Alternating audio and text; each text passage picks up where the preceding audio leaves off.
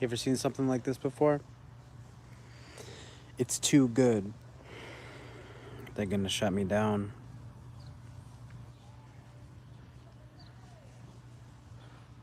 I figured I'd pop on for just a few minutes and see who comes on.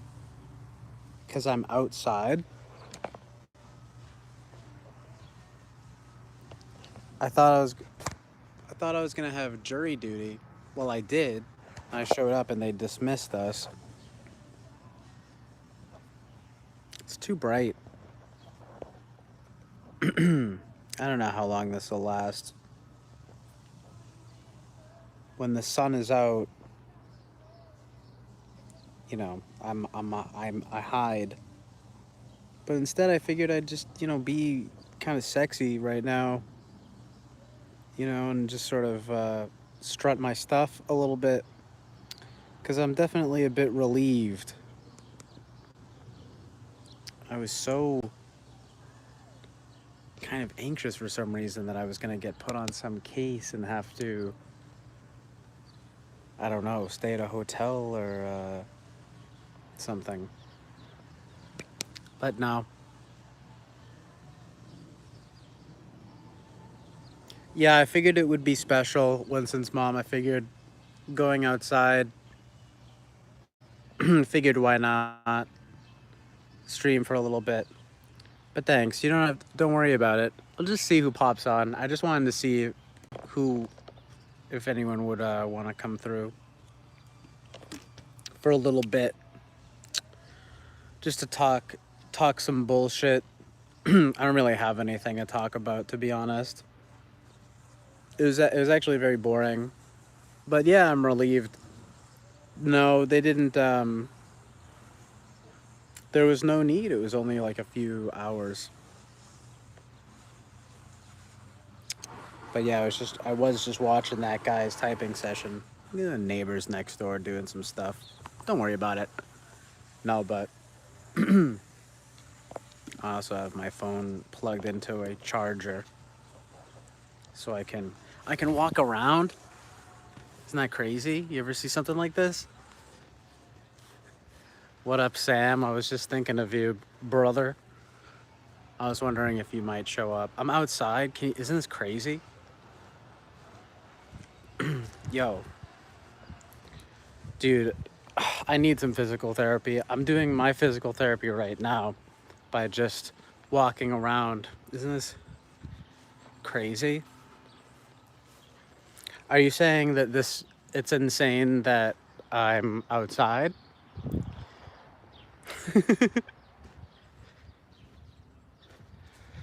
Or physical therapy or being outside? Because it's definitely crazy, dude.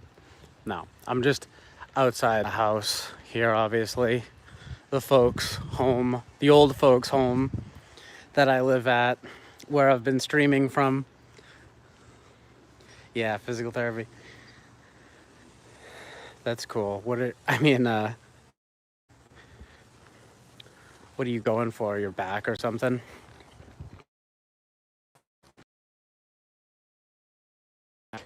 Issues. But I actually saw a chiropractor and they were kind of, the guy was he was a little bit nonplussed, which I always love. I always love that, when I'm suffering. And then they're like, it's actually not that bad. Which I guess I'm grateful, right? But it's so great. This is great too because I can barely even like see my phone. Dude, the sun is too close to Earth. Your wrist? Damn. The guitar? Dude, that sucks. Get well soon.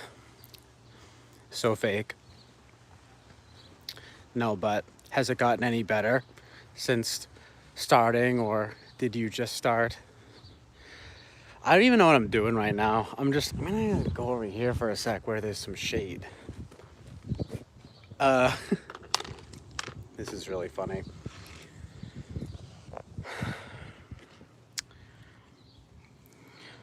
Man, that's no joke.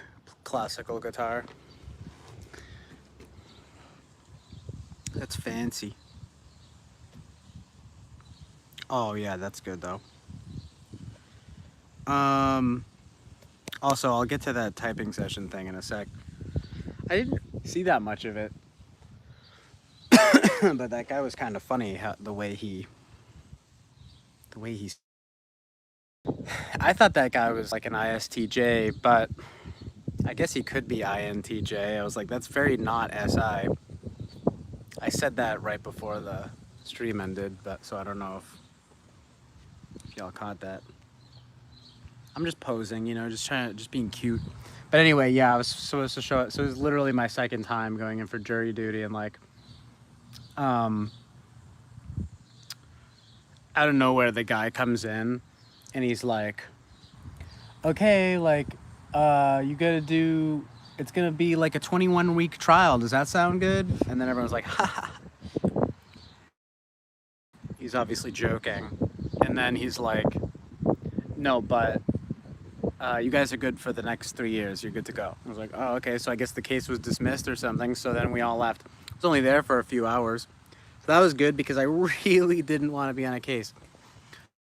Mostly because I was already starting to get antsy. I'm not going to lie. Like, it's a little embarrassing, but I was actually, because my phone died. My phone died and I had nothing else to do. Just how dependent we are on technology, or at least I am. But I'm literally sitting there starting to kind of get anxious because I'm like, all right, so like, what's the deal? So I'm like praying. I literally pray real quick. I'm like, just let me get out of this. Soon after the guy comes in, it's not exactly, I want to say, you know, whatever, it's probably coincidence, but I don't know. I don't think it was a coincidence. It's never a coincidence. There's no such thing, right? Anyway, the guy just out of nowhere comes in. He's like, oh, I just got a message from the Lord, right? This dude CJ doesn't want to do this, so we gotta cancel the whole thing. No, so they dismissed us, so I left.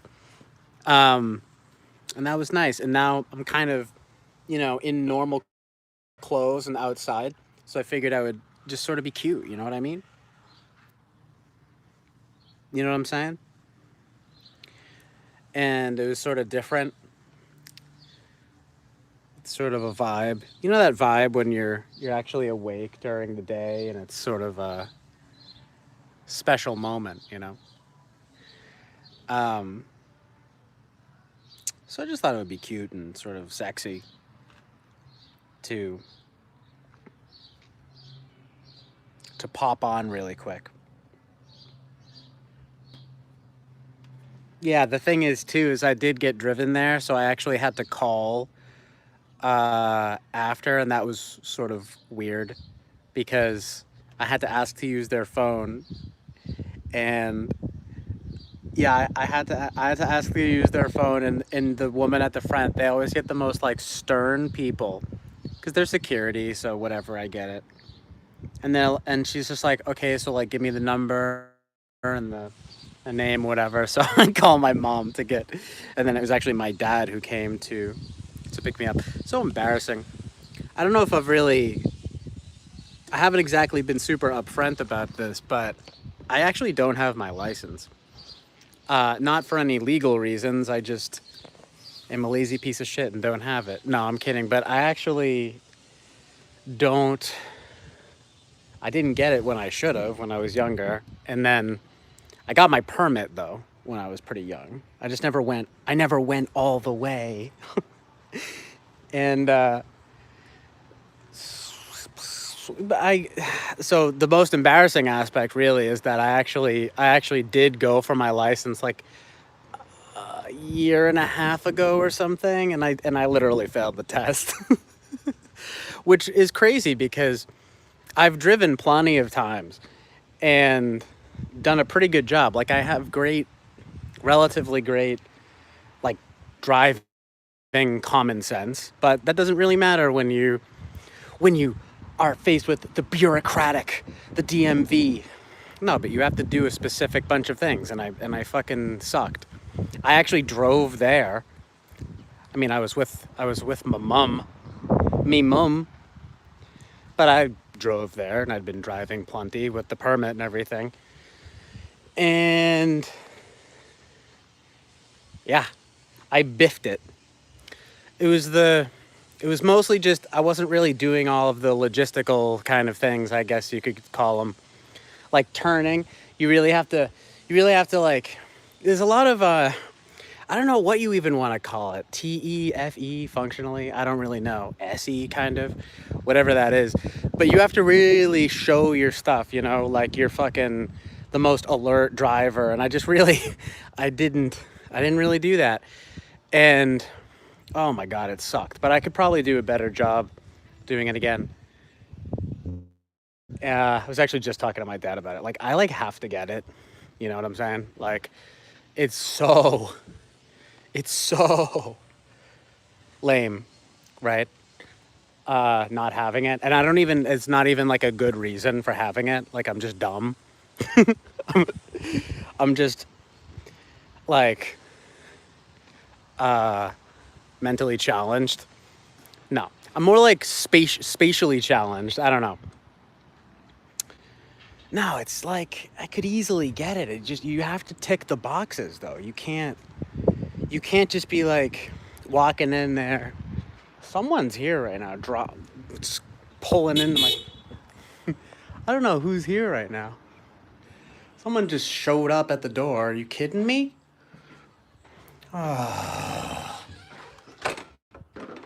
Someone's here.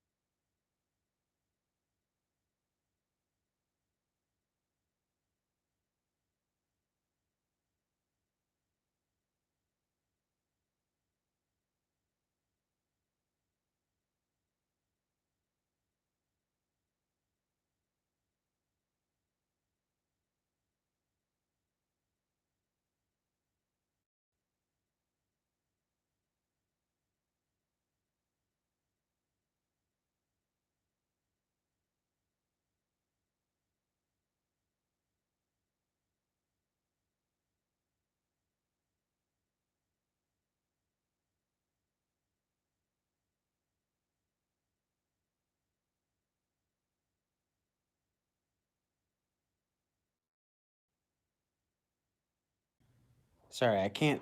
Now the connection's all fucked up. Just fucks everything up. That's the kind of. That's honestly the kind of relatives they are too. They have like the worst timing. Like, God, whatever. Love them, but it's just that's so classic that they would show up right now. Leaving birthday cards for my dad because they didn't show up to a thing the other night. Like that's fine. I didn't go to the dinner either. You know, I'm not hating. It's like hi. Oh, it's like okay. My dad's working from home, working. My mom's sleeping, working. My mom's sleeping. Um, because she works nights, right? And I mean, my sister's around, but I'm doing something. I walk in, I'm like, someone's here. My sister goes, what? No one does anything. So I hear my aunt come in and she's like, hello. She's like, I've got birthday cards. She leaves them. I'm like, all right. Oh, look at that. We get filters. Look at how cool. Look at how dope.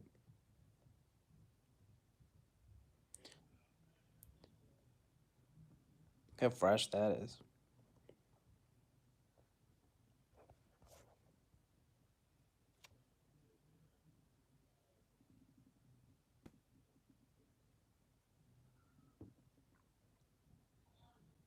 Look at how dope. Just playing around. What is this? Sketch? Oh, I thought you could draw.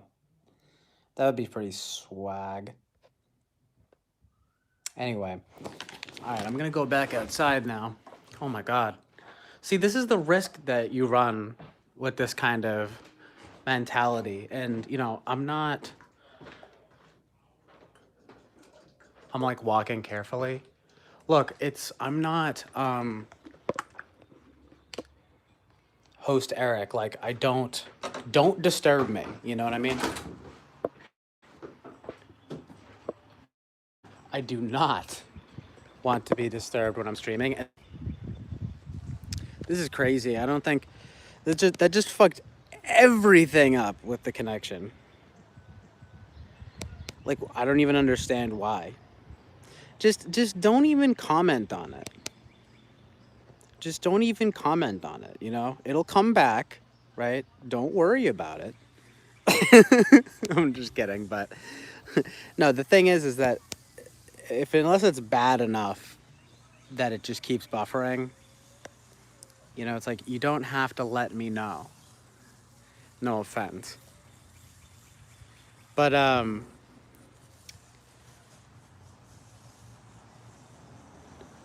what was I gonna say? Right. It just no, I get it though. The inclination is to sort of say something, I guess. But no, I'm just saying it it pisses me off too. Like when it cuts in and out. So it's like don't worry about it, I'm on it. Cuz it shows me, right? Anyway, obviously. But this is already what's going on though, gang? Rachel, Boba Fett. Yes, and I did mute for a moment. Sorry, it just threw everything off. Anyway, I'm back. Whatever I was talking about,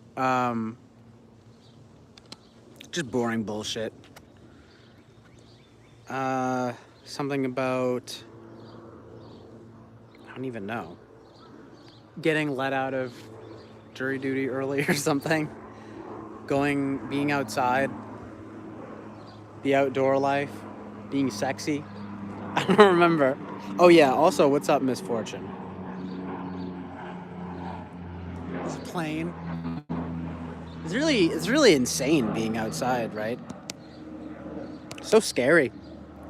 You really don't know if a coconut might fall on my head or some kind of strange accident. A guy is on fire that walks by, but he's just walking.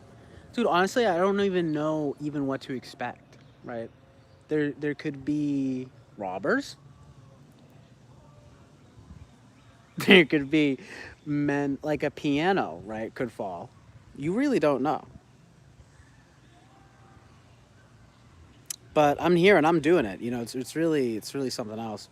No, I'm I'm just messing around. But like, I figured I would just pop on while I'm sort of sitting here in regular clothes, in my people clothes a little bit. You see that? Looking good. Um, but like,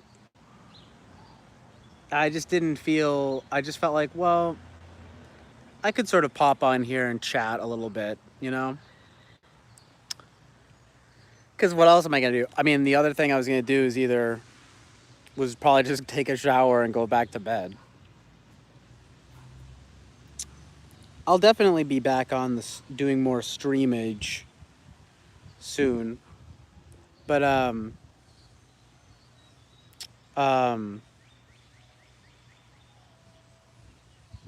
yeah, thanks Rachel. Wow, people close go hard. Mm, the giant slowly a giant arm reaches down from the roof and grabbing around seeks out CJ. The giant fingers reveal a shoulder and oh no, the giant is wearing giant sunglasses. He wants CJ's sunglasses. Ayy, he want to have that fresh drip. It's understandable, but no one on the corner has swagger like ass. W should be in a Docker's Edge. Urban casual, cool. Yeah, true. Thanks. Thanks, King. Sort of a dapper. I'm about to go work on a houseboat, you know? Dude, my legs have like bites. There's like scratches. I've been scratching at myself like an insane person. I won't show you. I don't like that kind of graphic content. Listen,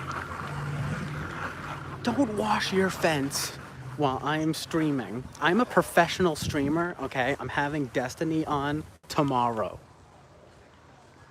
Do you know who he is? Stephen Bonnell III? No, but this is already wearing out its welcome. I literally just like walked by and not more people. Dude, it's so crazy. It's so crazy how many people are just like around and available. Is this what it's like for you guys? Life? Can't even go outside my damn house. People are spraying fucking crazy hoses, dropping off birthday cards. This is frightening. I'm getting scared. No, I'm kidding. But you know, I am gonna just sort of sit on the porch, but I guarantee you, someone's gonna walk right outside the second I sit down. Anyway, I don't even know. I don't even really have much to talk about. I really don't. Ugh.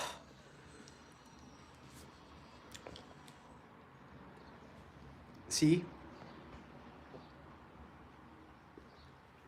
But it's also sort of just a chance for me to flex a little bit, you know, and just sort of be like, what's up? It's me sort of being somewhat normal in the outdoor life. You can sort of see what I look like a little bit better, you know. Hi. Hello. And this is what I look like.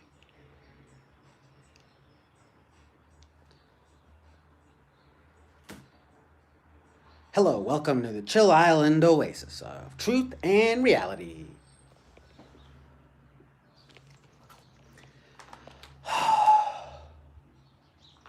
I can smell flowers. There are some flowers here.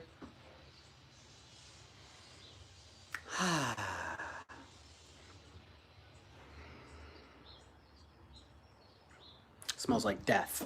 I'm just kidding. It smells like life, actually. God, yeah, it's the worst thing being in like a courthouse. It's the whole thing is just sort of like being made to do. I hate to be like that, but I hate being made to do anything. I really I really just want to. It was sort of part of my prayer actually to get out of it. It was like, look, I will do what is right and good in my daily life. Just let me get out of this because I hate this, you know. I'm being forced beyond my will or whatever, right? It's sort of the key is like you're gonna have to do things. I know it's like ridiculous to get so deep over it, but it's like the key is like to do things that you don't want to do when you're not being when you're not being forced to do it, right? When you're not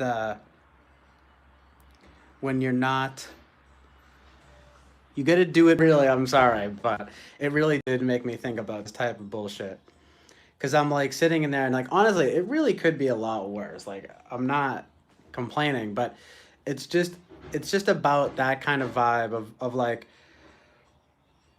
when you get out of something like that and you're like, okay, so now that I'm free, I need to like make sure to do the things that I don't really want to do kind of like when I want to do them, if you know what I mean, right?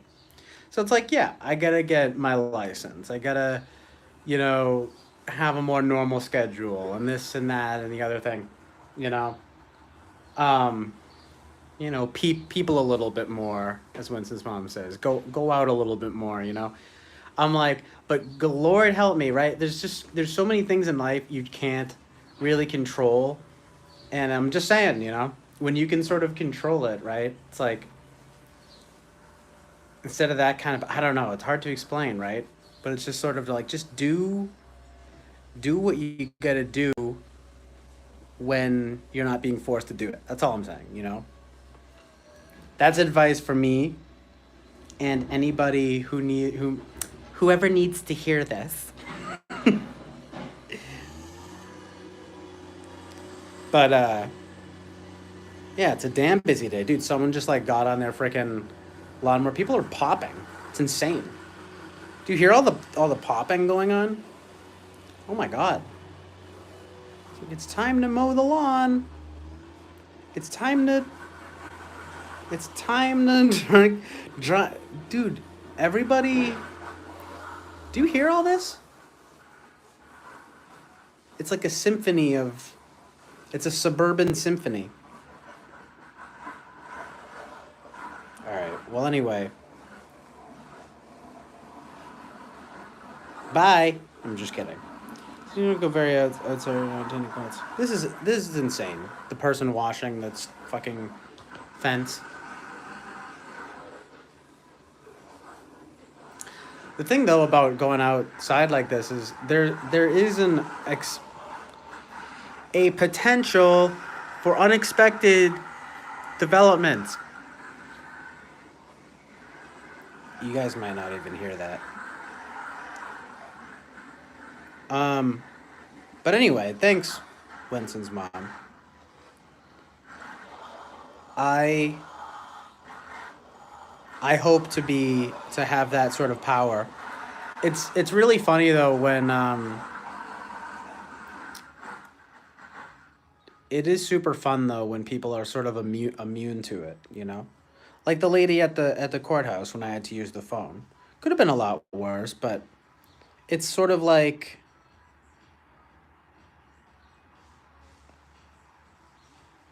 that vibe of like, okay, I don't care how cute your little smile is, like put your fucking phone in this thing, okay? Look, you beeped on the metal detector. What are you kidding me? You could have a bomb on you. I'm like, I couldn't have a bomb. Look at me. I'm a little cutie. And then it's like, no, fuck you. Like that vibe, that vibe when people just are not they're really just not smiling with you. And it's okay. You have to accept that in life. I don't care. I like that a little bit, actually. I like the idea that not everyone is being psyoped by me. Like convinced that like, oh, like whatever, right? Like no. Humble me a little bit, right? I like it. You know what I mean? And I'm not showing myself smiling because I'm not trying to be fucking cute. All right? All right, hold on. But seriously, that is a funny vibe though, right? Just kind of like, all right, well, show me your fucking papers, you son of a bitch, right? You think I'm smiling? Dude, I don't even know. Like, I think, and it's of course type has just like ruined my brain. So I'm just like, oh, she must be like an ESTJ or something, right? I'm like, frisk me, mommy. You know what I mean? Sorry, that was a little crude, but like no joke. You know what I mean? I'm like nice. I'm like I like that. You're not fooled by my facade. I could be a terrorist. You don't know.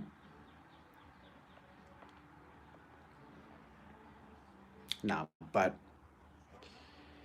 the thing is too. Well, whatever. I don't need to get into all that vibe, but it's like anyway. I do appreciate that, and yeah, no joke. Canceling plans. I do think of that bit quite often. Winston's mom. It's John Mulaney. local entertainment than jobs. You never told me to go out more. Did I offer jobs? Okay. Hmm. You did send some links. I appreciate that too. Potential for unexpected developments. What if a girl comes walking down the street and she has a big tummy? She cries out, CJ, a big tummy.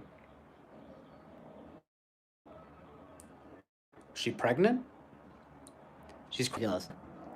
No, but I don't understand. Oh, and then she reaches under her apron and pulls out 2 slices of watermelon. She sits on the porch and asks, hey, so how's jury duty?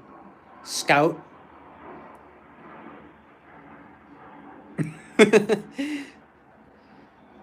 um, Scout? Call me Scout. I like that. Humble you? Okay, I'll still give this a try. CJ, your chill is so chill. It's hot enough to melt an igloo and thaw out an Eskimo girl's heart. The humble part is she lives in Alaska. You are in Boston. Oh, thank you. That's cute. Um, what does that mean? Stashless beard dead giveaway right there. Oh, right. That I'm a terrorist. I'm from Afghanistan or whatever. Wherever all of those terrorists come from. Yeah, Mackenzie says, yeah, do you feel like you can't think any thought without relating it back to type? It's pretty hard, you know. And of course, I keep thinking about my own damn type, you know. I'm like, and with and since the whole, I mean, you know, don't even get me started, but of course it's on my mind, you know, the ISFJ thing and everything. I mean, like, so I'll say this, right? So, like, I think a lot of it does make sense. It's just that I can't get over this idea that like, well, I'm good at NE shit. I'm good at FI shit. Whatever, just NF stuff, right? Um, and and then I keep thinking, oh, like archetypally it doesn't make sense really, and I can't fucking find like any ISFJs I can like really relate to. But then like I think, but like functionally it sort of makes sense, so I can't even get that mad about it. But at this point, I'm sort of thinking like, I'll just let. I know it sounds funny, like, and I know it's, and even then now I'm thinking to myself, I'm metacognating. I'm like, oh, I'm FEing right now. Oh, by the way, I fucking hate that, being like aware of that too.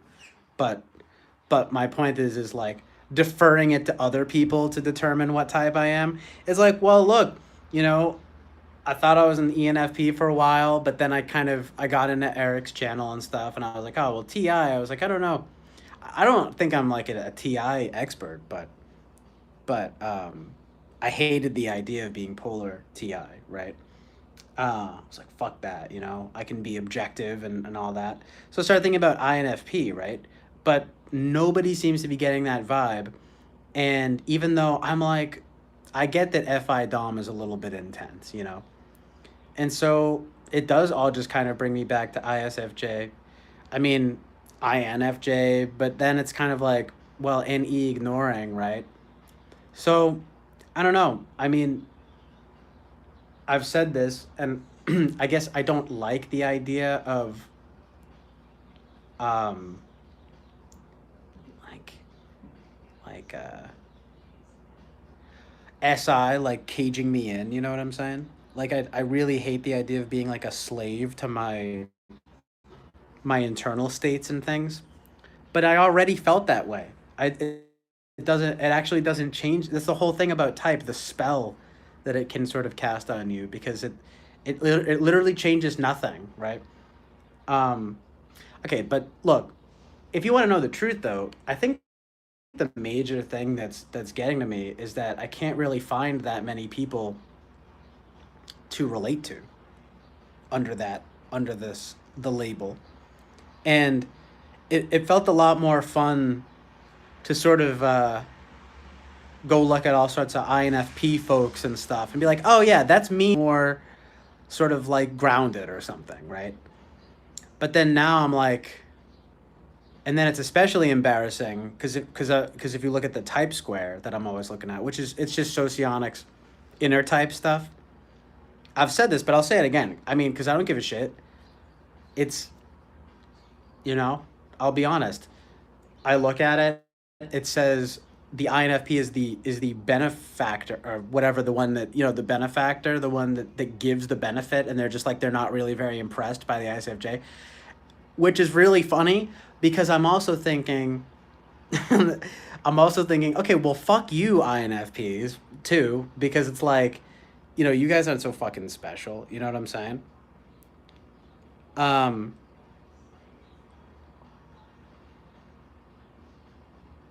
it's like because here's the thing, right? Let me guess. Let me fucking guess with you snowflakes, right? You're like, no, I'm sorry. This is the last thing I'll say, but it's like, oh, what? Like, I look up to you because you're so fi. You like do you know yourself so well. You do your own thing. How I want to be like you, right? And then the ISFJ is looking at me, and they're or whatever, right? The ISFJ, and they're kind of like, well, you're just kind of boring and like whatever. You're whatever. And I'm like, all right, well, what it actually turns out is that ISFJ is probably like in some ways the best type. So fuck you. You know what I mean? like oh, okay, so I'll be over, let's say I am, right? I'd be like, okay, so I'll be over here living my best life, right? I'll have like a normal kind of good life, and then you can just do your freak thing, right? You can go be a little freak and be not impressed, right? You're not impressed, you know what I mean? Because I'm so traditional or something, right?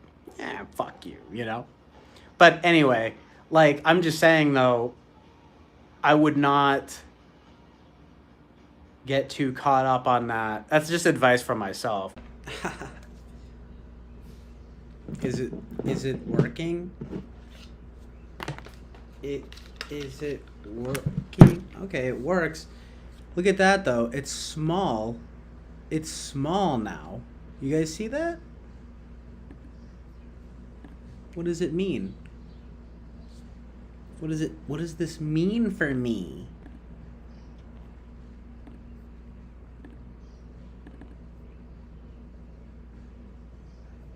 I'm gonna get rid of this. We're going on natural. Wow, look at that. Look how good. Get out of here, black and white vibe. It's the summertime now. Get out of here, black and white Oh vibe. shit. It's the summertime Don't now. do that. Get out of here, black and white Oh vibe. shit. Ah. Okay. That was crazy. Psychedelic. Anyway. So I guess I'm back. It's sort of not working properly though. What is going on? Oh wait. I guess it is. Is it? Is that?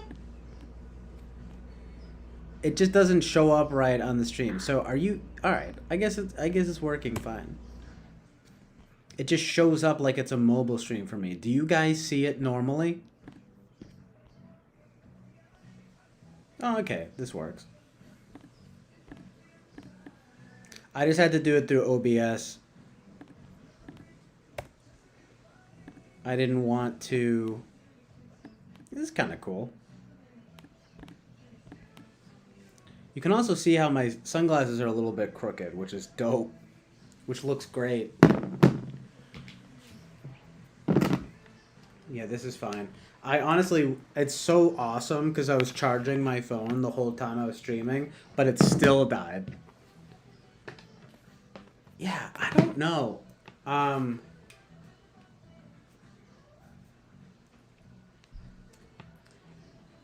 Something, though, that I think about type, though, is that regardless of what's going on, I think that I really do have very well balanced FI and FE. Like,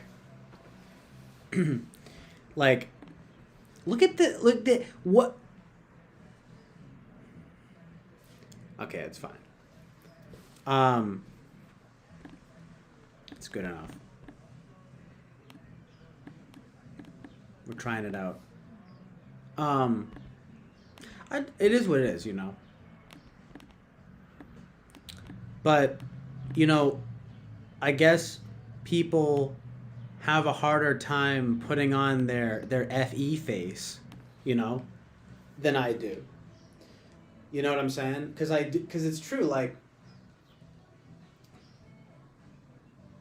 in my daily life, right? Even though I should be a lot more like this, and I'm not saying whatever. I get it that you don't necessarily, blah blah blah blah blah. But like, I really don't acquiesce to the other very much, and I'm really not the type of person who's like, "Hi, like, how may I help you? How can I be, the helpful person or whatever." The thing is though, I could become that and it would be good. Like it would be straight up good, you know?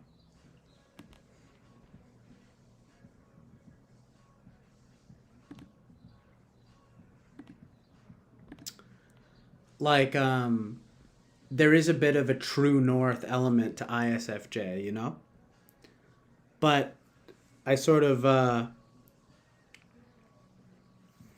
it's when I'm reading stuff about it, it it's sort of unfortunate because it feels like it's not resonating on both of the levels that it should. Like so it's like this, right? Like um it's like you're not really that creative of a person. You're more of like a sort of helpful person, right? And I'm like, well, that sucks because I'm really not a very helpful person. So it's like I'm being insulted doubly, right? Not by Eric and like you guys or anything, because I totally get it, especially based on that session, like why he would type me as such. Like I swear, I was thinking during it, right? I was like, "Yo, I'm sounding like an ISFJ right now," and I never even thought about it. But the more that I've thought about it, the more that it makes sense. The um point being though that I don't know, man. It just look. It doesn't grok archetypally, but it does grok. A lot of it groks functionally. But I feel like I might be asking a lot in some way, unless you're looking at it through the way that Eric and people do. I don't know. But at this point, I'm starting to think if I say anything else that I think I'm anything else, I'm like faking. You know what I mean? Like or I'm like there's something about it that doesn't fit. Like I don't know. Like where do you guys get this idea? Like are INFPs like really that stoic? Like they really don't like aren't that expressive? Cause like I don't know. I don't know. I guess I like to communicate too much or something. You know, if I don't communicate at some point, I'm gonna be fucking crazy.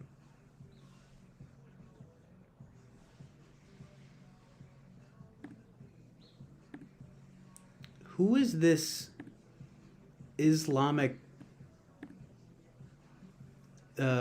person?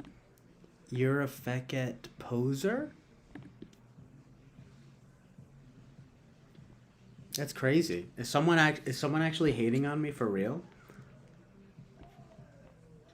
That never happens. I'm so honored. No, I'm kidding, but who even is this? Is this a terrorist?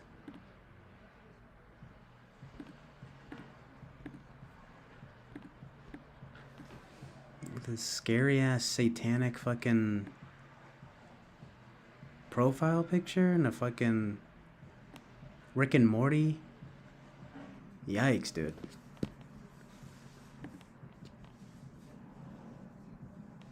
Maybe it's the INFP thing. Maybe he thinks I'm being a poser because of the INFP thing or something. I don't know.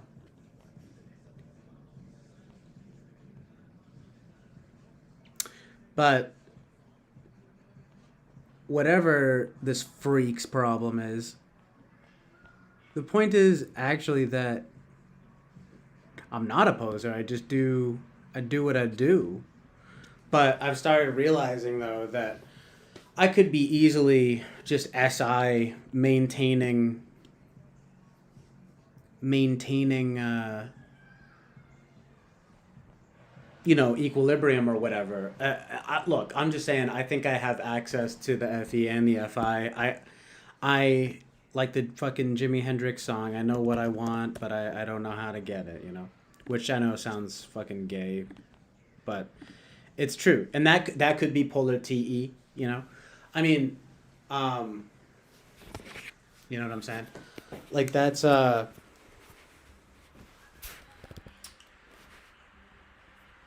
very possible. But like it's just these things. Like I know what I want. I know my preferences very well. Blah blah blah blah blah blah. It sort of has a way of working out. I don't mind it really. I'm warming up to it, but I still wish that I could find anybody that's an ISFJ that's not just a like a little cutie or something. You know what I mean? The thing is about INFPs though is that they're also little cuties, and they're soft. I'm whatever. I'm going down a type rabbit hole, but you get the idea. Like there's just gonna be stuff that sucks and or rocks about about every type, and I really just need to stop giving such a shit. Like I thought I didn't give a shit, but I guess I kind of do because I was like, well, oh my god, I'm so fucking whatever. But the one thing I will say though is like,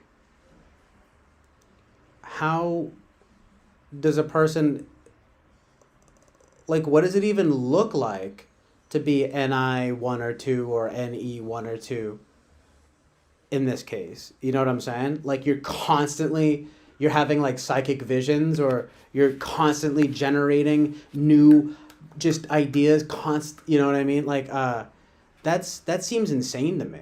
Like I don't even think, I actually don't even think that I would want to. I don't know. I think I do everything right. I'm just kidding. But I honestly, I feel like even if it is for, it's like one thing. Okay, so I'm not novel about what I do, you know?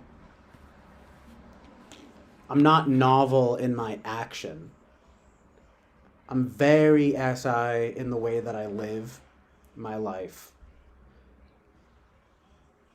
I wouldn't really like it to be that way.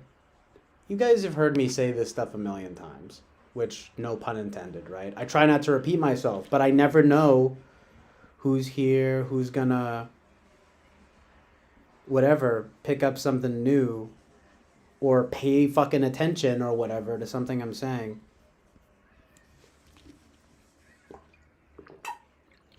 Yeah, I don't know.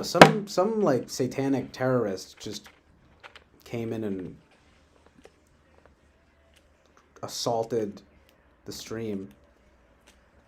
Didn't even spell faggot right. Feckat. Whatever. Anyway. I know that word is a little bit of a no-no. I'm F-ing. No, I don't know. Oh, that's another thing too. I mean, I don't really...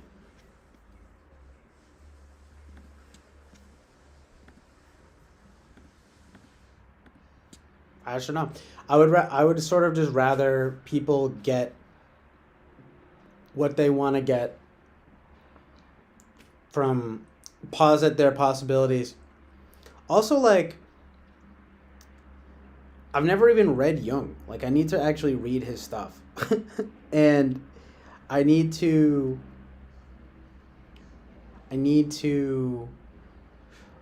it's also worth considering that it's fucking occultic bullshit. I mean, it's very convincing occultic bullshit.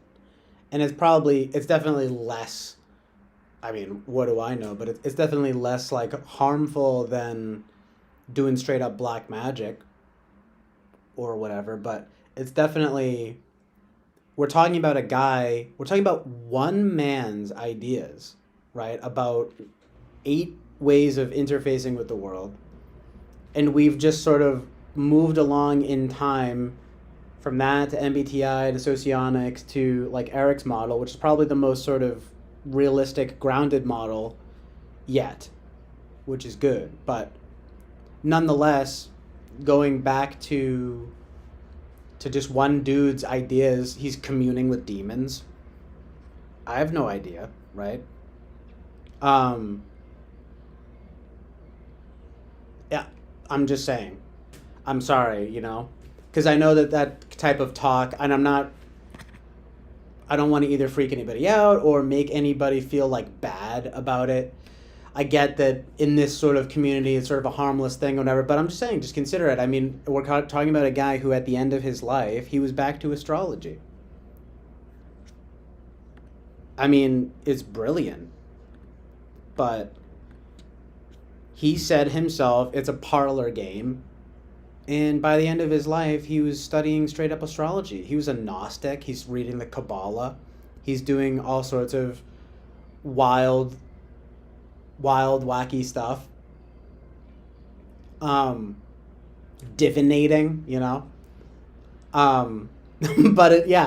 but I know it's impressive though, right? It's impressive. And anyway, look, I guess if I'm going down this road, of course I think about this shit all the time. So I might as well spout off a little bit while I get the chance and see what you guys think. Because another thought I was having was like, yeah, it's just the only thing is, it was like one guy's ideas, who knows if it's fucking a cult, like, and what he did to sort of get that knowledge, if we even like should have that knowledge, peering behind the curtain, so to speak. It's very but it is very like impressive. I don't know, there was something else, but whatever, I'll remember it at some point. Oh, the other fact is that typology, I don't know anything about this, but when you look up typology, it's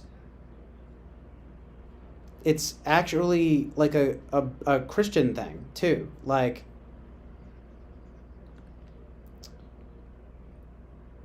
I mean, there's the typical definition, which is obviously about any type of anything, but it's also the study and it's because like if you Google it, it's a classification according to general type, especially in archaeology, psychology, or the social sciences, study or analysis using typology, or the study and interpretation of types and symbols, originally especially in the Bible.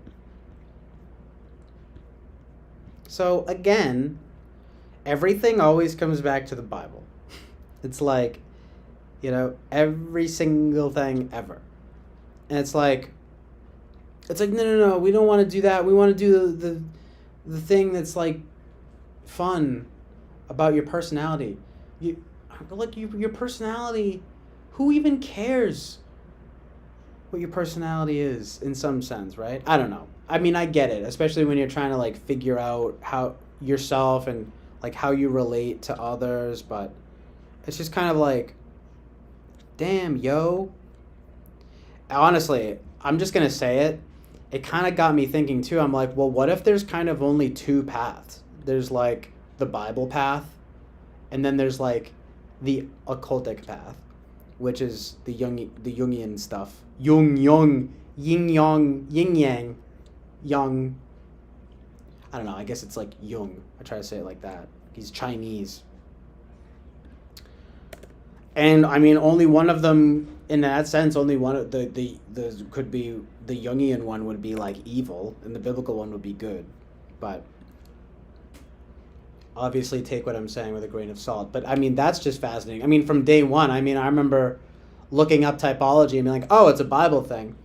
And the funny thing is I didn't say it like this, but it's probably like, oh, well, that's not the thing I'm looking for. I'm looking for fucking, I'm an ENFP or blah, blah, blah, blah, right?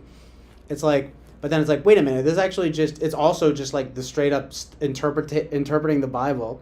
Like, no, that's boring, dude. Oh. I'm like, whatever. But, yeah, he's a Chinese man. No, I am making a funny. But every time I say it like that, Jung, I'm like, what is he, a Chinese man? But anyway, look, he's a Swiss occultist, and everyone's just basing every last thing on this one dude's ideas. He ain't God. He ain't Jesus Christ. Anyway, look, I'm in the same boat as everyone else here. I'm just thinking out loud. Of course, it doesn't matter what I fucking say. The next thing I'm gonna say is, "Oh, that guy is he's. I wonder if he's an ESTP, right?" So, it is what it is, you know. And I think there's obviously a lot worse things out there that are like actually black magic, evil shit. Um, anyway, I don't know. I'm just saying the origins of it, but I gotta actually sort of read into this stuff myself. You know, there was something else I was thinking too, but it's crazy that I don't even have a life support machine. I'm gonna need oxygen after this.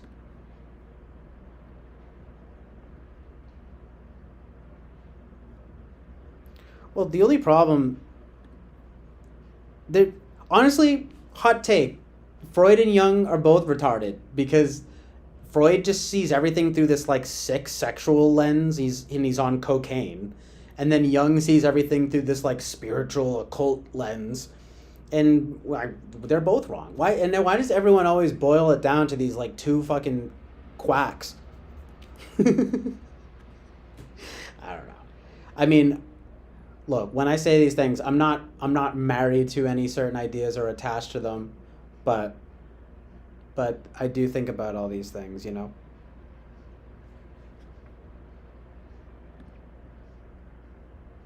But yeah, it's not exactly Anton LaVey or Aleister Crowley, but I mean, even a quick, yeah, I mean, you know, it's Gnostic stuff, it's Kabbalah and all of that.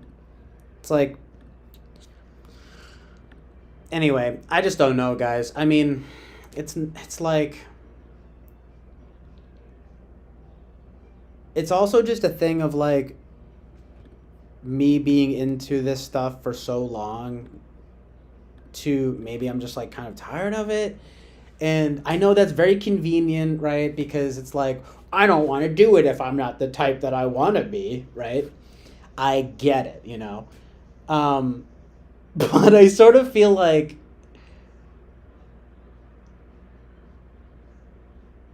mixed feelings, right? Like I'm sort of I guess one thing that comes to mind, just being dead honest with you guys, is sort of like it doesn't matter what I do. There's still gonna be people who think I'm like NE inferior, I'm FI backstack. Doesn't matter what I do. It doesn't matter how much I spout off stream of consciousness. It doesn't matter how much I talk about basically only my like personal takes and things. Even though I try to be objective. But you know, you can't have your cake and eat it too, so I get it. I mean, look, ISFJ is honestly a good marriage between the two. Um, but I'm just saying, I don't know. You know what I mean? Like you can do whatever you want trying to like thinking that you're some certain way, and then there's always going to be people who are just like, I don't see you that way. I see you as SIFE. And I'm like, oh shit. So, you know. Anyway, it doesn't even matter, does it? Really? Because honestly, there's only two things. Well, one thing, but really the only binary in life that matters is evil and good. And it doesn't matter what's going on. I just want to like do good, do right and good. And ISFJ is actually a great type in that sense. Think about it. They're actually relatively objective. They're not going to get on some they're probably not going to get on some like moral relativist bullshit that an INFP might.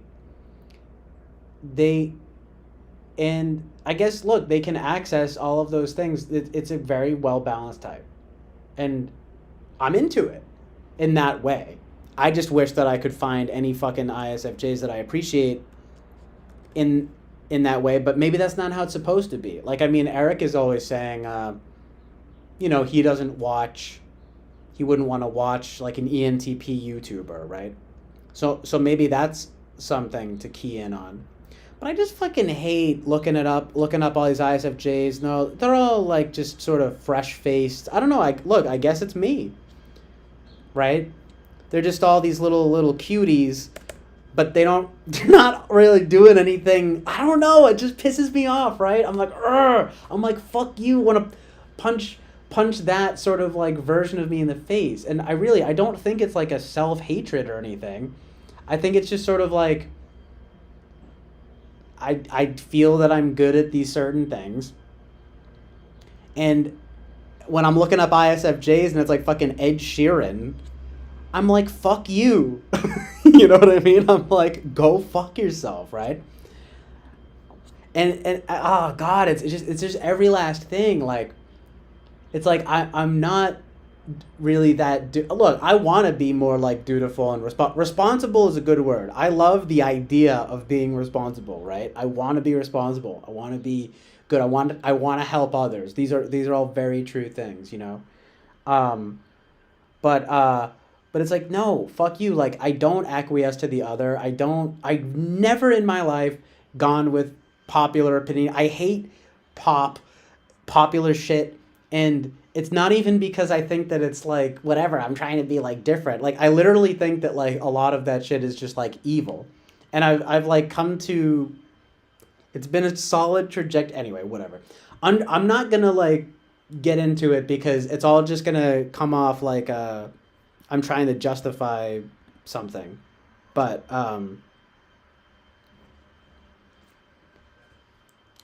but like,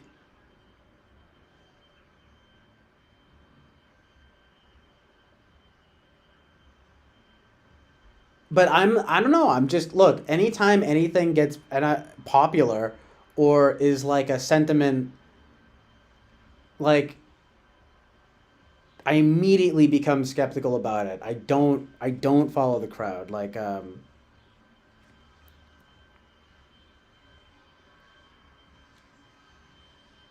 and like and a big part of it is like, as I've gotten older, I've started to get certain ideas about it that corroborate my original thinkings.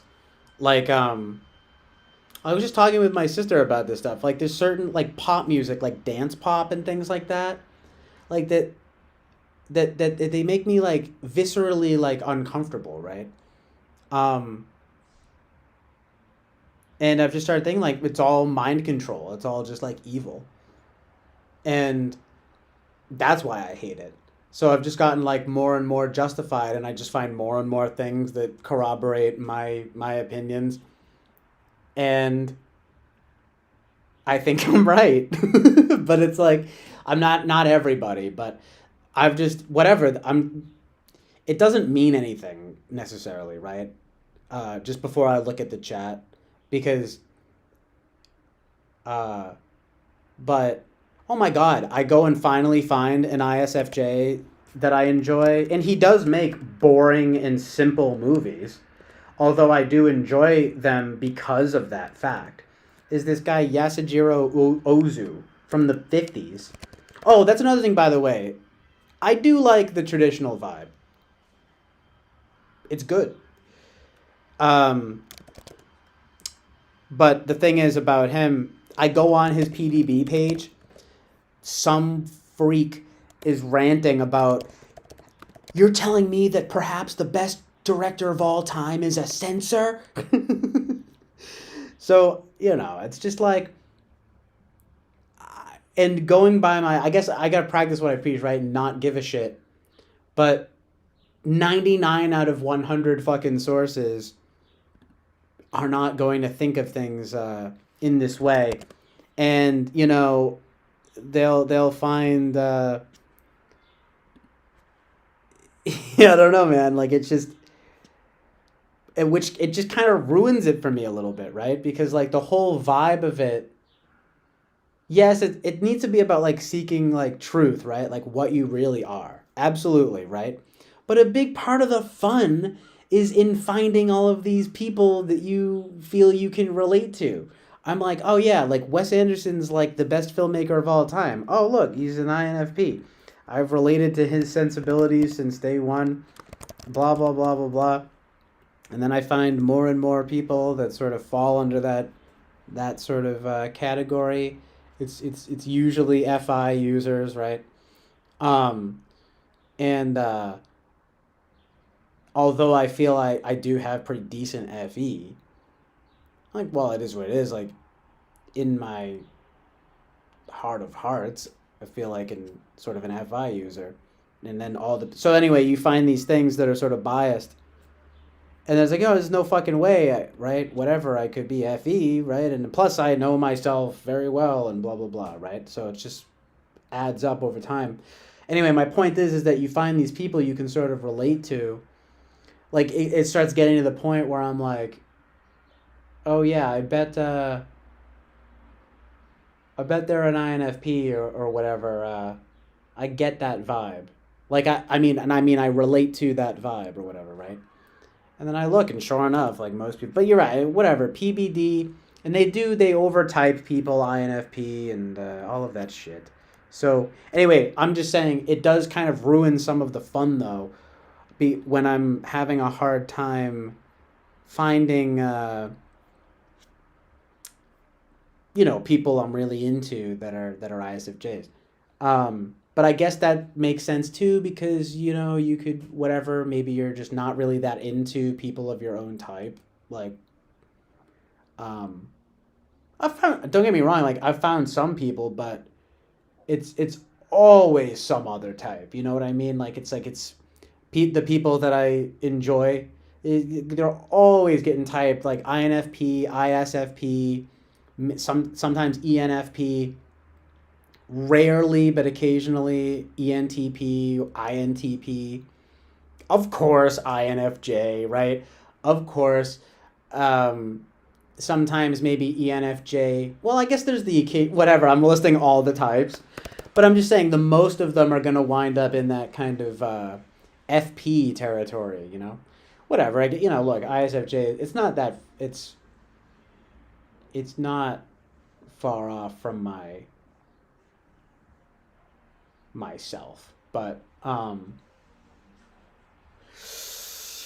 don't know, it sort of ruins the fun.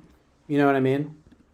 You know what I'm saying? I know it needs to be true over everything else, but I want to have fun, right? And sort of look at types and things and be like, OMG, literally me. Like, I'm sorry, like I'm just a plebe. I'm an ISFJ. No, I'm kidding, but you know what I mean, though? It's like, and maybe that's FE too, but I don't know. I think it's fucking FI. Fuck you, right? Because I want to relate, you know? I'm seeing ISFJs. Oh, Beyonce. oh, you mean that bitch who's fucking satanic and, like, not even a human being? Fuck you. You know what I mean? I mean, I've seen some people say the Fight Club guy is ISFJ, but that's not exactly encouraging. And then people still think he's an INFJ, and I remember Eric and Rachel, oh, he's an INFJ. It's like, whatever. There's debate. Whatever. Look, here's the thing. You got to be open to the debate of it too, right? I am maybe sometimes just like being too rigid about it, and then sometimes I'm being too just like, I gotta relate to all the stuff. I get it, right? Yeah, it's all just bullshit. But anyway, yeah, the relatable thing though, it's like, but I'm into the idea, but I feel like a bitch though, because I've been sort of, resisting making a being kind of antagonistic about it, like making a video titled like I'm an ISFJ and so are you, and then in parentheses like yes you or something like that, or an ISTJ or something like that, because I keep getting, I know it's so bitchy, but I just keep feeling like, okay, well, if I'm a fucking ISFJ, then guess what, motherfucker? You're SFJ, you're SFJ, you know what I mean? Like, you know what I'm saying? Like, like none of you motherfuckers, right? Like, get to be so special, because it's like then I start thinking too, like, oh, whoa, your NE is so good. Like, what do you mean the richness? Like the ideation. Like, how rich in your fucking ideation do you have to be? You know, to be fucking NE one or two. You know, it's fucking crazy. It's insane. I mean, you have to be running around in the streets like fucking. I don't know, man. I don't know. Anyway, what it goes to show too. Look, I will cite my mom again. Okay, she's probably an ESFJ, but when the ISTJ first came up with I guess people don't really want to be named, but when it began to be posited a little bit, um,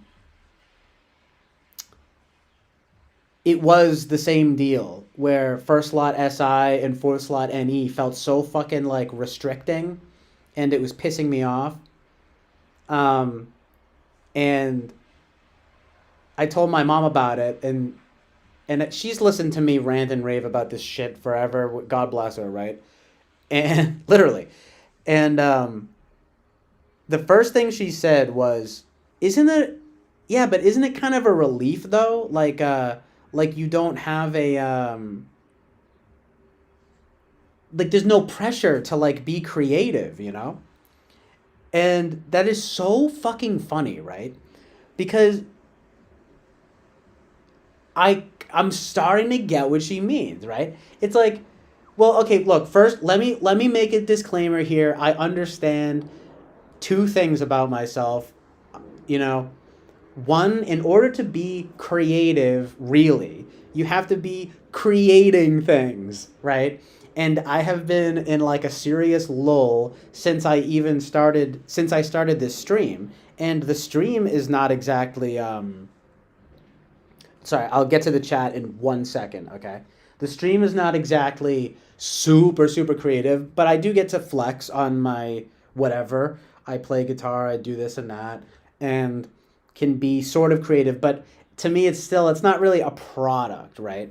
Like you know what I'm saying? Like a product would be like me making an album, or not even necessarily a film, but like a short film, or even just making a video like I did when I was like a kid, making short form things. You know, like that's compact, right? Uh, like a 10-song album, like a 5-song EP, a 10-song album, a fucking 15-minute short film, or an hour and a half long movie, like something like that, right? Those would be like, I'd be like, boom, this is my product. Or even a fucking drawing or something, right? Or writing, or I don't even know, a speech. Like, I don't know. Anyway, you get it. It's not a product, right? Whatever. The stream, we'll see how it develops, right? But, because it is sort of a product, but you get my point.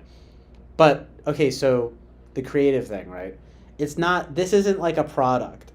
So in order to be really creative, you need to really be like creating, okay? So I absolutely get that about myself, and I'm not even self-pitying or whatever.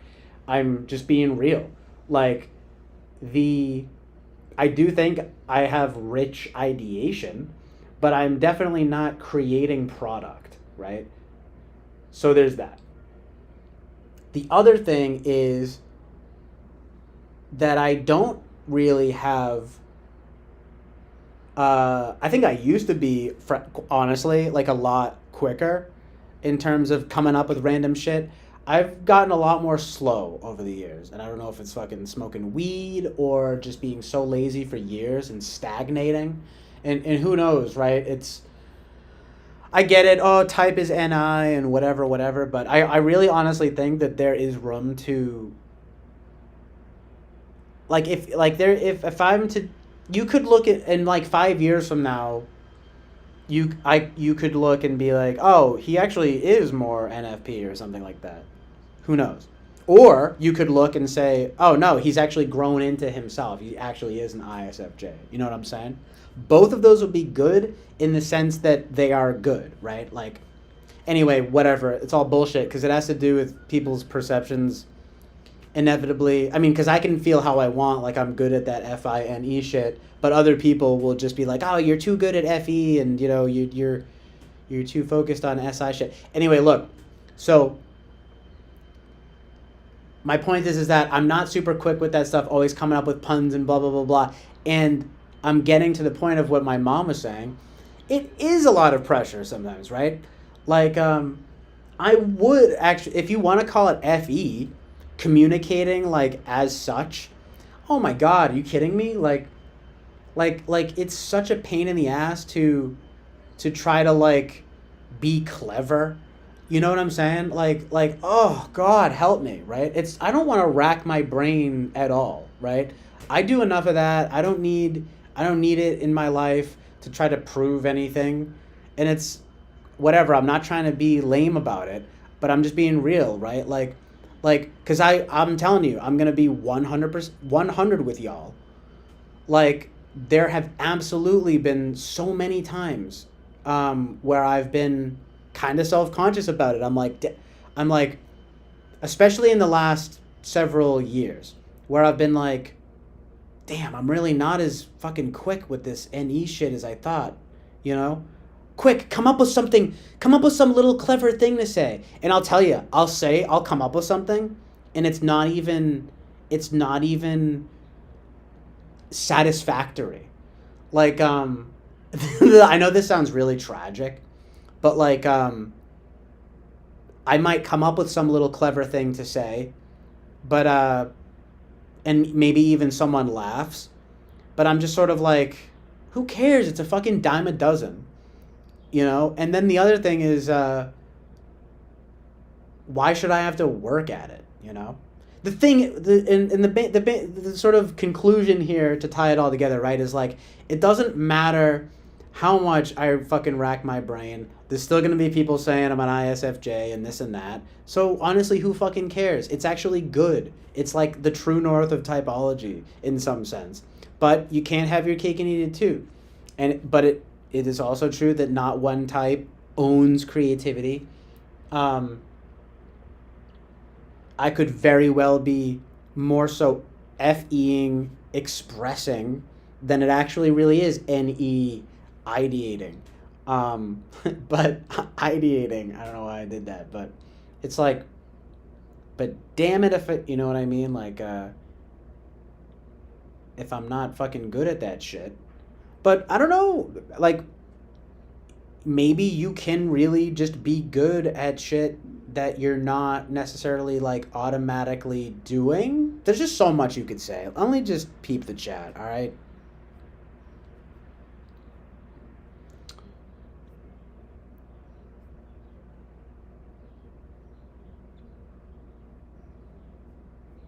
But the thing about the sort of coming up with some sort of fucking, like, I'll do it naturally, but I hate like I love improvising. It's all I do, and I enjoy it. I like to fucking, it's actually like my preferred method of doing really anything. I mean, I like to be prepared, though. I mean, look, this is what I think is going to happen. Just like, to be honest, most people, most adults, you're going to find that you need to prepare for shit, right? So, fuck you. Everyone has to prepare for stuff, you know, unless you want to be blindsided all the time and get fucking killed. You know what I mean? But the point is, like, I have to like work at that though a little bit. And in 5 years time or whatever, right? You could certainly find oh wow, look, he's keyed into his true sort of ISFJ self, you know. But what I'm saying is like with the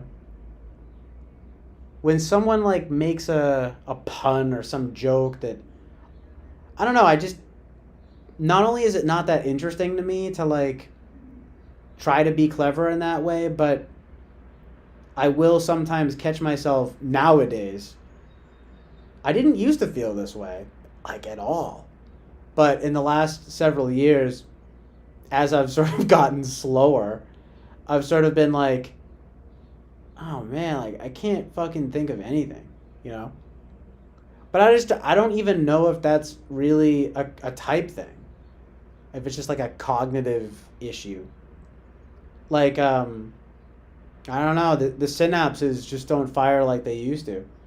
Like it's just thinking of wacky, like being wacky.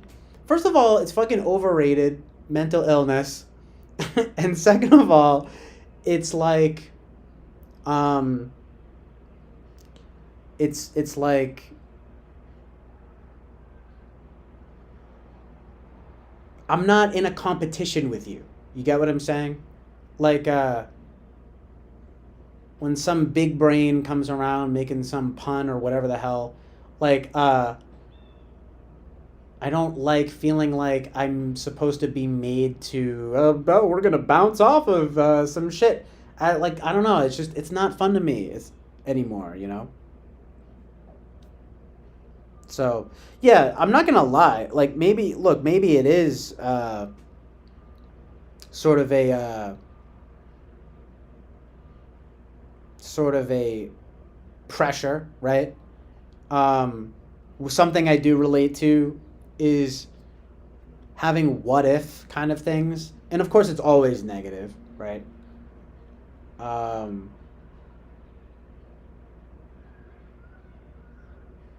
yeah, I'm totally open to it, to all of this stuff, right? Um,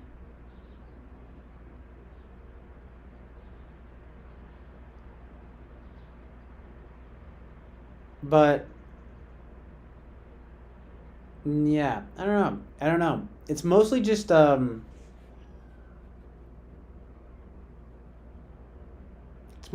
like pun stuff or I don't know, like you can't try or like trying to be funny, right? Or something like that, which I always I'm just realizing as I'm saying this, like some of it's not even NE, you know. But I don't know, I guess I'm if you get the picture I'm painting, it's sort of like oh god, like having to like do like mental work to like flip something on its head and like for what? For someone to get a giggle for 2 seconds? I'd rather say something lasting, you know?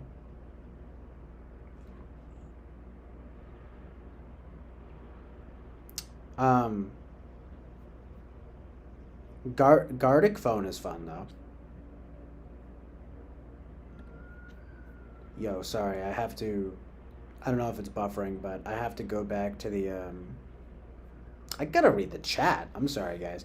But anyway, I don't know if that sort of gets the idea across. I mean, it definitely. Of course, I realize how that's gonna sound fucking fourth slot, and maybe it is, you know. Um, I still sort of feel like it's almost become like that. But then I sort of wonder maybe it's always been this way, right? But the thing is like I think I'm actually good at it, right? Like in the way that it's sort of clever in a way that's not just fucking ping pong. It's like I don't know, more thoughtful or something, you know. Um, because what would you call it? Like mental spontaneity, I guess. I mean, like ideationally, I'm ideationally rich, but just just coming up with random bullshit. I mean, don't get me wrong, I can do that easily, but the idea is if it actually has to be like good. You know what I mean? I don't know, just gotten more like aware of it as I've gotten older. I guess you get more self-aware, self-conscious. You want the stuff you say to actually be like good or lasting or something, you know? But even that's its own fucking pressure.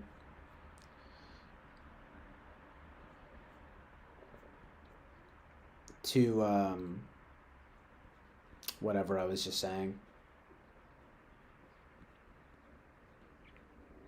Dude, this fucking, I don't know. It's just, this pressure, I feel pressure on every fucking function, if you want to know the truth. You want to know the truth? Of course, I feel fucking pressure to FE. I'm fucking fourth slot FE. I feel pressure to SI. Fourth slot, I feel pressure to NE. I would say the only thing, sometimes I feel pressure to T. Honestly, I feel pressure on every fucking thing, you know?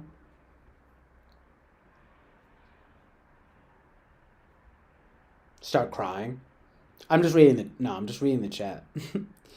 I just, but I definitely picked up on that. Like, I definitely picked up, it could be fourth slot NE, all right? But this is something that's happened sort of recently, you know? And I sort of wonder if that's just more of a weird, like, cognitive sludge, I call it, or if it really is just, it's always been like this, you know? I don't really think that it has been. I mean, growing up and, I don't know, it's just crazy. It's so crazy. Like, I mean, the funny thing is like, if I'm to actually become like a responsible, good person, I'll become an ISFJ. You know what I'm saying? How does a person though? How do you become like okay? So let's just say like I'm an unhealthy ISFJ, right? Aren't you shit at NE stuff, right? I've always been a fucking king with that stuff, you know? But whatever, it doesn't matter. The thing is, I get it. You really can't be fucking good at everything. And I mean, if I was going to choose throughout my whole life the functions that I think that I'm not good at, it would be ST stuff, and I would say N, and being good at NF stuff. And I know it's not how the system works, but I suppose if you wanted to find some kind of middle ground based on the idea that I'm not FI Dom or FE Tool or something like that, then it would have to be ISFJ, right? And I've said this again, this is the last thing I'll say, but I know that if I did another typing session with Eric and I was able to pop off a little bit more with NE shit, he'll just type me an ESFJ and I'll be way more pissed because it's like, no, I'm not FI fucking ignoring and I'm fucking not NI polar, right? Anyway, you know what I'm saying? Like, so it's all just bullshit, right? But anyway, I'm down with it. I just wish I could sort of find more examples. You know what I'm saying? It's sort of, that's the sort of one thing. Well, there's a few things obviously, but that's one thing I'm definitely sort of feeling tragic about. You know, fucking finding so many just like bullshit. Really, like, no artists I enjoy ever being typed ISFJ, you know, or even just people. Like, I mean, don't get me wrong, like, Oliver Linehan around here is a nice dude. That guy James Carolus is great taste in film and I think music. But you go anywhere else, you're just not going to find it. Whatever. Anyway. I'm getting to, you see what happens, right? But I just want to sort of make sure I'm caught up in the chat here. So,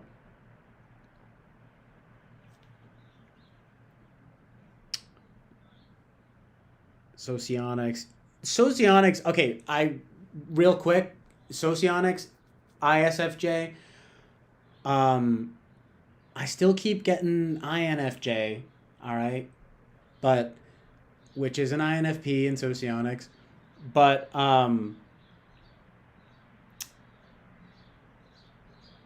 the ISFJ description. First of all, Jack from Socionics, you know, World Socionic Society, made a video recently about them, and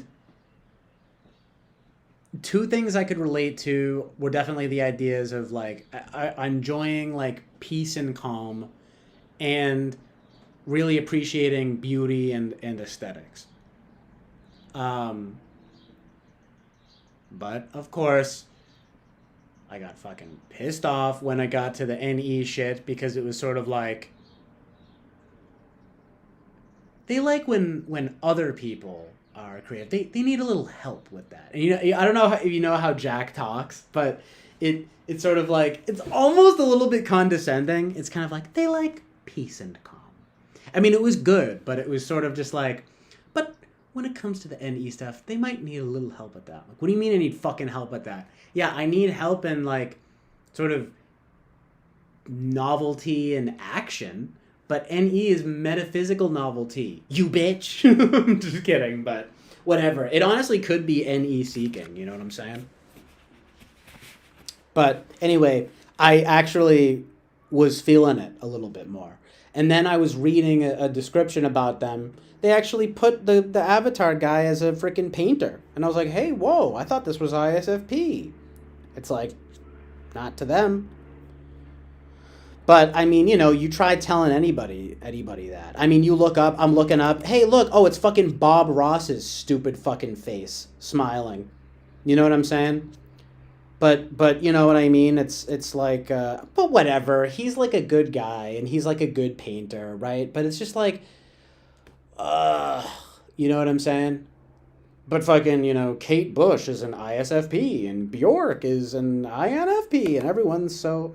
But then what's just so funny, though, is then I'm just thinking, well, fuck you, freaks, you know what I mean? Like, no offense to... Because I saw Dulles was here, but, I'm sorry, I'm sort of, you know what I mean? I'm wrestling with my identity. No. But I'm just saying, it's this idea, you know what I mean? I'm saying, well, I start to almost get a little antagonistic because I'm like, well, you fuckers aren't so great, you know what I'm saying? Like, you know what I mean? And then I'm thinking about, like, dude, I love Kate Bush, but it's sort of just like, well, she's freaky. She's probably into the occult, you know what I'm saying? Prince and Michael Jackson, whatever, all these pop stars. I'm like, whatever, you know what I'm saying? But it's all these damn INFPs. Anyway, you get the vibe. Tom York or something, him and his wonky eye. Kurt Cobain. Yeah, well, look at what happened with Kurt Cobain, That's what you get, I guess, But anyway, it is what it is, though. I mean, my sort of favorite people tend to be, I don't know, pretty strong in their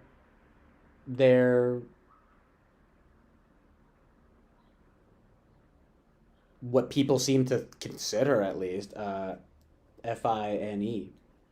But it's crazy because then sometimes you'll see, like, I mean, people think PJ Harvey is like an INFJ, and I'm like, all right, you know what I'm saying? PDB too, I've just been really into PDB lately. I know it's bullshit, but come on, it's the best. It's the fucking best. Wait, someone tell me another website where they have like everyone in this way.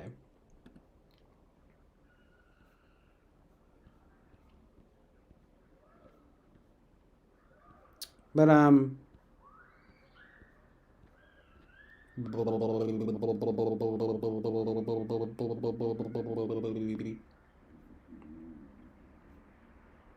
mean, and by the way, I mean, like, Louis C.K., people think he's an INFP. You watch his material on stage. I mean, that's not exactly typical. And I feel that vibe. And then he goes and he makes a show, and it's like, it might as well be David Lynch doing a fucking sitcom. Perfectly my vibe. What else? Of course, people think David Lynch is an INFP, right? But anyway, look, what I'm coming to realize, though, too, is like, kind of what I'm saying is like, well, what is so great about, and I'm talking about like, artists, not necessarily like Dulles or just like regular people, but what is so fucking great about just being a freak, right? And the thing is when I say that, I'm not just talking about being unusual. I'm talking about like being dark and occultic and things like that. You know what I'm saying? And then you look at Louis C.K. Well, what happens? He gets in trouble for whacking off in front of people. You know what I'm saying? Like, there's definitely, I'm just saying, right? There's a lot of weird shit with these types of people. But, you know, I always just sort of rationalize it as like, oh, well, I'm just like more normal or whatever, right? Anyway, whatever, you know. I'm down. I'm down. Oh, look, now they think Kate Bush is an INFP, right? Fuck you.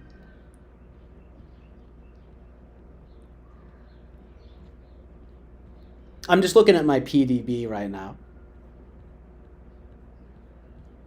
I literally have no ISFJs saved except for Jason Schwartzman, who I don't even really like that much. Who I just like him as Max Fisher in Rushmore. And Rosemary Cross, the character in Rushmore. But I would definitely save Yasujiro Ozu. And there are some other characters. But yeah, it's fucking depressing. I'm looking at the Girl Interrupted, Brittany Murphy, who fucking kills herself, ISFJ. Guess why? Because she didn't fucking know herself. She doesn't even know her own feelings. Fucking depressing as hell. Fuck you. Right? Scary, dude. Right? And, like, fuck that. And then, just other bullshit. You know? Morty from Rick and Morty. Fuck you. Who else, right? I mean, you know, but there's some good ones. Superman. That's pretty good. Superman is pretty good. And I know I was kind of shitting on Bob Ross and his stupid face and the fact that he's so popular, but you know, he's good, I guess, basically. I like the vibe. You know, he's chilling good.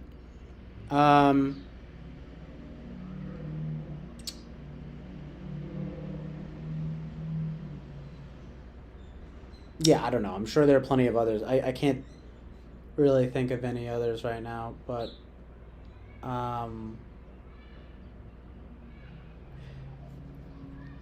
you get it.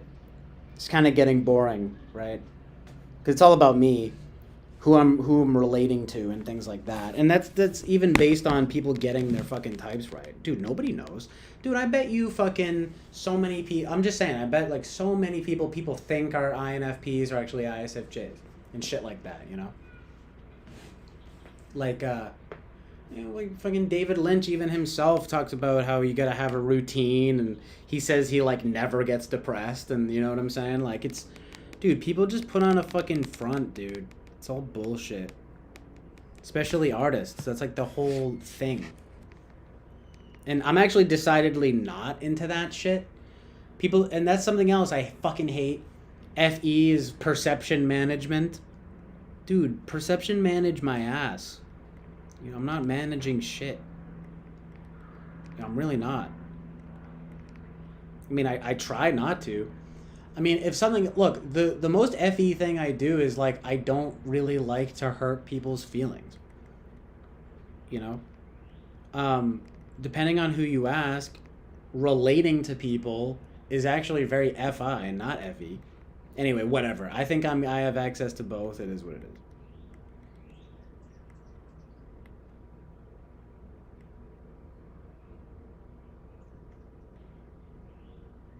I don't even know. I don't know what the individuation process is.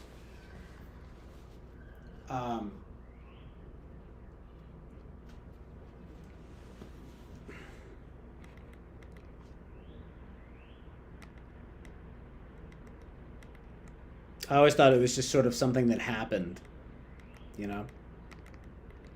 Well, because the whole idea is you want to be liberated from the functions, right? Pretty good. Something to consider. But I hear what you guys are saying. I'm reading it. I just want to catch up instead of, you know, being too... Why did Boba Fett delete all of Carrot's messages?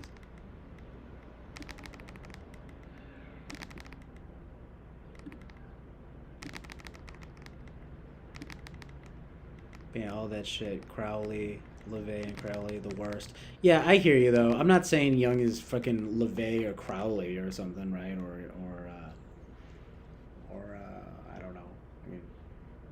can't even think of. Those are the biggest names, obviously, but he's also not.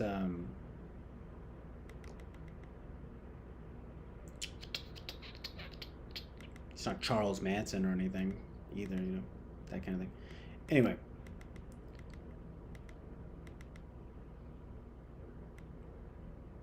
Take a look at the type descriptions and Google the word spiritual and then truth. What type does this fit? I don't even know. Like, what kind of question is that? Like, is there a right answer to that, Dude, Ed Sheeran sucks. Dude, people that make music that sounds like that, there's nothing going on upstairs. I'm sorry. It's not interesting and it's not good. And he's ugly. Oh, look, I'm not trying to hate on Ed Sheeran too much, but it is what it is. I don't like that shit. It doesn't mean anything, though. Who knows? Some people think he's an INFP. There's plenty of dorky, people that suck that are popular that people think are NFPs as well. But yeah, FI shit. I mean, look, I pretty much talk entirely about evil and good, but it's also my personal trying to be subjective and objective,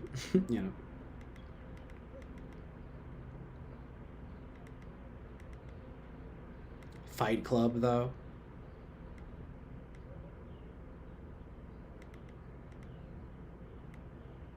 I mean, I was interested in that. I was sort of like, oh, that's cool, Ed Norton's character.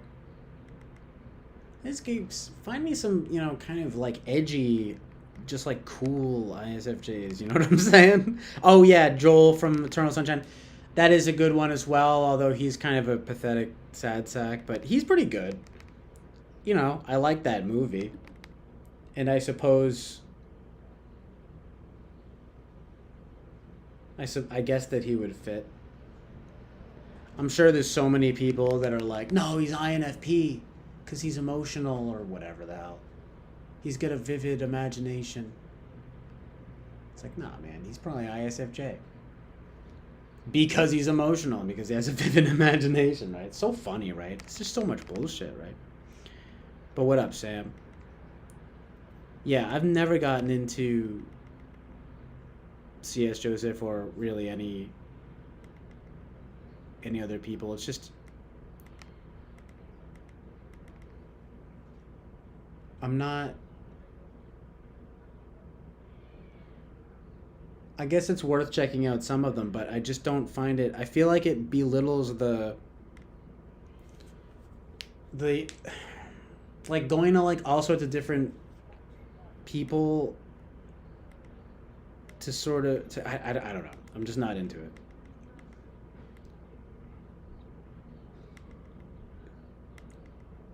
Thanks for good Kyuk. This is a nice community, although I sort of do wish that there were more people that weren't just from TWFP. Because I sort of feel like I can't say it's my own community. It's shaping up. There's a lot of people from TWFP. Dude, someone's smoking freaking Kush right now outside. But yeah, a lot of people do bring up the thing of Eric being an SFJ.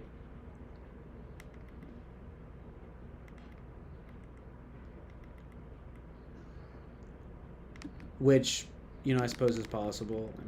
I mean, the thing is like he did say that, and I bring this up because he was saying it in direct reference to me.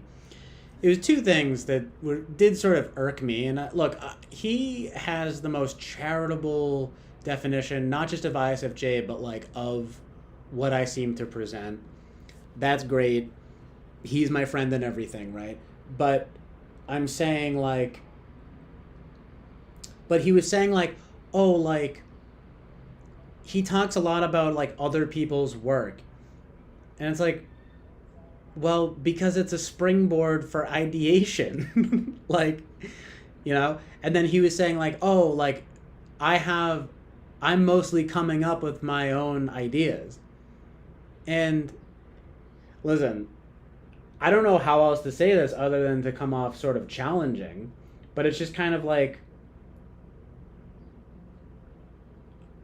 where I don't exactly see. Look, he makes his own songs and stuff. I make my own songs. I just don't share them. I mean, I don't know. I just it brings into question like what ideation like is. Like what do you mean ideating? Like the function. It's like he didn't just like none of us came up with it. Look, he's done a great job of synthesizing and making it like more sort of like tangible the way he does it, but it's not like typology is his idea. um, he is clever to come up with puns and sort of funny look, he's fucking hilarious. I'm not knocking him, but I'm just saying the idea of the ideation is so rich. Like I mean, look, there is a lot of like content. He's very prolific, right? Again, back to the thing of creative. He creates a lot of content. Um, there is a lot of quantity. What he said, to his credit, I think he's correct. He said the NE placement does not necessarily mean you're good at it, but what you would say with someone like him is that there's certainly a lot of it. And I'm saying, yes, maybe that's true, but I'm sort of wondering, like, the fountain of ideas, like, I mean, I don't know, right? I mean, because if I'm just saying what exactly makes makes like him a fountain of ideas and like me like expressly not, you know, or I mean, or at least less than. I just don't know. I mean, plus it's not like he even watches the stream that much for that long. But he even has said he's been like, oh, he's like my favorite YouTuber and he loves to hang around here, and I'm like, I mean, he's basically mine too, because I like this guy Charles Carroll and I like other channels, but there's no community like this. You know what I mean? I can't even hate, but I will make that one sort of claim. It's like, well, hold on, buddy, right? You know what I'm saying? It's like the talking about other people's work is a springboard for my own fucking ideas. You listen to what I'm saying. I'm giving you nothing but my ideas about the thing and my judgments of the thing. But hey, point taken. Like I said, a creator creates, right? Anyway, I don't know. That irked me a little bit. And then this idea, well, hey, you're like a fountain of ideas. I mean, honestly, who among us? You know what I'm saying? Like, I mean, you know what I'm saying? I don't know. Just being like an ideation machine. Well, there's only so many ideas. Dude, this is something, I was thinking about this today too. Like, David Lynch even does this too, so-called INFP. He talks, and he always says the same things too. He'll be like, ideas are like, you have to go fishing for ideas. Look, I like Lynch, but I hear a lot more people talking about ideas than I actually hear ideas. You know what I'm saying? Even Charles Carroll, who I love, he gets on his high horse all the time about how creative all the ideas he has. How fucking original do people think they are? And most people are just talking about ideas and ideating it in and of itself. They're not really proposing any new ideas. And I'll tell you why. Because nothing new under the sun, right? It's like, and it's like, first of all, I'm not talking to like Eric or anyone in particular. I'm just talking in general with like, inventors or whatever, right? It's like first of all, you're not Thomas Edison, right? Second of all, who even fucking cares about Thomas Edison? He's probably not even a fucking real guy. Fuck Thomas Edison. I'm just kidding, but like literally though, right? Like fuck, who cares about Thomas Edison? Third of all, what's the most famous Thomas Edison quote, right? It's like, I came up with 1,000 shitty ideas to find one good idea. Yeah, it's because it's fucking you suck, right? So anyway, like coming up with a bunch of ideas is nothing. Anyway, but the idea is you come up with a lot of ideas. It says nothing about being good, but still like even the quantity in and of itself is supposed to be saying something about what? Like your brain power or your metaphysical ability or something? Like, I just don't know. I mean, let alone getting into NI, which is like the most esoteric bullshit imaginable. Like, what do you mean you just know? Like, you know based on what? Dude, everyone is subject to their experiences in life. You are who you are now because of from 0 to your age now, all the shit that's happened to you, all the bad and the good. And what I find so funny is that in the type community especially, like people seem to think they're like above that. Like that everyone else is like an SI user, but like I'm not. Like what, you think you're above the human experience, like that you're not molded by your experiences in life.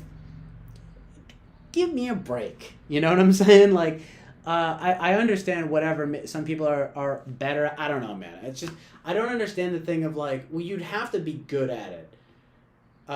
AE stuff. But anyway, the other thing about someone like Thomas Edison or like an inventor person is like, yeah, the ideas actually have to be good in order for them to mean anything. That would be the fourth thing, but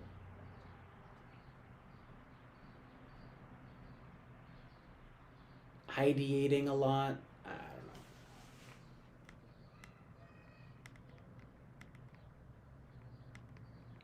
You can call it Broadway, but no, I wouldn't. I gotta catch up here. Yeah, but I don't know why Boba Fett. Someone. Hey. Whatever. All right.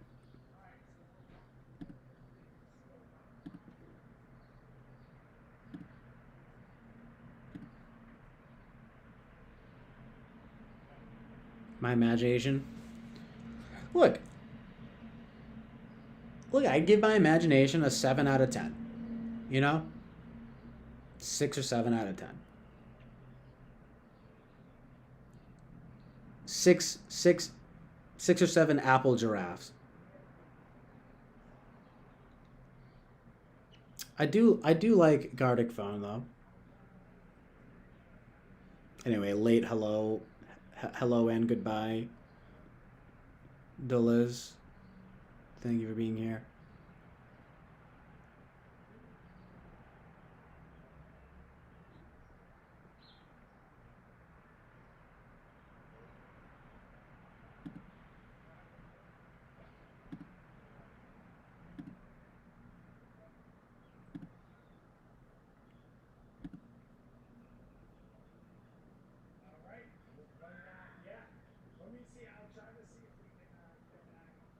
I think Louis C.K. is more NI than Lynch.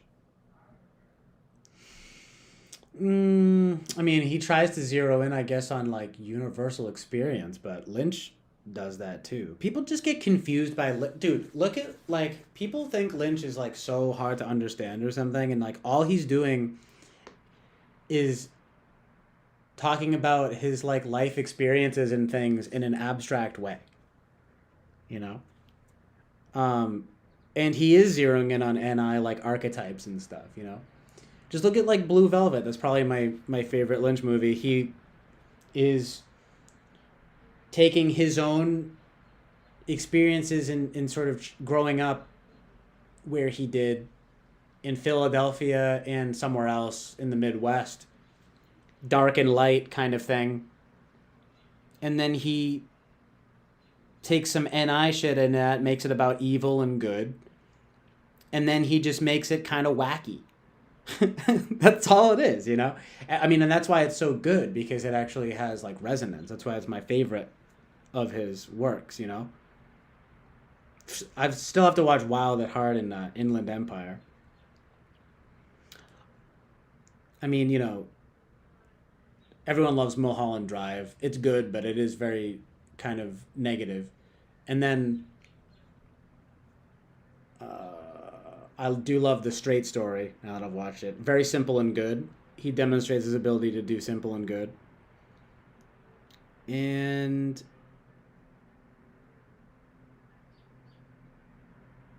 Those are probably my favorites. Very easily. I mean, of course, Twin Peaks and The Return. It's genius, but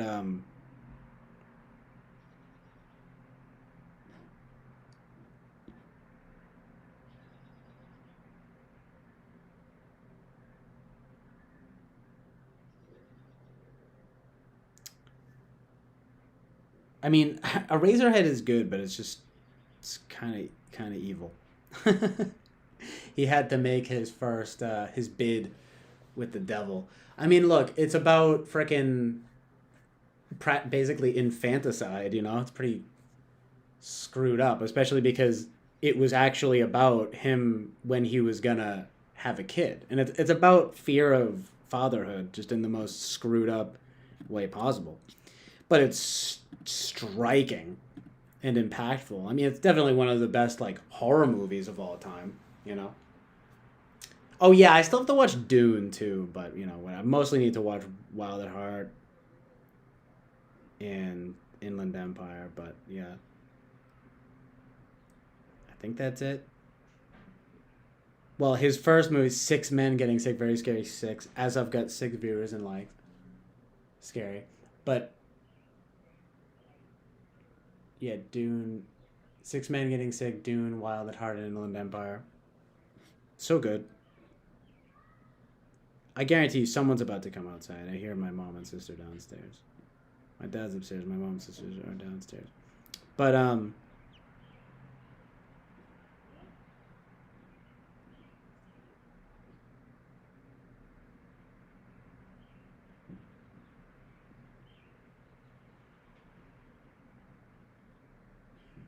yeah. Anyway, yeah, it is talking about typology.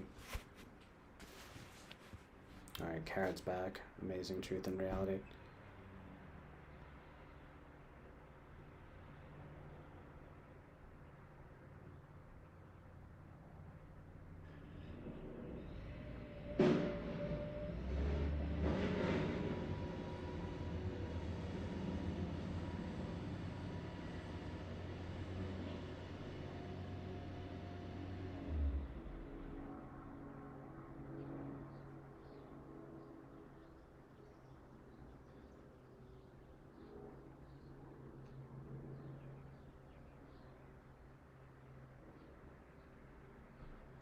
I think I've definitely gotten more concise as I've gotten older too, which is good. I mean, it's a give and take, right?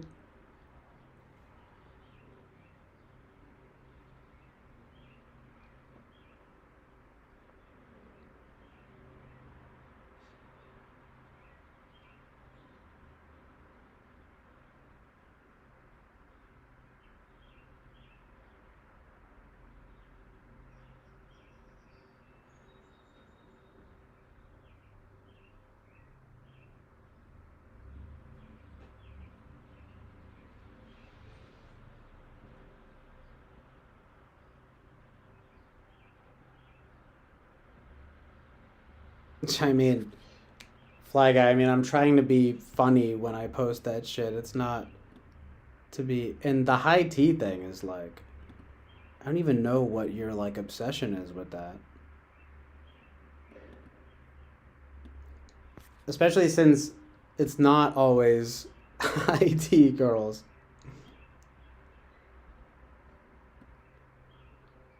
But you've obviously missed the point completely. Like,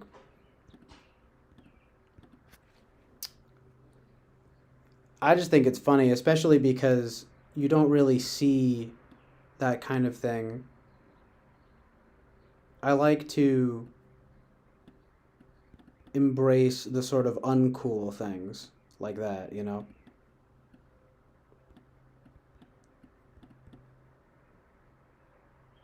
But I mean, this is what I'm working with here is sort of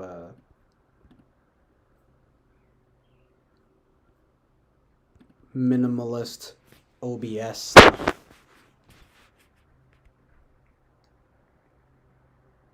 What's a trip though?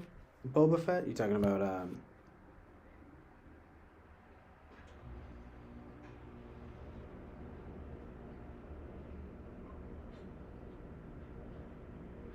Inland Empire? To be fair, you actually only brought that up like once. I was like, damn, you've seen that? I haven't seen it yet. Oh man.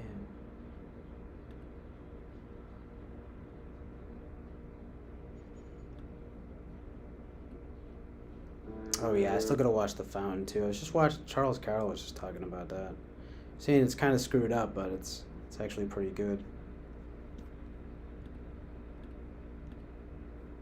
No, I mean it's fine, but it's like yikes, man. I mean, it's like I'm not.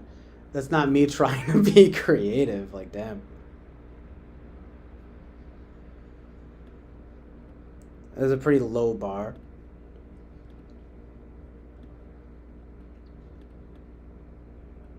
I mean, the most really actually create any kind of creative stuff that I do on here is mostly just the playing music. I just never play anything original.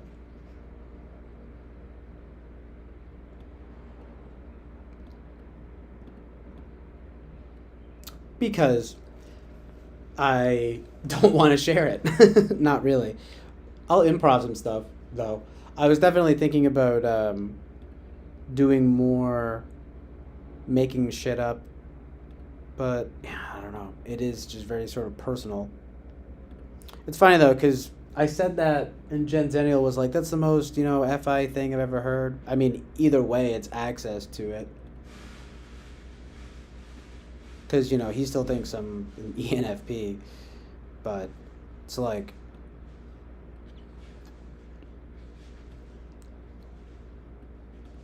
I actually want the shit that I'm gonna be singing to be like good songs that I like want to share. I usually, I know it sounds kind of lame, but I write more like pieces that are almost like poetry. But I don't read, I don't read anything. I just write stuff. But to even call it poetry, I don't even like that. It's just ideas, words put together in lines. You know? Like I'm very good with the language stuff. That's the thing, especially with the NE shit, right? This sort of fucking idea of myself or whatever. But the thing is I've actually never been very good with like visual stuff. So honestly, part of that too, playing on OBS is kind of messing with that idea as well. But I may hear what you're saying. I mean,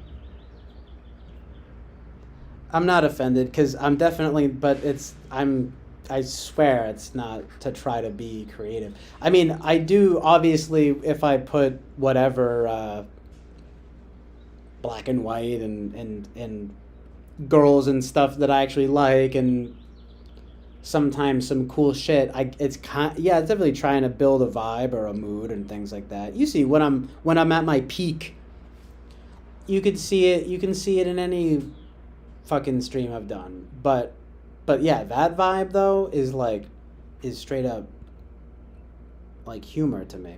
But I also do like the idea of kind of being like, yeah, like chicks in American flag bikinis, like I don't know, it's funny.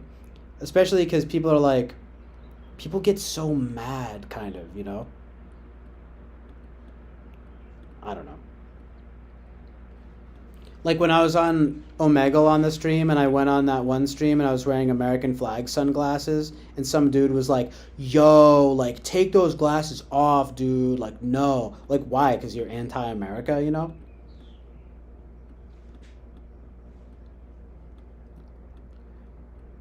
America is a slave. It's a slave country. It's whatever. It's a bit of a Vincent Gallo coming in with the American flag jacket or whatever he's wearing at that when he goes with the critics. That one video where he's talking to the critics. Of course. Yeah, there's some pretty dope PJ Harvey American flag bikini stuff. In fact, let me find that.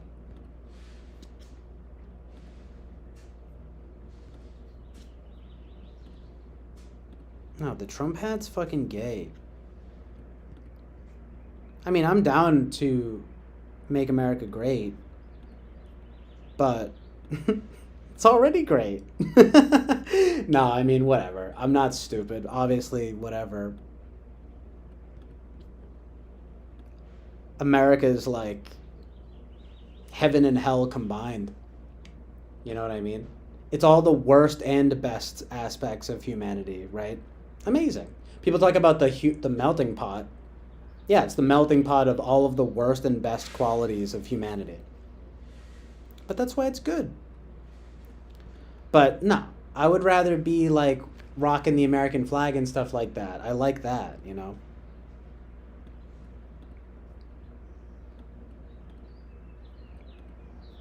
Stuff that's like corny.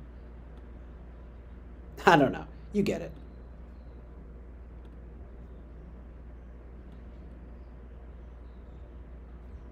It's crazy though, because like I mean, damn, I never thought of it as being like that's me trying to flex like being creative. I'm like, oh no. I mean, definitely I get it some of the shit but I mean, I think once I've actually cultivated a mood or whatever, it's pretty good.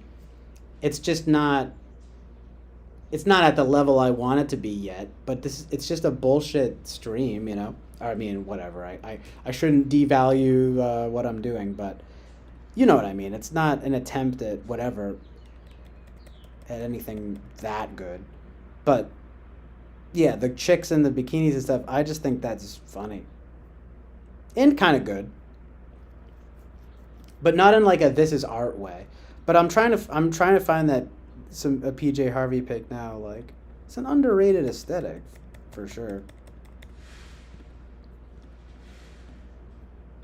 The stream is also ever evolving towards the good.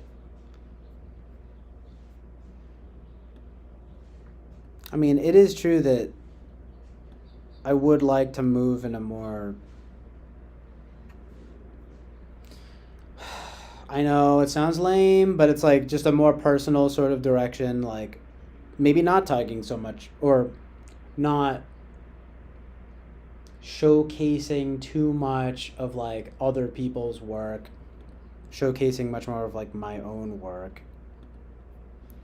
But it's just been fun for me to show people what I like.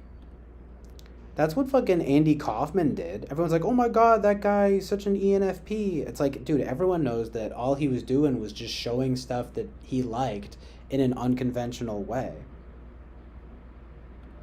That's it. That's it. I mean, that's basically what I'm doing here, but I'm not claiming to have it be the most unconventional. I actually like the idea of it being,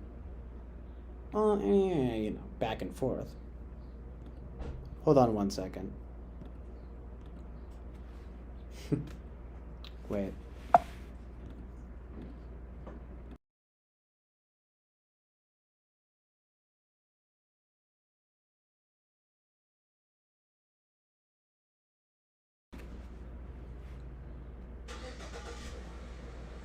I don't know when I unmuted, but I saying bye to my mom and my sister. Teehee. I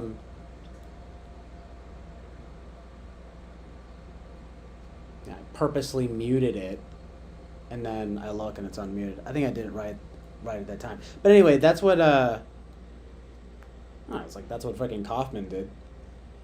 And it's funny because I look at what I would look at what he was doing and I'd be like, that's honestly not that special. You know what I mean? Like, but everyone's like, oh, he's the biggest ENFP. You know, I'm like, I mean, it was for the time. You know what I'm saying?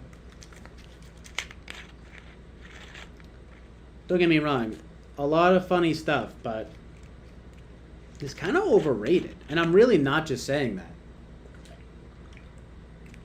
I swear to God, I've seen like all of his stuff.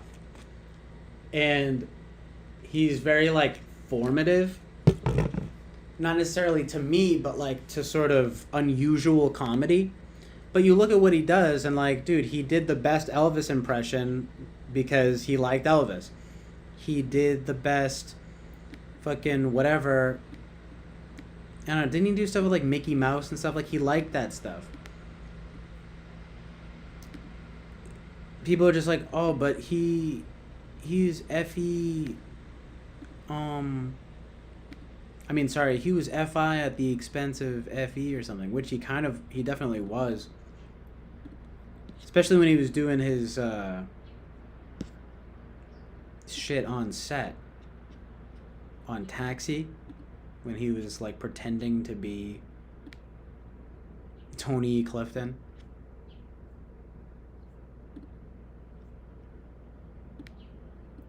It's like, dude, that's how you piss people off, you know? But that's the thing too though, like I also don't exactly want to be like a douchebag, you know? But like that's also what I mean, I don't know. Something just tells me that he might have actually been like kind of a douchebag in real life.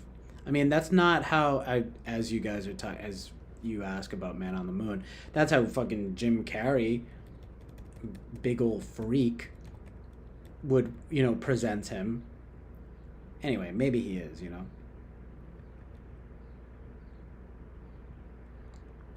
You know, as he's this like this super soft spoken, like actually really nice guy. I mean, but he said I think it was Mary Tyler Moore who pulled him aside on Taxi and was like, Andy, like, no, you're pissing people off, right? People are like, oh, that's Fi as opposed to Fe. It's like, yeah, I guess it's also just kind of being a douchebag, you know.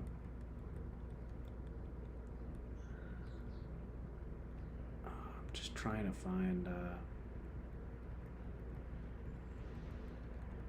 PJ Harvey, but I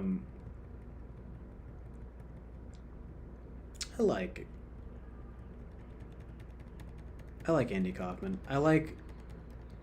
There's one bit he does that's pretty funny where I mean, I like that legendary bit where he's like crying. He fools everyone into that he's crying, and then he starts drumming to the beat. Like, yeah, it's pretty funny.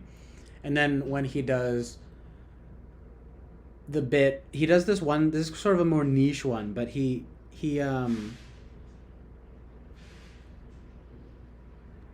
what is it? He sings a song where he's like, I trusted you, I trusted you, I trusted you, I trusted you.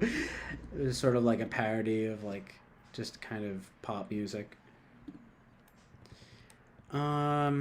You know, the interview show stuff. I don't know. It's like, it's pretty good for the time. I mean, like people like Tim and Eric and stuff wouldn't be anything without him, and I respect him in that way for sure, but and I do like that movie, The Man on the Moon. You know, oh my God, he never really died. I mean, honestly, this is gonna sound a little bit harsh, but my kind of like dark joke about it is kind of like, it's not really a joke, but it's kind of like the whole thing with him was kind of like, is he kidding or is he not kidding, right? It's kind of like, no, he died. God struck him down. Like, no more kidding for you, my dude. You know what I mean? Which is like sad. I'm not trying to be a jerk, but I honestly am not sure. Like, I really wouldn't be surprised if he was actually like kind of a jerk, and he really, I don't know, just kind of got off on like being kind of an antisocial freak or something. I don't know. And making people wonder if he's kidding and all of that. I don't know. Look, that's interesting, I guess, but then he died super young. Like, I sort of feel like that was God saying no more, you know. But I'm sorry. I know that's like really judgmental, but I've definitely started thinking that in recent years.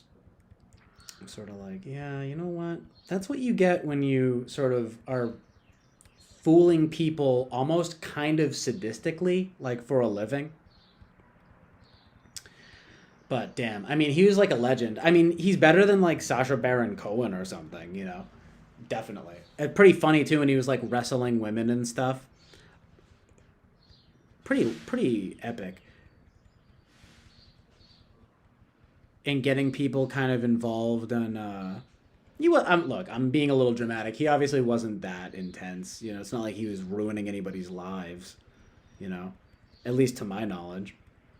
But he was definitely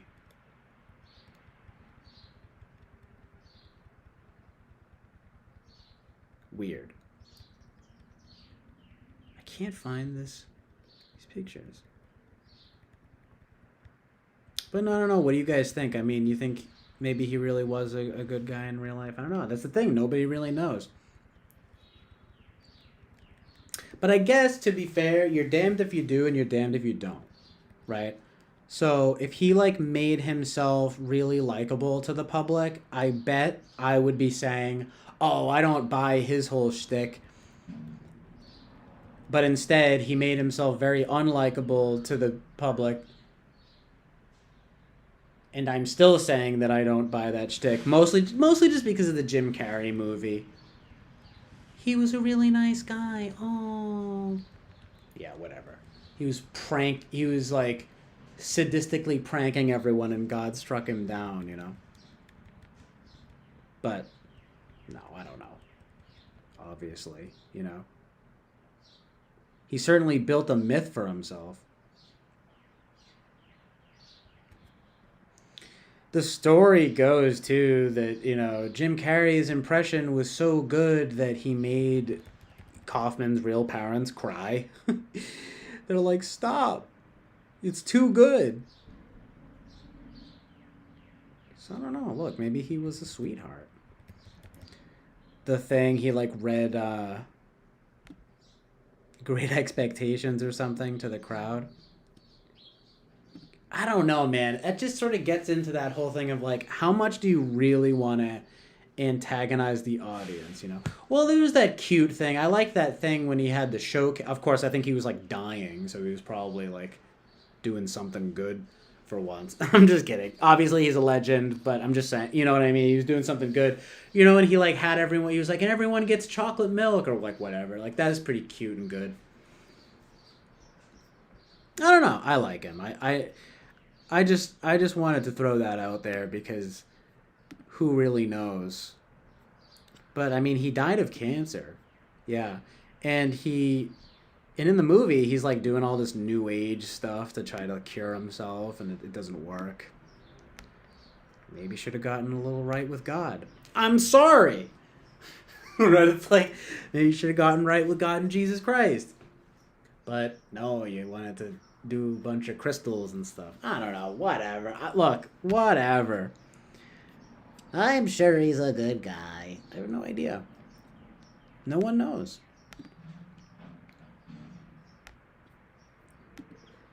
But you know who's actually overrated? Like, or at least more overrated, is George Carlin. George Carlin, Richard Pryor, comedians like that, you know. I mean, I would say Jerry Seinfeld, but nobody even thinks Jerry Seinfeld is like good. I never really got into Larry David. Do you guys think he's funny? I don't know. I know his whole thing is being like acerbic and Jewish. I'm sorry. Look, they do that though. The New York Jew kind of humor, you know. What's interesting about Seinfeld though, funny enough, people hate on him so much, but he doesn't really bring that up a lot. But I feel like Larry David does. He's probably not even, let me guess, he's not even religious either, right? Every time. But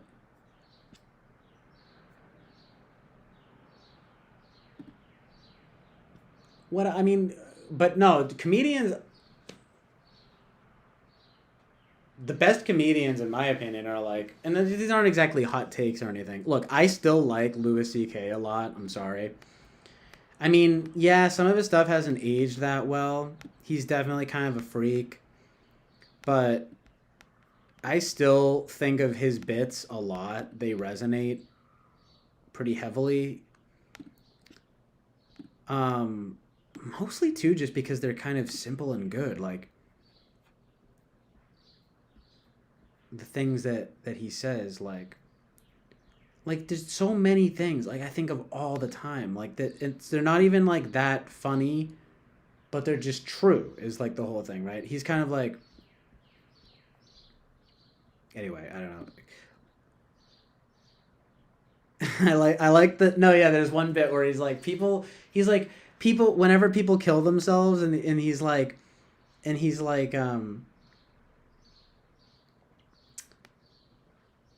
people always act so surprised when people kill themselves, like they're like, "Oh my god, like why would he do such a thing?" And then he's like, "I mean, do you know about life?" Like every bad thing is in life. It's like obviously that's like very negative. It also follows that every good thing is in life as well, right? He might have gotten into that too. I don't remember. But that's so fucking good, right? It doesn't and it's not even like that amazing or anything, but it's just funny because it's true, you know.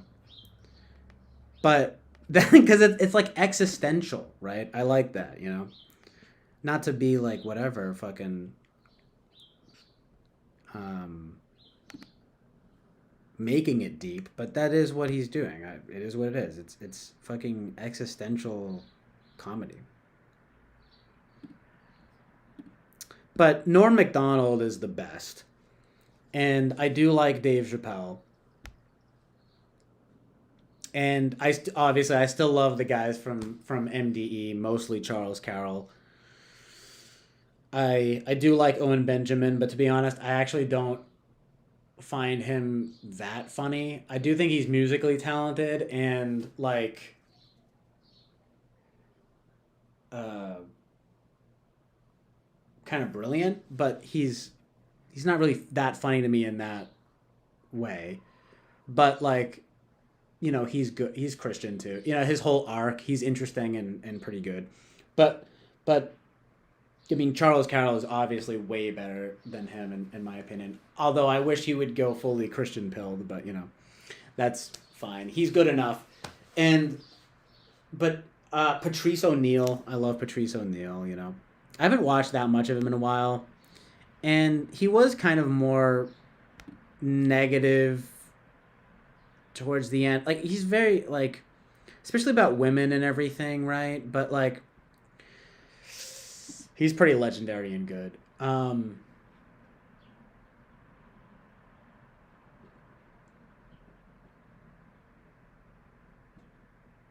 And Norm Macdonald, Dave Chappelle, Patrice O'Neal. I kind of like Bill Burr. He's okay. I don't know. Who are some people you guys like? Because there's so many comedians. When it comes down to it, like it's a little bit niche, but then you think about it, it's like, oh, there's actually so many. Like Bo Burnham is okay. Not that into it, but he's pretty good. But he's kind of lame stream. I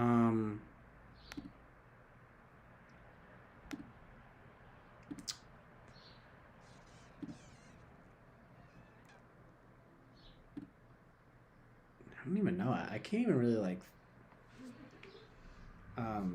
think of anyone else, to be honest with you. I mean, I've liked some Chris Rock here and there.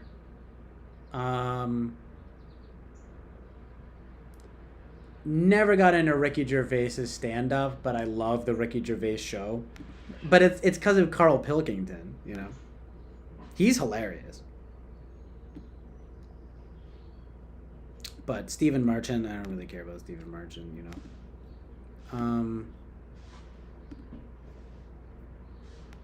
Whatever. I'm just gonna have to Google this and put it up.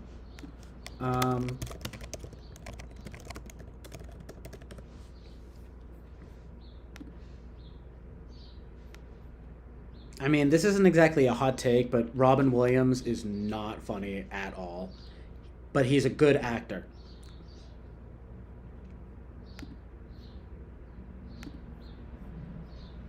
he is often a very good actor,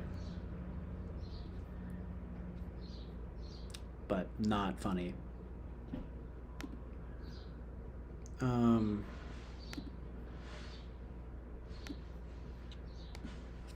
God, is PJ Harvey a high tea woman too?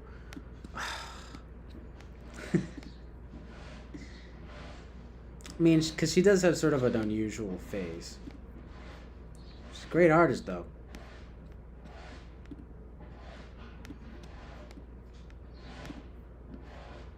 I mean, Julia Holter is not a high tea woman. I mean, PJ Harvey, she does rock the armpit hair sometimes. So that's, I guess, how you know.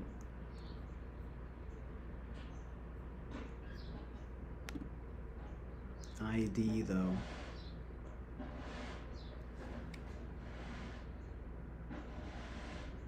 I might actually just like the straight up ID cover. Now I'm going to have to find the specific stuff from the shoot.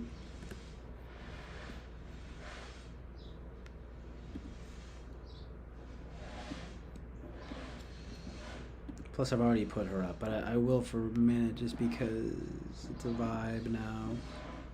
It's always a vibe. For real.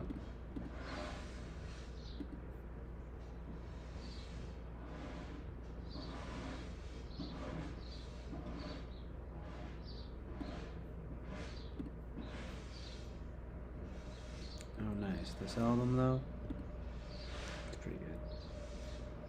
I don't know. I still like the vibe, the mood board vibe or whatever, kind of, you know, cultivating the amazing aesthetic.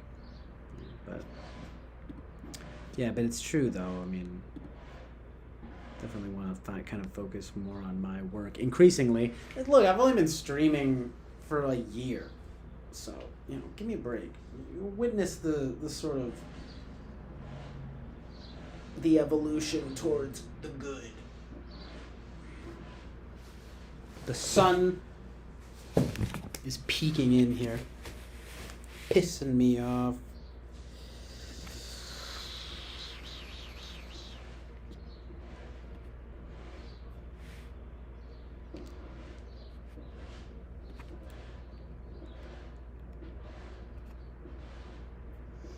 Mood board.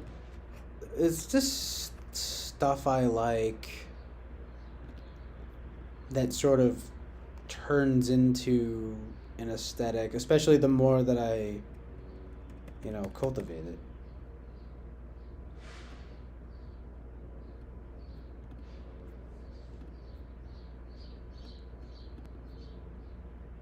You know what I'm saying?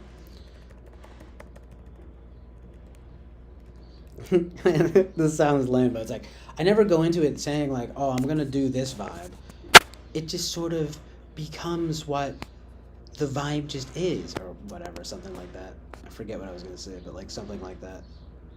You just gotta let it happen, dude. Like, you just let the vibes cultivate themselves.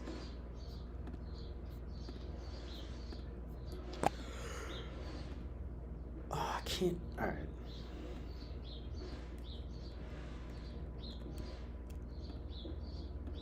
But I gotta figure out this, like,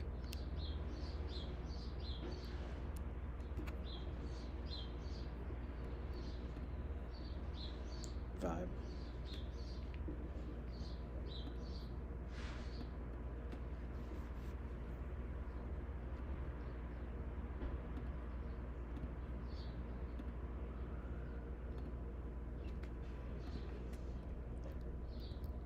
Well, which is the better one?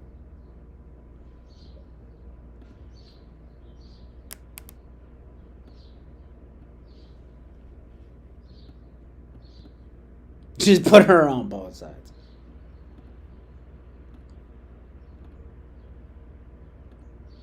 Yo, what up, Rachel? I agree. No, I'm not putting her on both sides. I think that this quality one is, I think that one's better, to be honest. And then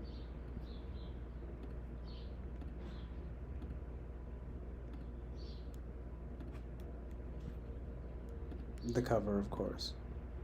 I mean, which, to be honest, I'm leaning with only keeping this one.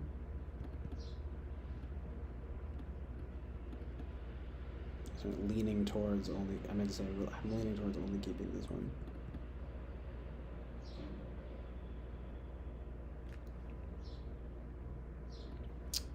There should be better. There should be, like, more pictures from this photo shoot.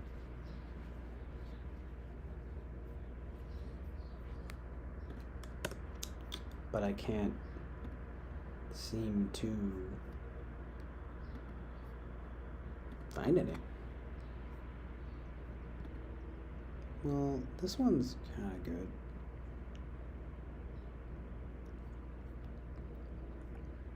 You have to go to the related images. It's like, so why show me all the results? You know what I'm saying? Oh man, all these other images. Oh, what? That's fresh, but that's not the best quality. Oh man, it's too many dope photos. Why she really did so many. Every time I'm always flabbergasted by the sheer amount of dope photos she has taken in. She's got a new album coming out soon. Shouts out to PJ Harvey. Whatever, but that's sort of good enough, I guess. But yo, we're talking about, like, wait, what? There's a fucking CD cover where she's rocking that look? Alright. It's too much. I mean, sorry, there's too many, like, variations on these photos to choose one, you know? But that one's pretty good. Or those two, I'm gonna say those two are pretty good.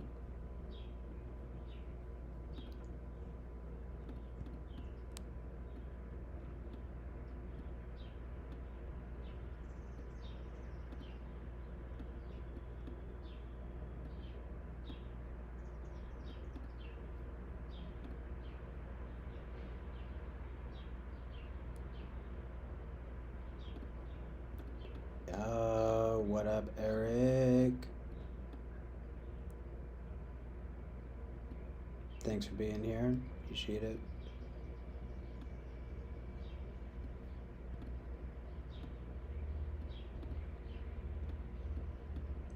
Anyway, she did it correctly. I mean, it's like Lana Del Rey's done this kind of thing too, but I'm not that into her. I can't get into it that much. She's too, like,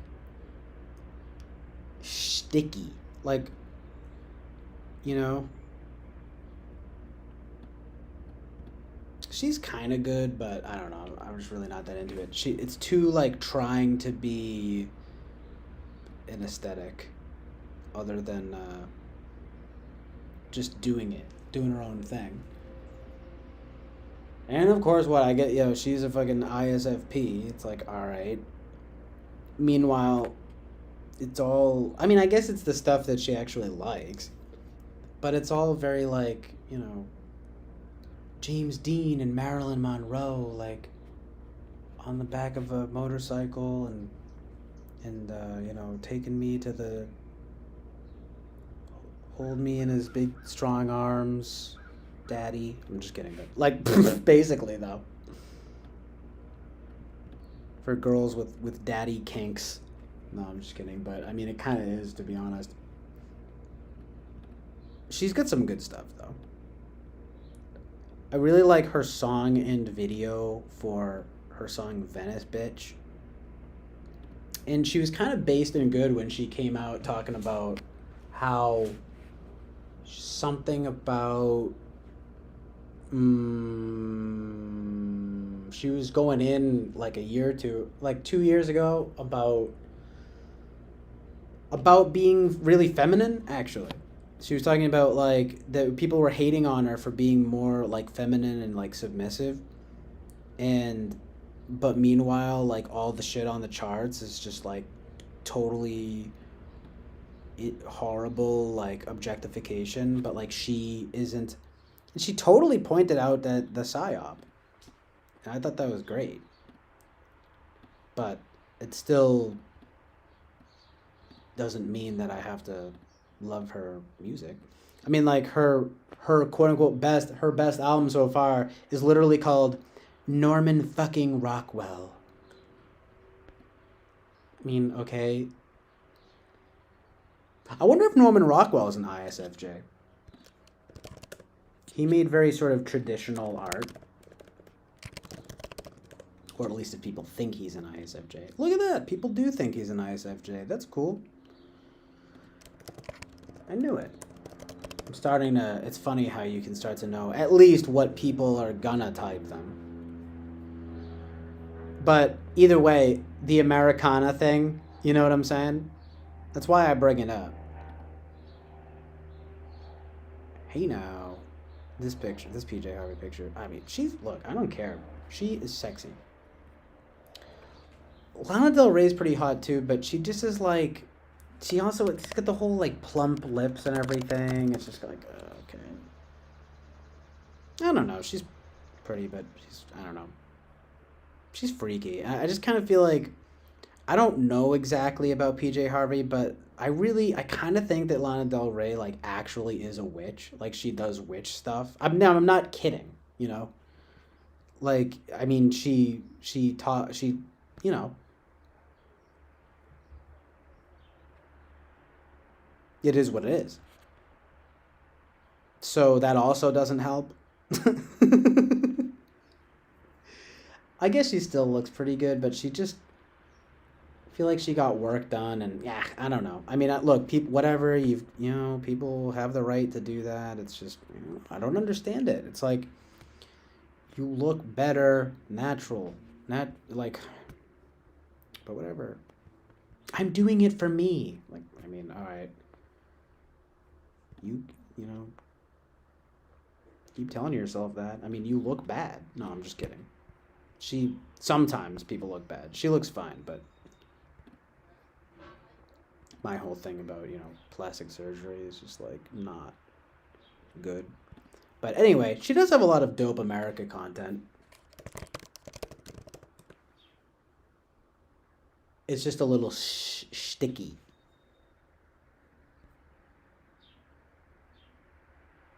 Anyway, what is going on, gang? Yeah, I'm into the look. It's a little much with the blue eyeshadow, but it's pretty good. I know, right? The wink is cute. Okay, Boba Fett. I mean, I don't want to be lewd and crude and lewd and crude, but she, like I said, she did do the whole kind of armpit hair aesthetic, so probably ain't nothing wrong with that, unless it's too much, whatever, whether it's there or down there. I'm not really a fan, but yeah, like en natural. You were kind of just talking about that. En natural. Look at this beautiful sun vibe. Wow, just beaming. But I am just gonna keep the ID one and maybe add something else. Oh, no. That's fine.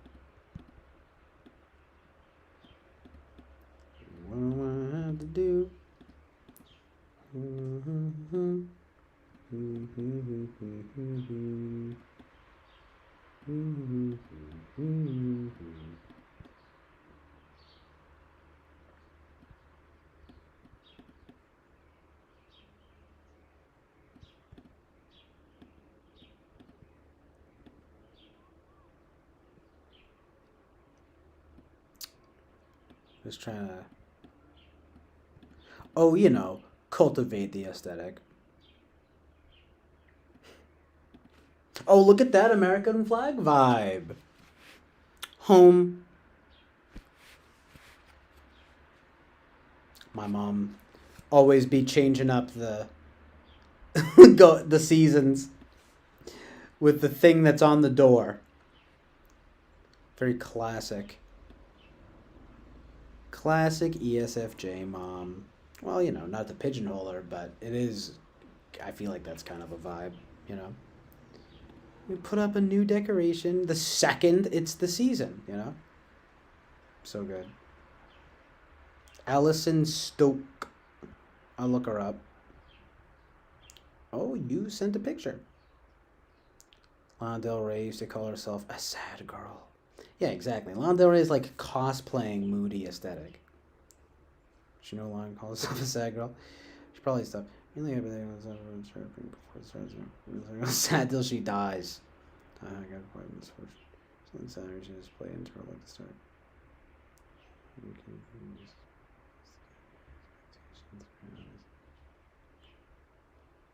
Should get lip reduction surgery. I don't know if you're talking about. Are you talking about Lana or are you talking about PJ Harvey? Who this is, by the way? Because it's PJ Harvey's lips kind of look big here, but I feel like it's because her mouth is actually kind of big. But Lana Del Rey actually has like, she got lip filler like for sure, you know. And it's not a vibe, but you know, you do what you want. Instead of makeup, women should wear Christmas decorations. Or she says, yeah, I agree too. Almost all chicks look best with no makeup. Instead of makeup, women should wear Christmas decorations. So good. Yeah, I've never understood it. And like, I don't know. Yeah, less is more when it comes to makeup. That's Fugug Kuyuk says less is more when it comes to makeup.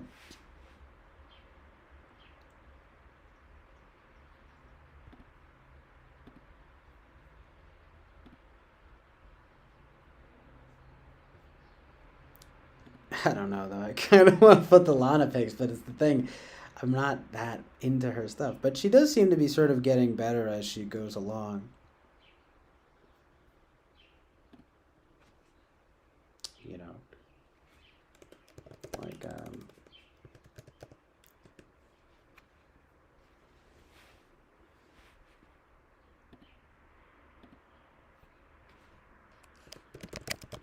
but I just kind of want to find like a better PJ Harvey vibe, but it's fine because it's some of the best ones I can find here.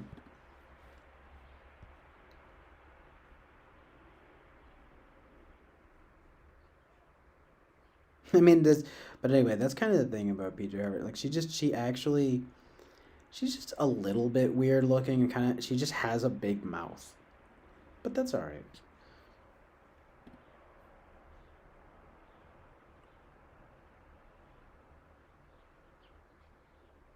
There's a bit of a freaky vibe here, but I don't know. I think it looks pretty good. I can't find more from the shoot. Like, I wish there were more, you know, pictures from this shoot, but Desco.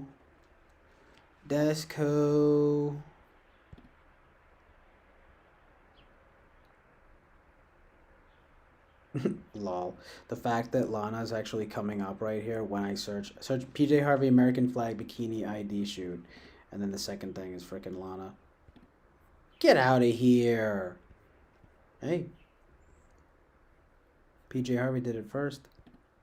She's not even American though. She's like British. She's British. Irish, British, something like that. Yeah, I'm excited for the new album, to be honest. The sun is pissing me off right now.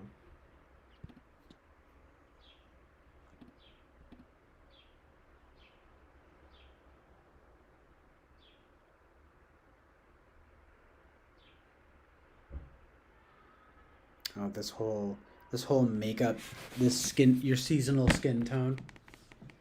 I can't even see the laptop.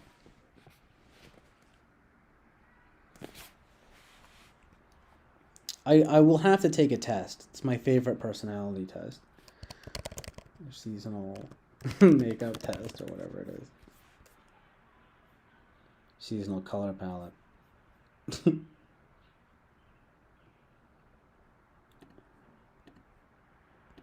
I'm a summer gal.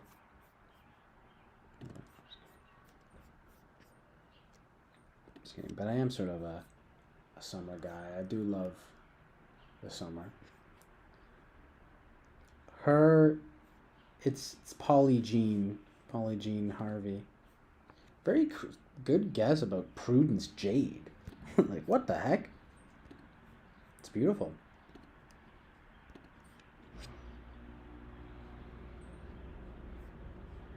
FK sounding a little too much like Matt Walsh with his real carrot talk. What? Yeah, no joke. It's a good one. And, Matt Walsh, best beard in the game. I'm kidding. Actually, the worst. I don't know why. I don't really understand his vibe. He seems like a very boring man.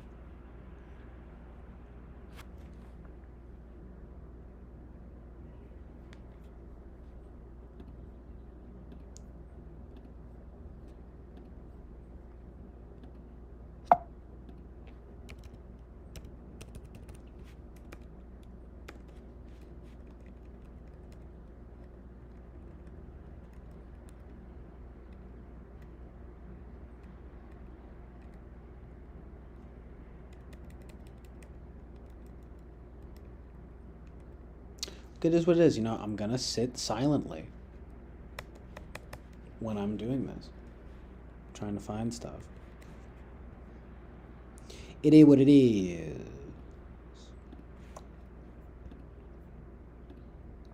Nah, it's just I gotta actually put this stuff in a real folder here.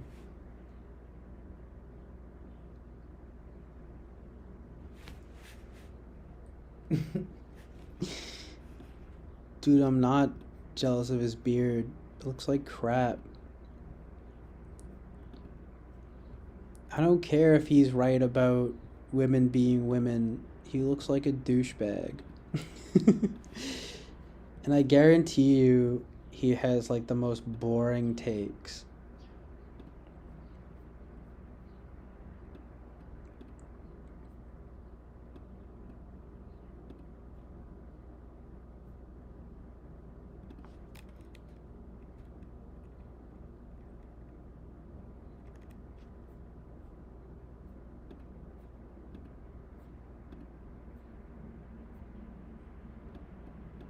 Ugh.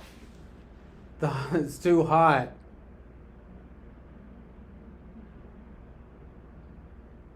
Hey Luno, what's up, man? Sorry I didn't hit you up yet. I've actually been busy for the last like 3 or 4 days. Father's Day, then my dad's birthday. And then, yes, they are right after one another. And then I had jury duty today, but I actually got out of it early, so. And I'm still trying to even get my fucking phone to work, but, you know, same shit, different day. SI user, am I right?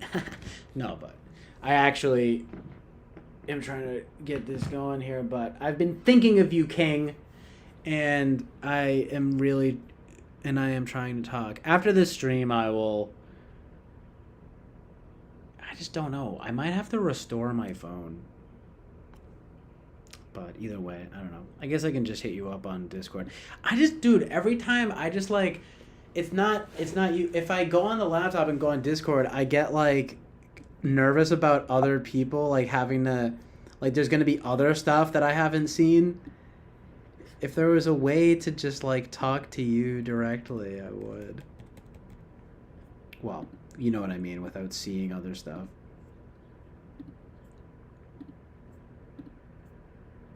Yo, this sun is going dummy right now. Dude, I already talked about it. It really wasn't very interesting. I got let go early, which thank God for that. I mean, I suppose it's a novel.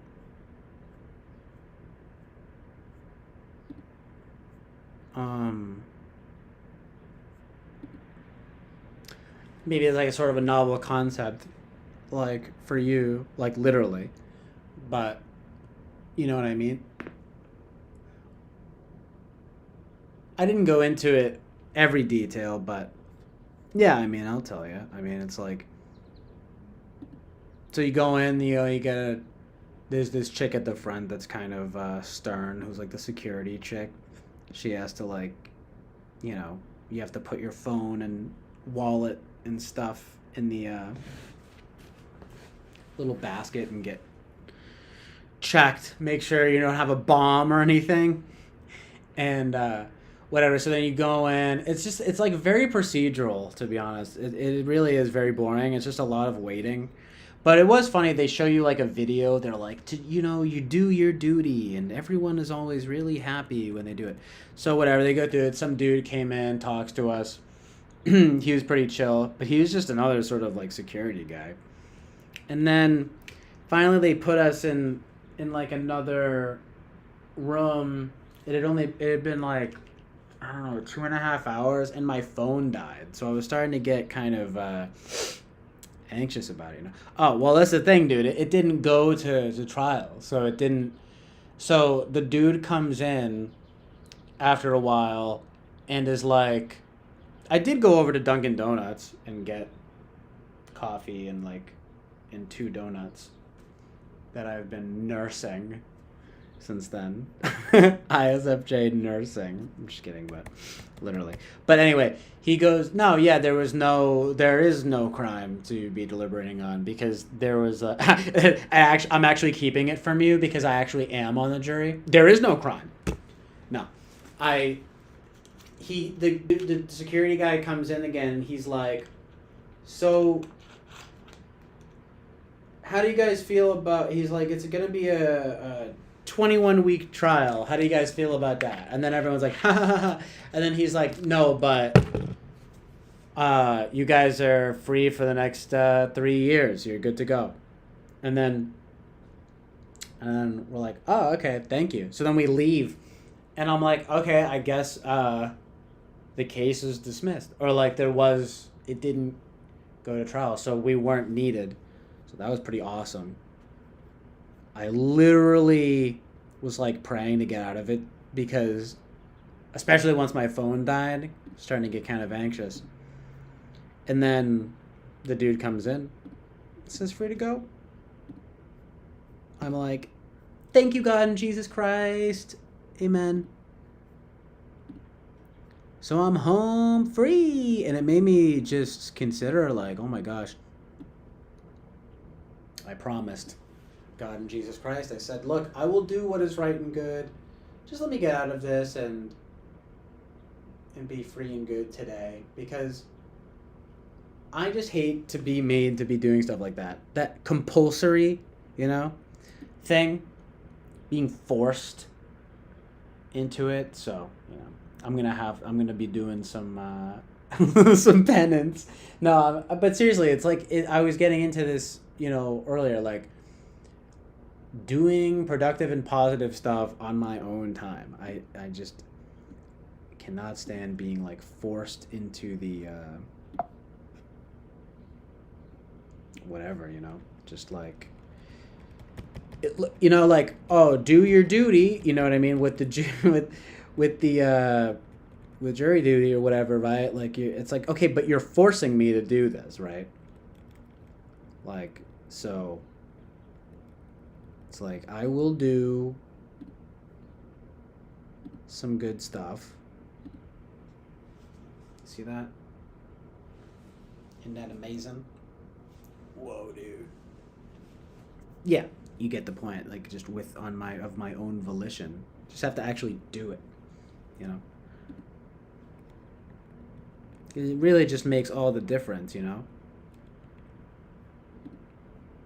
Yeah, it really is. It's just like a big waste of time. I mean, some people are totally down to. Honestly, the big thing for me is just being stuck in the damn building for so long, and I mean, it's not like I'm really dying to judge a case, especially if it's like serious. There's like actual stakes in it, like a guy goes to jail or something. Oh my god, yeah, Eric, you would have. You should have seen the video. I don't know. I don't know if anyone else was sort of laughing, but the video that they showed before it was really funny, and I couldn't help but laugh once or twice because they had like a really honestly, I thought she was cute, like endearing. This sort of like middle aged like Spanish woman being like, "It is so good to do jury duty. Like, you want to actually get in the box. Like, it's very exciting." It wasn't exact. I was sort of. I don't know if it was exactly Mexican like that, but you know, very what's the word, stereotypical. But no, it was like it was cute though. But I was laughing though. I'm like, this is the funniest thing in this video. It was pretty realistic though, the way the people they got to talk. I'm like, it didn't feel scripted. It really does seem like people unironically love jury duty. But I'm saying though, my whole thing is just not wanting to be stuck there for so long, basically, and to ideally not be put on some incredibly intense case or something, especially since that will take longer.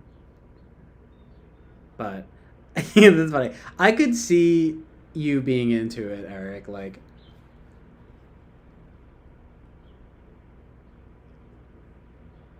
and it is a sort of an endearing idea. I just wish it wasn't so. I don't know, just such a painstakingly long process. Like, I wouldn't exactly mind if it wasn't so long. I don't know.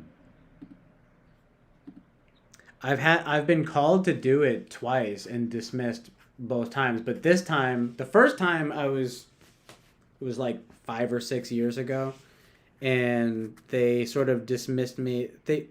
I don't know exactly why actually, because there wasn't exactly reason to, but they were kind of like, I think it was going to be something a little intense. It was like sexual assault or something. And I remember the judge kind of being like, "Yeah, you can go." It was almost like they were like nice about it, like, but then it's funny because you leave and you're kind of like, "Well, wait a minute, why aren't I good enough to do it?" You know. But I think that's because I was sort of younger. But this time, everyone got dismissed. So it wasn't personal, right? But yeah, it is funny how, like, I wouldn't really mind doing it one of these days if they could just speed up the process. My goodness. It's unbelievable. I mean, it wasn't that bad though, today at least. The first time I went, it was like 5 hours of like waiting. It was pretty intense. But then this time was only like 2.5 hours. So it was like half the time. And then, but it was just starting to I was starting to sweat a little bit because my phone died and I didn't have a book or anything like that. So I was praying, and it was good because we all got out of it. I was like, yes, that's what I'm saying. It was really a miracle. No, I'm kidding, but I don't know. It was a slight miracle, but No, I would not be opposed to eventually doing something like that. I don't know, but it's just too time consuming. The phone once you're actually in there, yeah. Well, that's the funny thing. Like the whole idea of it is you get like average ass people basically of all different kinds. But it is kind of a beautiful good thing, you know? Like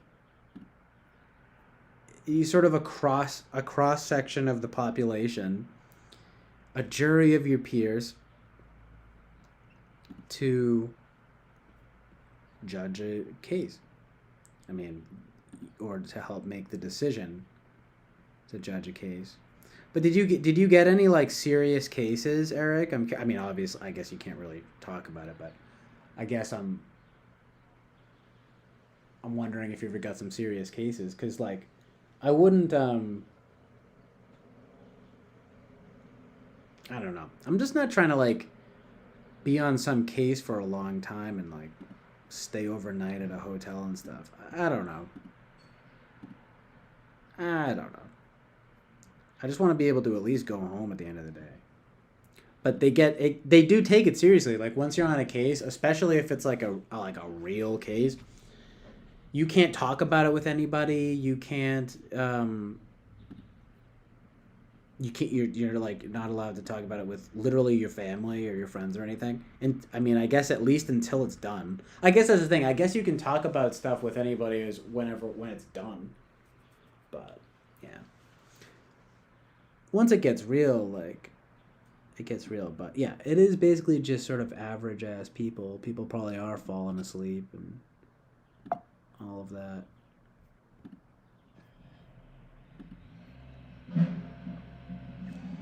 I think I gotta make the move inside. I'm also kind of hungry. I'm probably gonna head out soon, but you can expect more streamage. I'm finally, knock on wood and God forbid, kind of clear for. I've had these last. I act as if it's been some serious fucking thing. It's so crazy how I am about basic stuff that I have to do. But I kind of feel a bit free now after the last few days because, well, I had a nice Father's Day. I actually didn't mention that. We went to Newport, me and my mom, dad, and sister, and then for the day after Father's Day. Father's Day was very basic. We just had breakfast and gave gifts. They went out to dinner. I actually stayed back. I actually wasn't feeling that great that day. But then the next day, we went to Newport, and that was good. Newport's always good. It was very nice there. It's just that was yesterday. And then today, I had jury duty, so... But this was hanging over my head. So now I just feel like, oh, God, I'm finally kind of free and good to do as I please a little bit. So I'll definitely be back on the stream. Oh yeah, you can see there's actually some decorations. You see, I'm telling you, my mom, ESFJ mom, she's putting up decorations and things for the birthday. It's very nice though. It was actually also really funny because my sister's birthday was June 11th and then my dad's June 20th. So she literally changed the balloons from pink to blue. I come in, I'm like, oh, it's blue balloons now. For my dad. It's very good. Shouts outs to my mom. Oh, God. Sit here. Living room vibes. You can see this is a very special stream today. Yeah, it's the vibe. So now I'm sort of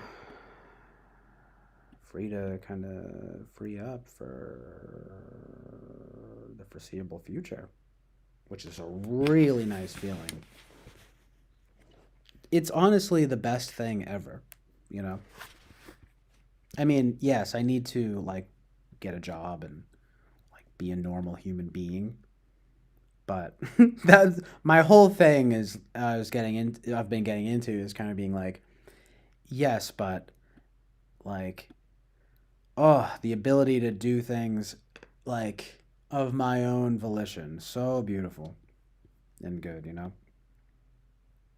You just got to try to do stuff that's good before you're, forced to do stuff that's good or whatever,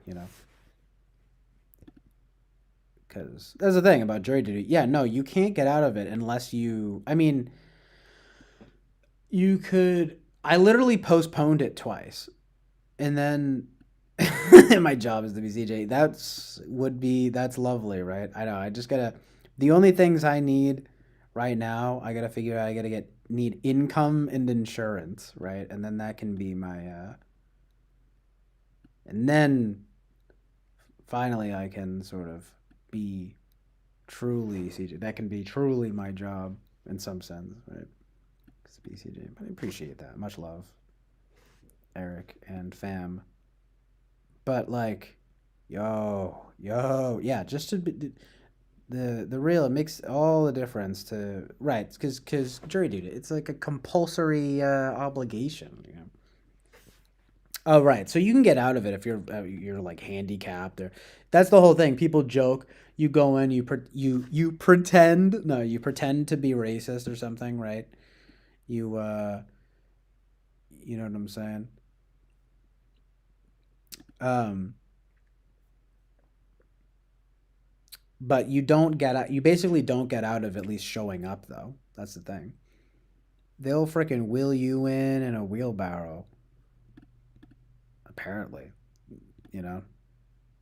I mean, I guess if you got some real doctor's note or something, like you have to go hard. I looked at it a little bit. It seems like you have to go very hard to get out of it. You have to be like disabled, like seriously disabled.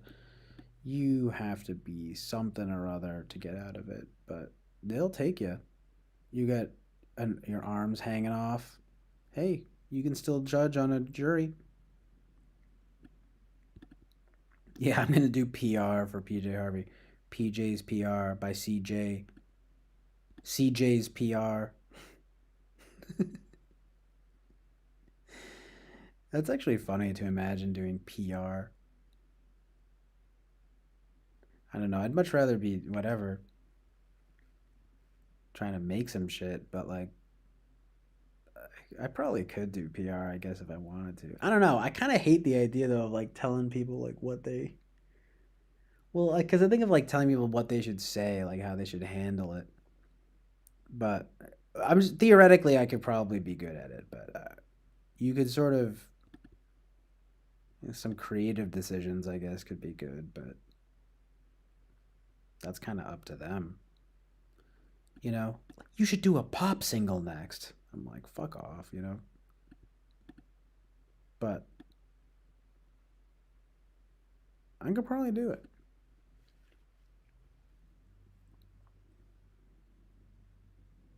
I mean, a lot of people I think could do it. I mean, you could probably do it. A lot of people on here probably could do it. Just a lot of people in general could probably do it, but I guess some people wouldn't have the same whatever the golden touch. Just kidding, but I don't know the ability to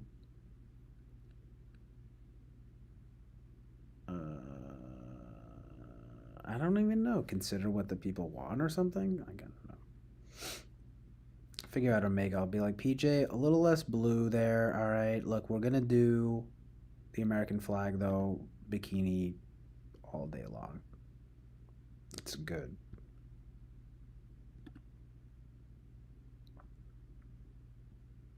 Look, I'm sorry, you gotta shave. It's not the 90s anymore.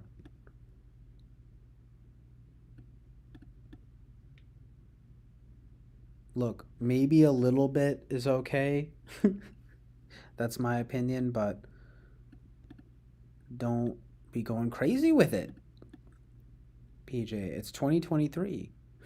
I hate when people say the current year. No, the thing is that would probably fly really well nowadays, but no, I've gotten into this before. It's good as long as it's not too much. But it's definitely freaky when it's kind of like, all right, well, like straight up looking like a dude. I don't know though. Au natural. Am I right? No, I'm not trying to be weird, but you know, truth, amazing truth and reality. You know how it goes. When the amazing truth and reality is indeed amazing truth and reality, you gotta be amazing truth and reality. Well, you should probably have her just change in and out of different bikini tops all day long. Yeah. One polka dot, one, well, American flag, polka dot, black and white.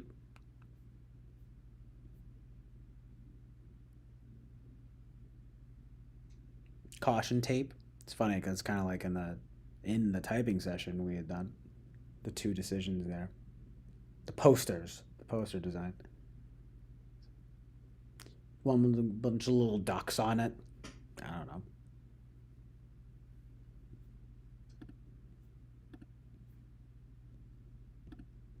I almost forgot about these. The Fanta girls. That was really funny. That was actually John's idea. Shouts out to John. Yeah, exactly. Carrot. Yellow polka dot bikini.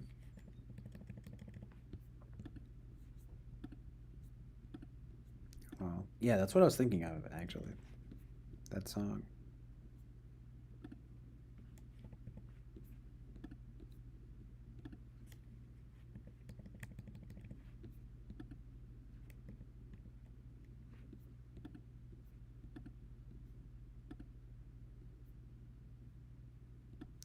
I'm just trying to find other, I don't know, some other vibes to incorporate, but I don't know.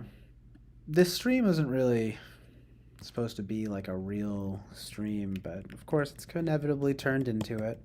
But I am actually going to stop soon, probably shower and sleep for a while. I don't know. I might actually, maybe I'll come back on like later tonight. Late night streamage.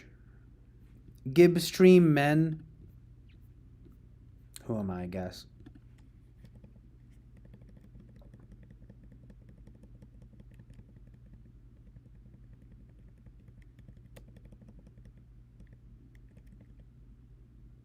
I'm just laughing at some of these pictures.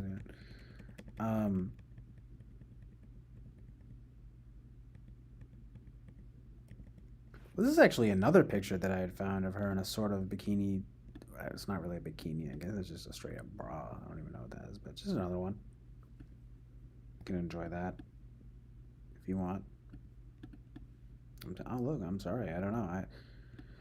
I know what I like, and I know what the people like. It's good FI and it's good FE. All right. Literally.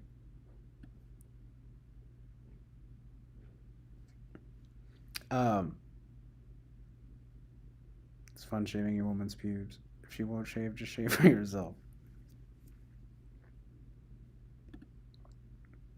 See, now you gotta ruin it for me. Marilyn Manson and drag. I look fine. I'll find more where she's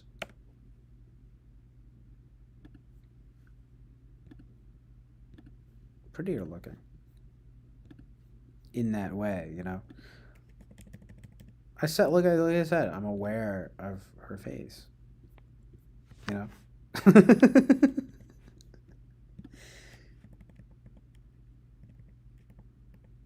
I mean, this vibe, you know. You kidding me? Are you kidding me? I mean, you want to get weird with it right now. I mean, like obviously, I've got a lot of PDRB pictures. No, what was I gonna say though? Yeah, the pubes thing. That's sort of an interesting cross section of kind of sexy and sweet. You know, taking care of your girl like that, making sure she all clean and shit. No, I'm just kidding, but it's funny. Yeah, that'd be nice. A man can dream, you know? So good. There weren't really any cute girls at the jury duty today. That was really difficult for me. I'm kidding, but there was sort of a chick that was kind of cute, but she's kind of young. She's kind of nerdy. I'm into that though.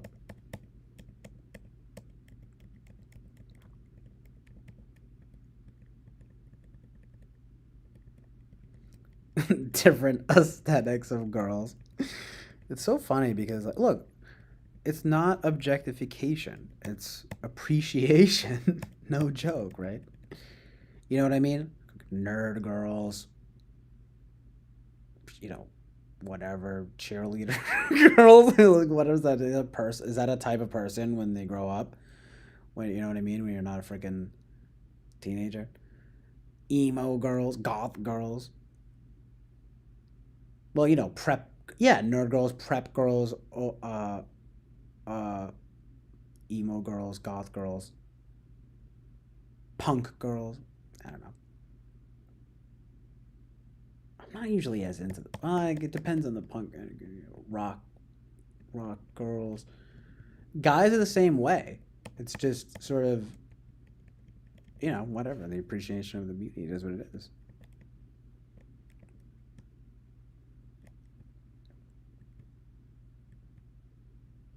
I put the guys up that I like too.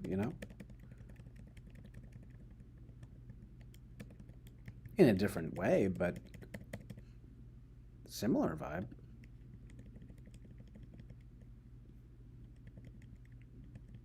I mean, I've said this. We should appreciate the male form, but everyone knows the female form is better. I mean, come on. It's ridiculous. Ridiculous. No, but I can't. I'm really gonna get these folders. I mean, get this together in like a folder here.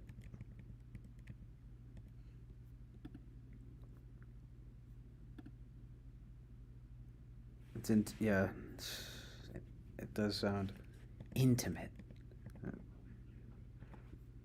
Gosh,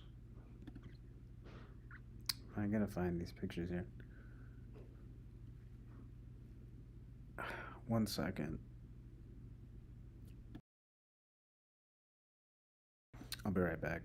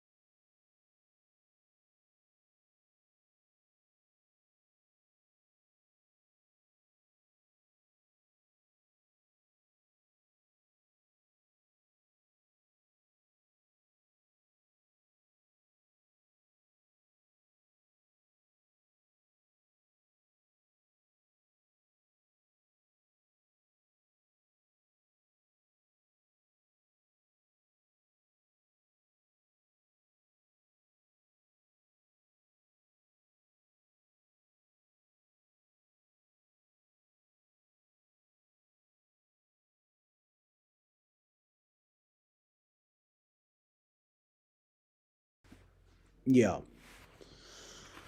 I was just saying hi to my mom and my sister, and then, oh my god, my sister's friend is here now. Busy day. And, I gotta. Wait, one sec. I'm washing my hands real quick. One sec.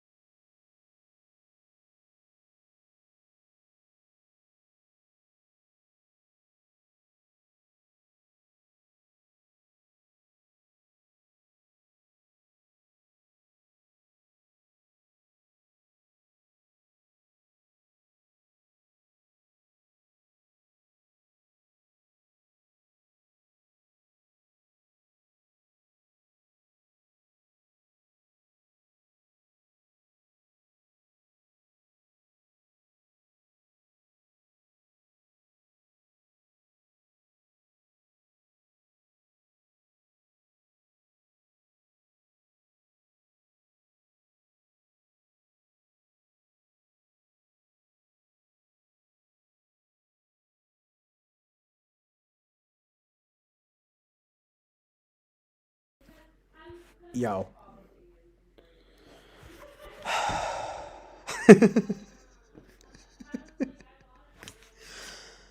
So concerned. You can hear there's just my sister's friends here.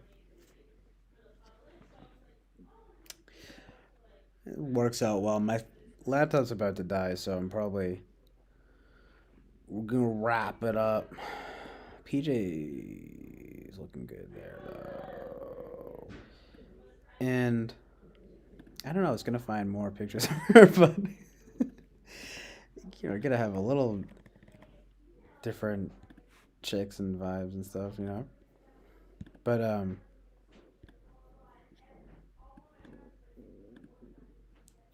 just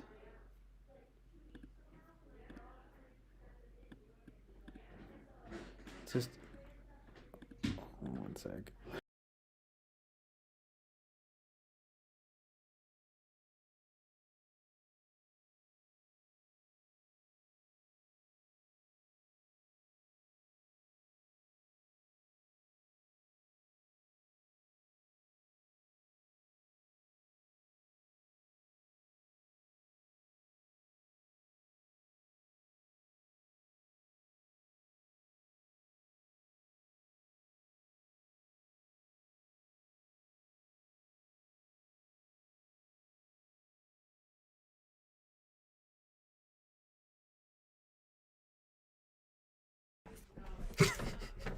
My dad just came downstairs now too. All right, it's obviously time to wrap it up, but I'm gonna come back later. Um, that's just so funny. But you guys got to see a little bit of real life. But this is what happens when you live with the fam and you're not just confined to the basement. This is kind of my zone though, down here. Kind of I like it. I like it down here, in my little cave. Oh, it honestly is so chill down here. But I mean, I just gotta get out of the basement a little bit more. Ridiculous. But it was kind of fun to hop on here for a bit, impromptu. My freedom after today. Well, now that I'm down here, I don't know. But I'm actually kind of exhausted.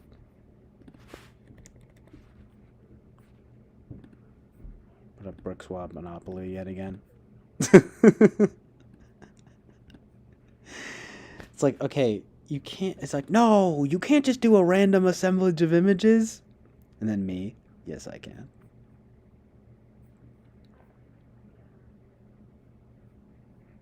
Yeah, isn't that crazy? The sun? Well, that'll be the one time a year you get that, so you're welcome.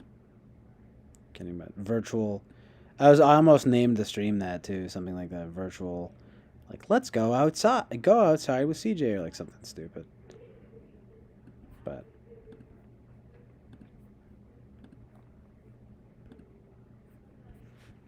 I'm gonna have to plug in the laptop again anyway, so yeah, I've got to.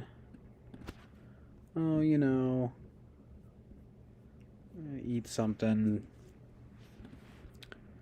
take a shower, sleep for a while, and probably come back. Probably come back on later. I'm not really sure. Kind of want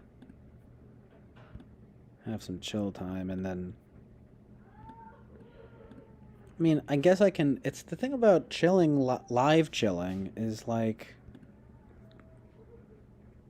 I mean, I gotta be doing something. I mean, the playing the music and stuff is fine, but it's just like I don't want to just be like silently sitting here. But that's the other thing too. I'll probably, Lino, hit you up.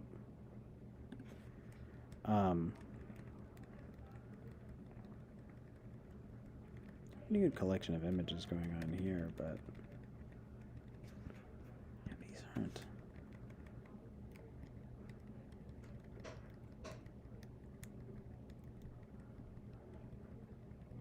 The other thing too is I really don't want to reuse too many images.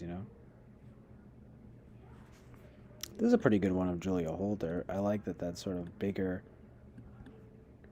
It's a variation on a different one. I don't think I've used that one.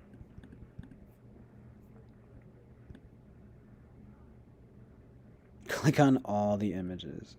On all images that depict amazing truth and reality. There's just, dude, there's too many.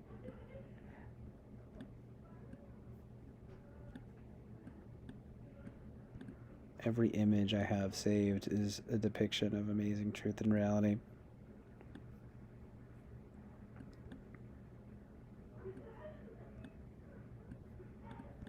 Get rid of that.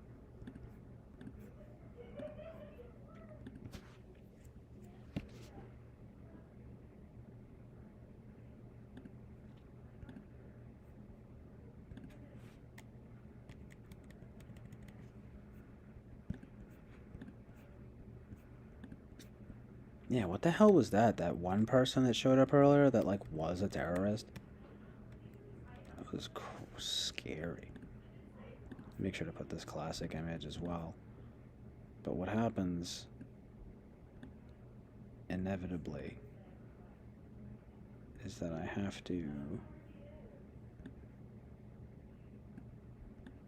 switch it up here. Yo, what up, Sam?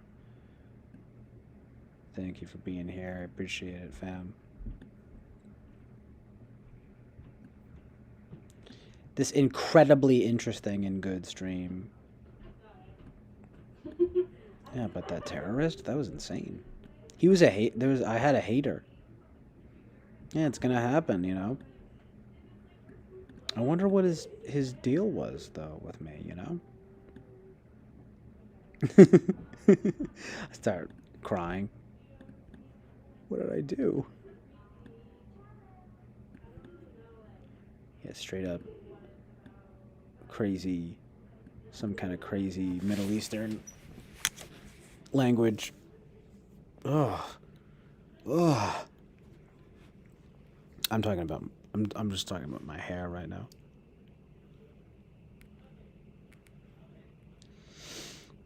And he was like, poser faggot. I'm like, whoa. He spelled faggot wrong. And I looked, he had like a scary ass image and something about Rick and Morty was there. I was like, dude, there's like a satanic terrorist here, like, hating on me. That's just facts, too. But what I'm saying is, he's a Satanist. And I'm saying this, and I'm saying it.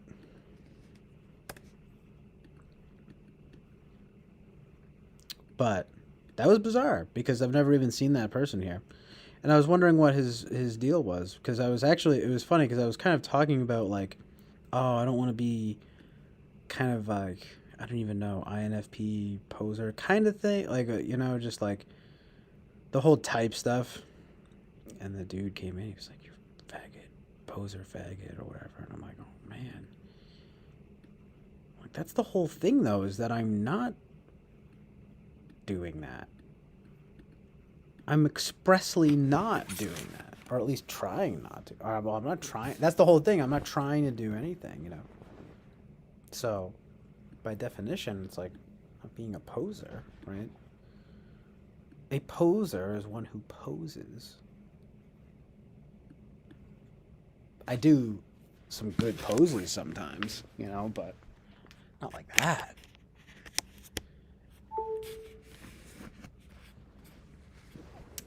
I think he was just trolling though. And then a faggot likes gay sex. No, I'm just kidding. Well, it's true, but is also a bundle of sticks. And I'm not, to be burned, which is very upsetting term, but I'm neither of those things. All three of those things. So I don't know what he was talking about. I'm very shocked. And get very, very haughty about it. I've been loving that word lately, but I don't really know if I'm pronouncing it correctly. I'm calling myself a hottie. I was, oh, by the way, I was shocked. I was Michelle shocked. Yo, that's crazy. I watched a little bit of Eric's stream. Dude, it's not retarded. It's beautiful. It's from John Lurie. And it's one of the most, like, real good paintings I've found from him. With an amazing cross.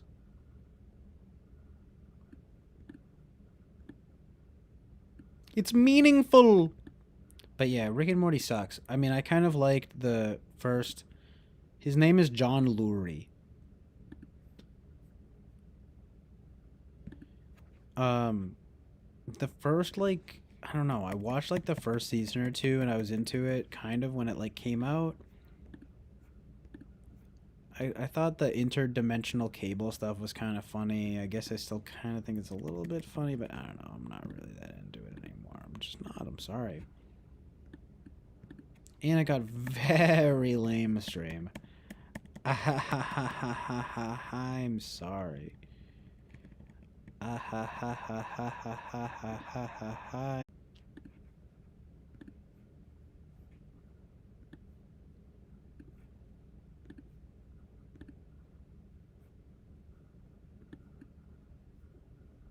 Yo, sorry. I had to...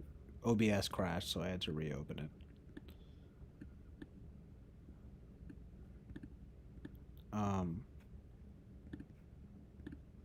No, it's not it, man. It's never it. It never ends.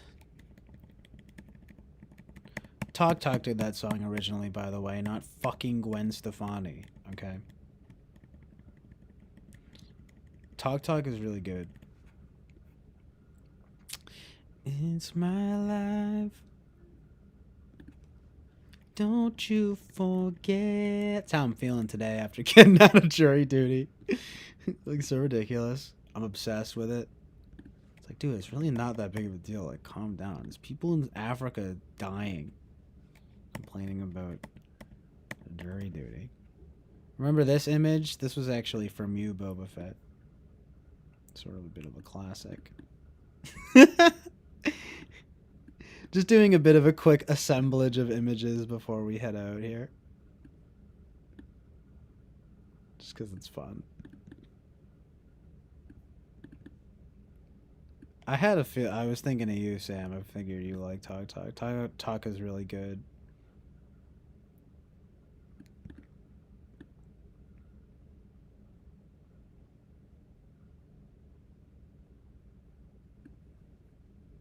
I've been making my way through some of the earlier stuff.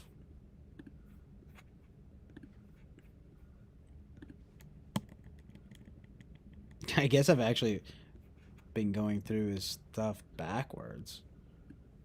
I can go through it forwards. Actually, no. I'll go through the next two ones like forwards. But like I've been listening to The Color of Spring. It's really good. But I've heard, you know, Spirit of Eden and Laughing Stock. But now I'm making my way through The Color of Spring. Really amazing progression towards good.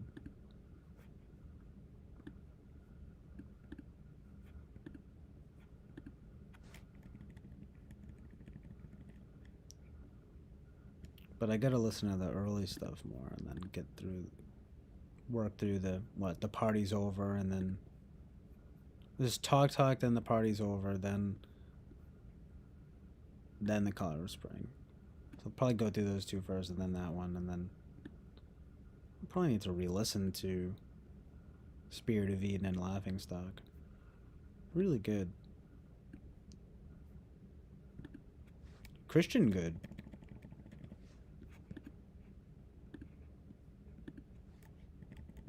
Oh, this was the image I was trying to load before when it crashed.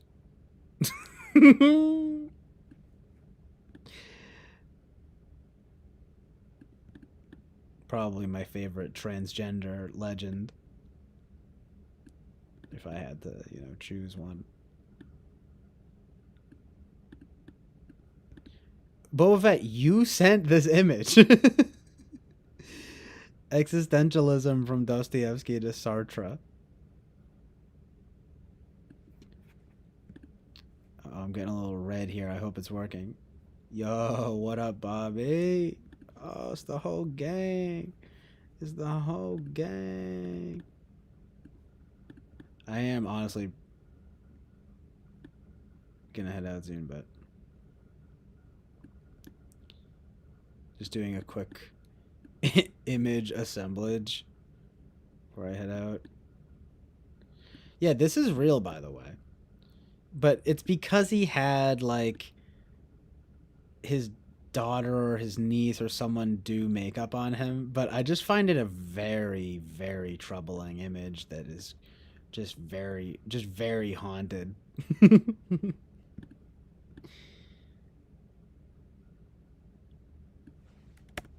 Oh no. This looks so bad next to PJ. No. Look, they have the same vibe. That's horrible. Dude, I don't care. PJ Harvey's sexy and beautiful. It's Jordan Peterson.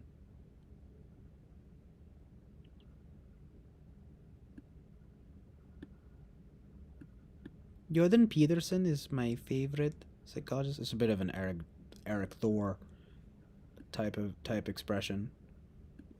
Type beat. INFJ. More like INF gay, am I right? Sorry. You could say that about any J type. Or P type, you could say penis. You could do a lot. You could do a lot with it. With the material being presented.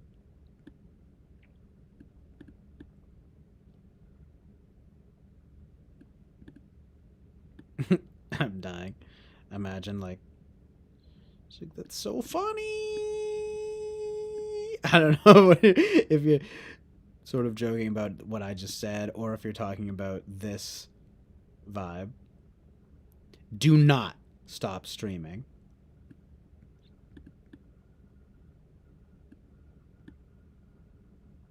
Okay. Okay, give people what they want. Give people what they want. No, but on some real vibes, I gotta start doing shorter streams. It's absolutely insane to imagine, to expect.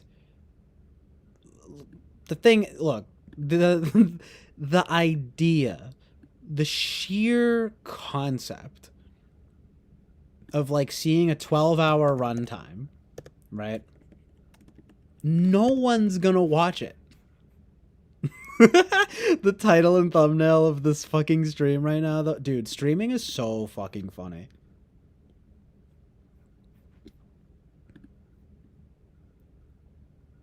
Oh man, it's so funny. But like the idea though, like no.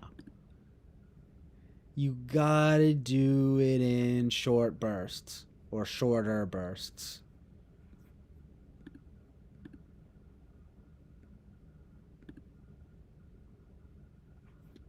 You went to Mr. Royce is there.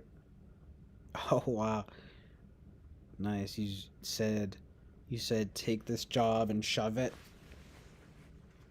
Badass. Yeah, it seemed like that was a long time coming. You can find something better. Almost definitely, considering it sounded pretty crappy. Leaving before, also you get to leave on your own terms instead of being fired. It seems like, judging from what you're saying, you probably had some decent intuition on that. I mean, I don't know why. Obviously, I'm not saying you should be fired, but it sounded like sus. So that's good, man. Just fucking dip out first so you can get the upper hand. No, I know, Carrot. I'm like, I literally am thinking of that. Like the second I say that, I'm like, okay, just keep streaming. I almost said something. Fuck you guys. No, I'm just kidding. But so good.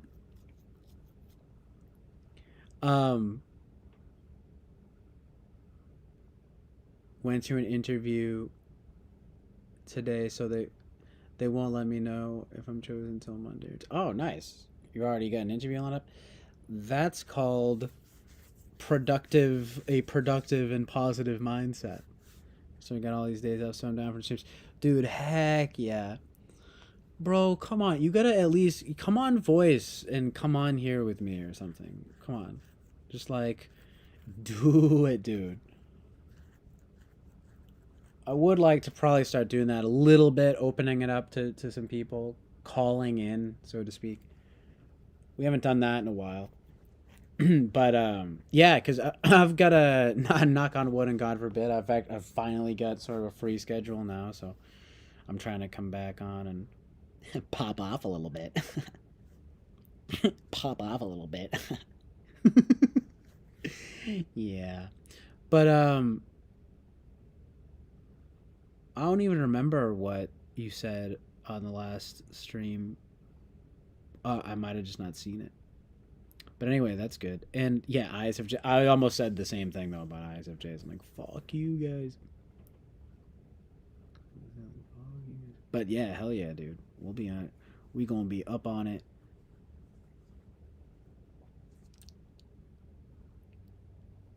Looking cute with that light on.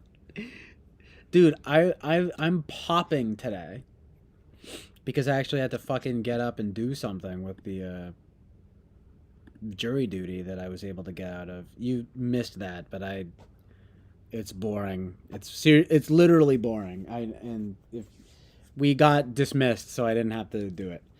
But that's why I started streaming, was because I was already up. And I figured I would start streaming on my phone outside, and then yeah. But now I'm downstairs and there's some lightage going on. The door's open. Should probably, I guess I don't really need to close that, but it's yeah, I figured I would and plus I get to sort of flex a little because I'm wearing normal people clothes, you know, so I figured I'd be nice and sexy, you know what I'm saying? Just come on here and be a cute be a cute king. You know, there's any eligible bachelorettes out there? Christian Mingle. Dude, what's up with Christian Mingle? Is that kosher? And is there kosher for Christianity, right? Is there such a thing?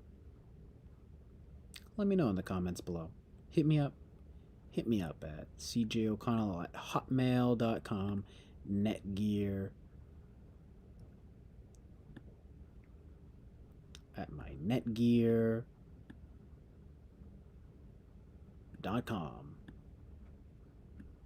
Hotmail. I had a coffee from Dunkin' Donuts earlier. I got a salted caramel cold brew. It was pretty good. It was pretty good. It was all right. Dunkin' Donuts, I don't know. It doesn't really make my stomach feel that great. It's not that good, but it was all right. I actually felt a little better later, and then started streaming. I gotta eat some normal food soon. Yeah, I knew you were kidding, Bobby. But it was really funny. I was actually watching it back a little bit because I always like to see how some of the music sounded and things, you know? And more than anything, really. But I was looking at the chat and laughing at all those comments. It was so fucking funny. There was like one thing in particular I'm trying to remember that you said that was so good. Like there were so many things, but like just a few really funny things. Like I had a coffee after watching Poakatsi. Dude, hell yeah. Yeah, you're right. You're right, Bobby. I know. It's like, where's KB9? Oh, like, watch she come in now. I know she likes PJ Harvey. We have very similar taste, at least in music. I don't know about film and stuff as much, but definitely music. But I know, right? See how cute I'm being, too? I'm like, break up with your boyfriend, yeah, or whatever.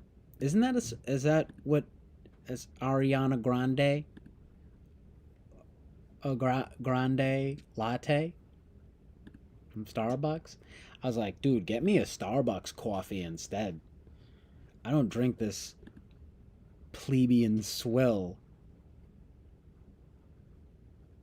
Oh yeah, by the way, Sam, you said something about being close. We gotta make music. Yes, absolutely. And Sam says, I always want to stream making shitty, goofy noise music or something. We can arrange that. Even just through the fucking laptop or whatever, but we could do it in real life too. But also, you were talking about being your SJW guest. I'm down with that. You start getting into like frickin' leftist philosophy and politics. I'm like, ew, dude, that's not Jordan Peterson. What? What? But you're not echoing Jordan Peterson talking points. I don't know, it's funny. We tend to actually have pretty sort of similar viewpoints, but I think you're more into it, you know? You're more into it. But that's pretty base recently. You were talking about you were like, you're trying to find Christ and you're not gonna get it through shrooms and stuff. I don't know. I mean, it's interesting. I really want to know what type you could be, really. I hate to always comes back to type, right? Oh no, it doesn't. But I'm just saying like it actually always comes back to the Bible. Like I was just saying. It really does, but no, it's seriously, but like the man, I know I'm sort of dying though to see what you or at least know what you could be. But in some way it's like who cares, you know what I'm saying?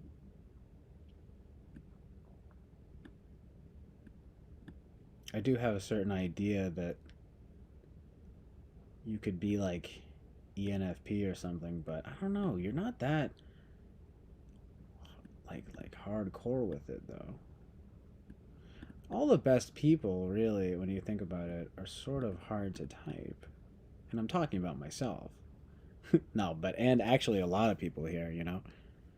But um hey, even Bobby and I don't even think Misfortune knows her type yet. Did you choose Misfortune, by the way?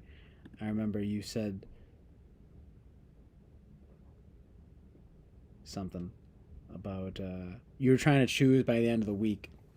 Sam goes, I would go literally ape shit. Yeah, that'd be pretty freaking sweet. Bobby goes, he says his roof's leaking after that.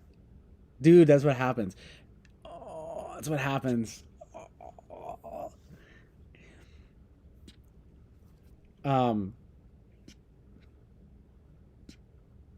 well, I was saying Misfortune was saying she was gonna try to like choose her, um, her type by the end of the week or something. Melting zero. I did want to ask everyone though who an interesting idea would be like if you weren't like I don't know, maybe not now because it's not really everyone here, but an idea I've been wondering what people would say is like what type would you think you are if you weren't the type you are that you think you are? You would be like your second choice kind of thing, you know? Like I'd be like I'd like Lena for example, right? It's like what do you cuz yeah, you are kind of easy to type, but no, it doesn't it doesn't make you mediocre. It's sort of like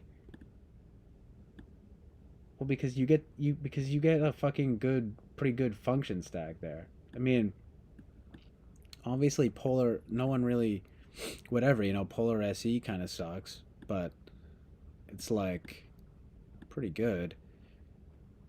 It lends itself to being I don't know. It's just a pretty good type overall. But I'm wondering though what people's other sort of second types would be, you know what I mean? Misfortune says I haven't picked my type yet. I'll pick after I figure out my pronouns. I kind of did, but I still don't believe it. But yeah, yeah. Sam goes. He's like, I'm trying to find Christ, and you're not gonna find that. I'm not gonna find that through shrooms. And I was like, oh, unbelievably based and good, because it's so true. I was actually thinking after that too. I was like, dude, yeah, you'll find some DMT clockwork elves, and that's it, you know. Oh, look at that aesthetic. How do you like that? How do you like that? Right? I'm telling you guys, look, I'm sorry. The Arial font is the best font. It really well, actually, okay, Arial and Courier New.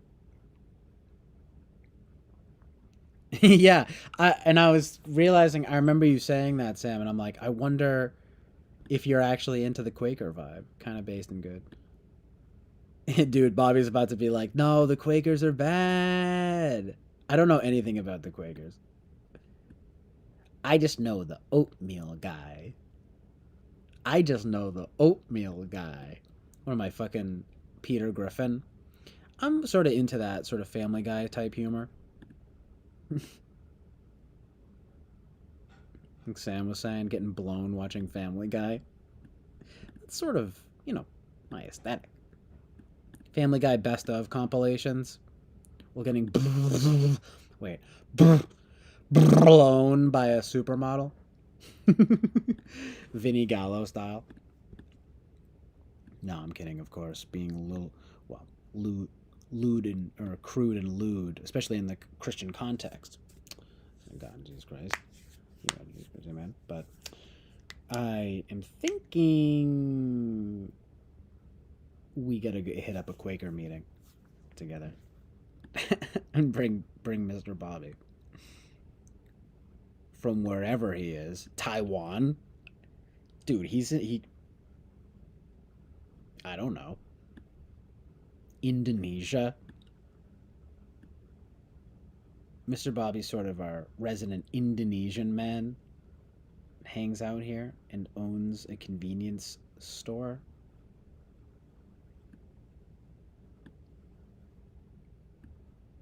In one of the sort of islands, Polynesian, bit of a Polynesian vibe. that I can sort of appreciate. Um,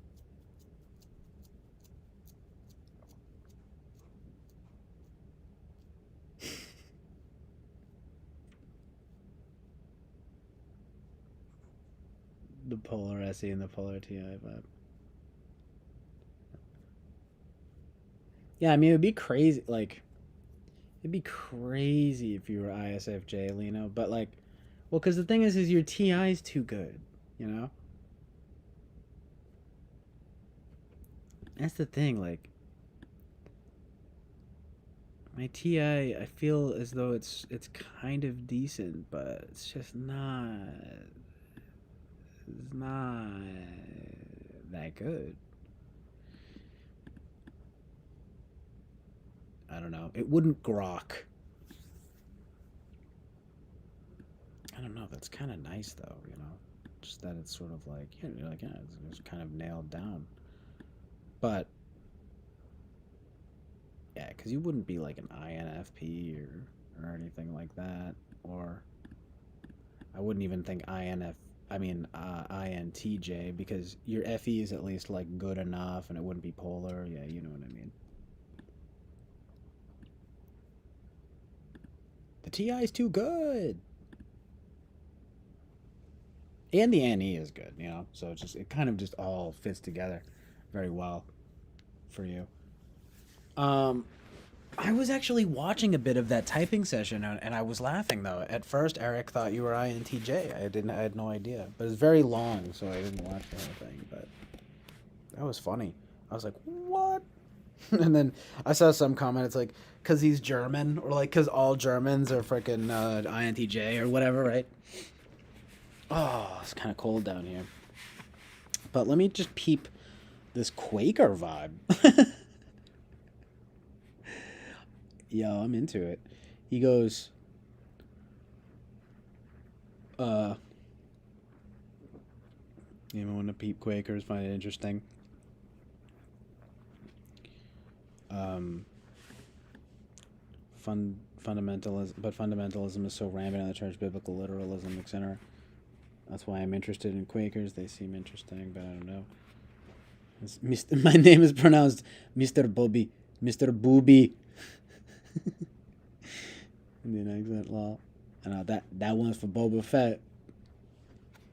He's our local Indian. He's our local. I'm gonna say he's our local Indian man. So good.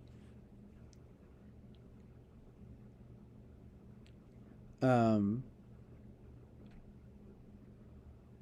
it's crazy though. Yeah, Boba Fett has excellent English though. It's like I don't know how. I mean, I guess it makes sense. Everybody winds up having to learn English, I guess, because we fucking colonized everything. And actually, that's tragically, that's like a vibe too with the British and India and everything. India's kind of cool. It is too bad though that I feel like there's a lot of parts that are kind of can be very underdeveloped, but it is like a very, kind of beautiful spiritual place. I don't know. I like. I'm interested in Indian culture. People always talk bad though too about Indian food is gonna upset your stomach or whatever. But I don't know. Never tried it. I'm not the most adventurous eater anyway, so it is it is what it is. Anyway.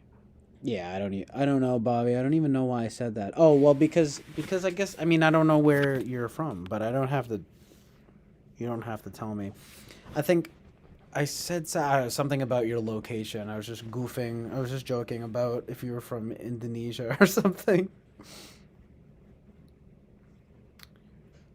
But Sam says, I've been reading this interesting book on and off called The Battle for God about fundamentalism and biblical literalism, etc. I don't know, you might find it interesting.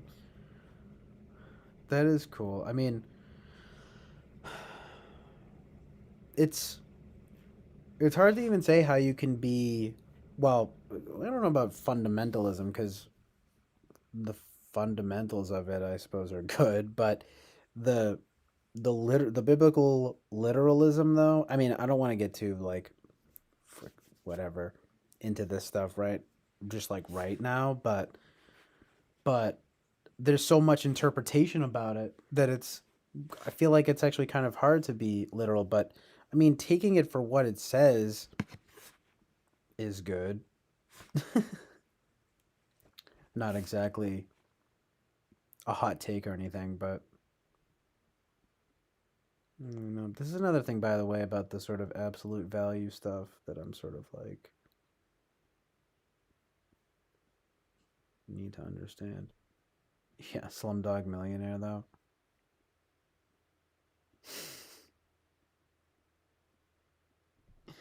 I'm having the good English. You do say the thing. I'm assuming that's a joke. I hope it is because it is very amazing. Just like you do say the a lot. Like when you talk about type, you're like he has the ENFJ. I'm like that's funny because no one ever said that. But there's something kind of proper about it though, where it's like it's almost like accidentally probably, but you're like making a delineation between what a person like sort of does and what they are or like what they have. I don't know. It's just interesting. You have the you have the INFJ. Almost I've said this before, but it's almost like you're talking about having like a disease or something. I don't know. It's pretty funny. I guess that is kind of an Indian thing though, right? Like he has. I'm having the good English. So specific and good. But anyway,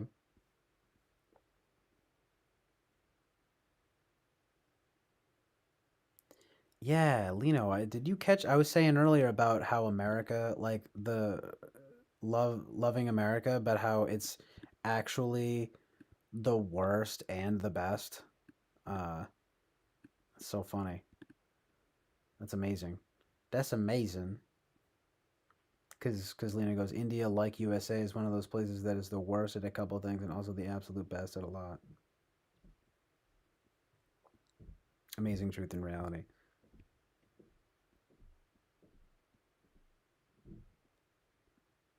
It's amazing. CJ, can you acknowledge my awesome NI by catching the subliminal vibe regarding Kami and your aesthetic and etc.? No joke, dude. Um, yeah, I suppose that's NI. I mean, it's not like I'm honestly not even joking. I hadn't exactly, you know, thought of her specifically yet, but I definitely was sort of like, well, I'm popping a little bit, sort of show my true colors. No, but my no pun intended. Having a sunlight vibe and sort of popping, being a bit normal. So I'm gonna say being normal and good. But I what was I gonna say though? Oh yeah, but it is true though. She is relevant always, in my heart and soul. And as with the PJ Harvey vibe and everything, yeah. It's true. It's not yeah, it's good NI, dude. It's a good NI, dude.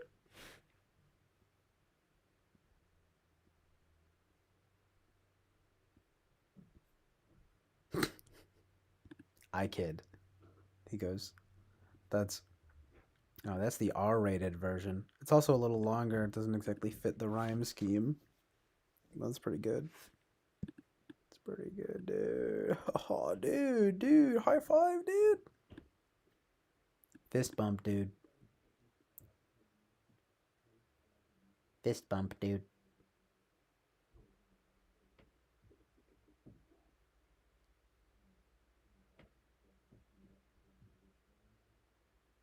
Um, sorry, I was just listening upstairs. Dad's talking to my mom about stuff right now. Um, oh no, yeah, but I mean, you know. Um, Yeah, you know how it is with Kami. I mean, Kami 9, she's sort of the love of my life. I'm kidding, but yo, I had to do it to him. I had to do it to him. Dude, I don't give a fuck. I'm popping off today, dude. Dude. Yo, I'm mad tired though. Oh yeah, true. You like the normie vibe too, by the way. Norman Bates.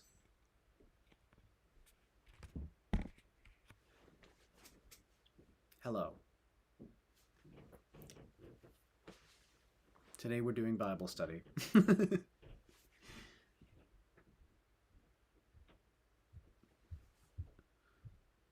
We might. Dude, even Chaos Fuel was doing Bible vibes. That was pretty amazing. Dude, everyone's on that vibe. We might have to do it. I don't know, Bobby. You got to get on Voice Summit one time and sort of pop with me.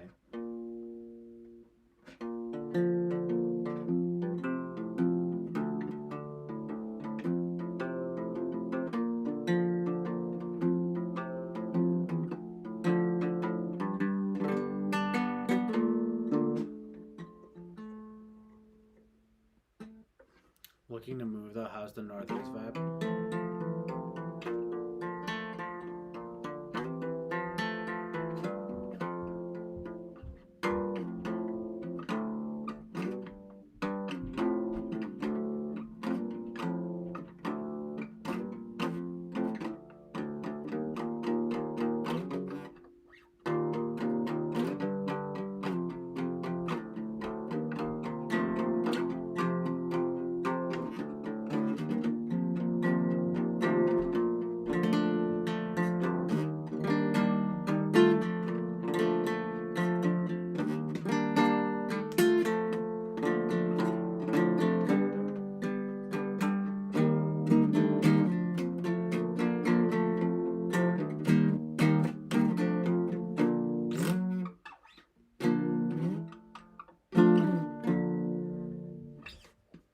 Um,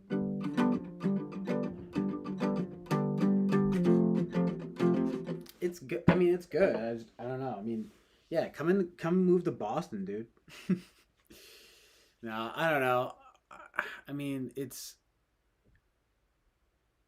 the Northeast. I mean, New England's pretty nice overall. It just sort of depends on where you go. It's sort of a mixture of things. Like one place you go is like kind of rural, one place you go is like urban. And then, plus it's like I mean, it is generally quite liberal, blue state kind of vibe. So I mean, it is what it is, but I don't know. I don't tend to find, but I do tend to find though it isn't exactly. It's not San Francisco. You know what I mean? It's like, especially if you know what I mean. Like, there's a lot of. It's pretty. I mean, I would say, knock on wood and God forbid, it's pretty diverse in a good way. But everyone knows there's sort of bad places and good places. I mean, I'm not exactly saying the most interesting takes, but that is the vibe. And there is a lot of nice scenery. There's a lot of whatever nice fall foliage. Everyone always talks about. I mean, beaches. You get the nice beaches. It's true. It's true. I love going to Maine in the summer. Um, Maine is very nice. Um, yeah, Boston's pretty cool. I need to start kind of going into the city a little more. But I was just at Newport. Newport's nice. I don't know. Providence is okay. I don't really know that much about Providence, but the Cape is decent.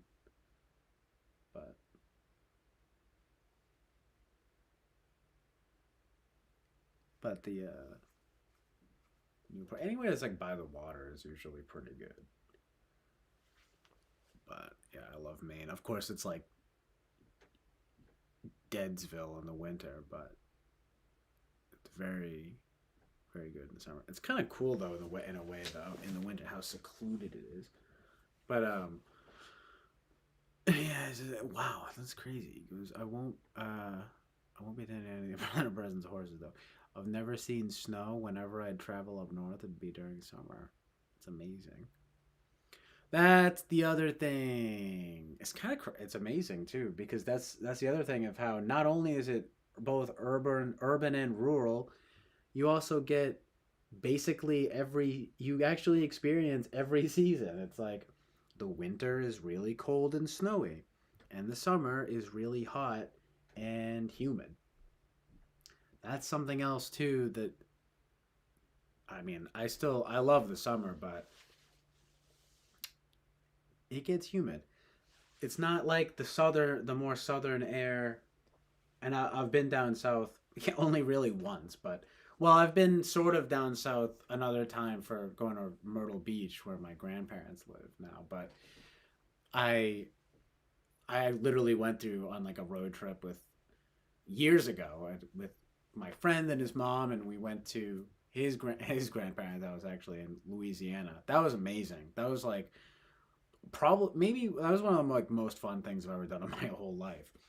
And going down south, yeah, it was so hot, but it wasn't humid, and that was like a very big difference. No, it really is though, because it's not. It's like very boring talking about weather, but it really makes a difference because it's not oppressive, you know. Um, but it's definitely somewhat oppressive up here sometimes, you know. Road trip with besties, yes. Painting nails emoji.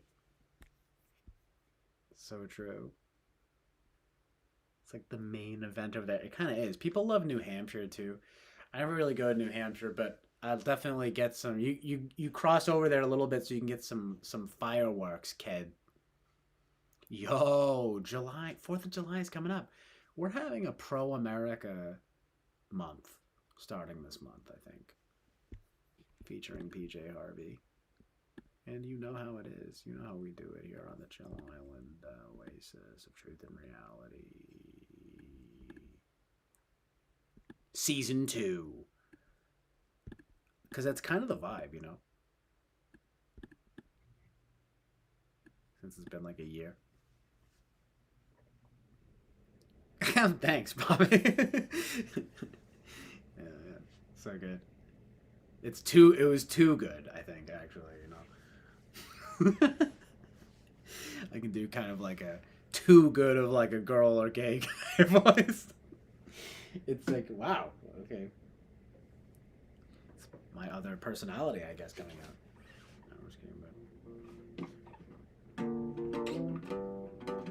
because I get it, I really do. Because like, if I wanted, to, I feel like it would be easier in some way to just talk like that. Like, all actually, it takes a little bit of work, but just like talk like this like all the time and just ugh, it's actually too much. I'm sorry.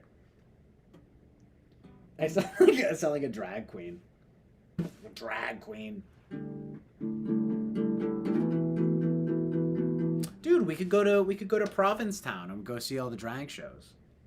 Be super fun, you know? The funny thing about that is that I feel like that used to be like just like a spooky and goofy novelty. And then recently with all like the kid stuff and stuff, it got like super weaponized and now it's like the worst. It's like evil, you know? I mean, don't get me wrong. I always thought they were like weird, just like clowns, but it was never like it's got super politicized recently. You know, I mean, obviously, let's not get into that, but I'm just saying. You talk about Provincetown in Rhode Island. That's like it's not again. It's not San Francisco, but it's kind of a gay capital. As Elton John is on the TV right now.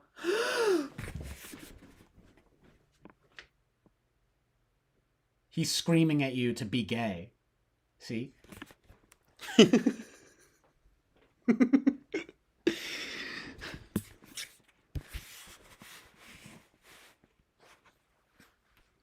Cause I'm a rockin' man. Rocket Man.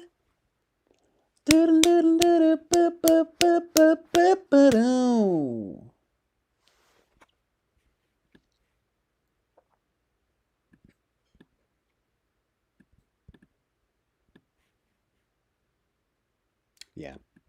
That's all I've got. Oh. Oh yeah, that thing you said though, that was one of the other things you said that was funny. You're like, I'll never forget when my middle school teacher taught me what did you say? Like made me realize I was pan. And then Thomas Pimp's like, how does your middle school teacher make you realize you're pan? And then I'm like, yeah, he made him realize. He made him realize he was pan. Oh, I'm so grateful. That really was a vibe though. You were nailing that vibe. Oh, what I was dying at was how you kept being like, you'd be like, a little thing that people keep forgetting about, like colon, love. And like capitalize the L too, which is a thing I love that you do where it's like capitalizing the vibe. I don't know if you do that on purpose or not, but it's fucking hilarious. It's like, or just like kindness, capital K, kindness. So good. Yeah, me and Sam sometimes do that. It's a little bit ironic, but it's sort of a vibe. I mean, people do that all the time, but I love the capitalizing things so as to sort of refer to the concepts.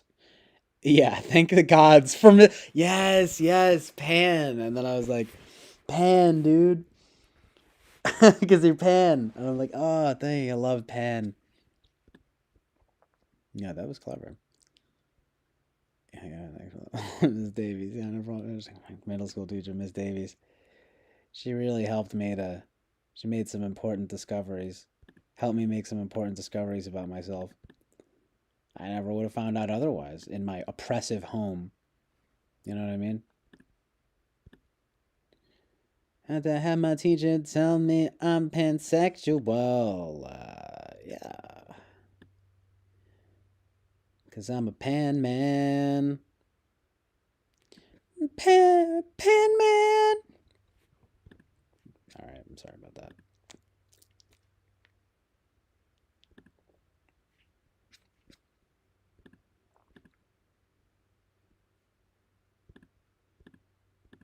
I'm the panest man.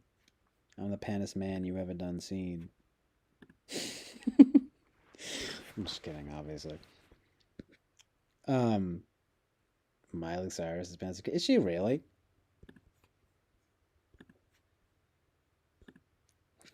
Whatever. I just don't even understand. Like, I mean, I guess the vibe is like, oh, whoever you fall in love with is the person. I mean, all right.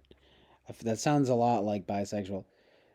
To, of course, steal from Rick and Morty, which, again, of course, whatever. Fuck Rick and Morty. But it is funny, that thing of, it's like, that sounds like bisexuality with extra steps, you know? He's talking about the with extra steps thing. It's funny. But I get it. At least it's purports to be a little bit nicer in the sense that it's sort of romantic. Because it's kind of like that Dave Chappelle, or, well, Owen Benjamin technically, but then Dave Chappelle. Like the buys are like sluts, right? But then the pans, I guess, are at least, he didn't say this part, but it's like, at least, I guess they're purporting to have a sort of romantic inclination, right? Well, that's the thing, Bobby. It's like, it's like the same as bi, but there's a sort of at least a more romantic connotation, you know, allegedly. I'm just kidding, but you know what I mean.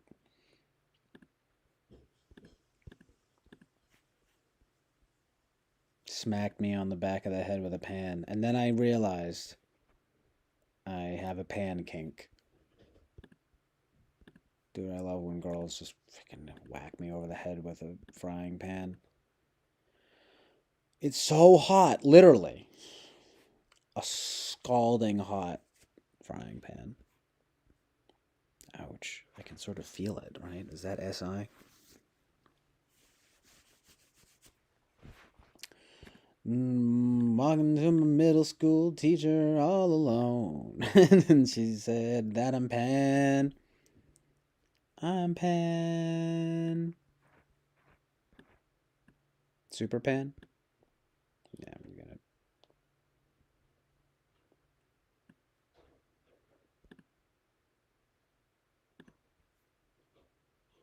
Pan's like it's anyways, the baby will transfer. Kinda. Literally.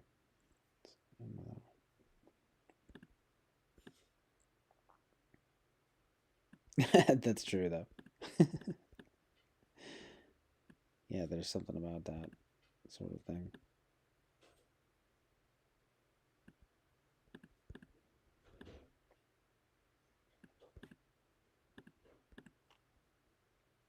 I'm gonna put up some more pictures here. Actually, I don't know. It looks kind of perfect now, but there's no real background.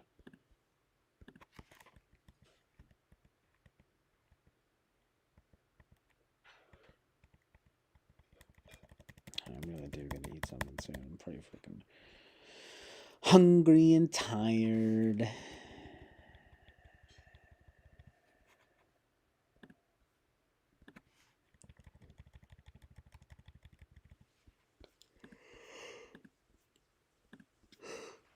Oh.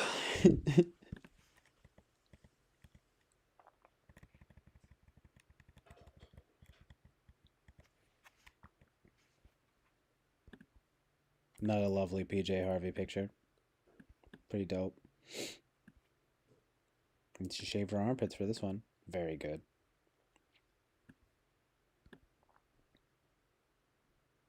Too bad we just see one. Not to be lustful, but you know how it is.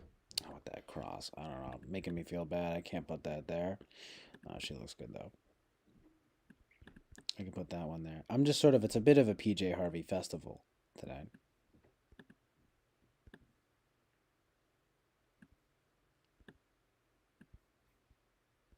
Oh yeah, that looks pretty good. Oh yeah, that's right. I can sort of crop images as well. That amazing discovery.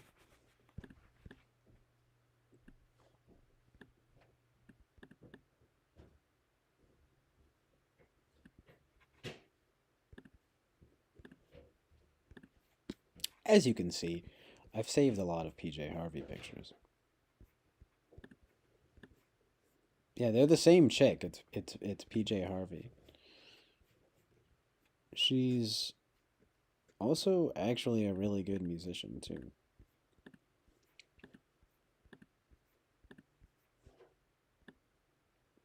I love her music, and she is gorgeous. She is definitely beautiful. Um, yeah, she's interesting because there's so many dope photos of her, and then in some of them, like she looks kind of weird, but then some of them she looks like really good. Like that one's, yeah, it's a good one.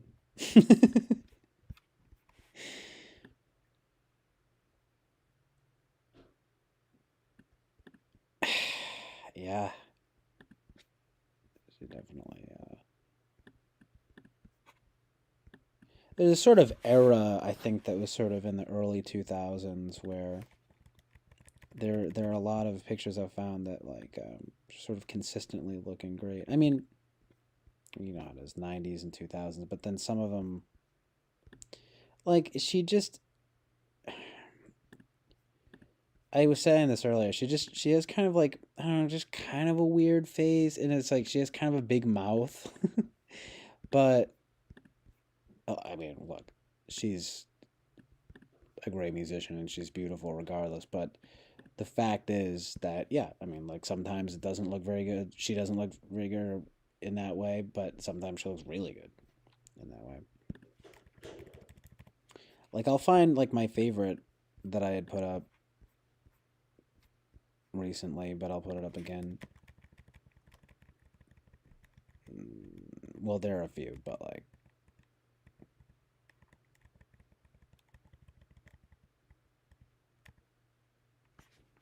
but I mean, you know, it's like this. This is probably my favorite one that I've found so far. I'm like, whoa, amazing. I mean, the red. I mean, you're right. The red one looks really good, but this is so funny though. There's so many pictures of her, like, kind of creepy. That's the thing is, I don't want to be like actually like creepy, you know. But yeah, I like that's this one's sort of my favorite one so far, if I'm being honest. Look at that though. These are like the best. These are all like my favorites actually, you know. Um Maybe I can find Maybe I can find another kind of one more for good measure.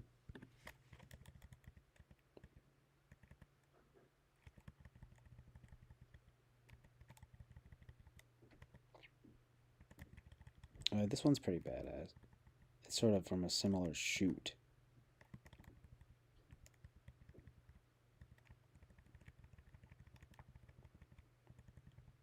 Looks like it's from the exact same shoot, but I'm into it. I'll put it again. I'm sorry, Julia. I'm gonna make one for BJ here.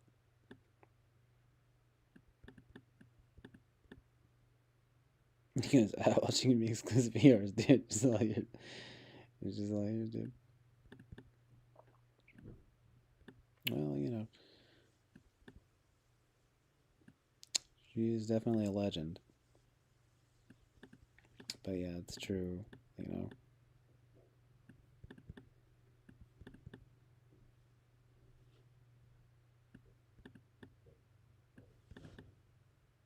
I wonder if I can find. Hold on. Cause I pray days, I pray nights.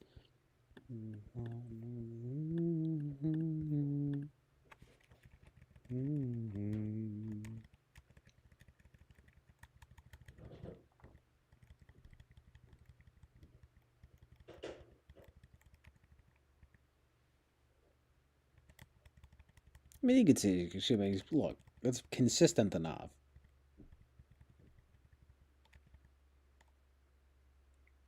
Okay.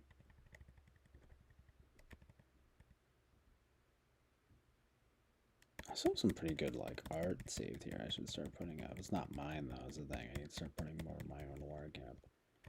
Yeah.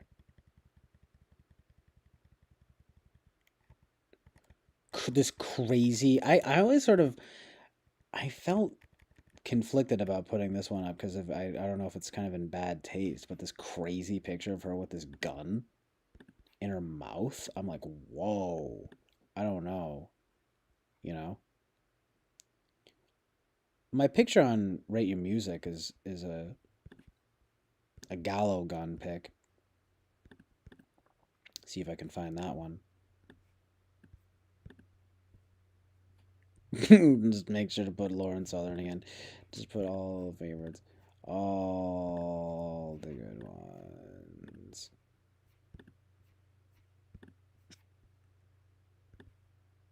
Yeah. That's why I don't know. I don't want to be too sort of you know,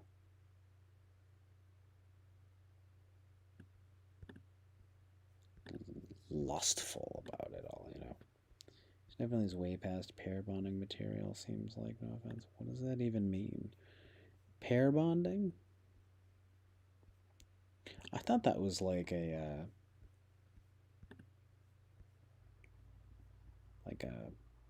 weird, like a psychological thing.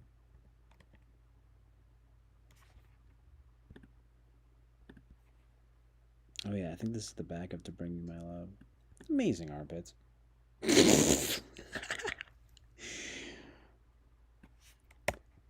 No, I'm getting rid of that one. I'm trying to find the Gallo one. But is that more of a biological thing?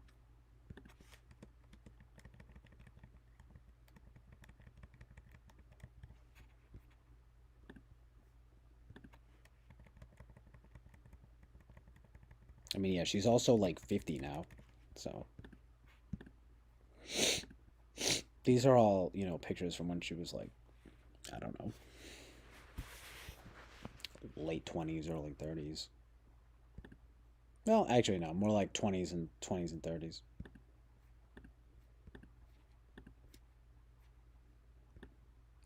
But I gotta find the Gallo picture now, you know, to add to the gun vibe. I mean, why not?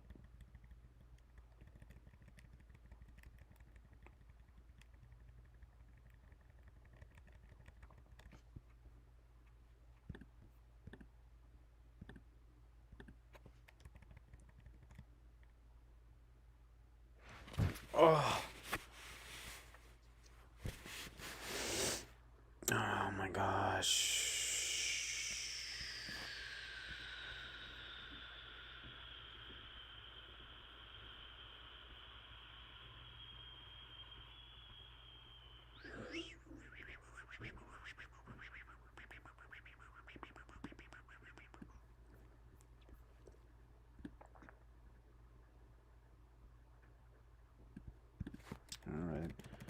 Maybe it's here somewhere. Well, first of all, we're going to add one of my favorite Gallo pictures that people just need to understand. And then, look, we're going to get rid of this one. We're going to put Gallo here.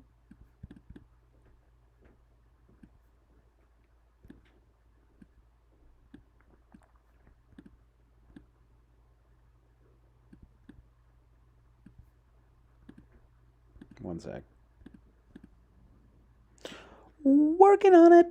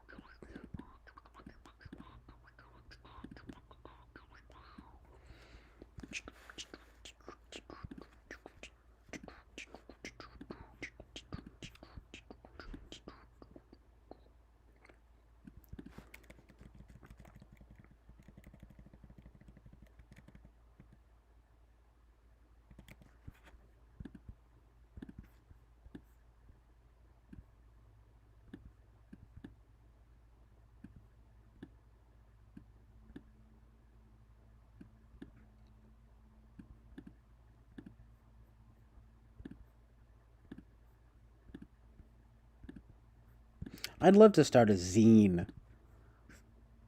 I feel like no one really does that anymore, though.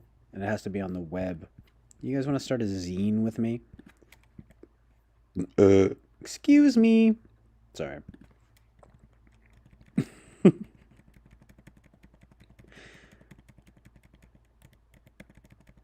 Oh, I cannot find this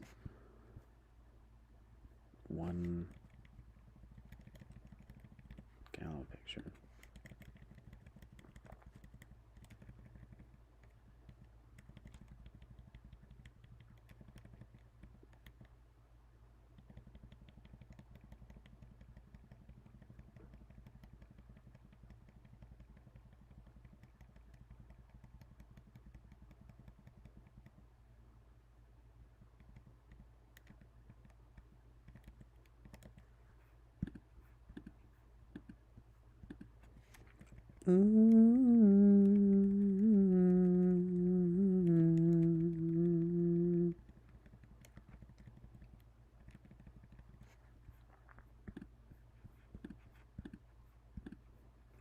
I prayed days, I prayed nights for the Lord just to give me a sign.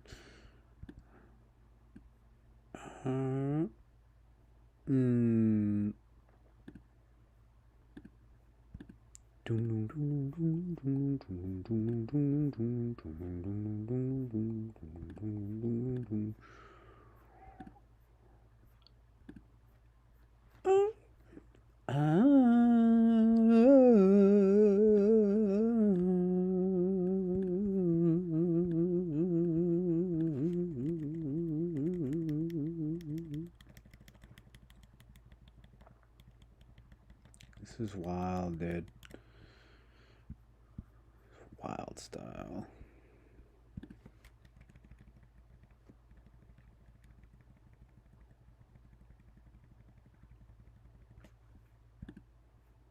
I'm gonna find it eventually. It's here somewhere. That was a different version of that. Well, look, first of all, look, we have to make sure to put this one again for Pride Month, you know?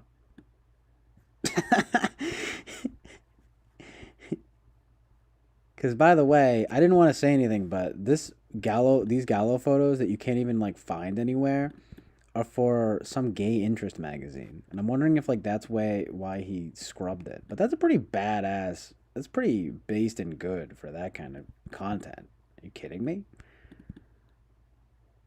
I think it's amazing, especially with the peace sign. I'm like, that's so good. Yeah, by the way, Carrot did mention something of like, oh, do you think you could be ISFP? I mean, I just don't know. I don't think my SE is good enough, but it is interesting to consider.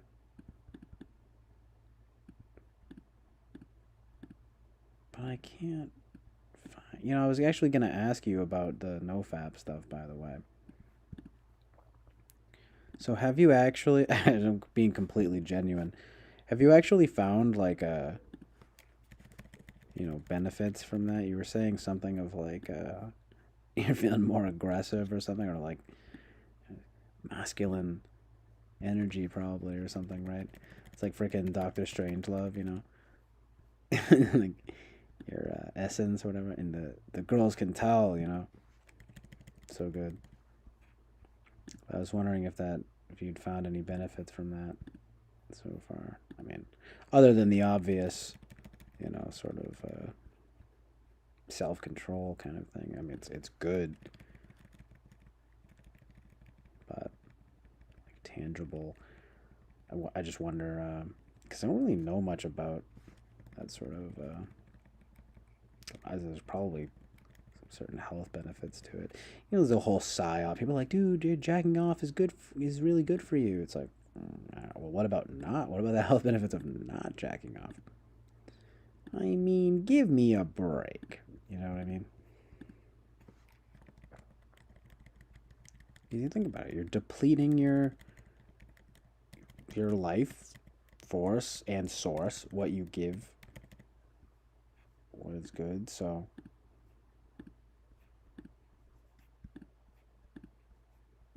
okay, Bobby.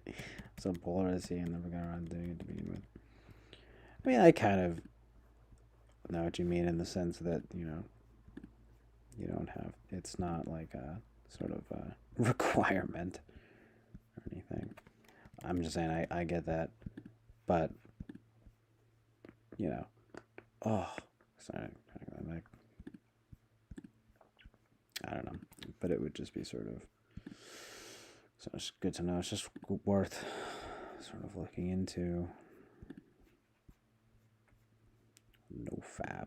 Charles Carroll has some videos like about like fapped out.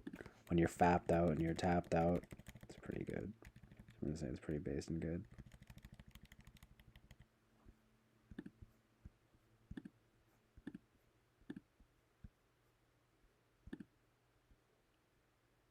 Well, this is a different gun vibe, but that I found from Gallo recently. But that's not the one.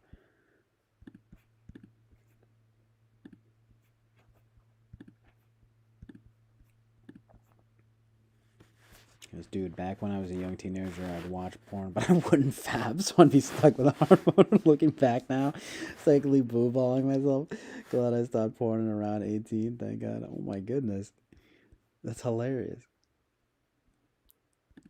I mean, just the idea of sort of watching porn and not jacking off. Sort of takes some self-control, dude. I've never really been into porn as such, though. I mean, in the traditional sort of sense. I hate to be whatever. I'm not gonna get into it too much. I don't want to be weird about it, but it's like, yeah, look, I'm into girls and stuff, but I don't like.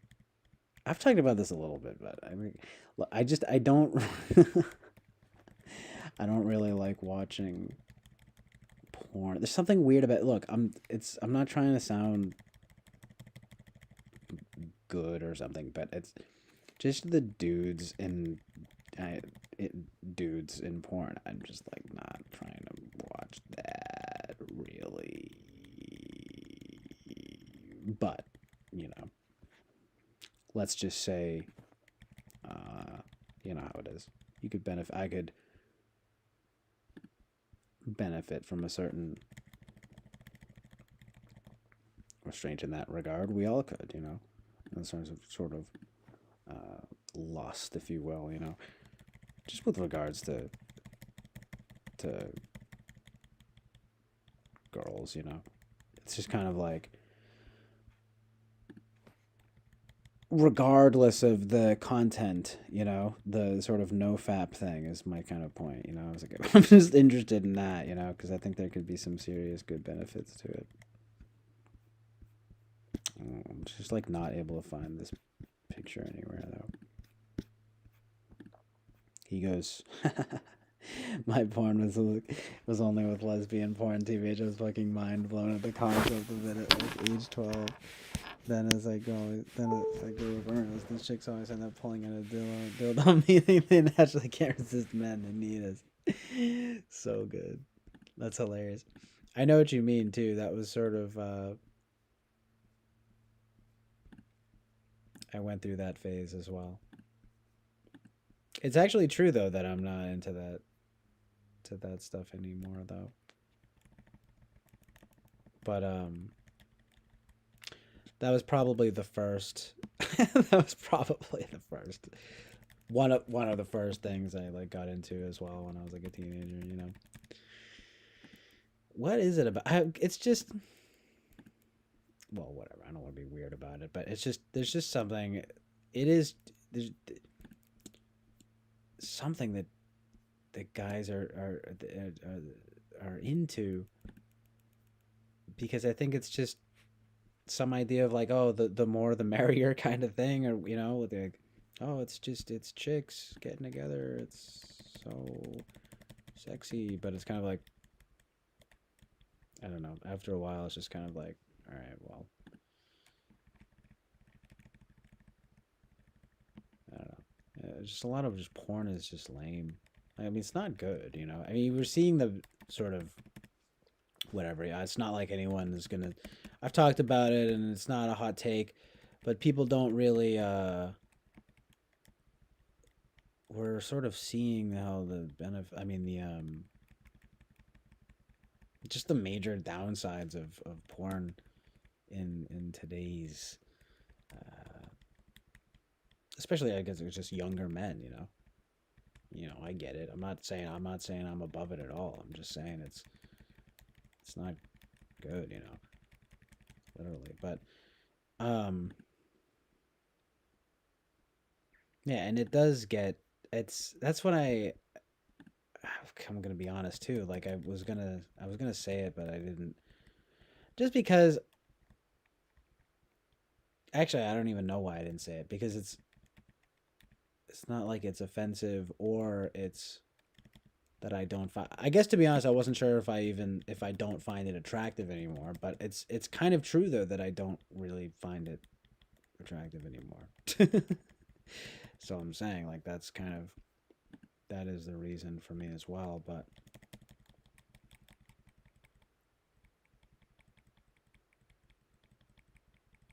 But yeah, it is something I think every guy kind of is into, that at least for a little while. Some psyop. No, but I don't know why. Flow State talked about it. Taylor talked about it once on his stream, and it was funny. I said something like, because it's that thing of like at parties, it's always like, oh, the girls are kissing, and then I made a quote that was like, hey, oh, everyone, come look at these two dudes kissing, and I was like, said no one ever, you know, no one's ever wants to see that. No offense. Look, I'm sorry. Well, what I mean to say is like no hate, you know. But literally no hate. But I'm just saying it is very funny how that is, you know. And yeah, you're already getting into what I'm talking about here. Yeah. Yeah. Speaking of Sasha Grey, is Sasha Grey with a gun? I mean, porn. Is Sasha Grey with a gun now? Since I just cannot find.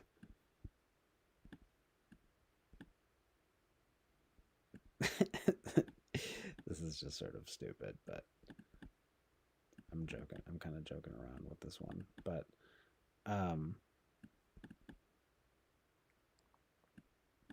just can't seem to find that Gallo one anywhere. I mean, I guess I can sort of just find it again now. The Gun Lover. I guess it's like a short film that I still need to watch, actually. Well, I just can't really. I need to find it somewhere.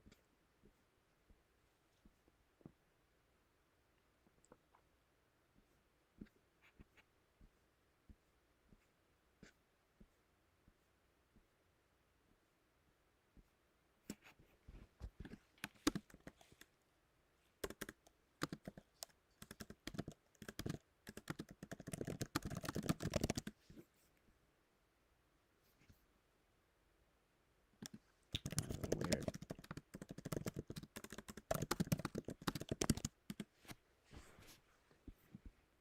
Can't find this picture anywhere. I'm just kind of being OCD about, saving it from my Rate Your Music profile. I have the picture somewhere. Not even that important, but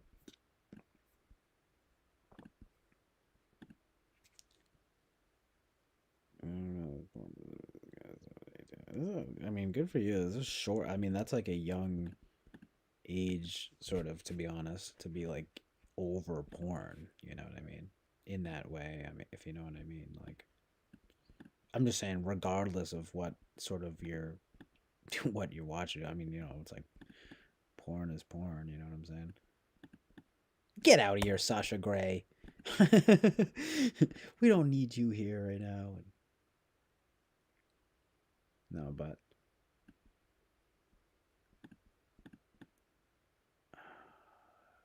just figuring this out here. And then what I'd like to do.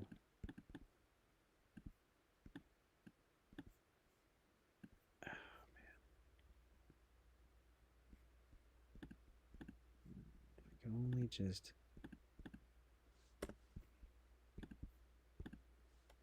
figure it out here.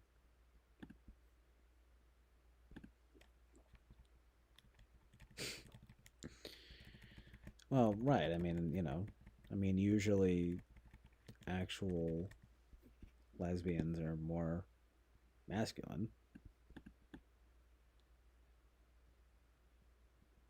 Not always, but just, usually. So it's not as attractive in that way. But that's kind of, it makes sense. And plus, they're not trying to be attractive for men anyway. So, like, shouldn't really be offensive or hate, you know what I mean? And now you're taking rid of it? Well, whatever. You got me to say something about it. Oh, you're getting rid of everything. Damn, all right. Do what you gotta do. But I hear what you're saying. But that's, Taylor talked about this stuff too. And I mean, people, it's not that controversial. It's just, I think when I think when it gets controversial is when you say like, oh, there are no lesbians. It's like, well, I mean, there are clearly some, you know, but I mean, I'm just saying what you're saying is true though, because it's usually,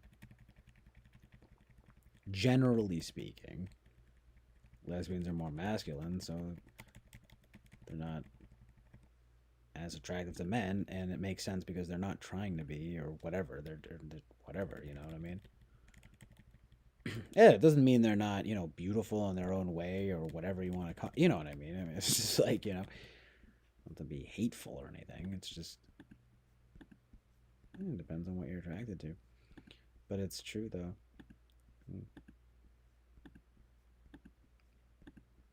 Oh my gosh, you gotta watch this video from this guy MK Ultra Money. And you got this whole panel. They're talking about, um, basically something like the elites are turning people gay, and that sounds like some crazy, controversial thing. But they actually just talk about how it's really a thing to do with gay guys being in charge of fashion and doing stuff um, with uh, like baby got back, you know what I mean, like just like it's like a sort of a lineage. There's this one guy, he's sort of tracing a narrative of that kind of thing, and it really is very, honestly, it's actually really funny, and it's also like true. Like, I mean, it's the kind of thing that people would probably get offended by, but like, I see no lies. They were talking about it too. I was like, hey, I get it. He was like, I'm into it all. I was like, even girls' armpits, you know. I was like, I'm into it too. To be honest, not to be lewd and crude, but we're just talking about, every part of a girl can be beautiful. It's like even feet and stuff. But I'm not like a feet guy. But he was talking about whatever. Feet is weird. They didn't say anything bad about armpits, like good, but like feet's weird. But whatever, kind of understandable, at least in my opinion. But like the boobs thing and the butt thing. The idea is the butt, right? Getting focused on the butt. And it's like a sort of a long narrative that this one guy especially talks about. It's sort of the psyop of it, um, of getting dudes into butts. And it's crazy because when I was younger, I had a friend. See, this is a bizarre story. Um, Me and my friend were kind of this guy in the video says, if you're a Buckeye, like you got, but when I was younger, when me and my friend were younger, we would always say like we were like, oh yeah, like, girls' butts are the best. I mean, mostly not because of like whatever. I don't want to get too like inappropriate, but it's sort of like I was like, well, it's right near the pussy and everything, and the butt looks good, and whatever, right? So it was like that kind of thing. And then I think it was my idea, who I actually said, this is what's hilarious. And I'll admit, I guess maybe I was a little bit psyoped, you know, but I remember I said, I was like, no, it's it's about the butt, like the it's actually the boobs that when guys say they're into boobs more, it's gay. But the thing that's funny about that is that we actually had a friend who wound up being gay. He's actually like pretty gay. And like to the point where like people like regular gay people be like, all right, he's like out there because he's like one of these. He's like, I was smoking a cigarette and like, oh, I'm clubbing. He's like a club wannabe kid. And whatever. Look, I don't hate him, but I had to like mute his stories. It's too much. But he said he liked boobs. And then me and my friend laughed about. I mean, we probably shouldn't have been like whatever making fun of him, but we actually kind of made fun of him. We're like, that means you're gay, and it turned out he was gay. So he said boobs, and he was gay. But the thing is that I do think that in the end, yeah, it's girls have boobs, dude. Everyone has a butt. And plus, yeah, butts are kind of gross in that way. But I don't know.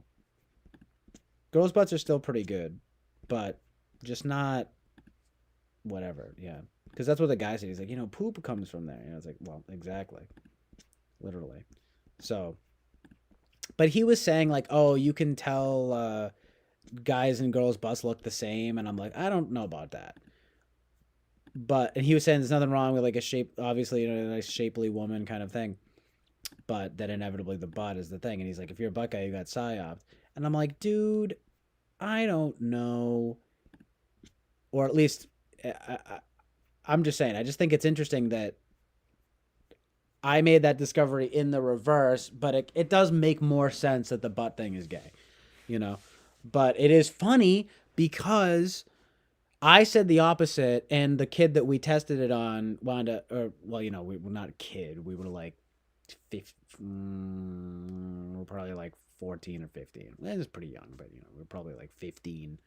And then he was like, he said boobs. The idea was that you're trying to seem straight by saying it's boobs, but everyone knows it's like the deep cut or whatever. If you're really straight, you like butts. But that's ironic. It's like I didn't even think of that. But I'm saying he did turn out to be gay, so very strange. So I don't know if it entirely holds, but anyway, generally speaking, it makes sense. So I'm gonna say generally speaking, it makes sense in the sort of side. So you should check it out. MK Ultra. The elites are secretly making you gay. Pretty good video. But it was crazy. It brings up black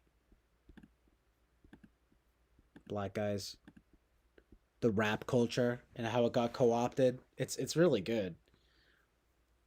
And it was really interesting to see because it's not like this was some kind of it's not like a political you know what I mean? Like because it isn't political or religious or anything. It's just based in good facts, you know. So yeah, that video and it's really funny and just true and good.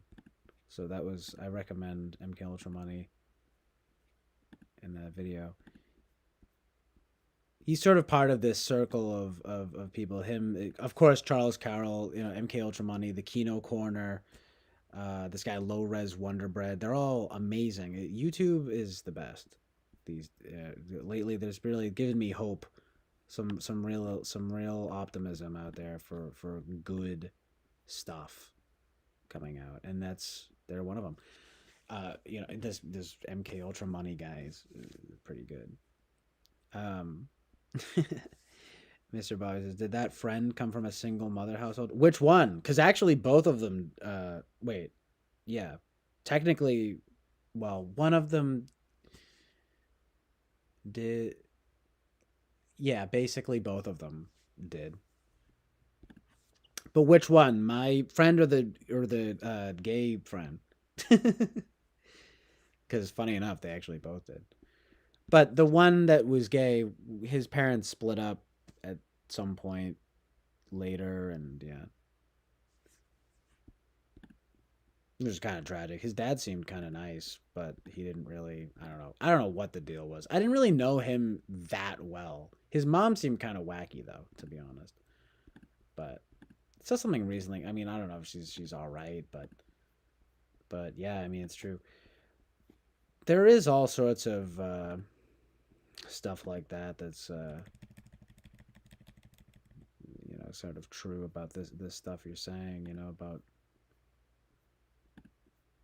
the way I don't know, just people are raised in things. I mean, and it's not even like a it's definitely a bit controversial at large, but it's a thing that actually like gay people talk about. Like it's a known idea that this stuff happens, you know. But I suppose the idea though is like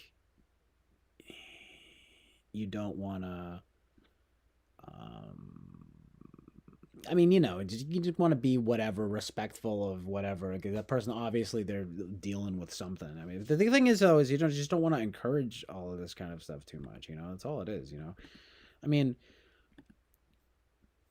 it's just it really must be. Man, you know how it is. It gets difficult. I don't know enough. But I do think there are elements in the situation that are both nature and nurture, and that's all I'm gonna say about it. You know.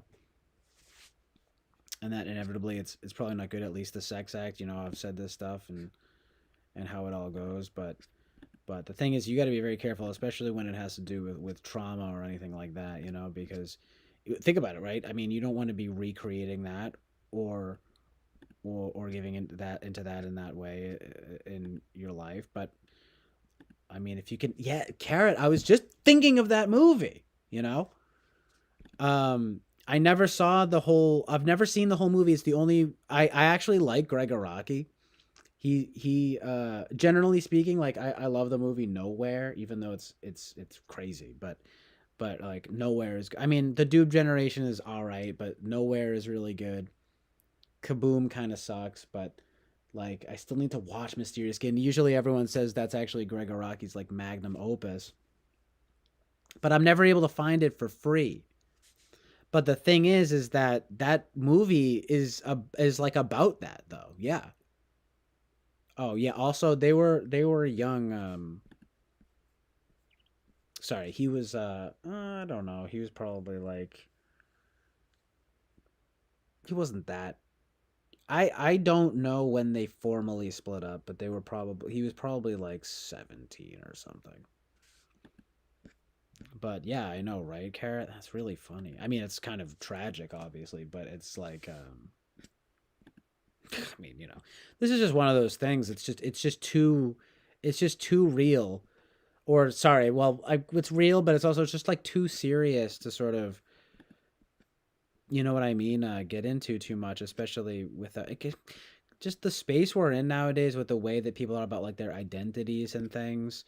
Like it's and it's like you're sort of invalidating them, and but I'm saying it's a mixture of this stuff. It depends. I'm not saying it's this or that definitively. It's just it depends. And exactly, Carrot, it is real and yeah, and sad. That movie I need to watch, and honestly is I assume it's probably heartbreaking, I mean, that sounded lame when I said that, but it's like it really probably is though. And I've seen a lot of scenes from it and things, with the Sigur Rós music and stuff. I'm like, oh my gosh, like when Gregor Rocky is pretty good, but he's one of these guys. This is the thing, and these are things that we're not shied away from, and still to some extent are not shied away from being discussed. You know that are more so now because it's just like you gotta accept everybody, and that's I mean it's just it's so I can't even know where to begin when to how to separate that kind of thing from a person's personhood or humanity. I guess you could was the more sort of important thing. Their being, their soul, but you have to separate it, and you have to yeah. I mean, just understand that it's not always the case, but yeah, there is plenty of stuff like that, and a movie like Mysterious Skin proves it, made by a gay man. He's like at the forefront of like new queer cinema. He was they call it. You know what I mean. And like, dude, I like Gregor Ragi, but the thing is that as a gay filmmaker, he was actually saying stuff that was actually pretty based and good, and he's a legend.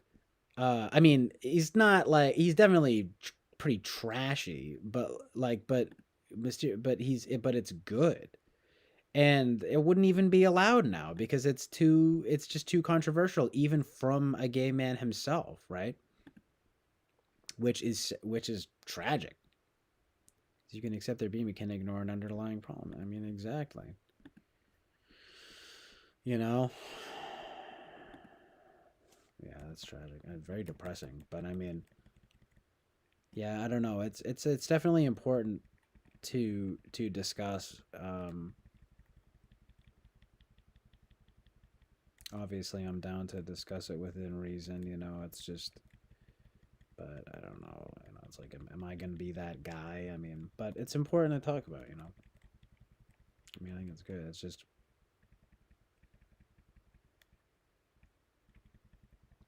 oh, that's so good, Kara. She goes, if it came out today, it would definitely get a lot of backlash.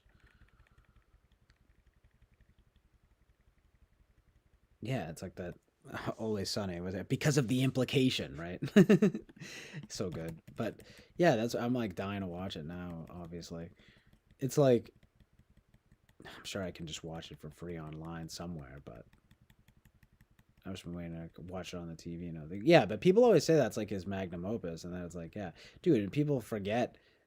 You really never actually no. He did a Criterion Closet recently. I need to watch. Lol closet, no pun intended. But seriously, he I'm actually gonna watch that after this. But that's what I'm saying. It's like it's good, and it's literally needs to be talked about, and it wouldn't. But yeah, you talk. That's something that came out. Mysterious Skin came out in 2004. Freaking, oh, it's crazy. Almost 20 years ago. So yeah, something that comes out 20 years ago, and 20 years later, you can't even talk about it because it's so you're invalidating their identity. And it's like, well, look, not all, but some, certainly, kind of thing. You know what I mean?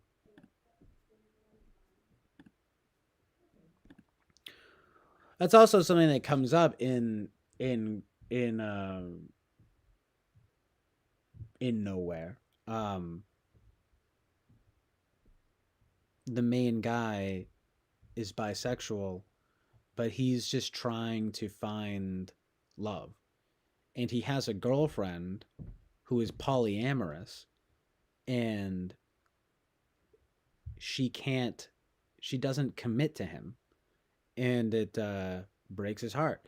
So he's trying to find love somewhere else. That movie's brilliant.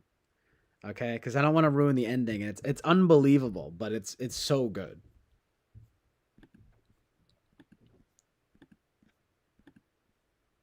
I saw it on IFC when I was younger. It changed my life for the better. It's definitely good. Like it's kind of, it's like kind of a messed up movie, but the thing is, it's so good. Like it's because it's like a gay movie by a gay guy, but it's actually about how like sex and drugs and all of this lifestyle shit in like California and everything is actually like so bad. But see, the way that they get away with showing how like awful that stuff is by, you know, making it like crazy kind of, you know? Well, okay, I guess I'll just spoil it. So at the end, the whole thing, his name's Dark. It's James Duval. He played the bunny in Donnie Darko actually, which is weird because his name was Dark, and he's filming himself. He's like, the world is so dark and everything. Like it's supposed to be, it's kind of a comedy, but it's sort of a drama at points. And you know, it gets pretty dark. Like there's some fucked up shit that happens in it. But he's still kind of funny how he's like so kind of emo, and he's like in the end a lot of stuff happens. It's sort of like a interconnected, like lots of different people during the course of one night kind of thing. But the main guy is this guy, right? Who's like he's bi and whatever, trying to find love, but the chick is polyamorous and won't settle down with him, so he's depressed.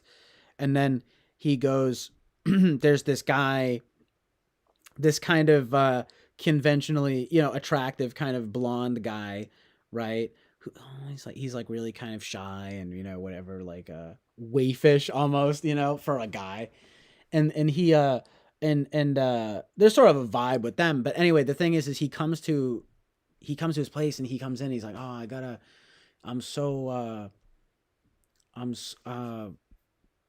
tired. Like, can I lay down with you or whatever? And then the James Duval, the main character, he's super excited. He's like, yeah. He's like, come. Oh yeah. And then so he lays down with him, and they're kind of cuddling or whatever, right?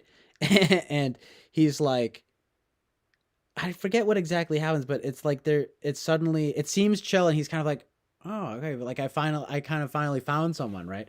And then the blonde kid guy starts, he's like,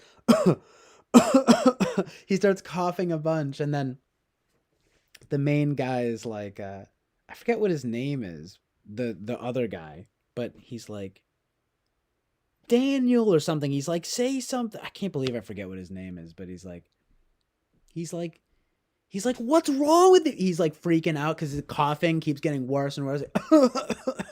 And he's like, ah. And then the blonde guy just like explodes and becomes like a literal like a reptile person or like an alien. Because that's a whole vibe throughout the movie too, is like the apocalypse and there's aliens and stuff like that around. And so literally, and I did, this was the first thing that I saw from the movie, that because I saw the end of the movie before anything and the end credits, and that was what like changed my life for the better. So he explodes and he's like, he turns into an alien or whatever, and then he just goes, I'm out of here, and then he just like leaves, and then the main character guy, he just sort of like has like blood on his face and stuff, and then he just like turns to the camera like like shocked, and you sort of get a vibe of like you know, like really? Like it's almost like I mean it's kind of sad because what it's almost saying is like I don't know, people don't get this movie I find, you know? But like clearly what it's saying is kind of like geez, am I going to find love anywhere, you know? kind of thing. And which is like very sad, you know.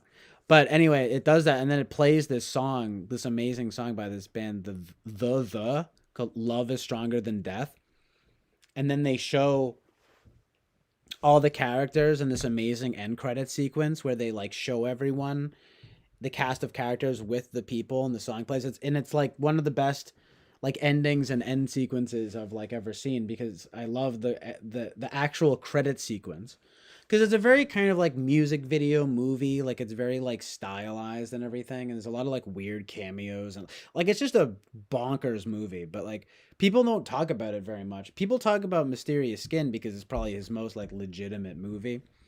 Well, the Doom Generation, Rose McGowan, and Nowhere, and he's the totally fucked up trilogy. Um, at the Living End, I never saw. It was kind of fucked up, but no pun intended. But then there's a movie totally fucked up. I still haven't seen it. The Doom Generation, then Nowhere, but Nowhere that was amazing. I would always watch that ending sequence, even just for the credit sequence. And then, but yeah, Mysterious Skin is big movies. A movie Kaboom. He did a show called Now Apocalypse. I watched the first episode of that, and that was like they actually showed two guys doing it, and I was like, oh, it's kind of gross. I'm really not trying to be like that, but it was like jarring, okay? And I didn't keep watching the show because I was like, oh, this isn't nearly as good. This is from like the late tens. I guess obviously isn't nearly as good as when he was, you know, because this was pretty like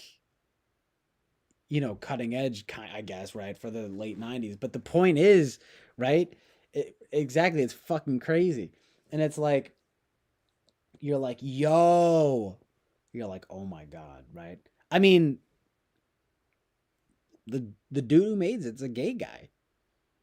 It's a gay film, but it's like sort of unbelievably based and good. Like he's it's a movie about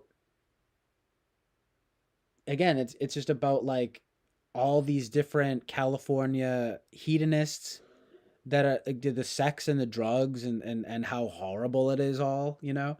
And how this guy isn't able to find love, so he's bi and he's just trying to find it where he can get it.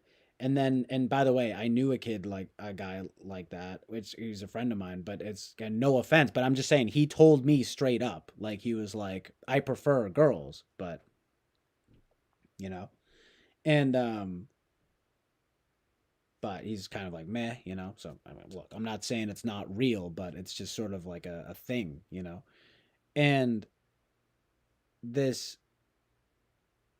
movie at the end, yeah, and the chick is polyamorous, so she's not settling down with him, and so it's just there's no like satisfaction to be found. Right, it's nowhere, right, and there's apocalypse vibes. There's fucking aliens and stuff, and they play it off like it's all very like goofy and crazy.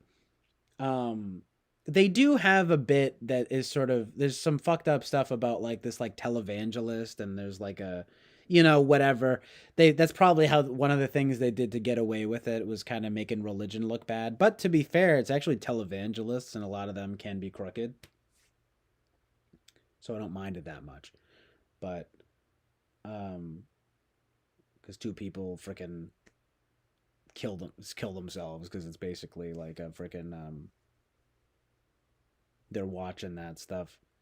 But one of the things that comes up is some Holly weird freak sexually abusing this one girl, and she idolized him, and then he basically rapes her, and then she kills himself because she's watching some televangelist, and then this guy who's like a drug addict kills himself watching the same televangelist. It's John Ritter of all people, And then the weird cameos are ridiculous.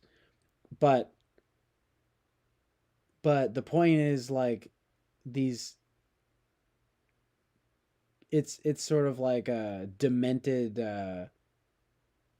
comedy drama, crazy stylized, ridiculous film, but with a pretty based and good message in the end, showing like the pitfalls of hedonism, like basically the evils of hedonism. And then in the end, right? So he can't. So then he's gonna hook up with this guy. He turns out to be a reptile guy or an alien or whatever, right? And he just sort of looks at the camera like, oh my god, like, am I ever gonna find love? It's kind of tragic.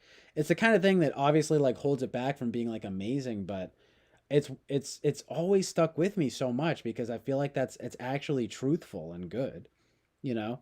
And then some crap like Euphoria, right? Sort of completely steals from this kind of thing, except I mean, look, I've seen some of Euphoria. It's not like they make it all look good. Like the main chick is like a drug addict and like it's not good, but I still feel like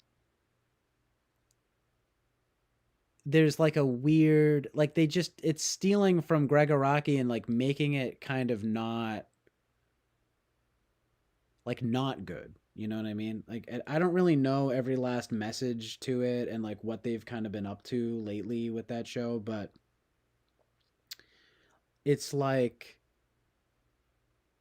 I don't really know. I guess I can't really say for sure what's going on with that show, but I feel like whereas Greg Araki was making these crazy, almost like B movies until Mysterious Skin, which is like his like serious movie, which is about like abuse and trauma and stuff with these two gay guys, and one of the guys thinks he was abducted by aliens and he gets nosebleeds and stuff. One of the guys is like a gay prostitute. The other guy is like a guy who thought he was abducted by aliens and gets nosebleeds. And they sort of bond, but they were abused is the problem, obviously. And it's they're gay. Or at least the one guy is gay. I don't know if the other guy is gay, but it's tragic and that's like sort of the whole point. But that movie would not the point is that these wouldn't be allowed anymore. And yeah, I just feel like something like Euphoria like totally stole from that vibe. I don't know though from what I've seen that they're actually glorifying anything in Euphoria, but it definitely comes close. And it's super popular, right? And way more popular than anything Greg Araki ever did.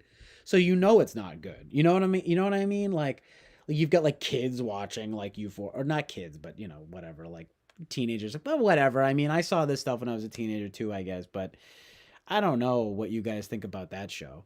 You know what I'm saying? Like I guess it could be worse in terms of the messages, but it generally seems to be like they're trying to I don't know. I can't even confidently say they're trying to glamorize it. I'm sorry because I've seen enough of it to where I know like all right. I don't like what's going on here and I know that they're stealing from Greg Araki and it's popular and it's not good.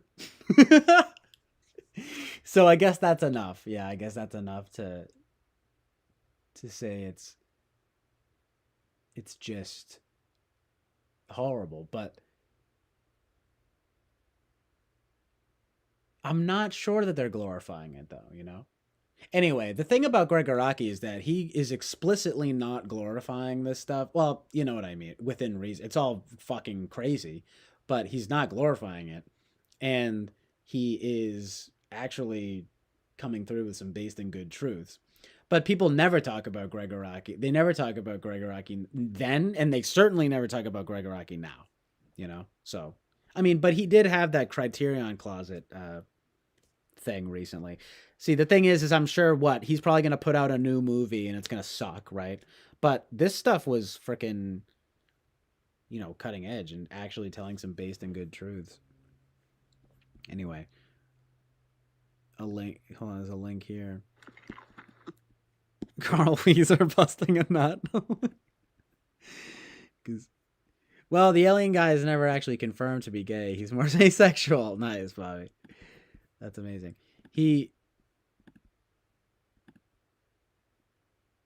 Oh yeah, well that guy is sort of just some introvert, some sort of introverted, conventionally attractive guy, who's kind of like, oh yeah, you know, but then he's an alien. I mean, so I guess he's not expressly. No, I mean I don't know. He's pretty. I mean, hey, he goes and lays down with them and everything. I don't know. Maybe it's just that. Maybe he's. I don't know. It seems it's definitely pretty gay, but maybe it's just the main guy being bi. But that's kind of the thing. Is it's almost like he's not. I mean, I'm just saying the whole thing is almost like he's not really bi, and then the whole thing is kind of like, and sorry, bro, this guy is like a freaking alien or reptile, whatever. You're not gonna find love with this freak, or whatever. I'm like, what are you trying to say here, Gregor Rocky? You know what I mean? He's. I'm just saying, right? A lot of good stuff in there for what it is. I mean, I wouldn't blame you for not, whatever, kind of being into it or whatever, but it's kind of good.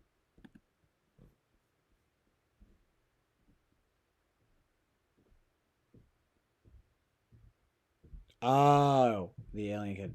Okay, so you're familiar with this movie? Yeah, I mean, people have you like heard of Mysterious Skin? Yo, what up, New Groove? Yeah, I can't. Oh my god, it's 7 p.m. I gotta go soon. But 105 degrees, that's crazy. Okay, so I see what you're saying. I was like wondering, yeah, I didn't know if I didn't know if the glasses kid was gay or not. I didn't really think so. Though. I didn't really get that vibe. It was sort of asexual, hypersexual, traumatized. Alien. Yeah, exactly. And there's also the fascination with the apocalypse and aliens and things with Greg Araki. I mean, you'd think like, oh, it's all just crazy and everything. I don't know. I'm getting rid of this here. I mean, he's saying gay people are aliens. No, I'm just kidding. But he is at least saying something like, well, first of all, who knows what he's if I mean, like whatever, something about aliens, reptile people, whatever. But especially Hollyweird freaks and evil freaks. But he's definitely, at the very least, communicating, yeah, stuff about like LGBTQ plus hedonism and trauma and things like that. In no uncertain terms either, right? Like, he's practically, like expressly saying, right, like, this dude is just trying to find love and he can't because the chick is polyamorous, and so he's bi, but he's not really bi. And then when he tries to find a guy, he freaking turns into an alien, or whatever, right? It's like amazing truth and reality, right?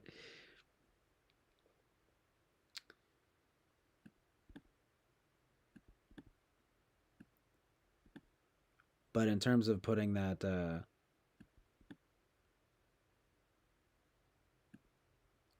sort of based in good truth in there, the only way that he'd be able to do that is, of course, to make everything as sort of crazy as possible. But yeah, I love that ending, and especially the end credit sequence is actually kind of beautiful with the when they show everybody and the song. That song is amazing. The love is stronger than death. So good. Amazing truth and reality. Greg, because he's like biased in the years.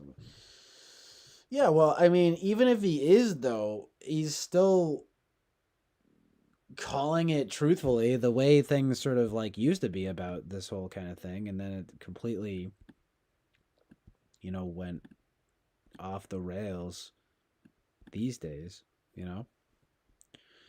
I'm not saying it's good or whatever necessarily. It's, with all that, just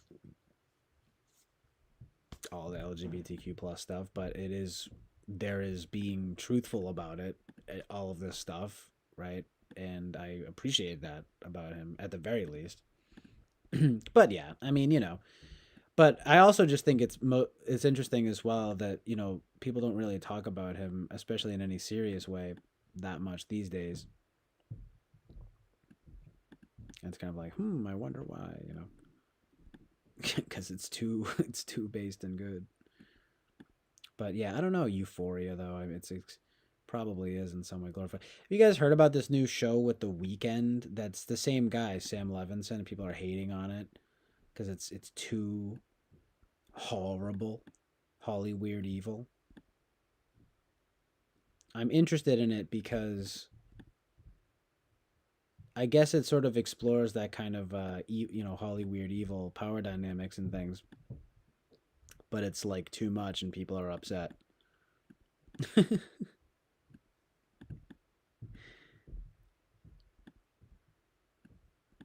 You do have to wonder if it gets to a point where it's actually, at least with that, where it's like it's actually not based in good because it's not realistic. I don't know. I just have to wonder, like, if it's realistic, like if that stuff really goes down, like it can be kind of good like that. But if it's just sort of promoting or whatever, sort of subjecting you to that kind of thing, well, then it's probably not based in good. I mean, it's at least still, it's definitely not really based in good anyway. But at least if something has like truth to it, right, then you can kind of be like, well, I mean, it's at least true. Um, you know what I mean? But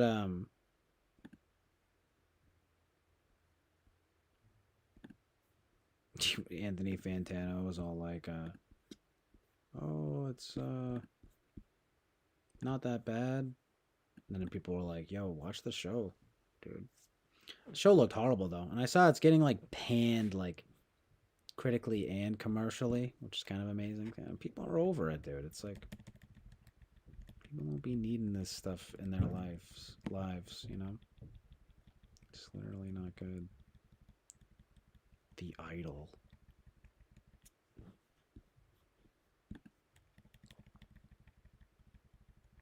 Showing this gala picture though.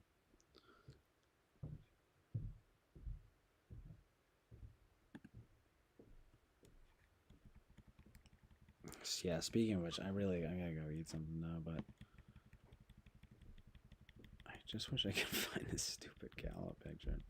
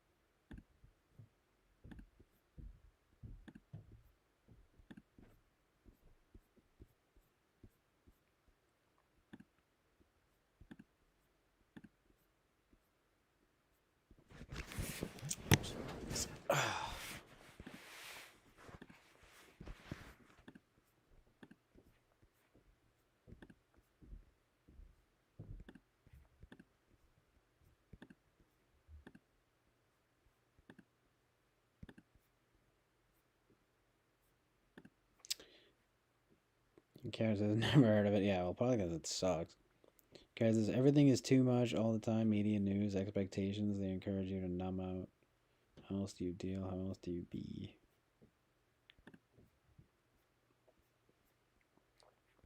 Trying to be kind of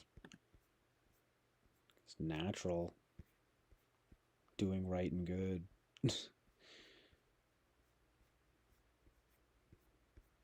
Do your best. John Mouse, of course. No, but literally. And like, I mean, it's like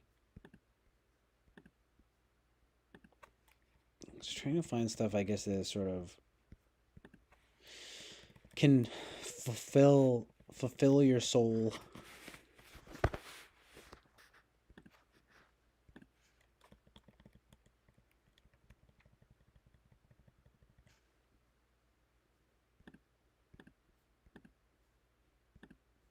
Even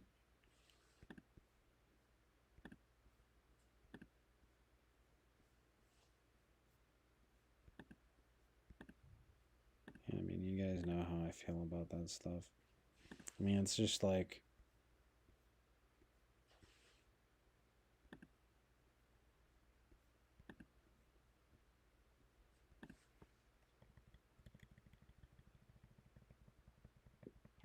well, it's just the thing is like it's a bit of a Charles Carroll vibe, but it's kind of like there's a price he was talking about recently. It's like there's a price to pay for watching total soul destruction. Like when you know with a movie like that, like so it's just when a movie is like true, but it's not good or beautiful, then it can't be. It's not as perfect as it could be.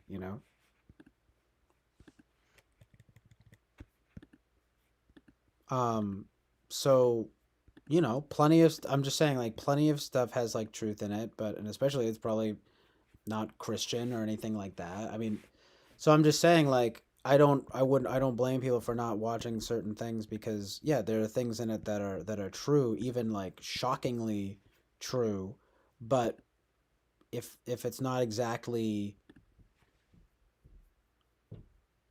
beautiful and it's not exactly good, then I mean, it's not as close to perfect as it could be. That's all I can say. So anyway, I'm saying like some of these things are interesting to talk about, and in some sense can be kind of good because there's truth. You know what I mean? But yeah, but like in the end, it's still there's just stuff that can just still be depressing, or it's too violent, or it's too sexual, or it's too drug addled. Um, a movie like Nowhere. I mean, I at these days I want to I maybe watch that once every few years, if at all. I've probably seen it enough now. A movie, even like something like Fear and Loathing in Las Vegas or something. It's like I watched that like a year ago, and I was like, all right, yeah. I mean, probably never need to watch this again. You know what I mean? It's like it's like just stuff like that maybe there's some truth in it, but it's just so just insane with sort of whatever evil elements, and it's just not it's not even that worth it. It's just stuff that's not really like soul fulfilling. And it's like hard to find. You're only going to find that stuff that's more independent stuff and or like Christian stuff that's like straight up G-rated, you know what I mean? Like family films, you know what I mean? I mean, just talking about like film. Music is kind of similar, but at least you have more leeway with it, seemingly. I don't know. It's like a little, you know what I mean? Because there's so much more music, and it's so much more, I don't know, like pure kind of. Like, but with like movies and stuff, the stuff you're being like shown like images and things. It's like, stop, I don't need this in my life. Like, whatever. Oh, it's fake. Oh, yeah. All right. Yeah. Well, you doesn't, it's not really like the difference. I'm sorry. I don't know. Maybe some people are better at that than I do. And I get it. It's not real. It's not like whatever. I get it. But it's like still mildly, I don't want to say traumatic, but kinda. You're still impacting yourself. Like if you watch like a just like a really violent movie or whatever. That's why I'm not even like into like I never watch like Tarantino anymore. You know what I mean? Um, it's just not worth it. Kind of, I don't know. It's kind of sad because obviously a lot of stuff like um even some Lynch stuff and stuff like that. That's why Wes Anderson, again, like Charles Carroll is saying too, it's so good that he said this. It's like Wes Anderson's like the best filmmaker of all time. It's so, and even then there's still stuff in there that's not exactly um as good as it could be, but it's about as good as it gets if you want to get something that's stuff that's you know what I mean, like basically good, true, like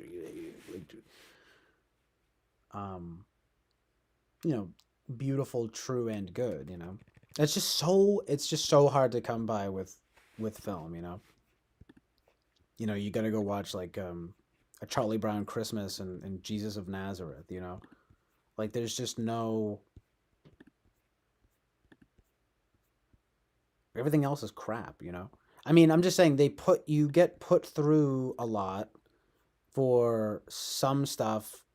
Like, yeah, I was just talking about Blue Velvet. Like, it's an amazing movie, but at the end of the day, there's enough stuff in there that's like, kind of awful or kind of horrible that is still kind of putting you through. I mean, I still think it's like his best, and it's a great movie, but they're still sorry, I mean, it's like a good movie, especially in the end. But yeah, you just whatever. It's putting you through a lot. You know what I mean? Like a lot of these kinds of movies. Funny enough, though, actually, I would rather watch Blue Velvet than either of those movies, Fear and Loathing in Las Vegas or Nowhere, because it's not. Lol, this picture actually just came up of Blue Velvet that I have up here, but because it's goofy enough it does the right thing of it. It's too much to get into, but I really think it's properly framed. Because it also makes like I guess I'm not. Some people might not appreciate this, but I do, because it makes the evil like it's scary the way that it should be, but it's goofy. Like the villain is like in just like a like Dennis Hopper is just like he's funny how insane he is. But that's actually kind of like what chaotic evil looks like. It's kind of like laughable. You know what I mean? I don't know. I like that, and I like that it's good, and just everything with the Robin's dream and just the way that the movie ends. I mean, just Jeffrey and the girl, and like just the way things actually turn out are really good. I was thinking about it even today, like because he winds up getting, oh, it's just so good, because she's like traumatized, and then she wants him to like hit her when they're doing it, and then he actually does, but then there's a scene after where he's like crying about it because he feels so bad, that he actually did it. He became like a primal animal. He's got the evil. It's all about dark and light. It's all about evil and good. And it's the thing that it does right is that, yeah, it puts you through a lot, but or not a lot. Like it's not like torturous. I don't think people really make a big deal out of like some of those scenes, but honestly, it's not even as bad as like a Clockwork Orange. But yeah, I'm saying there's actually enough in there to where there actually is like stuff that's true, beautiful, and good in it. But it's still messy. I'm just saying there's still enough stuff in it to where I wouldn't even be surprised if you're like, yeah, I'm not even really trying to watch that. It's not surprising. And even freaking like Taxi Driver or something really good like that. Taxi Driver is really good though. Like I mean, there's actually somehow, well, there's still some crazy stuff in there, but it's a little less crazy over. It's still pretty messed up, but it's like not that ridiculous, I guess. Yeah, but you know what I mean. But anyway, if you want to watch stuff that's actually like true, beautiful, and good, like all the way through, yeah, you have to literally watch Charlie Brown Christmas, Jesus of Nazareth, G-rated films, Christian films. Like, you know what I mean? Even David Lynch's own, again, his own The Straight Story is really good. Like G-rated, good movie. Um, so I'm gonna say G-rated, based in good film. But yeah, I'm more into those vibes these days for sure, you know.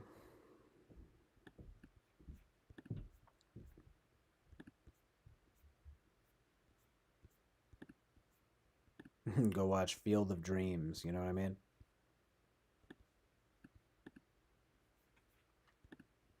Watching Toy Story.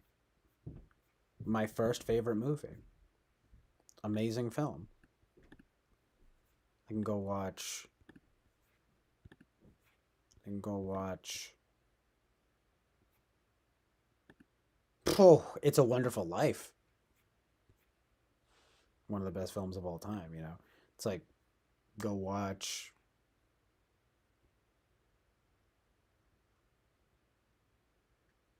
mm,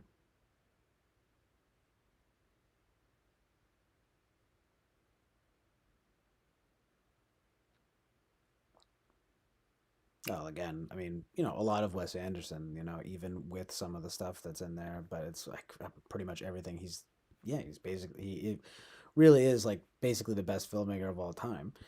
You can watch, I mean, I guess the most family friendly would be like would be Fantastic Mr. Fox. Isle of Dogs is okay, but Fantastic Mr. Fox is good. Um,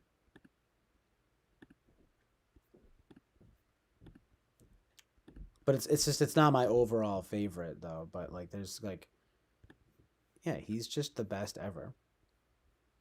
Um, he really is the best. I'm thinking. I'm just trying to think of some others right now, but you get the idea. Yeah, you just want to focus on the stuff that's positive and good, especially nowadays. It's just so everything is always so saturated with evil crap. You gotta find good stuff. It's like, oh, see that.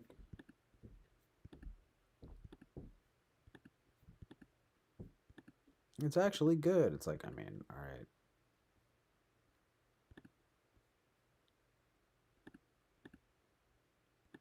Steven Spielberg. Straight up. Just the worst.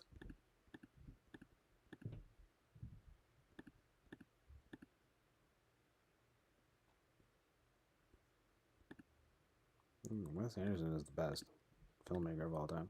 Wes Anderson is the best filmmaker of all time. I feel like there are a lot of other movies though that I'm missing, but I mean, those are definitely all of the ones that come to mind at first.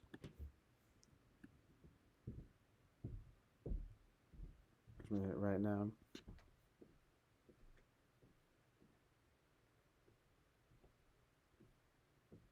By the way, yes, the adrenochrome thing. I mean, of course, like that. I mean, that scene. I was like watching it again. Reason I was like, that's actually scary. You know what I mean? I mean, I always thought it was pretty scary, but it was like it just had new relevance now. You know, new groove, new relevance. So scary and good. But that's the thing. It's like I'm not trying to fucking sit and watch that all the time. You know what I mean? It's ridiculous. It's funny though, because again, I'm sorry, but Charles Carley said he's like, oh, it's like my favorite comedy. So good.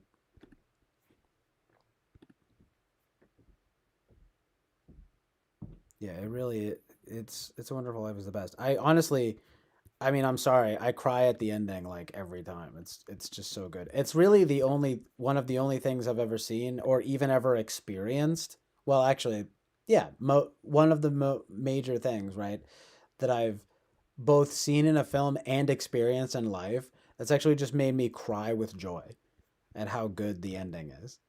It is so good. It is so good. That's what movies are supposed to be like. It's just unbelievably based and good, you know. All right.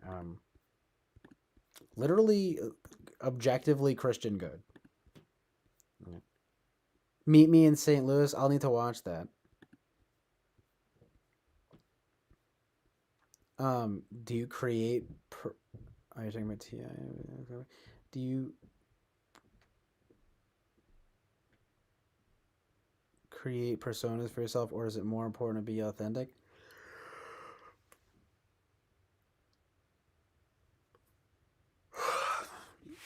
I'm gonna be honest with you, like fittingly, I've never created a persona for myself in my whole life. I mean, I don't know if you're exactly asking me. You're probably talking to Carrot, but I don't know what you guys think about that. Like, if that's FE or something, but I don't do that ever. I mean, I mean, I I would actually do well to do it. In fact, I literally had a friend, one or two, at least one friend, a good friend of mine was like talking to me about about like talking to girls and like talking on no, two of them basically. I've literally been recommended in my life twice to basically try on different personas with like different girls. And I'm like, "No." Like I won't do that, you know. And then this one guy, he's like, "I know you want to go full CJ on him, but you got to wait." I hate that. You know what I mean? Like oh, that's the tragic truth, you know, you got to not be yourself. Fuck you. You know what I mean? I'd rather whatever, wait for the right girl to come along then, you know. I mean, I get it. You don't want to I don't know. I just don't like that. It's too I don't know. Just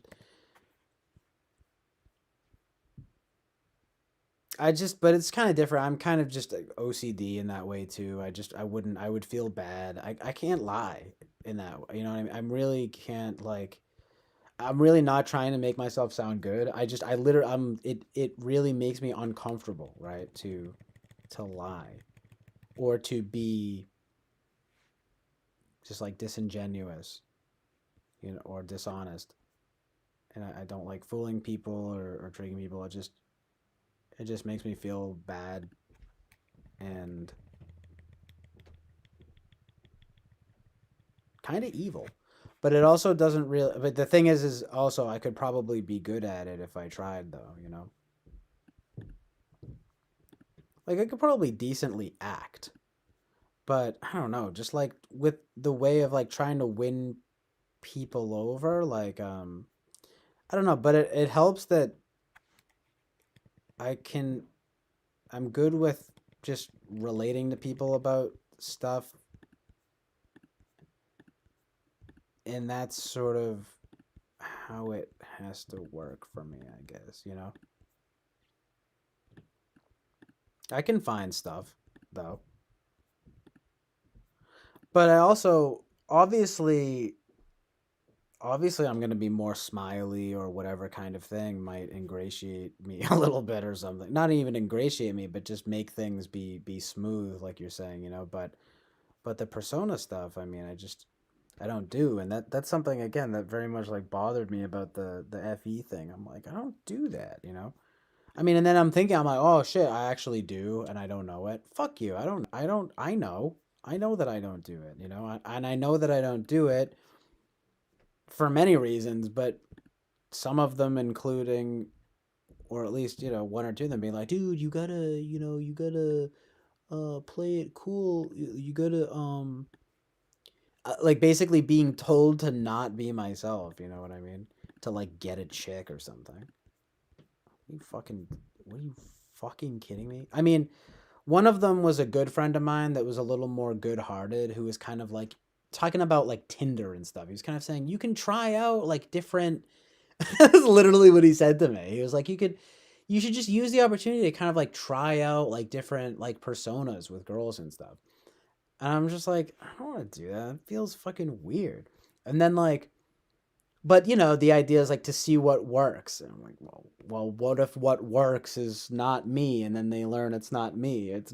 That's not going to work. I mean, maybe it could get me laid, right? But it's not gonna find me a girlfriend. You know what I mean?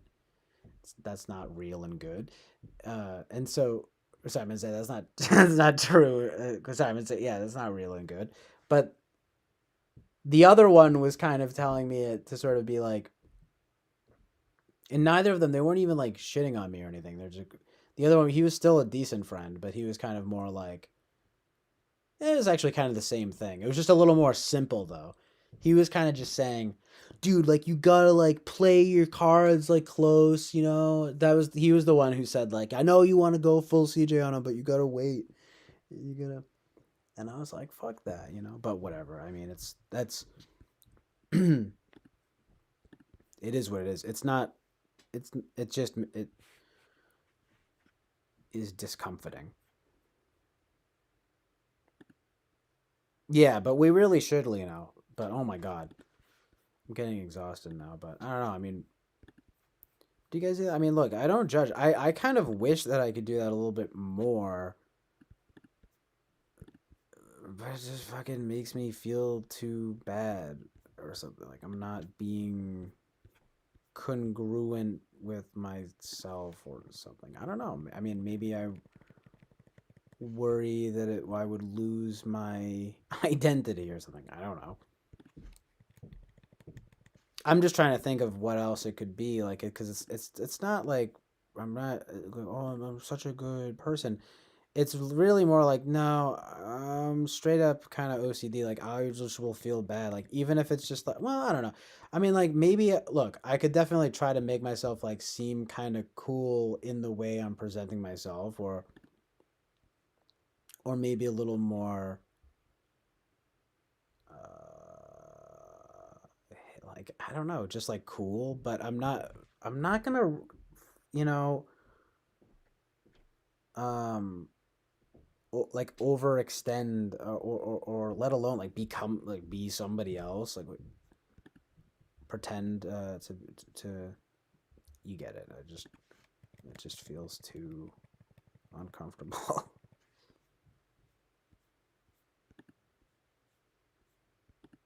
I don't know, it's interesting though.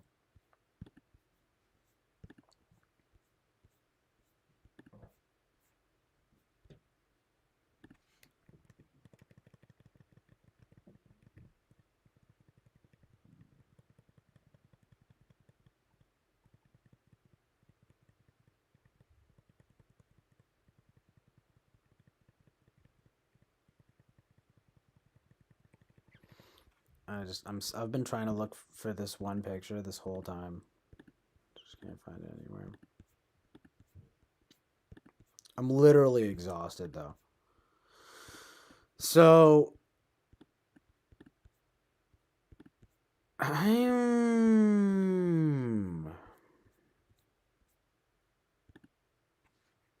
you know what I mean?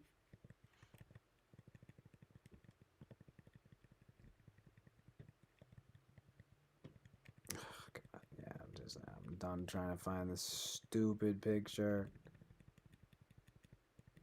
I mean, I guess I can put it up from the saved. I can save it, but yeah, it's just like the law of the mating game.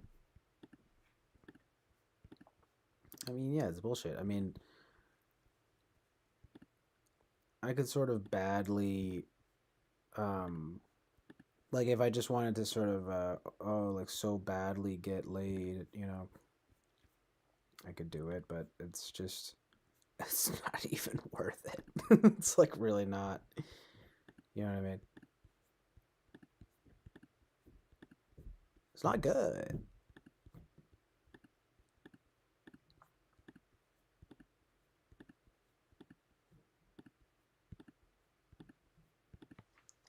There's this really funny like Sam Hyde bit where he's just like he says something it's pretty funny where he's like pussy is honestly just like not even that good.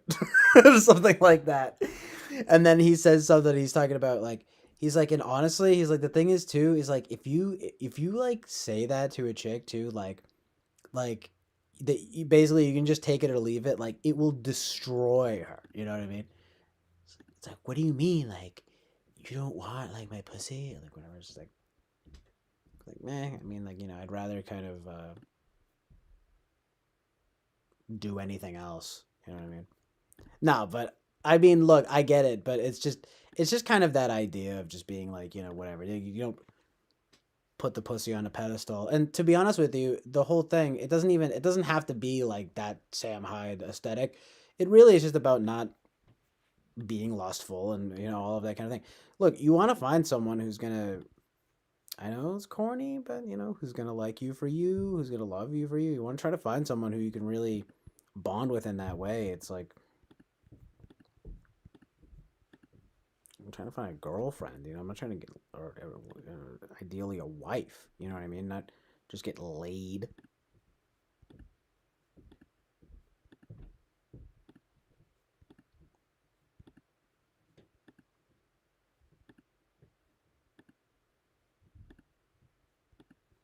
But I sort of like that idea because it's like I mean honestly, like what like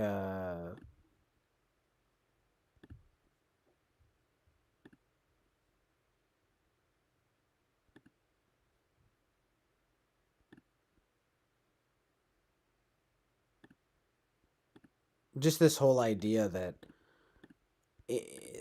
just it's like what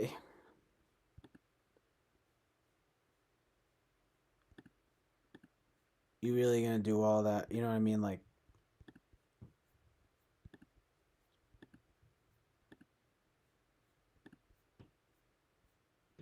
overreach in that way to like to just like get laid. That's sort of the point that I get out of that. It's sort of just like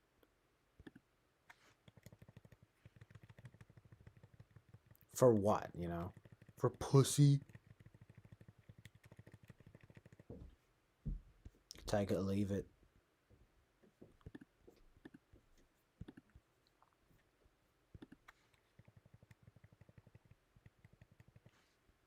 I like the gun photo. It's so 90s grunge morbid. It's really good.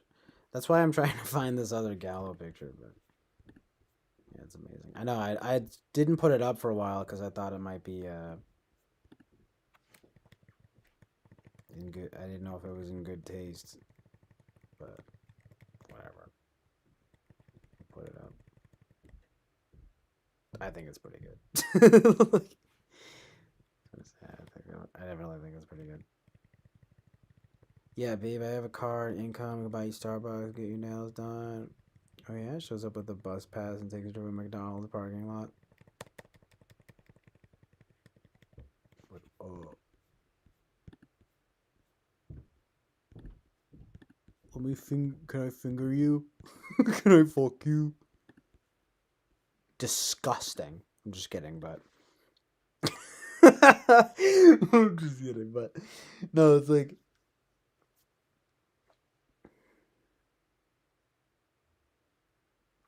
Plus, it's like, why do we need to fucking, like, do all that anyway? Dude, you gotta, prove your worth. What, and buy her shit? It's fucking gay. And retarded.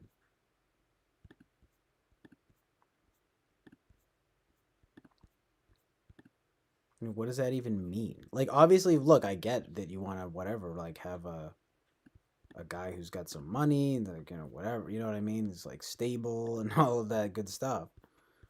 But the idea of like, oh, you have to go like buy her a bunch of stuff. I mean, it sounds kind of like you're trying to buy her love. And it's like, is that really love? No. Clearly not. Diamonds are a girl's best friend. So you're dumb whore then. You know what I mean? I mean, whatever. I'm sorry. Like, but I get it. You know, as a guy, you know, it's like you're kind of supposed to be the provider, and that's fine. It's a sort of the masculine and feminine way, you know. Um, yeah, it's not the issue. It's sort of like the issue is kind of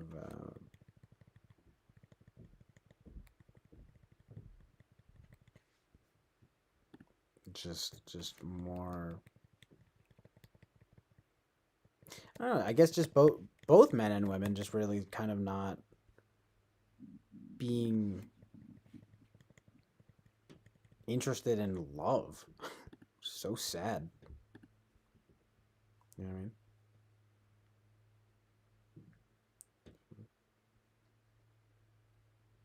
Like the new version.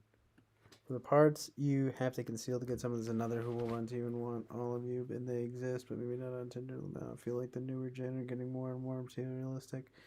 I mean, there's looking for a family supporter man type, and there's looking for a sugar daddy, completely different. Yeah, that's true. I'm joking, gay best friend. One lady wants to be a mom, the other wants to be a girl forever. Can you trust the point she'll take you there? Closing stars.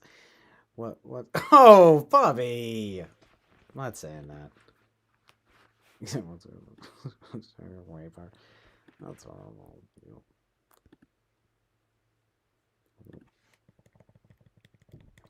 Too much.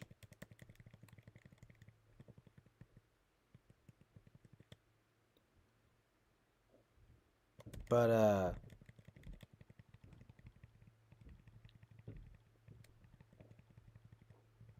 yeah.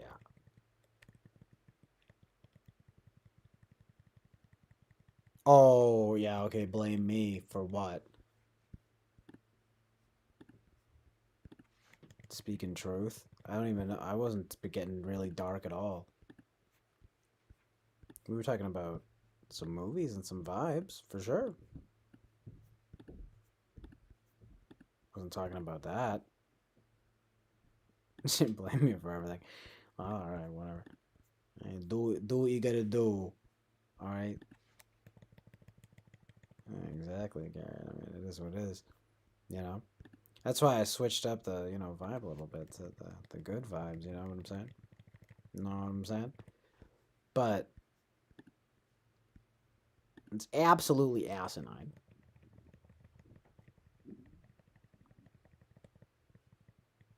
to whatever pretend to be someone else for that crap.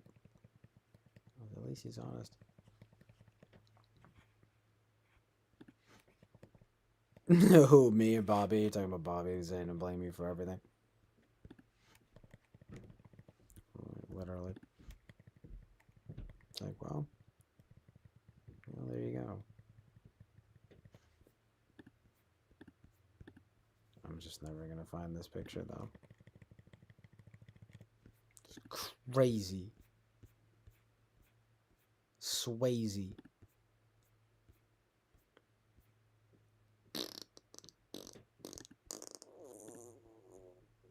Sorry about that.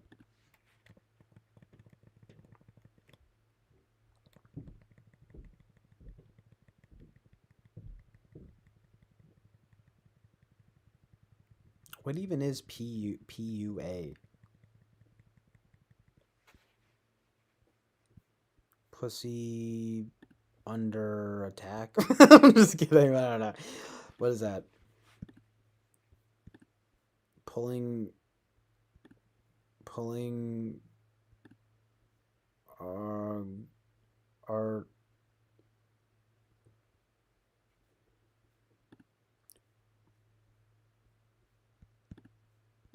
it's a men's rights thing, right? Some sort of thing.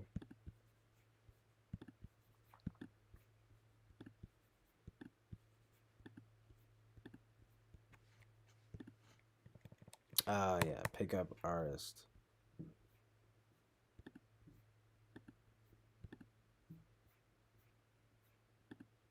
Oh yeah, well that's what like I mean that's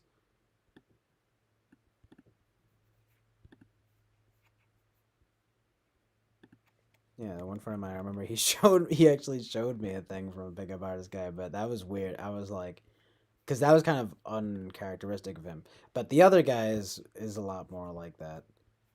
But regardless, it's sort of just a vibe. I mean, everyone. I mean, this is when we were younger too. So I mean, but like every young guy, you feel like, dude, you gotta be like this. I don't know, be however the fuck I want to be. You know. I mean, it's the point is you got to be a man and everything, right? But still, it's like, dude, I'm not fucking pretending to be shit. You know what I mean?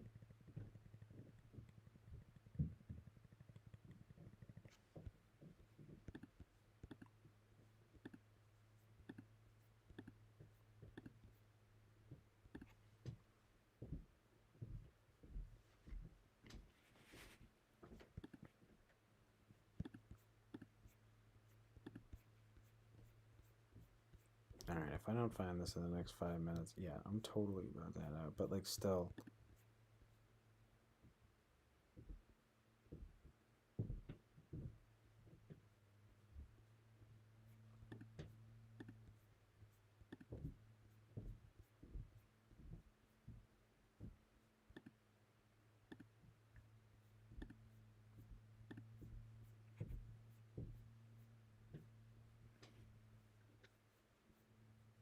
men's rights.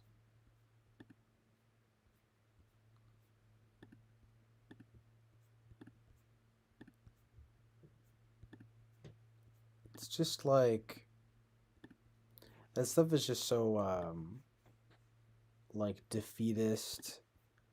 Like I'm taking my ball and going home. Like dude, if you don't want a slutty girl, just go find a girl at a church or something. You know what I mean? I mean, I guess it's not exactly like I don't know. Maybe that's not exactly the proper. Well, but to just find that's where you go to find a wife. You know what I mean? A freaking park or something. You know what I'm saying? I just don't even understand the modern mindset. But it is true that all the way I don't know these dating apps and things.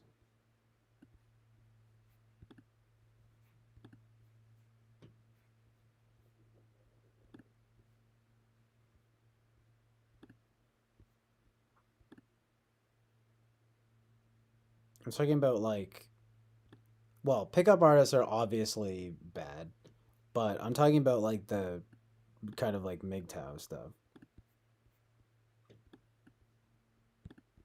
Like but it's also not exactly like obviously there's stuff about the culture that's kind of messed up. I was just going to say I feel like sort of just the idea that you can just sort of swipe left and right on people and like it's all just very disposable and kind of meaning like not about love, like it's like very um tragic. But if you want to but it's like I just it's the same it's sort of the same thing too with like with chicks when they complain about guys and it's always the same, right? I want to find a nice guy or whatever. Well, why are you always going for like loser jerks, right? So stop complaining. And then with guys, they're like, oh, it's just like, dude, like, just trying to find like a girl that's not a slut or something. It's like, well, not all girls are sluts. Unless that's your mindset. I mean, it's just it's always the same. It's like all men are the same, all women are the same. I mean, yeah, fundamentally there's obviously going to be stuff that's, You know, you get the black pill and you get the white pill. But the reality is, though, is it depends on where, as a guy, it depends on where you're finding a chick.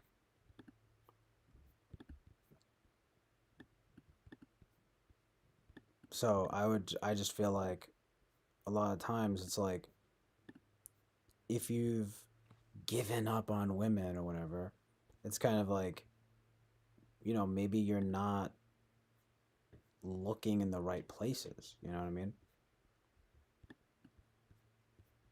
But I'm no expert. I mean, I don't really,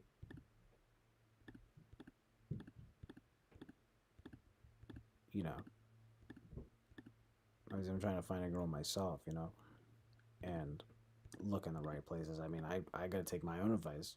We'll find a girl at church or something. You know what I mean? Find a girl at church. Find a wife at church. It's just sort of like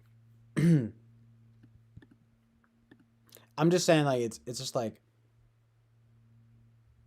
if you have a problem with girls that are sluts, then don't talk to girls that are sluts. You know what I mean? I just feel like it's a similar thing. You know?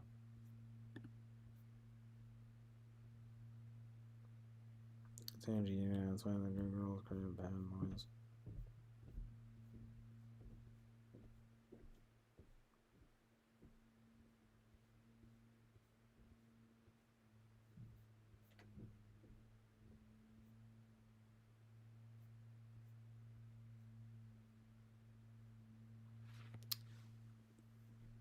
Um, the thing is, though, is that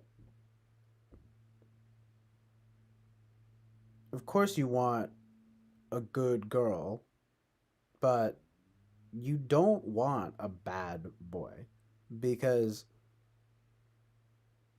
that's probably the guy that's going to beat you or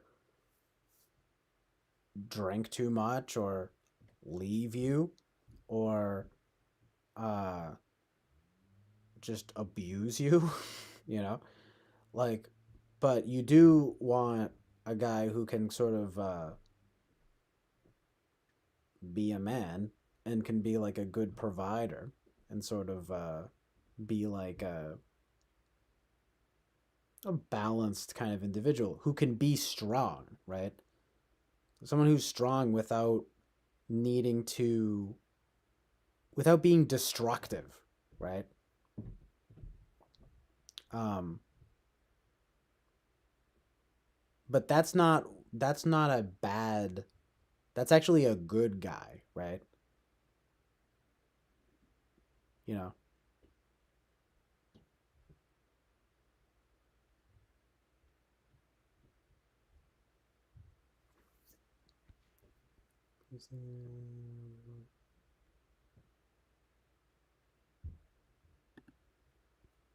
Yeah, I don't think I need. I actually think I would kind of hate an extroverted, strong type of lady. I mean, especially since I wouldn't exactly say. I would say I'm slightly introverted, but I wouldn't say I'm exactly weak. So I kind of don't enjoy that notion because uh I mean, I don't need some bitch dragging me around. Sounds like hell. And she's probably the type that'll cheat on me or you. So fuck that.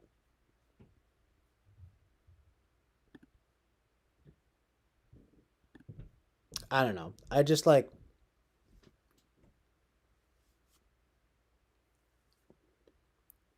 I actually would probably want a girl that's more or at least as sort of introverted as me, but not as but maybe but just more feminine, you know. But I don't want like a strong, an extroverted, strong chick. I don't see how that would even balance me out. I mean, yeah, I definitely need sort of to work out more and kind of whatever, but sort of start making some money and things. But I don't know that I exactly. I mean, it seems to imply that like that I'm weak, you know. Um,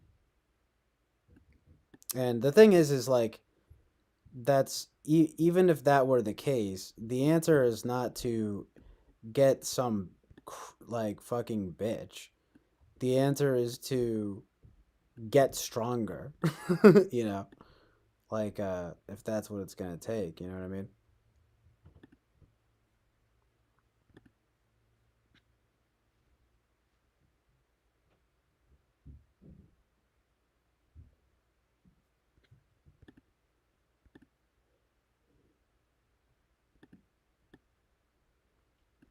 But you know, I just I just have a sort of charitable view, I guess, of women that they don't want to be you know uh, well, whatever. I don't want to be too crazy about it, but I'm just saying that I could definitely become sort of get my strength up and so to speak and physically and sort of start making money and things. But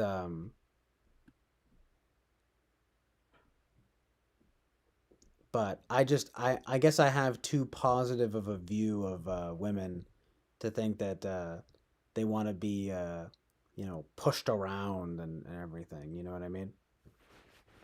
Let's just put it that way. You know what I'm saying? Controlled.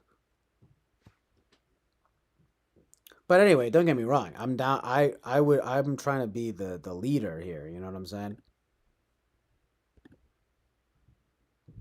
So you know, let's get that straight. You know.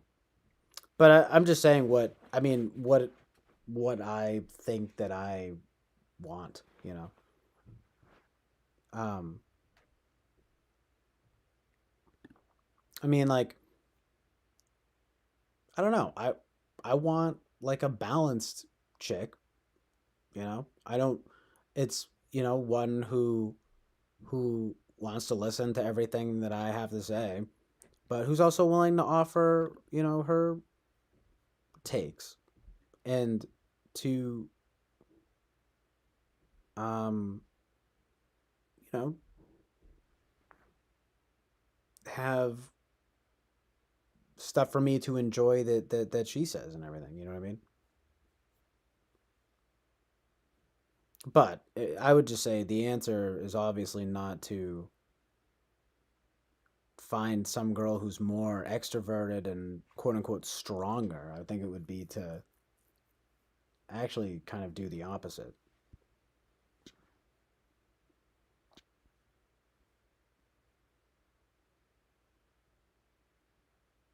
Kansas, I don't think extrovert slash strong lady would necessarily be a cheater or a pushy, but I meant like independent and could be the other piece of puzzle. Yeah, well, I hear what you're saying. I mean,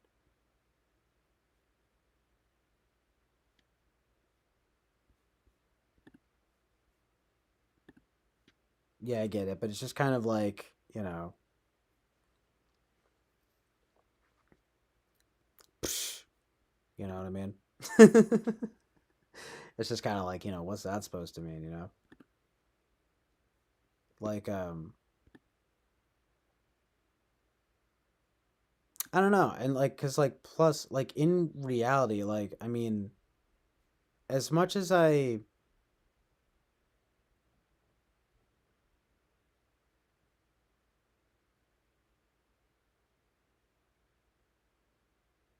I don't know, like, as much as I like,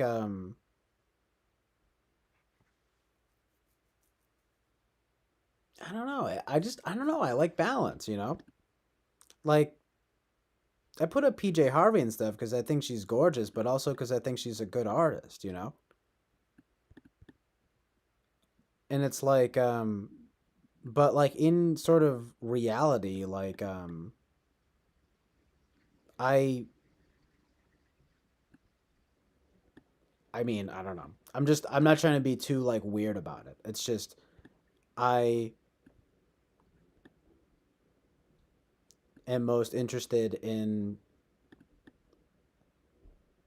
just like really kind of like feminine girls, you know, like that would enjoy that kind of dynamic, I guess, you know. And just kind of a traditional dynamic. I'm not gonna lie to you, you know. Um, I definitely I don't want to be. Let's put it this way: I don't want to be the one getting led around. I want to be the one leading around, you know.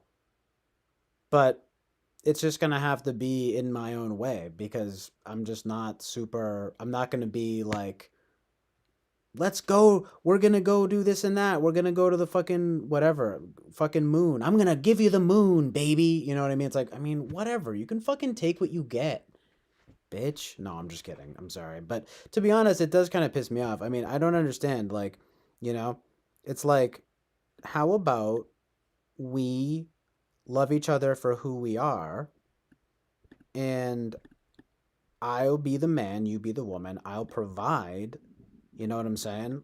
And be a man. You be a woman and do whatever it is that you want to do. You know what I mean? And I'm not saying you have to, whatever,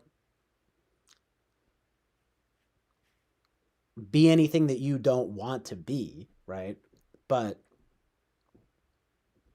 I mean, what can I say? I mean, like, I would prefer a traditional dynamic in that way, you know?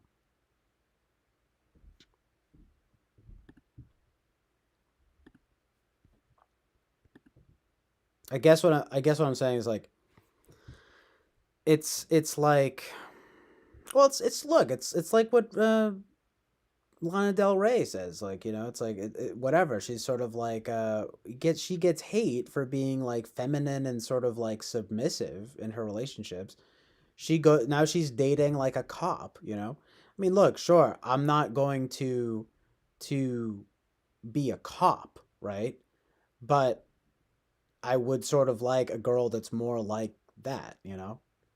I just feel weird saying like I don't feel weird about saying feminine, but submissive I feel like has a weird connotation. But yeah, it honestly is like that. I'll say it, you know? But I don't have any illusions about myself like I'm going to be pushing anyone around like, but you know what I mean?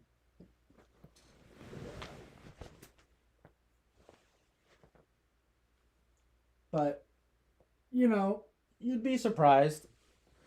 I mean, if I'm to sort of kind of get get myself together a bit, you know what I'm saying? There's definitely a lot of potential for strength within me, you know.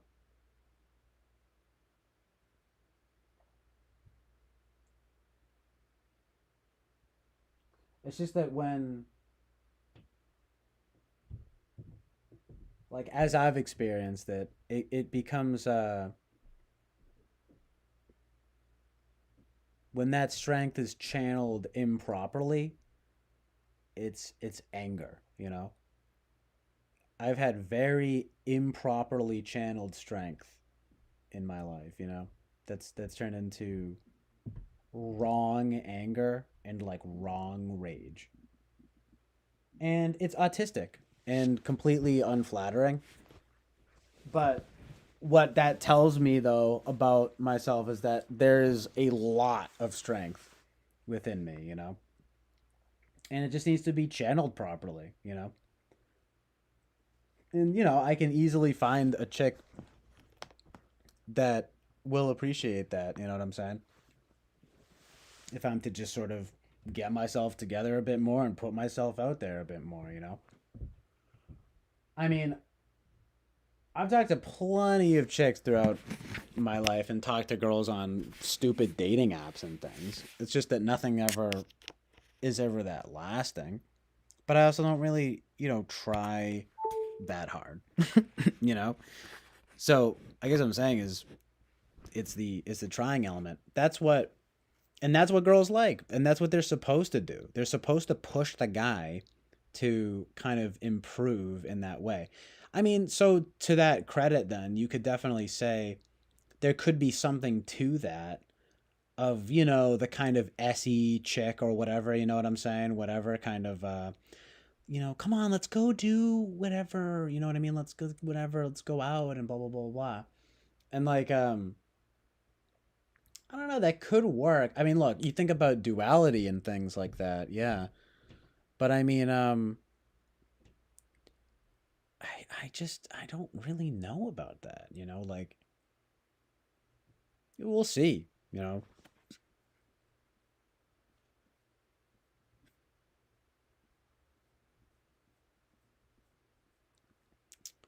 But I mean, I don't even know why you guys are arguing. I mean, it's like,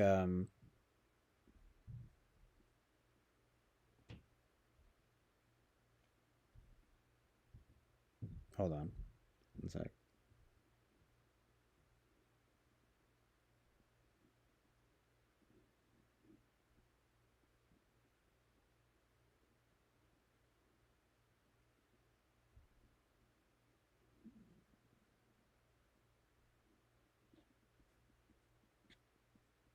Like I don't really think. I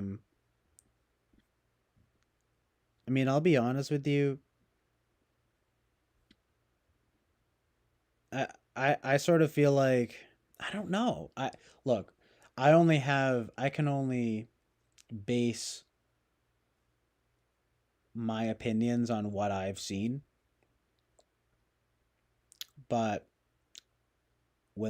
but from what I've seen, relationships where the guy is kind of like more, I don't know what you would call it, but kind of feminine than the chick, they don't work out. They just don't. They don't seem to, from what I see. And so I'm sort of like, but I haven't seen that much.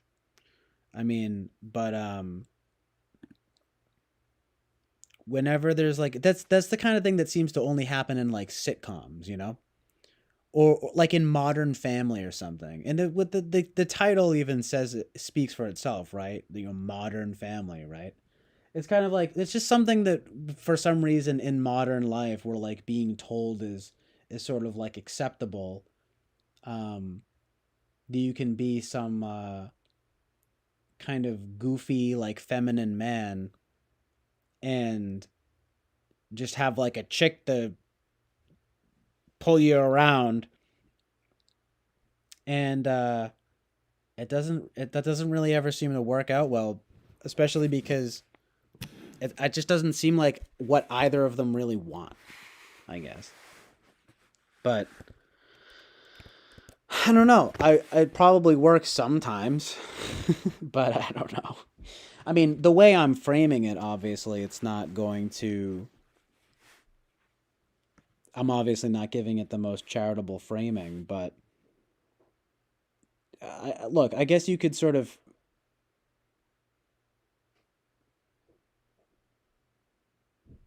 Yeah, I don't know. I just.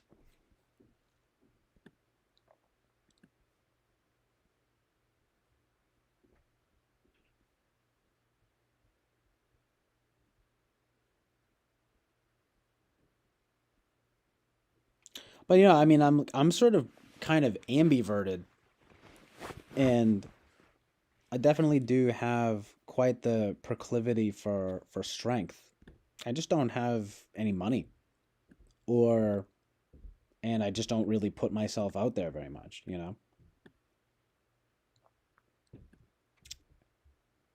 Physically, too, I need to build up some muscle and things like that. But I'm not saying that that's it or anything like that. Like it's whatever, not a journey, but it definitely is sort of like a. But that's what women do. They push you as a guy to do better. You know, like to be more of the man that you could be, you know? Um, but quite often, being more of the man that you could be is usually pushing you in the direction of being more dominant. That's just, but I don't know. Look, I'm sort of biased. I mean, type and Enneagram and stuff, whatever it may be, but I mean,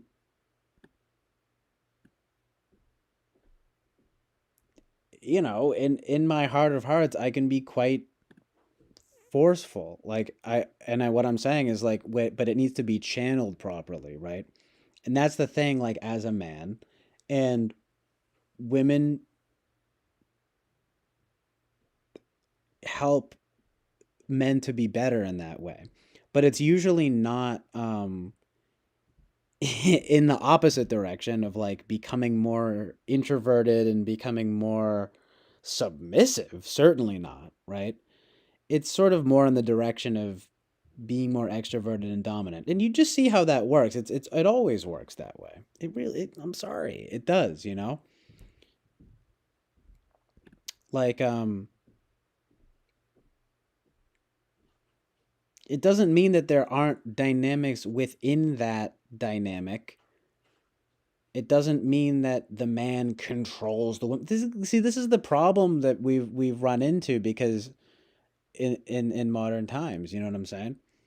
Like that's the thing. Like in a show like Modern Family, like in real life, when you're the goofy dad like that, and then you're like the bitch like mom, it doesn't work out well. Not in real life, you know. I mean, not always doesn't work out, but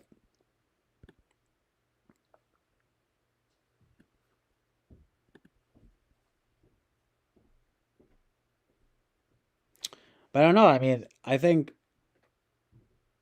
one of the better look, Gen Zennial. I mean, this is the thing. I shouldn't speak in generalities too much because what the fuck do I know? But I guess I'm making the classic mistake of I'm talking about my preferences and then kind of getting into generalities, But I mean, you do say I do at least tend to see this sort of pattern,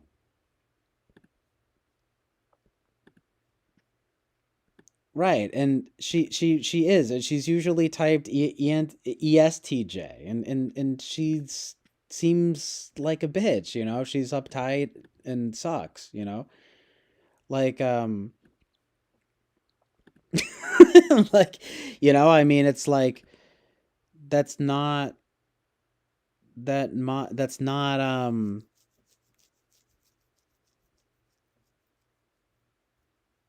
I don't want a chick with like a furrowed brow all the time, you know what I'm saying?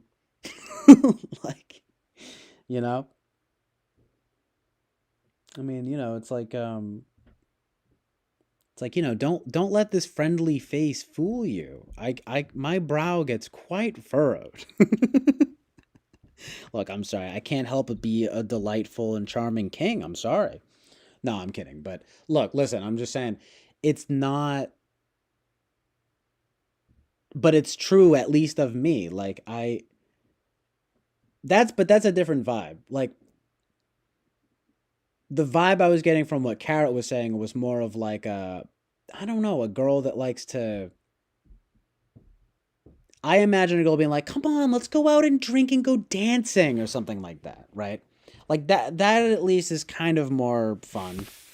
But like something like a Claire from Modern Family just seems kind of horrible. I mean, whatever. I guess she's a strong woman or whatever, but I don't know. Anyway, what up, Jen Zenial and Lou DeFay? Thank you guys for being here. These kinds of. But I look. I'm gonna be honest. When I was a teenager, I had one of my few more real girlfriends, and She was this sort of she was this very cute blonde artist girl. She was brilliant with with like painting and drawing and things. And and it was really good, but the thing is we were pretty young and I didn't like and I broke up with her because she was too quiet, you know? And it was true. She was very quiet. But it was kind of sad though because like I mean, I only know this because her friend told me. Her friend hit me up and kind of got mad at me. So I'm not like bragging, obviously. Well, you know what I mean. But you'll hear what I mean. I'm saying she was all like, "Oh, you like you really broke her heart. Like she's been like crying all week and everything, you know." I'm like, "Oh man, I'm really sorry." It's just but the thing is that I'm getting at though is like but I'm like, "Oh man, like I really like that though." But the fact is though is that it is also true that she was not super balanced in that way, you know? It is absolutely true that she was an absolute sweetheart, right? But and a brilliant painter, but we were young. She probably whatever. She's whatever, I don't know. I we follow each other online on Instagram and stuff, but she doesn't she I don't know that she's actually changed that much. She's pretty introverted. But I'm saying it very well might have been that she actually was too introverted though. And you know, it was probably a bad time. You know, we would smoke weed, it was almost like I thought I was stupid and like thought it would make her more extroverted or something. It probably actually just made her more introverted. But I remember even my friends being like, "Yeah, dude, like she is really quiet." You know what I mean? And I was just like, "Yeah, you know what I mean?" But so anyway, after a while, like it did get a little too one-sided. You know what I'm saying? So look, it's true. I want someone to bounce tennis, play tennis with. You know what I'm saying? Conversationally and with all of that kind of thing. The thing is like, the, at least at the time, it probably could have been. It probably could have. I don't know how to. I don't know. I shouldn't be too extreme, but like with a girl like her, if I wasn't me, because it's not like I mean, I'm definitely somewhat more mature than I was then, but you know, not maybe not as much as I should be. Um, my point is that I probably could have gone on for as long as I wanted it to, and I could have done whatever I wanted with her and all of that. Well, you know what I mean. Not in like a horrible way, but in a way that we would both be into or whatever. I'm not trying to be weird. I'm just saying I could have I could have absolutely been the leader in that way, right? Um, but the thing was at the time I was like, no, but I didn't really want to, which is interesting, right? But now I look back on it and I think, man, I actually did make a mistake. And I remember my stupid friend actually had told my other friend, this other friend who actually was a girl too. I guess he said, oh, he really should have stayed with her, you know? And I'm like, yeah, thanks a lot, you know? But but he was kind of right. I probably should have. But the thing was that I did want more balance, you know?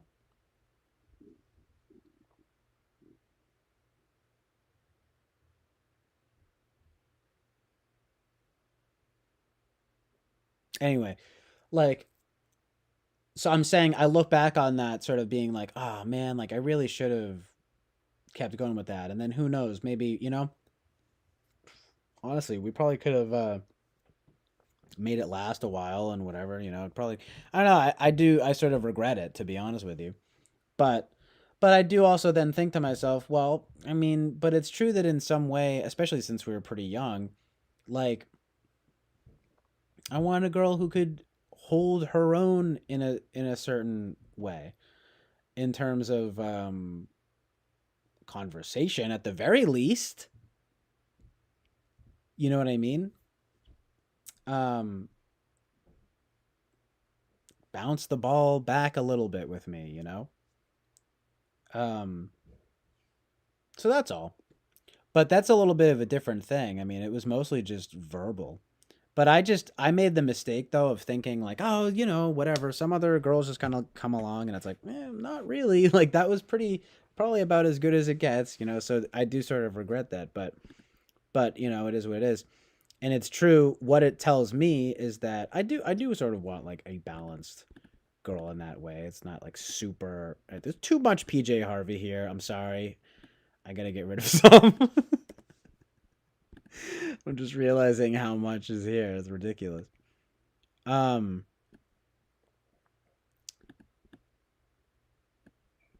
yeah. So whatever. Fuck all the hype about whatever and whatever and whatever and whatever. Guys and girls should want balanced guys and girls. You know what I'm saying? In that kind of way, in that kind of uh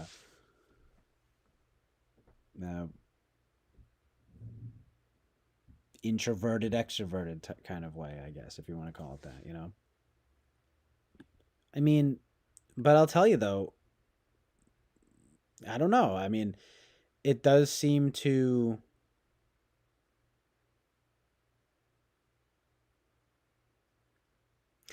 I don't know. I really don't know that I would really want a girl that's super extroverted. But I can't say for sure. I mean, Carrot says something here. Um, yeah, I mean, it was a little bit tragic, but just the thing with that chick. But the the thing you said something though about like something like don't be hold on.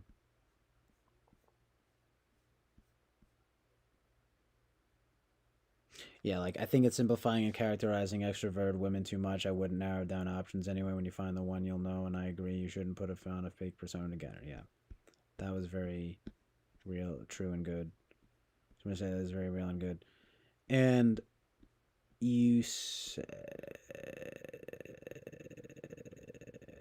I know I need a Lino, a Lena.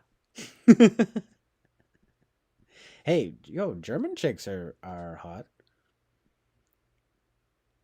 Um, INTPs are introverted but not quiet. There was this one girl I thought that was. She said she was an INTP, but she was a little weird. But I guess that's how it is, you know. But I never really made anything of that. Well, you know what it is. You know how it is. I'm a Taurus, or what is it? Like a Venus in Taurus. So look, I'm a slow and steady type of romancer, you know? I was gonna say lover, but it's not necessarily sexual. I mean, you know, lover in the way that it should be, which is about love and romance. It's true, you know. Um, it is pretty funny. I mean, for as much as whatever astrology, oh, astrology is stupid, and there's some truth in some of that stuff. I mean, I got three airy, you know what I'm saying? There's a lot of fire going on, and then there's some water. It's true, right? Absolutely, my emotional self, but at the end of the day, a lot of fire going on and a lot of Venus stability kind of thing, you know? It's just interesting to consider. I'm sorry, you know? And plus, that's another thing, right? Oh, something I do notice, it is a lot of chicks that are into astrology. So I am outing myself again, yet again.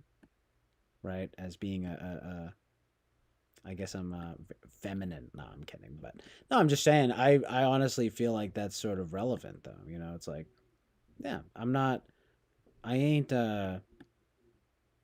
putting on airs or whatever. I slow and steady vibes. You know what I'm saying? I mean, look, I like that vibe, especially because first of all, I think it's good, but also because then that's how I actually know that the girl is interested. You know what I mean? It's like don't bullshit me. You know what I mean? Hold on one sec.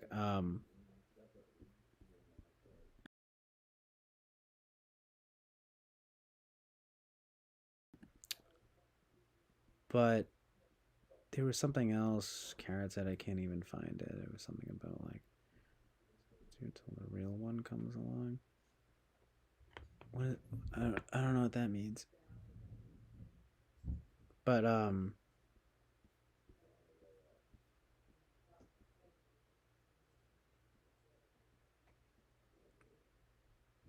just can't even. I guess that was it. Um. Oh yeah. Well, yeah. I guess that was it. Oh my god! I can't believe I'm still awake. It's amazing. Um. I do get to eat something though. Oh yeah, but like you, what does that mean though? You'll have to be a substitute until the real one comes along. I'm interested in that. No, I don't know. I mean, look, I think the truth of what I'm getting at, the moral of the story is like I would sort of need a kind of more kind of ambiverted chick, which is kind of like my vibe, to be honest with you. You know what I mean? This is what it is. It's about as simple as that, you know. But it's true. I look, I would be. She's sort of more feminine and sort of more submissive in a certain way. I'll put it that way, because like I mean, it's that word is so weaponized. I feel like especially coming from a guy, right? I don't mean that I want her to, necessarily submit to me, but it's kind of like a reciprocal kind of thing. I what you know what? Look, I have my preferences, okay? You know what I'm saying? And it is a bit traditional, I guess. So it is what it is. I'm sure there's plenty of chicks out there that are down for that. But I'm also I'm not but I have no illusion. I'm not saying I'm Mr. Dominant or anything like that. You know what I'm saying? I'm not necessarily flattering myself in saying that. But I'm just saying it's like it's a certain preference in that certain certain way. It's a little bit embarrassing, but you know. But I don't know. Could also be something about the the chick that pounces on you and you know what I mean. It's like that's kind of good, but it's also just kind of like, well, sometimes you got to be, I don't know. You're kind of like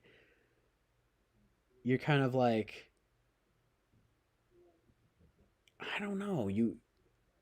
The inclination, of course, is to say like,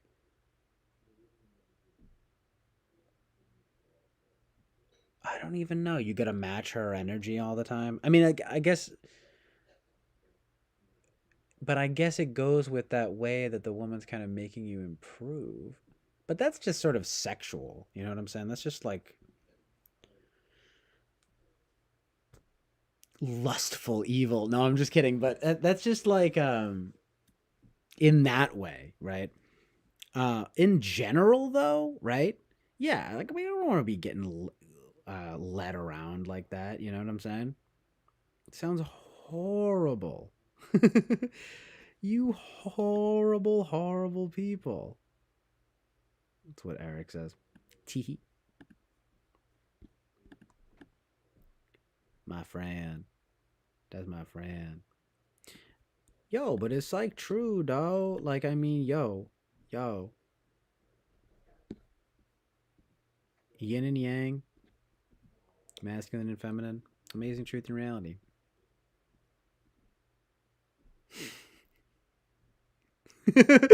Sorry, I'm laughing. I'm giggling. I'm giggling like a little schoolgirl. Mr. Bobby being like, "Oh, I love it when my super social girlfriend leads me through the party and introduces me to all her friends without me having to say one word." And then that smiley face is so good.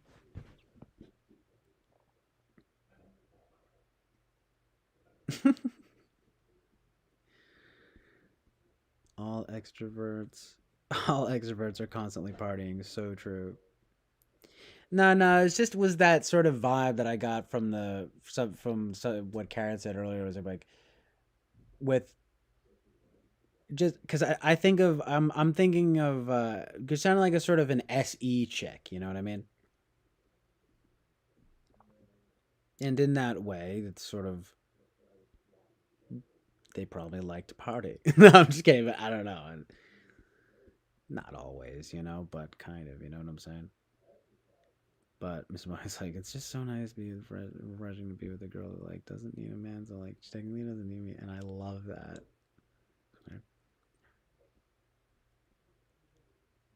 Paolo's sister is what gets more intelligent, which is like make sure also like well, thanks with his mom. I don't want to be too like weird about that though. I remember when Eric was bringing that up, but she's great. Lou says, no, I mean really though, like, but Lou says personally, I'd rather be wanted than um. Well, no, I meant to say, well, no, look, she's pretty too, and she's good. I'm just wouldn't, it's I'm trying to be like something like that was gonna happen. It has to happen naturally, obviously. So I'm to say it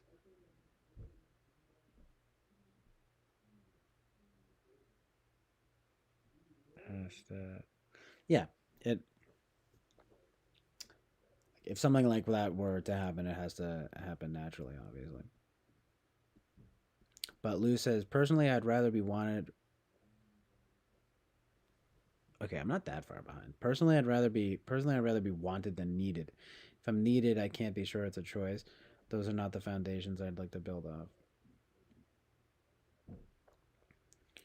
Well, you got to be careful that someone's not being super needy. That, by the way, I mean, Bobby, that's another thing. That's something to consider as well. And believe me, I'm totally sort of I'm picking up what you're putting down, but that is something to remember. You don't want a needy chick. No one wants anyone that's really needy, to be honest with you.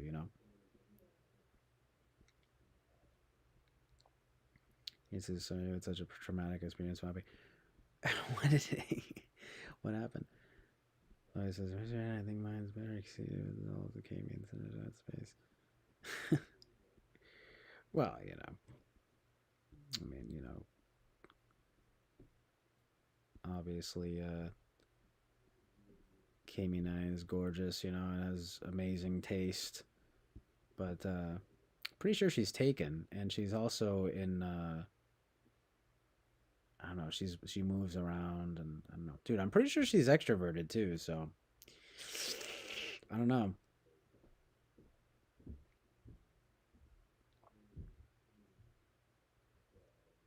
but yeah, pretty good. Um, Mom says Kami does not live in America. Yeah, exactly. I don't think she lives in America, unfortunately. Rest in peace. I think she might be moving to America though, but I don't know. Pretty sure she's Irish too, which is legendary because of the my Irish heritage, Irish vibes. The fighting Irish. Just kidding. I'm like, oh no, maybe that's not a good sign.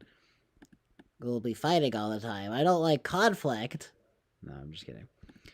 But amazingly Irelanded. Um, I'm so hungry though. So, right. Yeah, Winston Mom says Mr. Bobby, but Kimi does not live in America, and Kimi is cute as heck and sweet and intelligent, and Mac Daddy has spirit and charm, and also lives closer to love.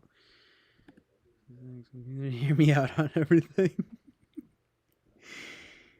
Here's the wise of Jay. I won't say no if you won't allow it. But love knows no bounds, much less geographic bounds. So, thanks, what's his mom? You don't have to be so nice. What's mom says I have 3 shots of me on my astrology emails. Oh, you guys are doing that. Astrology emails. Don't want to leave. You're giving me a judicial vibe with this black button up. Yo, that is the vibe. That's amazing. Truth and reality.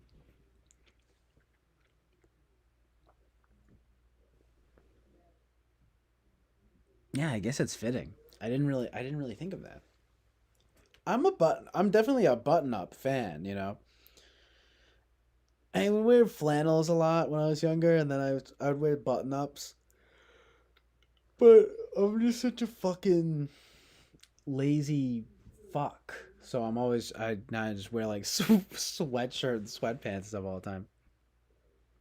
But I definitely wearing normal people clothes, you know, I get a little sexy with the button up, you know. I'm wearing a button up and like khaki shorts. Very dapper, as Boba Fett said earlier. Very judicial, amazingly judicial. Uh oh. We've unlocked a new Bobby character. Submissive guy. Submissive Bobby.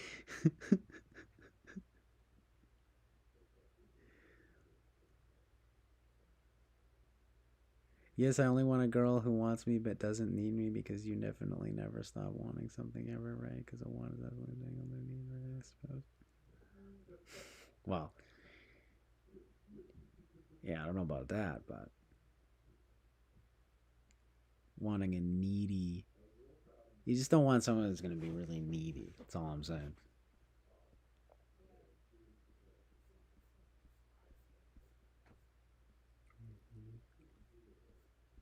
All right, I'm almost caught up here.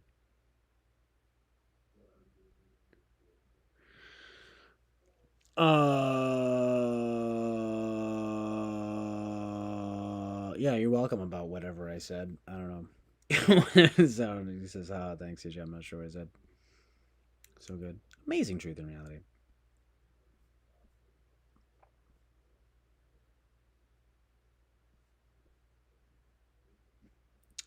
Um, Liz Mom says, "How many tattoos are too many tattoos in your opinion for your lady?" Uh,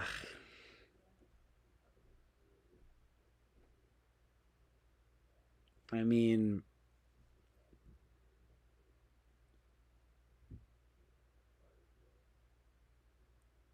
the the thing is, I'm really not into tattoos on chicks. I'm sorry. I mean, it's just. I mean, I don't know. Obviously, like having like one or a few small. I don't know. I feel bad because I know you guys are gonna be like, what? But like, and I'm not trying to like offend anybody. But look, personal preference. I don't know. I don't know. I'm not really into it. Like, I mean, you know, obviously a girl can be like gorgeous with who has tattoos, but I just feel like I'm just like whenever I see like a gorgeous girl with tattoos, I'm just like, oh, it'd be so much like more gorgeous though, like without all the tattoos. But like, I mean, one or two tattoos never hurt anybody. You know what I'm saying? You know. I mean, but I don't know. I wouldn't put a number on it. I guess I would say. I guess I mean I'm gonna be honest with you. Probably like three. Probably three or four would be too many. Preferably none, but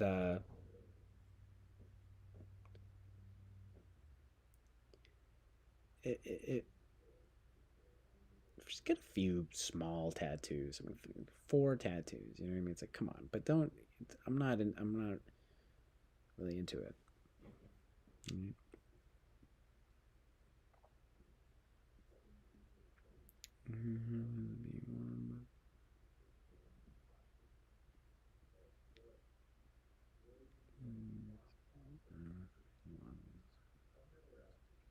I usually wouldn't mind the needy chick. Well, it depends on what kind of needy. Like I could not. I hate that shit of like you didn't answer your phone like at fucking when I called at 5 p.m. You know what I mean? It's like I don't know though. I mean, I'm just talking about that kind of vibe. But generally speaking, I mean, I know what you mean. I wouldn't mind a sort of certain amount of that need, obviously, right? I mean, I would actually kind of like it, but but you can't, I can't be having that kind of like, I mean, that just sort of psycho vibe or whatever, or that just sort of like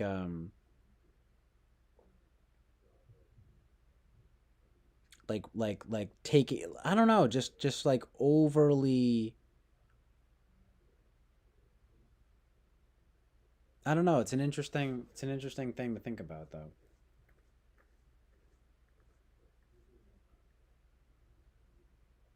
Because I guess if I'm really into her, I wouldn't really mind that much. But I just don't want to feel. I mean, bombarded, right? By like, just like with fucking like phone calls and shit. You know what I mean? Like, but I don't know. I mean, I guess if I'm just like if I'm really into her, I don't know. Maybe I wouldn't mind that much. So I guess it sort of it depends, right?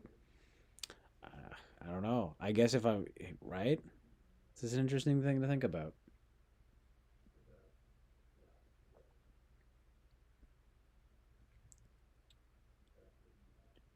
Because it's sort of true, like, as it's funny you say that your younger self would be annoyed by it like,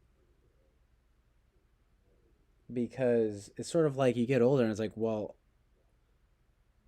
but I would want to be with the girl that I kind of want to spend all my time with, right? So why would you know what I'm saying? Like, how much alone time do I really want and need, right? Like, oh, you gotta let me do my thing. Like, I mean, I've been doing my thing for years and years. Like, why I don't really need how much, you know what I mean? So I don't know. That's interesting, man. Like, but I guess there's a healthy level that would that's ideal. Still, regardless.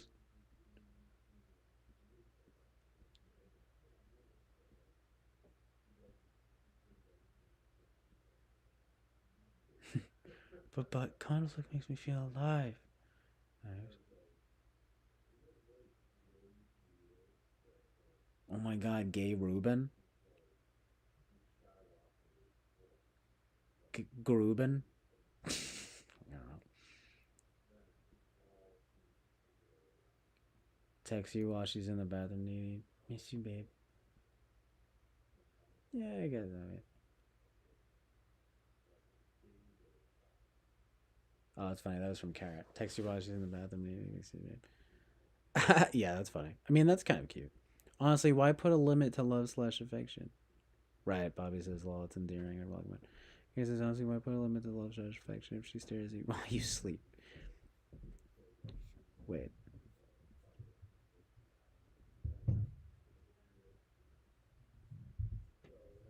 If it, if it, wow, just a bunch of chats. All right, nice. Thanks for being here, guys. Hold on. I'm putting Gallo up because from this thing, I don't care. Because I don't seem to, I can't seem to be able to find the original file.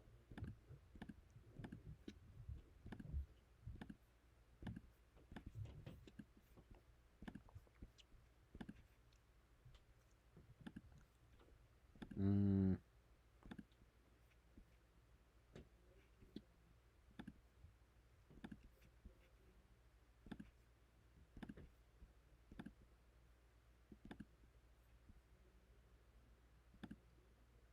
all right.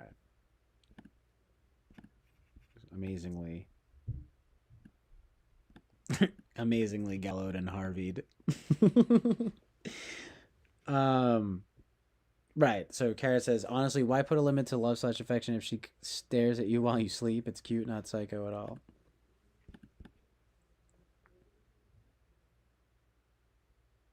Yeah, I guess so, right? It's like,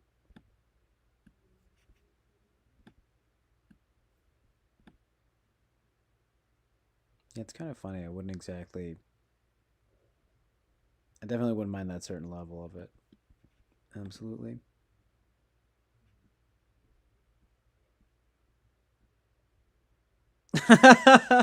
Uh-oh, it's Gay Ruben.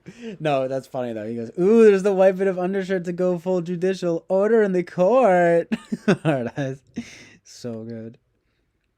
You know, full body Yakuza tat, a little ankle butterflies. Okay, yeah, right. Like a little star or something, right? Okay, man, good night. And Teddy's understood. How about the hair color? The lady comes home with the blue from the salon with pink, blue, and lavender hair. Would you object if she was tickled rainbow happy now? I people I don't know. It's my I actually don't care that much. Like people always want to hate on nowadays, right? Oh, she must be a libtard or whatever. Got blue hair or something. I mean, but I mean, if she's gorgeous, or she and whatever, and I love her. No, but you know, it's like whatever, right? I mean, you know, I could get with it, but I don't. I wouldn't exactly. I mean, you know, prefer natural hair. You know what I'm saying? She's going brunette or blonde, or redhead, right? But I'm not. I wouldn't object to some cool ass blue, pink, whatever the vibes actually you just said, like pink, blue, lavender. That can be pretty. You know what I'm saying? Probably none such a tradition is gonna be a tab. The thing is I would get a tattoo, but I wouldn't. But I've never wanted anything tattooed on me that badly. You know, like unless someone died. Like seriously, right? Like God forbid, you know, like so if someone in my family or something died, like I would maybe get a tattoo of their name or something, or get like a dope like cross, you know what I mean? Like a sort of corny, sort of cliche, like get like the Irish cross or something. But that's like that's sort of lamestream, you know. But or a cross. I don't know if that's actually good though. You know, if it's actually Christian and good. But I mean, you know, what else? I mean, it's like, what else am I gonna get? Get a skull tattoo? Get a motorcycle tattoo? That's not even a thing. No, I'll get a chick riding a motorcycle. Dude, chicks will dig that. It's just me, but I have a naked lady on a motorcycle on my bicep. I'm like, do you like me now? I talk like this. But I have this tattoo now. I'm dangerous. I don't even have a motorcycle. I do need to get a motorcycle. A leather jacket vibe, yo. Straight up.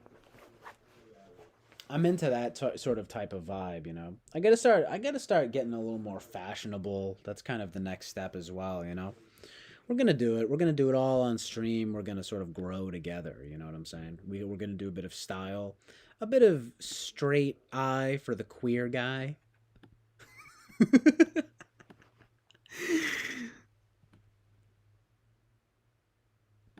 That's my version of the show, where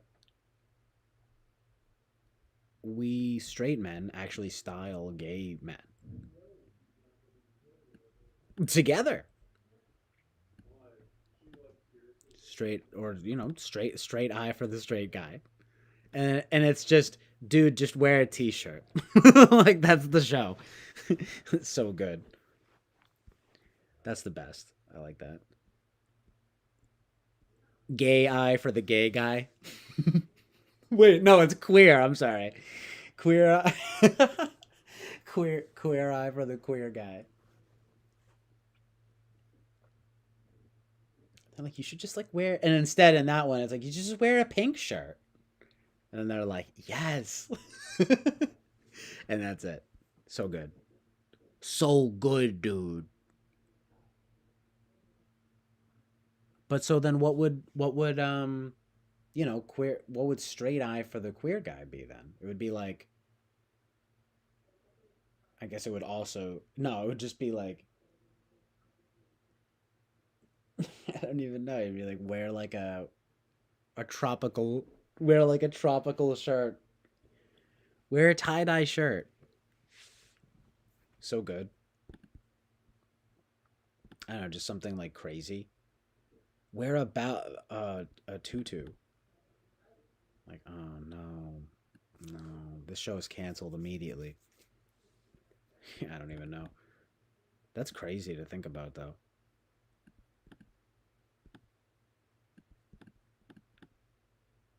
The sequel.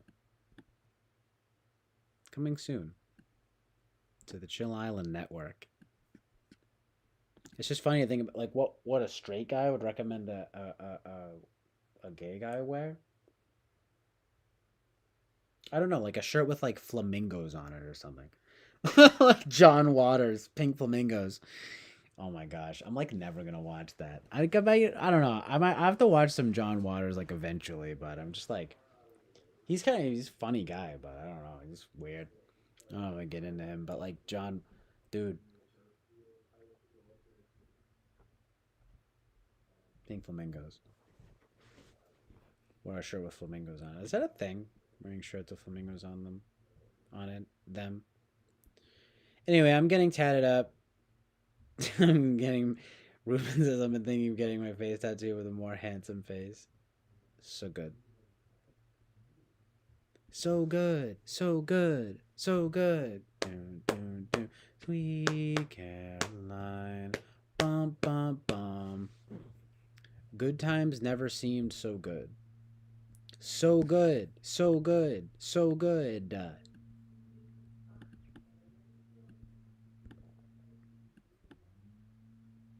So, anyway.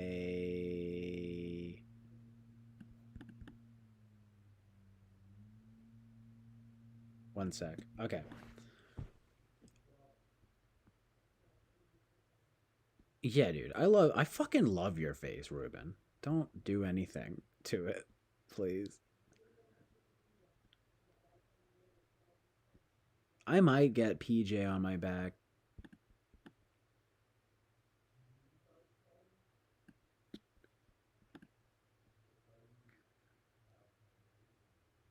Zane says, your descriptions are consistent regarding traditional, but typically the pics you put up are not traditional. Do you find any conflict in that? You mean like with the girls? I mean, I mentioned that, you know? Like PJ and, you know, Sky and a lot of girls, but I mean, you know, Fly Guy said, "Oh, they're high T women."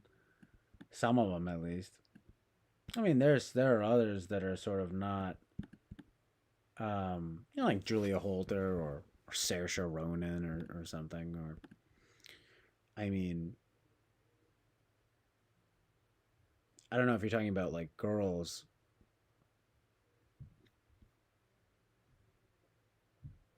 I mean, because not, yeah, like Sky Ferreira is not exactly always super traditional or anything like that.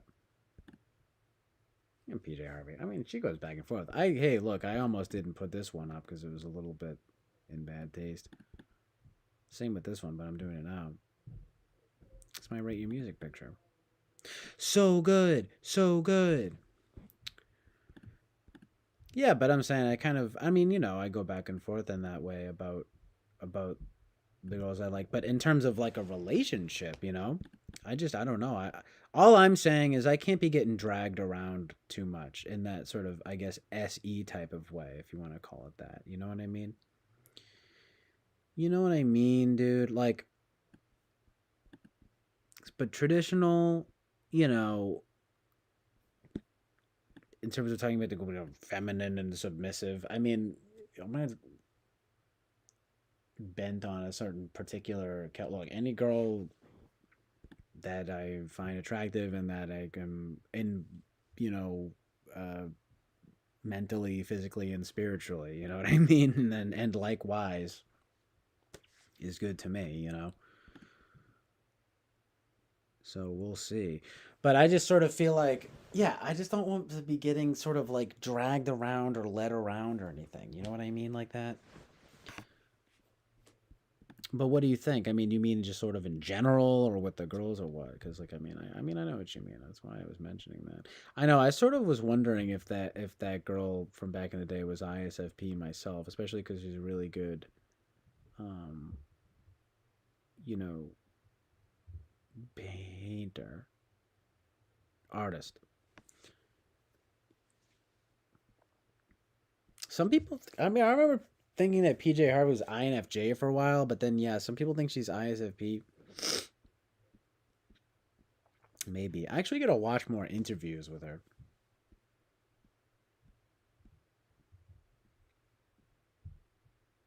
If you had a choice between a female who is efficient and responsible and sweet but not pretty and a very good cook, or a female artist who hot in bed who can't cook but can make you boil, which one will you bed, wed, or head? Bed, wed, or head? Efficient and responsible and sweet but not pretty and a very good cook, or a female artist hot in bed who can't cook but can make you boil.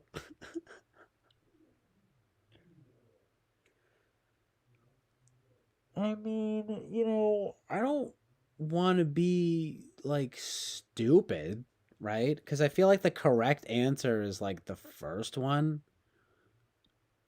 right? But I don't know. I kind of want to say the second one, you know? But that's embarrassing. You're too much, Winston's mom. Bed, wet, or head? Well, you didn't give me three choices, right? So I don't know. I just it would be nice to see how it goes with the artist girl, right? I'm sure I'd wind up wedding the first one, right? Look, but not pretty.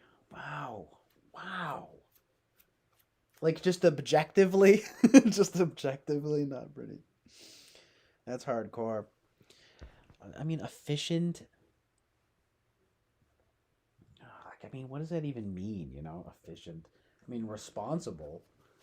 That's good, but anyway, I don't know. Sweet, obviously that's good. Not pretty, that sucks. Good, very good cook, that's good.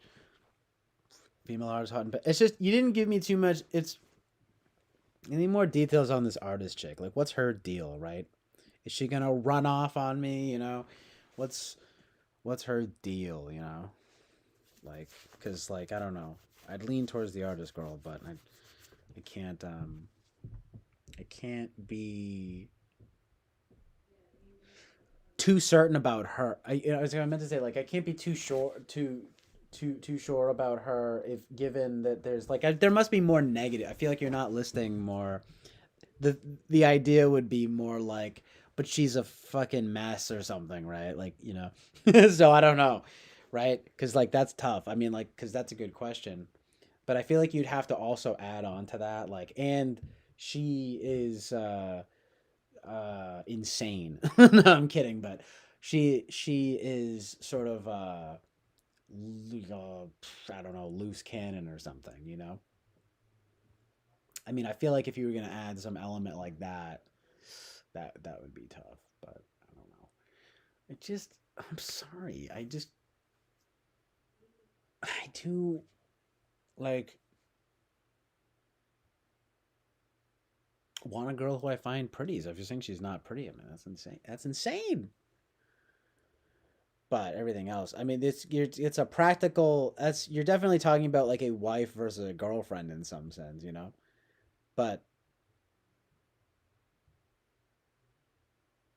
that's the only bad thing you said was that she's not pretty. Then again, the only thing you said that was bad about the artist girl was that she can't cook. I mean, that's fine. I can cook. I mean, I'm not the best cook, but I can cook. I would it'd be good if she could learn how to cook too, but you know. So that's a tough one, but we'll go for the artist girl for now, and then go for the res- the responsible girl later. I'm just kidding, but yo, real talk though. Well, yeah, I mean, because that's sort of the right answer. I'm spending way too much time on this question. I guess it would sort of be like bed the female artist and wed the the responsible woman, but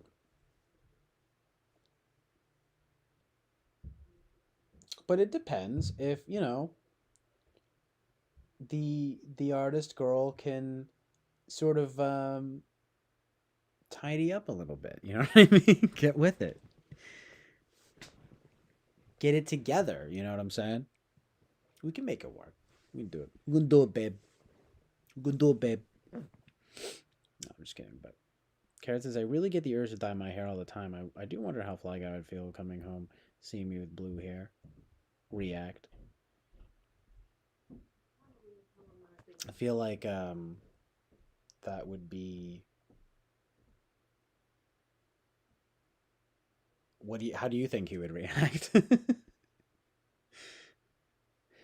he'd be into it or no? Bobby says, the good cook one a virgin? No, that's an important question. Okay, people look younger. I guess she's pure. I'll take her. She's pure. Yeah. Well, that's interesting. You said she's not pretty, but I don't know. I mean, sort of is good, but I mean, I don't know. But it's like if she's not pretty, she's not pretty. That's tragic, dude. But that's sort of a good thing. You kind of did outline a good wife there. So good. Anyway, but I'm like, man, it's like, oh, she's gonna be pretty though. She's gotta be pretty, dude. Anyway. Yeah, exactly. I want to get a little more fashionable. Cut this CJ a year later, raving with glow sticks at a gay nightclub. I get, I'm here. It's the Chill Island. Woo! It's the rave island, dude. We're doing it. Coming in 2024. Rave Island. Yeah, this is a disaster. Probably talking about the Ruben, the queer eye stuff. Queer guy with the straight eye, the gay guy who still doesn't know how to dress. Queer guy with a straight eye. It's a gay. Yeah, exactly. Guys, is law. Have you ever heard of flocking? Have y'all ever heard of flocking? Youth groups do the flocking. You hire them and they show up and place hundreds of flamingos in your yard in a sign like happy birthday or congrats. It raises money for the church and it's so adorable. That's cute. I don't know if I've actually really heard of that.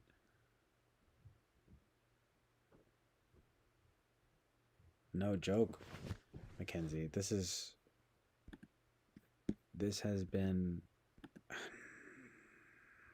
Why do I do this every time? It's been almost 8 hours. It's ridiculous. Unbelievable. Anyway. Oh, you know what I should do? Wait a second.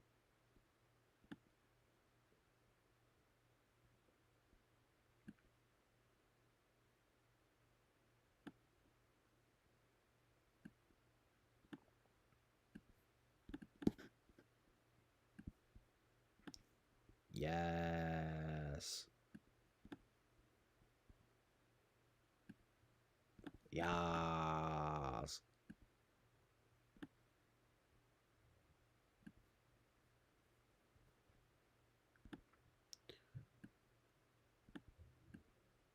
Hold on if you feel like letting go. Hold on. Hold your fucking horses. Just kidding. Sorry. I'm sorry.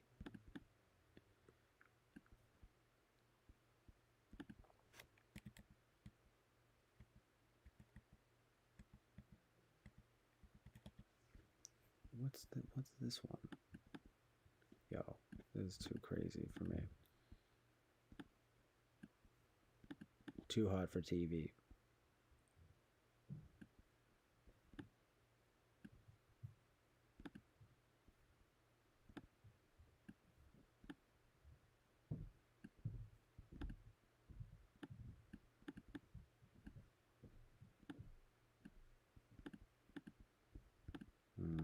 This needs to be a bit figured out here.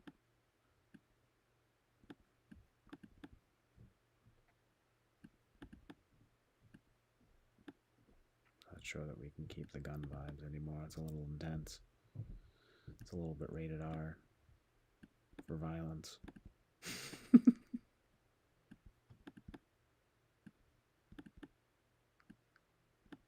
For some strong violence.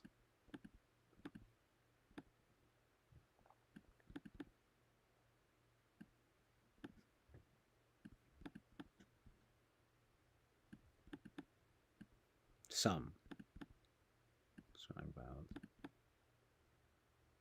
Not that much, but you know, a decent amount.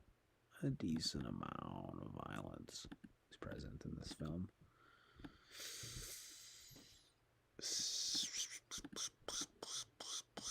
I don't know. It's like it's showing up as with some kind of blue velvet. No, but some kind of like.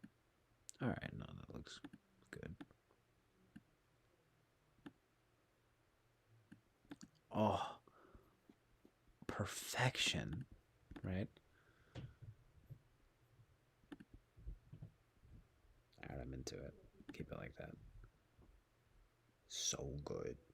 So anyway, yeah, Mackenzie's in a new stage of her life. She's Mackenzie. I noticed that. Very good.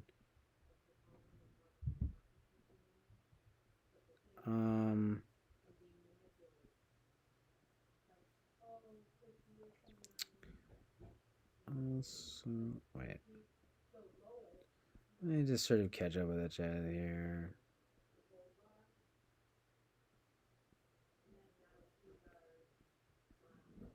Oh man, missed a few messages here. One sec. Okay. A freaking ghost walks in. I heard a noise, like a cat.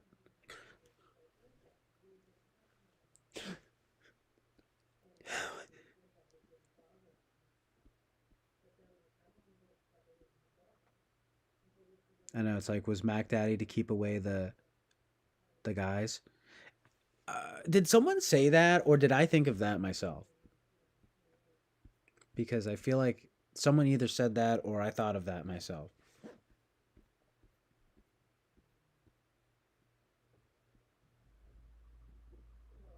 Oh, jeez, you guys are just with the forcing it here. It's no.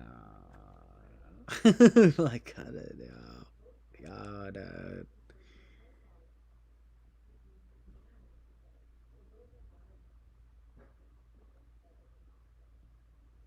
but that's probably true. Mackenzie, just a wild Mackenzie appears. It's like, yo, what up, girl? That's what's inevitably that is what inevitably will happen. Oh, hopefully not. I don't know. Crazy. Men are such pigs. Am I right? I say that to endear myself to you, right? I'm a male feminist. So, you know, non threatening, you know, look, I'm a nice guy, good guy. Well, that's true. I'm sort of a feminist warrior. That was my nickname in college. In the college that I went to, I went to Harvard and graduated with a business degree. Magna cum loudly. Loudly. You're right though. It's a trick question. Can I learn to love her, find her attractive, and find her attractive, or can I fix her and make her better? It's true.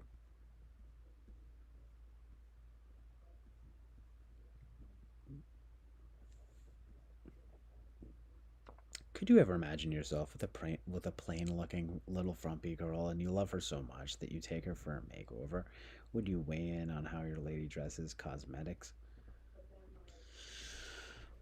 What? That sounds like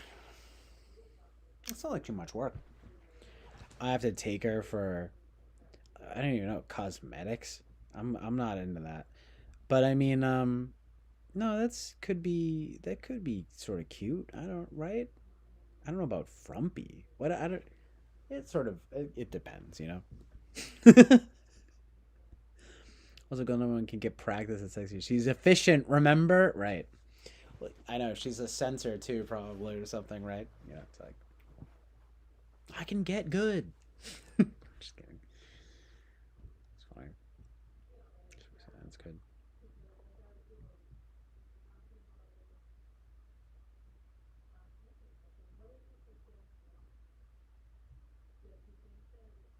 Where'd I get? Where'd I get? Bed I get is head that you cut off her head. Shit, fucking shit. Some Ted Bundy shit, dude. Insane, evil. What are you guys even talking about? I don't even know what's going on here. Okay, now I'm finally sort of getting caught up. Cares this. I think you would be shocked, but grow to like his legs not damaging my hair like my natural character color too. So maybe I'll try wigs out. Exactly. You do this because your ISFJ and Samsung keep streaming when you said you would go sleep and eat 4 hours ago. Yeah, but I went in the basement now, and then we started talking about freaking, you know, girls. I'm just kidding, but we started talking about like guys and girls and all of this sort of thing, and just kind of, yeah, well, look at that, it is what it is. Could be, but it's definitely a sort of vibe once I get in the vibe. I actually am going to head out in a few minutes though, and I'm doing it. Yes, you do. Then you're like, I'm gonna end the stream soon, so I think I'm gonna come out 3 hours later, and you're still going. I always just get going. You know what I mean? And it's just too. I just pop, just too hard for TV for television. You know, so you have to get the HBO Max uncensored, unedited edition, the director's cut. Coming in 2026, local jury, crazed man goes outside for their time. A must watch. And don't forget the sunglasses. Seen on the Chill Out, sponsored by the Truth and Reality, which is CJ. I always love your amalgamations of all of these different words. It's amazing. It's amazing, Truth and Reality. The for you, I don't even know what you guys are going back and forth about. You are, yeah, you guys. Someone's going in time out here. Unless you're referring to someone else in a different time. What did I say? I didn't say anything about either of you. Oh, about the girl thing, right?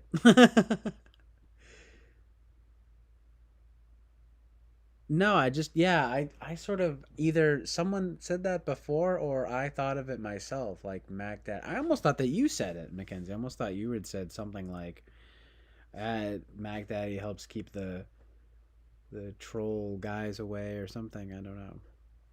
Maybe I thought of that myself. Isn't that amazing? It's like, oh great, Bobby's rubbing off on me. No, I'm just kidding. But much love to Bobby, of course. Always a vibe. Always a good vibe. But like, no, either someone said that or it just sort of occurred to me on my own. But yeah, like, and I'm saying a different like time before and just now. Unwrench everyone. Oh, that's actually such a good idea. Unwrench everybody but Ruben. Ruben the wrenchman. Bobby goes, horrible idea once his mom suggested. The opposite of what I'm saying.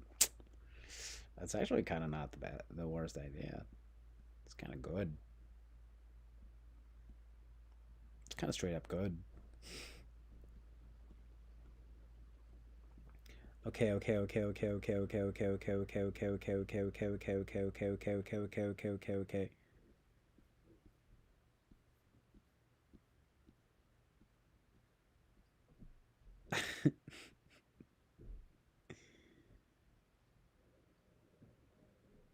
I'm lolling.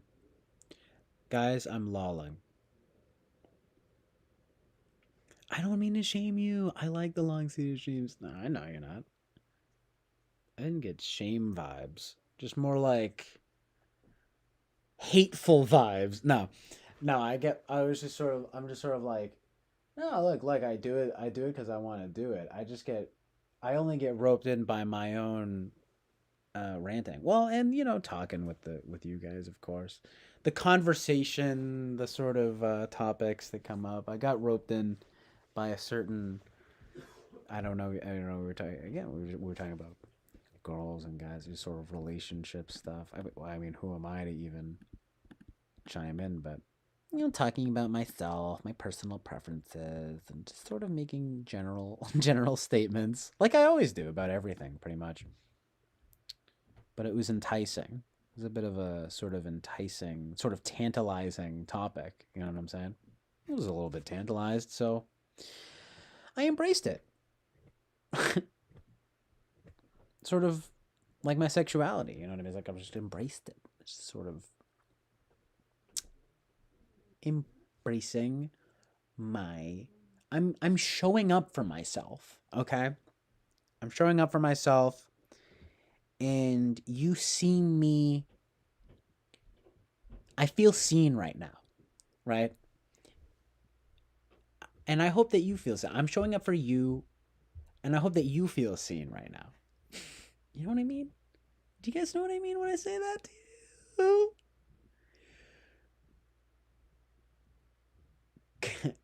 I hate me too. So sad. Mackenzie, don't say that.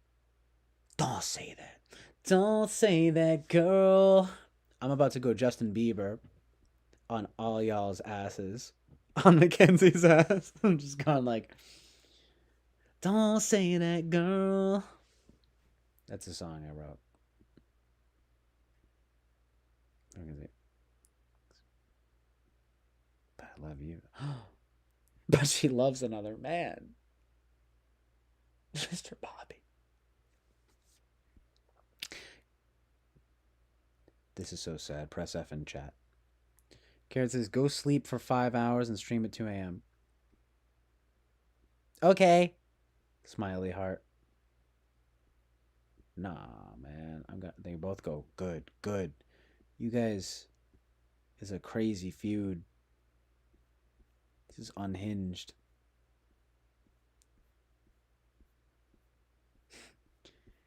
I know, I'm sort of like, oh my god. I was gonna sleep and then get up later and possibly stream, but now it's late. All right, look, listen, I'm about to head out in a few minutes. We'll see. I'll be streaming again soon, but I'm gonna catch up with the chat first, and I'm gonna head out in a few minutes. But this has been pretty fun. Thank you guys for being here. Real talk, though. I did not expect to want to stream after fucking getting out of jury duty, but I figured it was a fun sort of changing up the vibe, being sort of normal and good, being outside, and then getting in here in the chat with the gang. Much love to the fam. That all sounded very fake, but seriously, it's really good stuff. Thank you guys. Appreciate it. Love you guys very much. Seriously.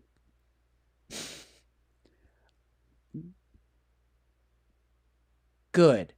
Good. Doog. Doog.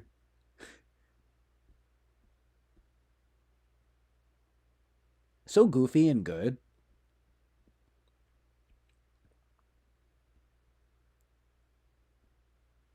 Guy cares says, I'm not shaming either. It's all good. Look, it really is all good in the hood. You know what I'm saying? In Compton. Someone says, lol, your voice is freaking awesomely hilarious. Thank you, man. I don't even know what I said. I'm just popping. I'm just popping off, dude. You know, whatever I said, it was probably. I believe you. It's good.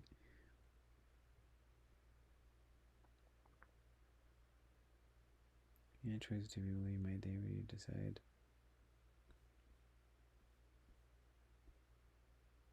Based on the plain one with a sense of humor, or the handsome one who brings home the making very excited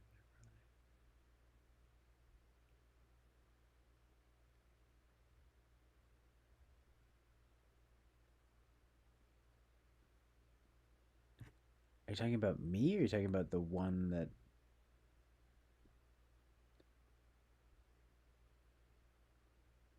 Or are you just saying it was the one based on that question?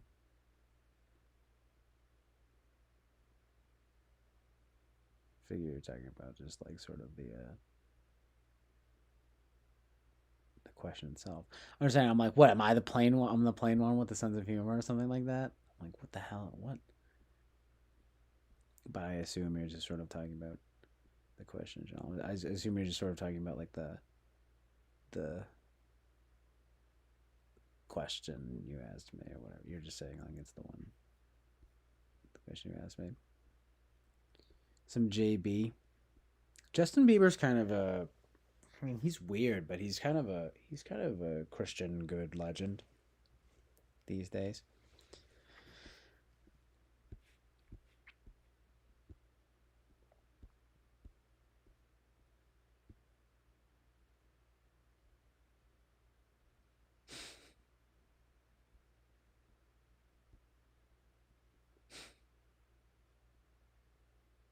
I'm finally caught up. All right. Oh.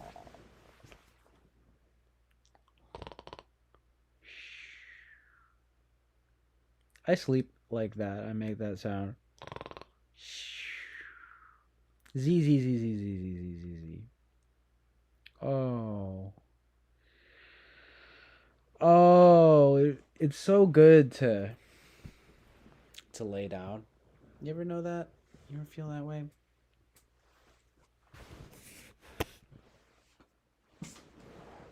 Oh.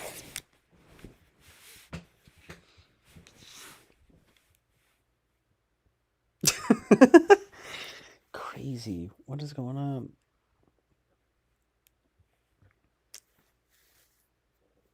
Sexy. I'm sexy and I know it. I think LMFAO is my favorite band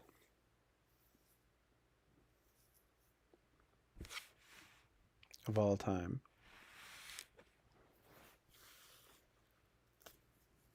No, I'm on the laptop now. I've been on the laptop for like hours. Hi. It's kind of like you're FaceTiming with me.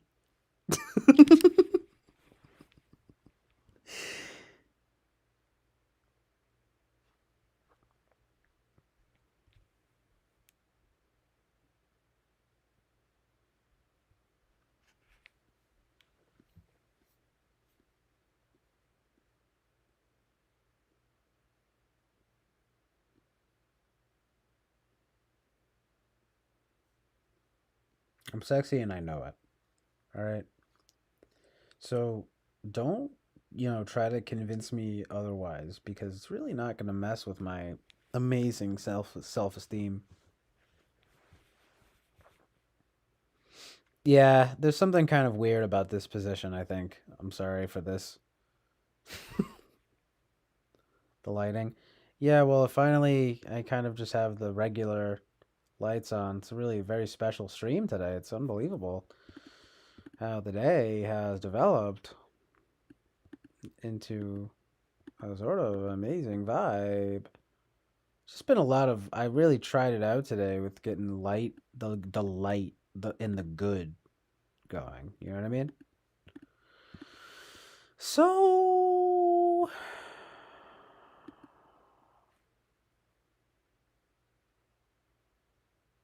yeah, that would be a little. It's too much. It's too much, dude.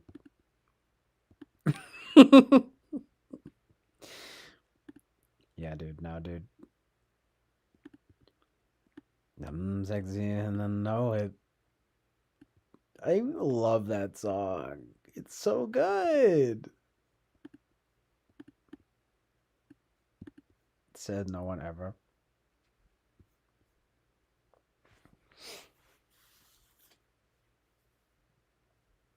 How much? How long have I been going for? 8 hours? Alright.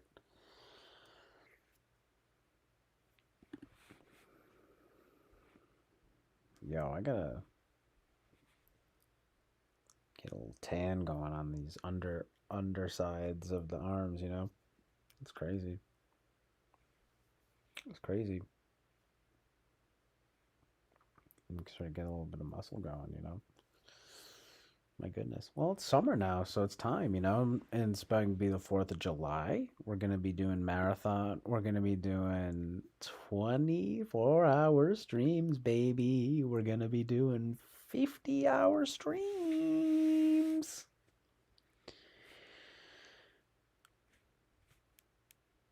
$100-hour streams. Dude, there's too much light going on right now. I don't feel comfortable. Ow! It needs to be dark, black and white. Get the fuck out of here. All right? Whoa. Ah.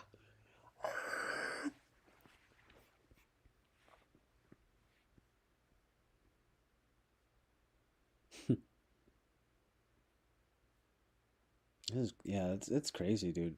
Start getting real SE up in here. Sexy. Oh, I could put on the sunglasses inside. What up? It's your boy. It's your boy, Jason Derulo. Jason Derulo.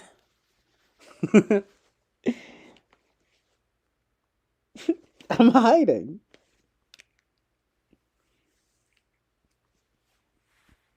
It's me, one of the Blues Brothers. Dan Aykroyd. I don't know, what? I'm John Belushi? Alright. Well, fuck you. Dude, honestly, one of these days I'm going to get absolutely wasted on this stream. You guys are going to be sorry you ever even got to know me. I'm just kidding. But can you imagine? That would be pretty funny, though. I wouldn't really want to do that, though, for being honest. I actually don't really like drinking very much. But it would be pretty funny to sort of at least get sort of buzzed. Oh, I don't know. Might wind up regretting that. I wind up personally insulting every last one of you. Like, oh no, I really fucked up last night.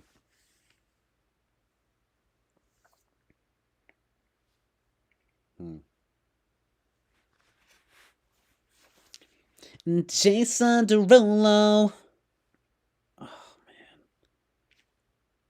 Man, these sunglasses are starting to suck, dude. They're wonky. Getting a little bit wonky.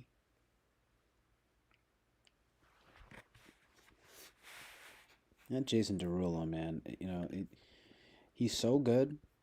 He had to say his name to make sure everyone knew that it was him.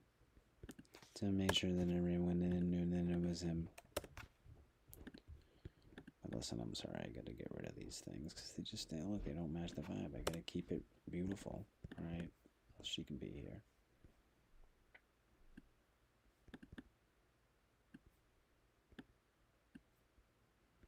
Gotta keep it beautiful, true, and good. Objective Christian good. Alright? Don't let the bed bugs bite. And that's a metaphor for the demons. You gotta let the angels sing. Polly Jean wailing away into the night, serenading me. But I do need to add more pics. I mean to say, just like, don't let the demons in, let the angels, like Polly Jean Harvey serenading me into the night and into the day. Remember the day, remember the night, all day long, whistling.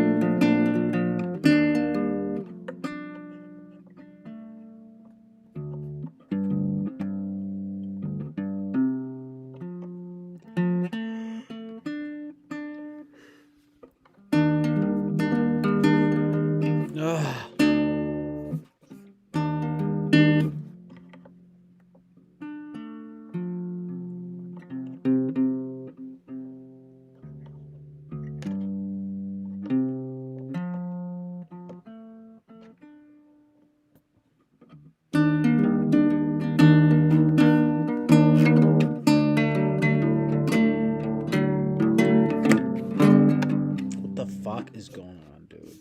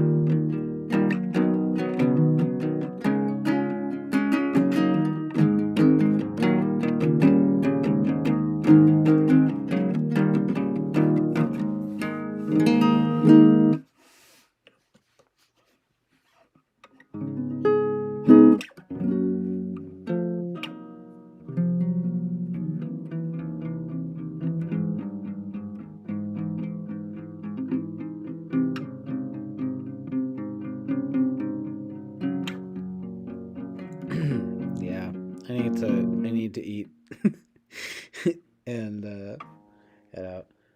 That's why I'm doing some outro music right now. You feel me? Ja feel?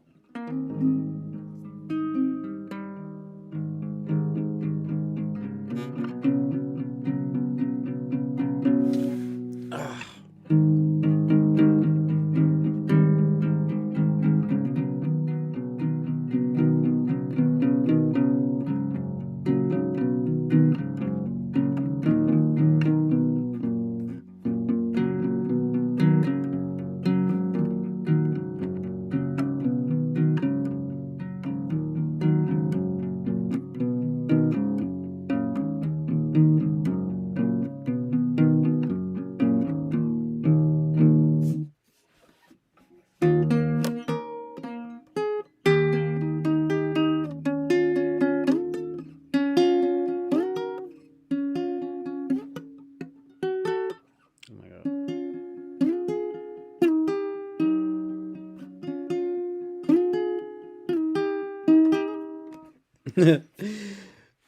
Yo, that's amazing, Boba Fett. He says, I slept all weird, dreamy, listening to this. I've always wondered how people feel about that. Just sort of like if you fall asleep listening to the stream, you know, the dreamy, the dreams, the stream dreams. I mean, if I ever fall asleep listening to anything, it informs the dreams 100%. Boba Fett says CJ was in it. Can't remember much, but yeah, that's amazing. 100, 100, 100, 100, 100.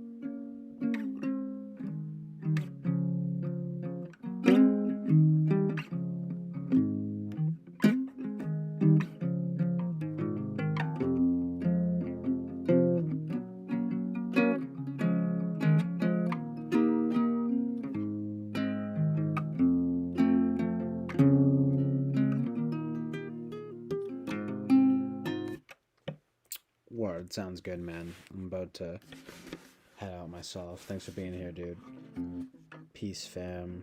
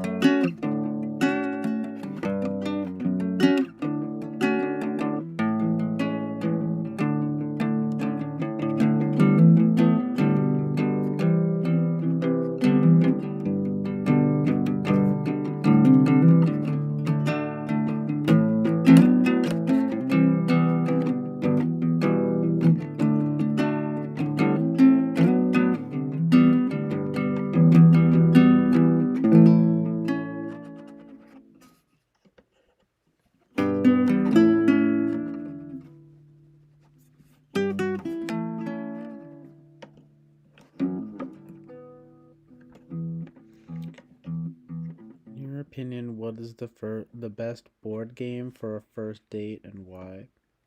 Some question. Candyland, bitches. No, I don't know.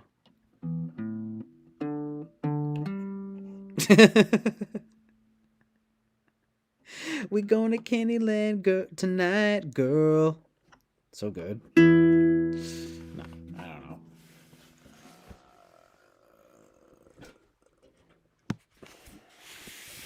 Candyland. I like the game. I like the game of life.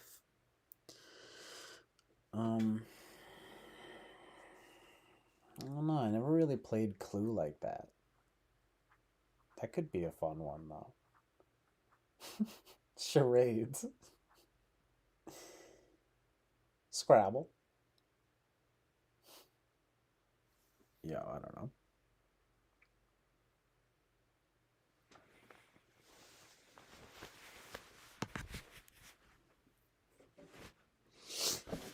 Um.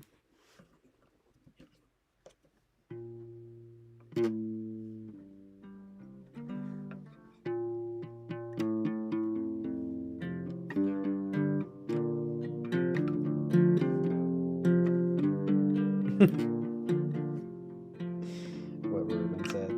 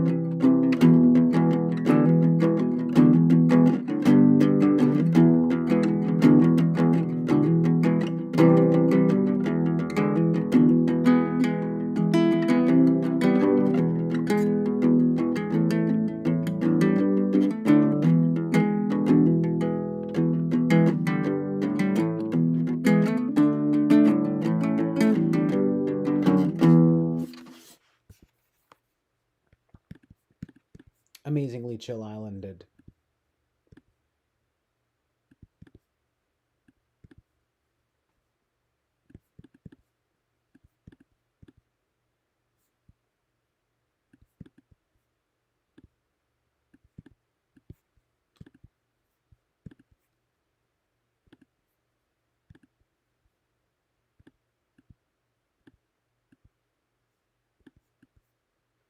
Uh-oh. Back to the vibes, dude.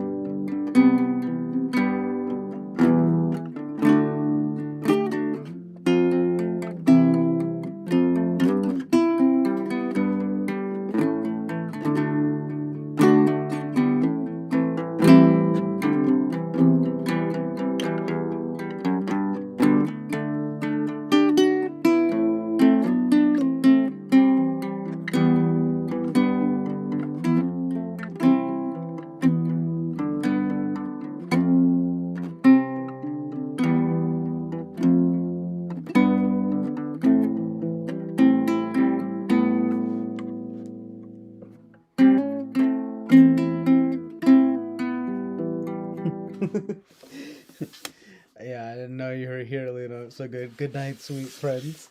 So funny. Alright, weird. Yeah, thanks for being here, dude. I appreciate it. And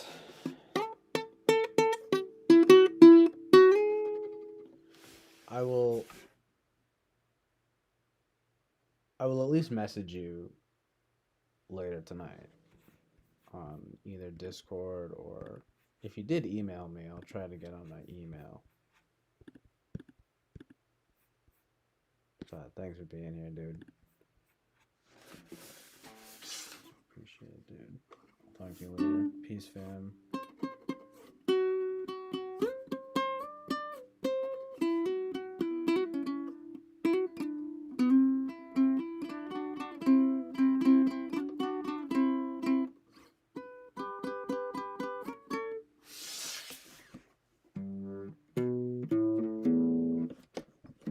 Oh, and Lou is here as well. All right, thank you for being here as well too. And yeah, no worries. I'm straight up chilling. We're just closing out the stream now. So yeah, thank you for being here, Lou. Peace, fam.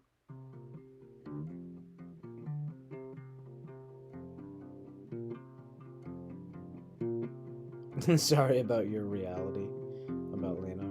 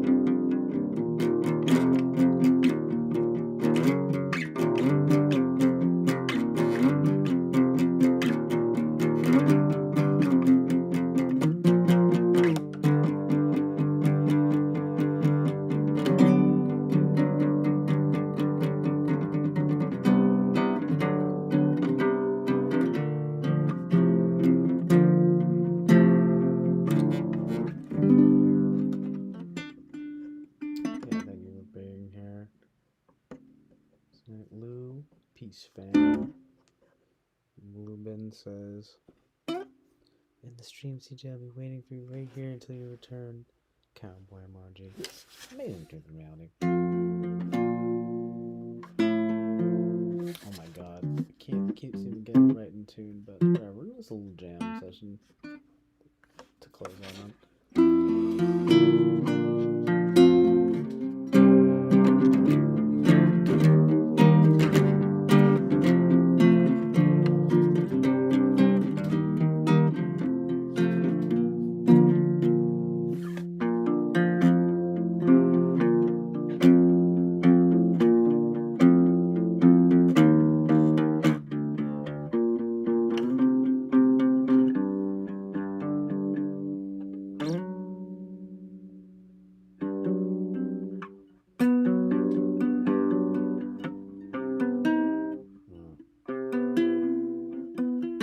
Yes, exactly.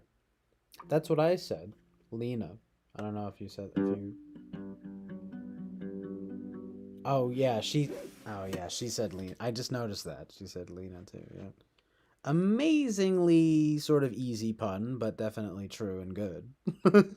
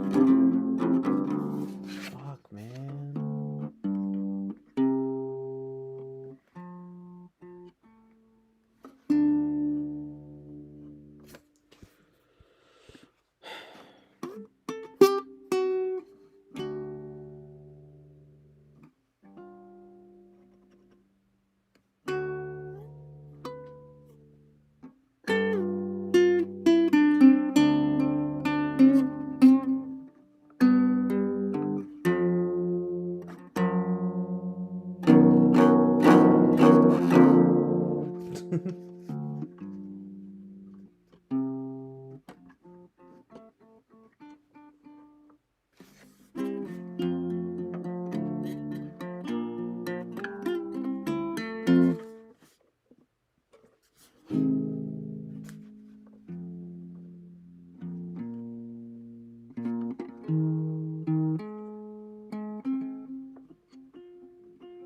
really gonna start playing on my like keyboard instead. You only really play so much on the guitar, you know? Like just literally.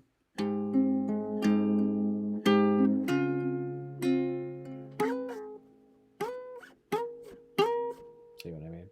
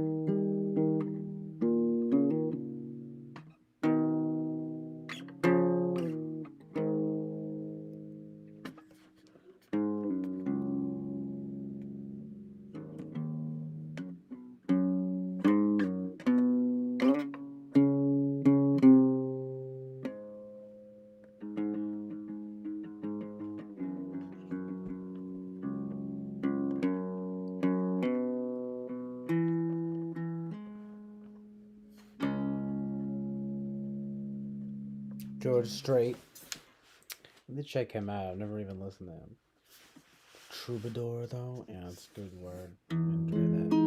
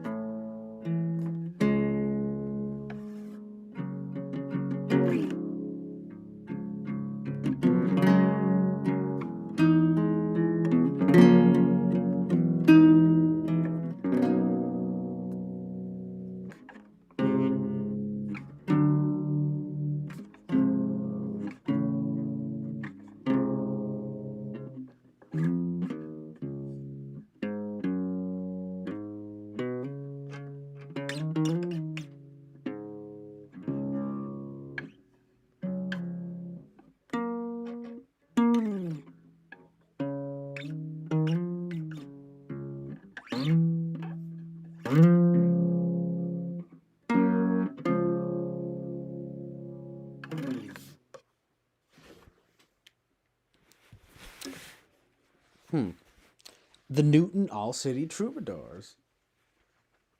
I'm about to join. Oh!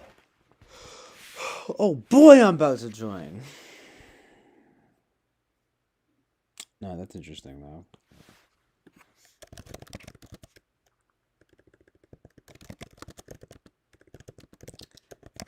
I don't even play guitar well enough. What even is this? It just is like. Wait, hold on. Well, let me just see what.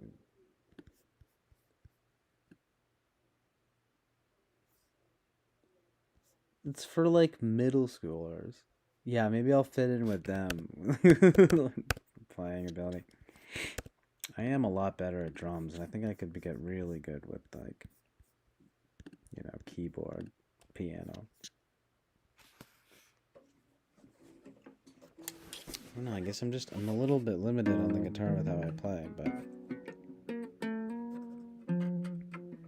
I guess I can play well enough for how I play. Especially with effects. I can play bass pretty well too. I can sing alright.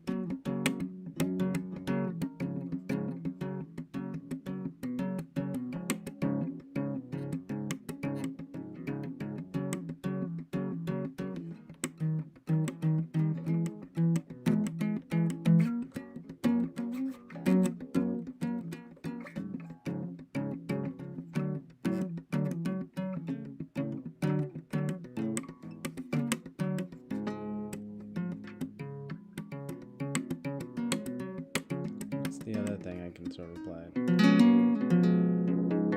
Well, I can write probably the best.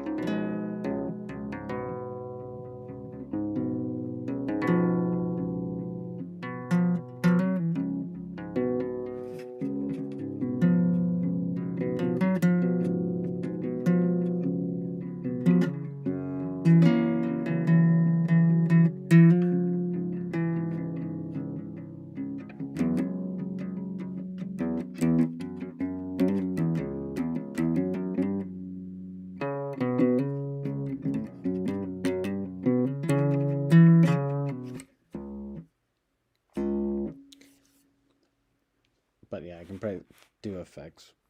I don't know. Maybe I could DJ, some turntable. Well, yeah, I can mix well too, but I just sort of feel like then I need to really kind of get into keyboard and piano. So I'm gonna say, yeah, I feel like I really just need to get in like keyboard and piano. But yeah, what is this traveling to? Well, I appreciate you sending the work stuff over. I'll find. I do need to seriously get some work. But yeah, like this is for middle schoolers. It's not, I appreciate it, but no. Let's traveling troubadour. You go to Europe. What even is this? I don't know how you even go about joining this. Oh, look at this chick. The Sue Bollingjall. This interview. Traveling troubadour. The Sue Bollingjall interview. Amazing truth and reality.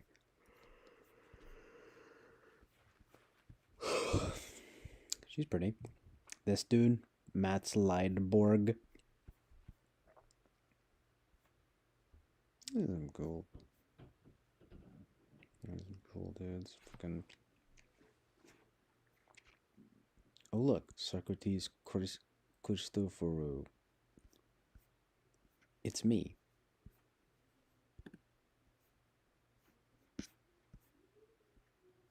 Because my name is Christopher.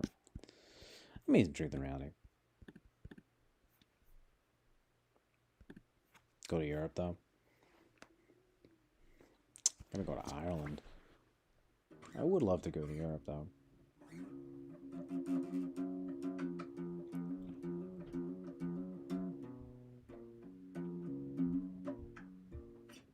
One of these days.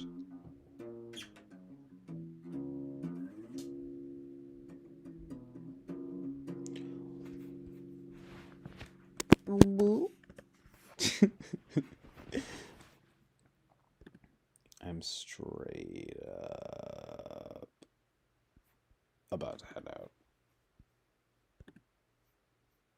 What was I gonna say? I'm not trying to push you into a job. I just do this. Look around and something connects.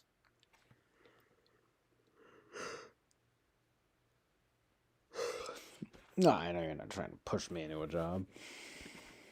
Believe me, these are nice. These are good recommendations. But I know that you do this. You don't to find, link stuff that connects. To a restaurant in Newton called to book a table. See, we're not all necessarily, just connecting the dots.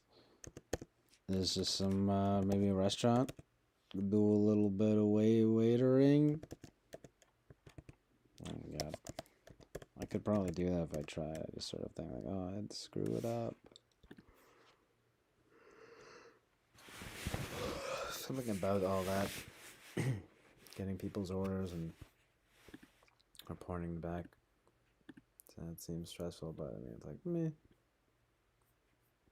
I do it if I try. If I put my mind to it. If you can put your mind to it, you can achieve anything, even being a waiter. So good. Amazing truth and reality.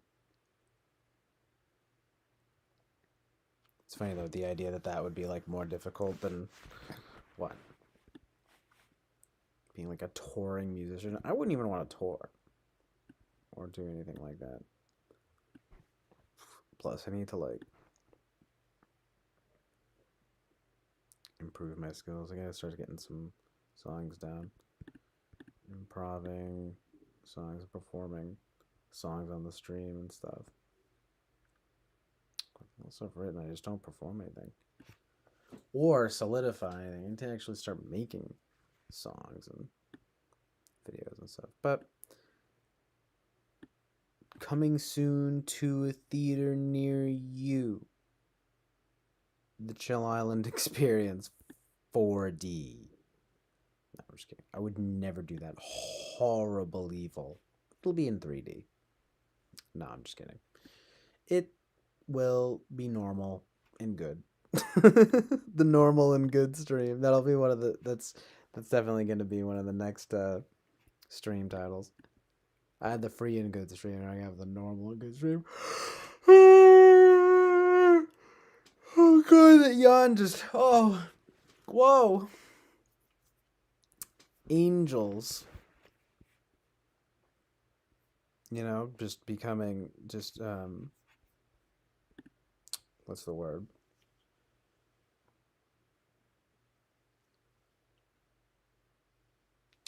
Be just sort of entrancing me. What's the word? Angels,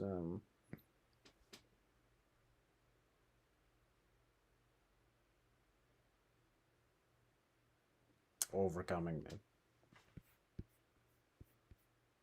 So good. Mr. Granite. This is some more. Thanks.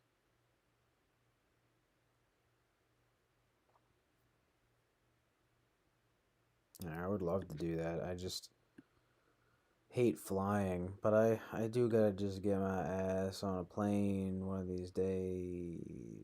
It's really ridiculous. I haven't flown since I was a kid. Because I never wanted to fly, and I did fly, and it still, like, kind of sucked. Still kind of hated it.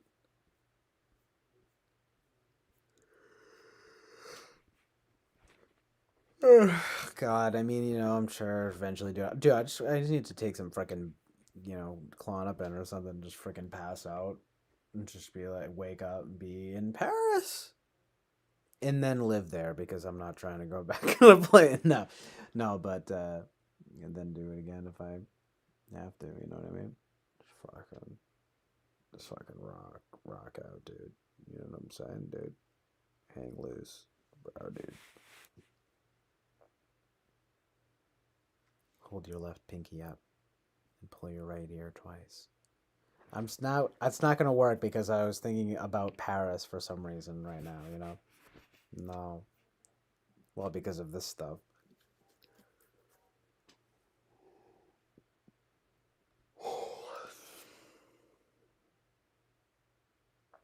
Hold your left pinky up. Pull your right ear twice. Now, think yourself ahead 5 years. Where are you? I'm on Mars. No. I don't know. I'm in Paraguay. I am in a French bistro sipping espresso with some cute French girl. Or how about I don't know, I'm in Ireland, my homeland, in some green meadows with some, by the water, some shamrocks, clovers, some 3-leaf clovers, and some 4-leaf clovers. Sort of beautiful, and cross. They're extreme, amazing truth and reality. Yeah, I don't know. But it would be nice chilling in Paris. Triggers in Paris.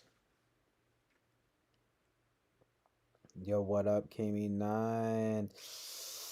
Listen, I'm sorry, kind of late to the party yet again, but it's all good.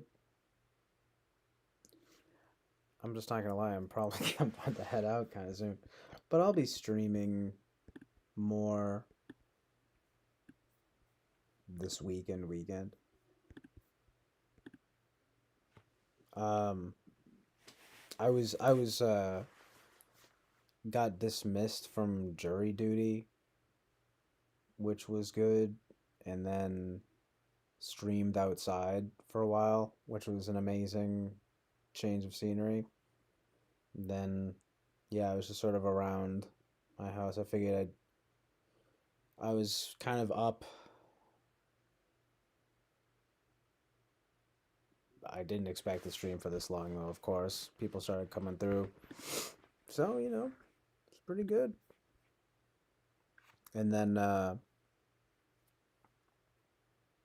eventually just started getting into it. We had some good talks. Amazing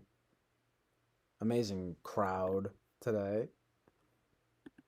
It's just the usual gang, but it was just sort of a good gang. The good gang. There's a new Slow Dive single. I didn't even know that. That's crazy. I wanted to ask you, actually, if you had heard these new PJ Harvey singles. They're pretty good.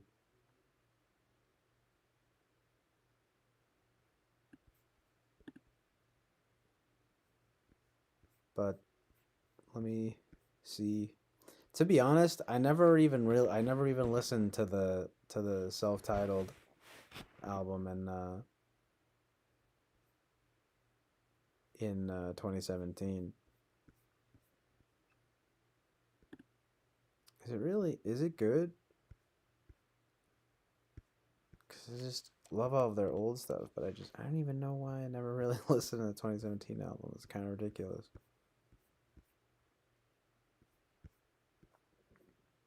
Yo, they got a new album that's coming out called Everything Is Alive.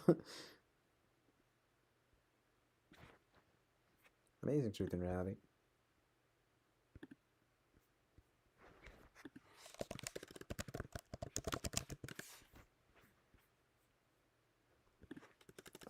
I'll listen to it tonight. I found it. The new single, Kisses. Yo, Amazing Truth and Reality. Yo, we gotta put Rachel Goswell up on the wall as well. So many well words. What the fuck? They had a video already too? Huh. Nice. Yo, this will be good.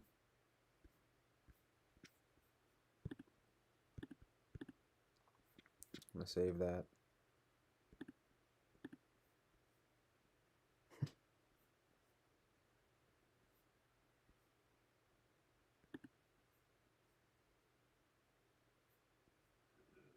I love PJ.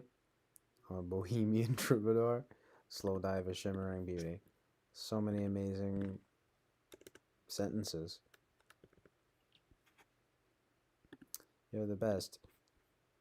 I feel like I always thought I was going to be disappointed by the 2017 album or something, because the early stuff is so good. But I need to just listen to it. I need to just finally listen to it. I'll check the new single out tonight. But yeah, you're right. The early stuff is just like some of my favorite music ever. I mean, the EPs. Some of them listen to all of the debut, but Souvlaki is amazing, and like some stuff from Pygmalion.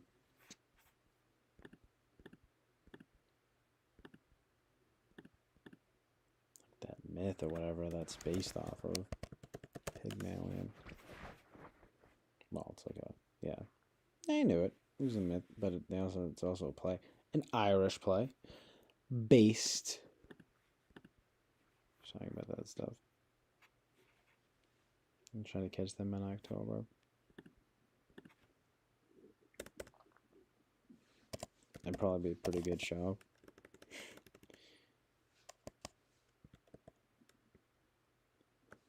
Yeah, I need to try to see more shows coming up. I'm probably gonna be seeing Death Grips at the end of the year, which is pretty good. But I need to see another act that's kind of like that, like something chill and good.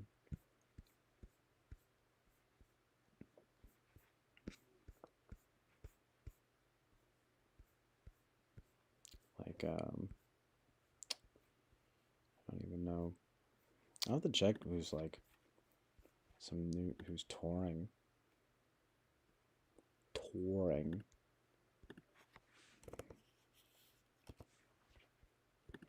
Slow dive. Can't touch me now.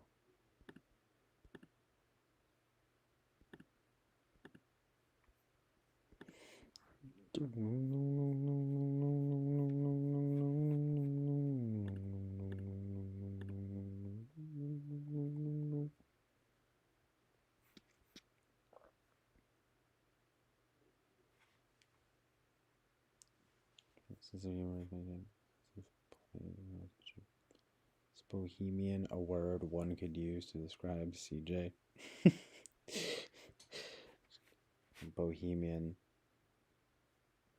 That word feels somehow loaded. Like that seems. I take off the sunglasses. I'm like, I'm not bohemian, really. No, I don't know.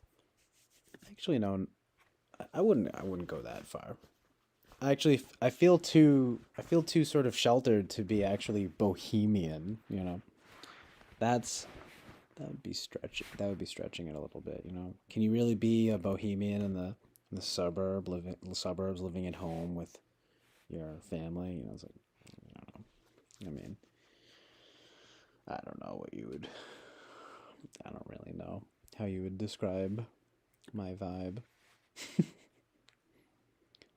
I'm maybe a very traditional sheltered bohemian. I don't know. But I know it's like how do you even describe that word? Like what does that word even mean? Let's look it up. I gotta find out right now.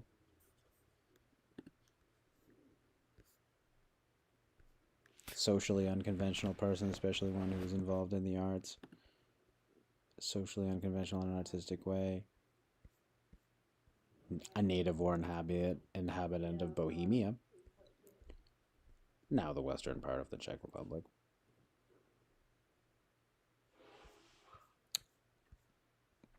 Weird. Vagabond, wanderer. Person who is interested in artistic and unusual things. For example, art, music. Person is an artist who is free conventional. I mean, you know, it's like not only a loaded term, but also probably overplaying my existence, you know. I like this Renoir painting though, the Bohemian. This girl, Lise, the Bohemian, in summer. Lise Trejo. I pronounce it. I don't know. That's the other thing too. I feel like I'm not even really cultured enough to, you know what I mean? Bohemian. You know what I'm saying? Stay-at-home bohemian. That is hilarious. That's so good. Yeah, maybe, right? Maybe. Insofar as one would even want to be one. I'm a conservative hippie. How about that? I don't know. Something like that. I don't know. Some kind of blend of the two.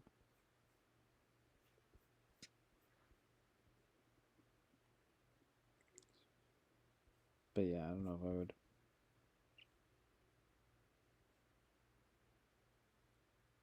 You know, go as far as to call myself Bohemian, you know. Bohemian Rhapsody. I do love to rhapsodize. I'm just kidding, but dude.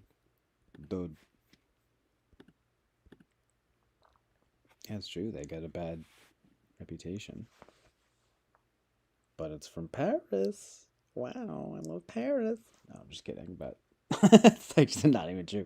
But they do get some good music and film and things like that, you know.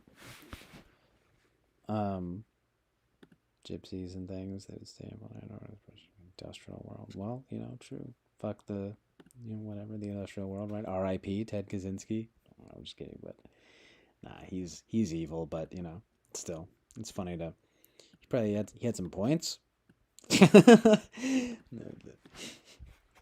It's crazy though. I was just talking about him and stuff, and he died recently. Yeah, rest in peace, Ted Kaczynski. Anyway, yeah, staying hobo close. Yeah, that's the thing too. Like I don't know. I'm trying to be more well dressed a little bit. You know, once I get out of the sweats for once. You know, like in this button down vibe. You know what I'm saying? Well, you took the words right out of my mouth. I was thinking about, you know, the French New Wave stuff, of course, you know. That that would sort of inspire, like, Wes Anderson. I feel like he almost kind of perfected it. But that's all the best stuff. And, you know.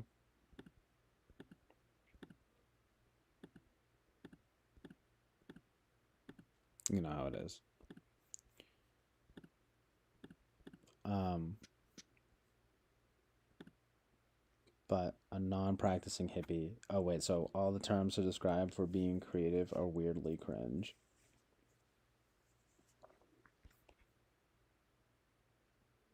I guess usually.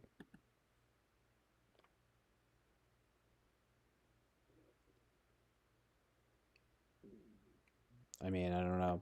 I guess the word eccentric is okay. That's kind of fun. It's electric, eclectic, exciting. I don't know, eccentric, but I can't. But what other like creative terms? Sort of like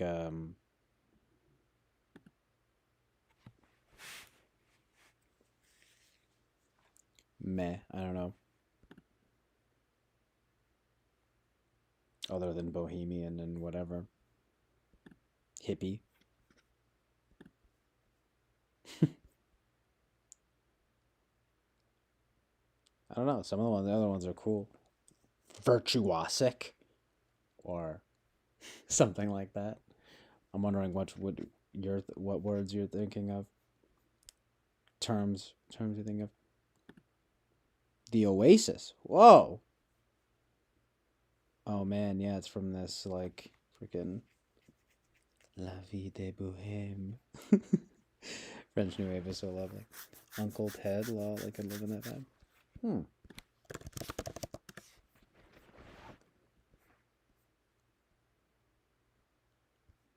Oh yeah, you're talking about Ted Kaczynski. Yes, so good. Took me a second there. Yeah, and I was thinking of that freaking Rent. So dumb. I mean, it's like that's corny in that that's what I'm saying, like in that Rent vibe.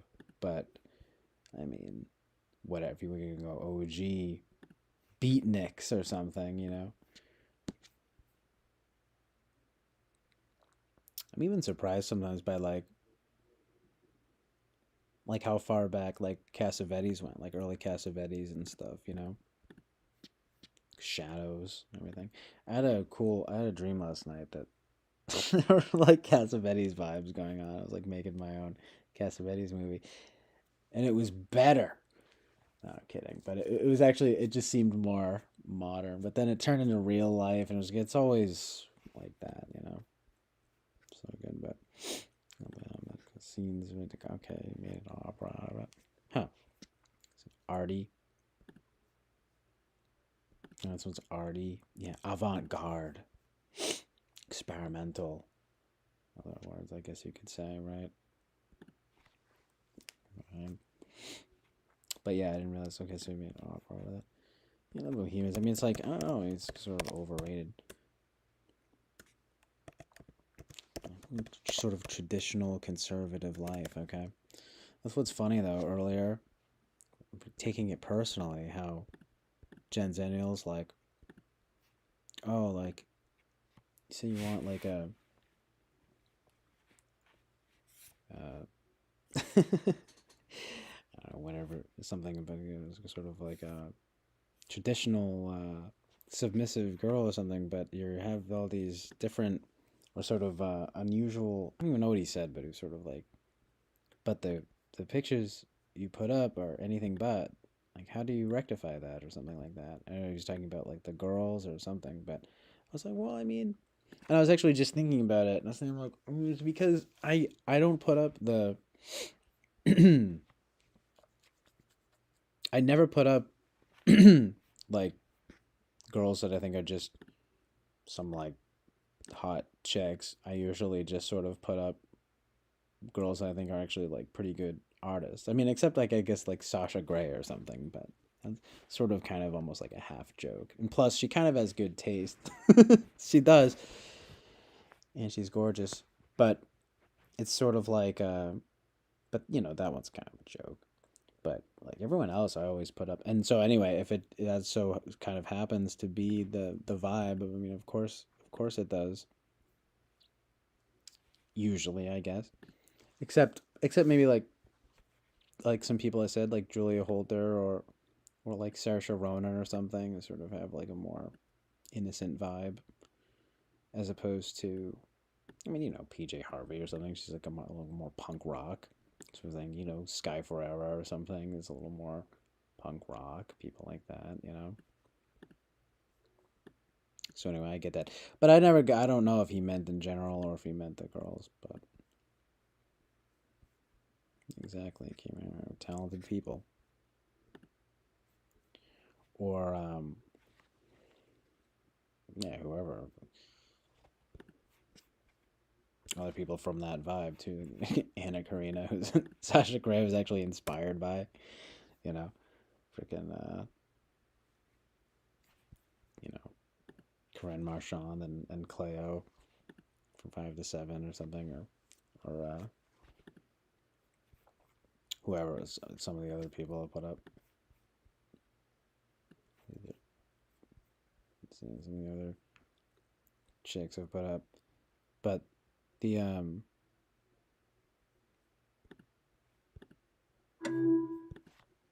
was loud. Just moving these pictures over here. I did have this sort of the classic, sort of the dope image vibes up earlier. I had the PJ Harvey American Bikini picture. It was very good. I guess this is the ID cover. Gallo on Spoon and Harvey on ID. So good. But yeah, I mean, you never just put up some, I mean, what, I don't know, like some random chick. It's like, that's not the vibe. They actually have to be good.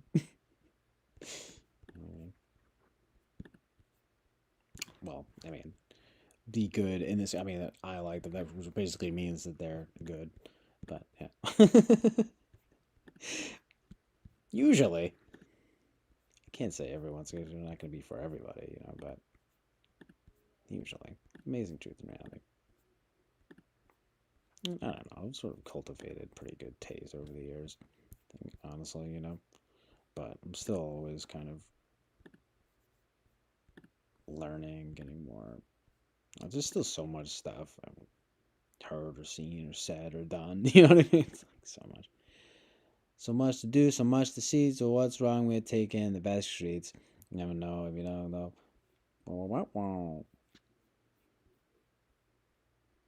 Shine if you don't glow. You'll never shine if you don't glow. You know what I'm saying? I love Anna. Yeah, she's brilliant. I haven't seen her in that much, though, to be honest with you, other than Viva Sa Vie, but that's like one of my favorite movies of all time. Sort of a bit of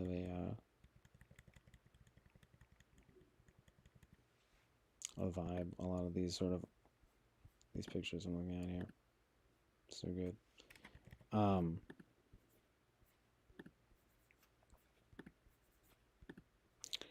Yeah, like I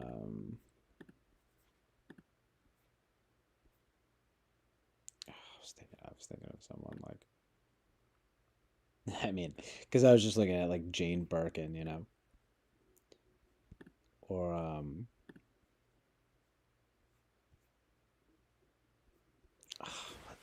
who's the? Oh yeah, Francois Hardy. I like her. She's good. It's not like I'm like, so like, oh, I'm always listening to French stuff.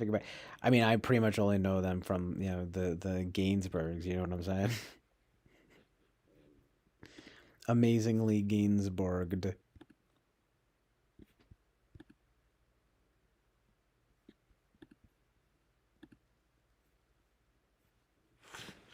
Gosh, crazy.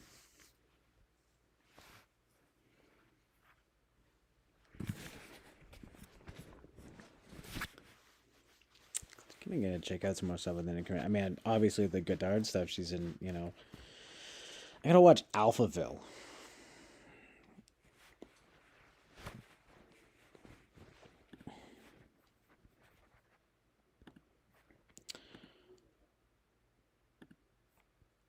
What I gotta do though is I gotta eat something soon and shower and sleep.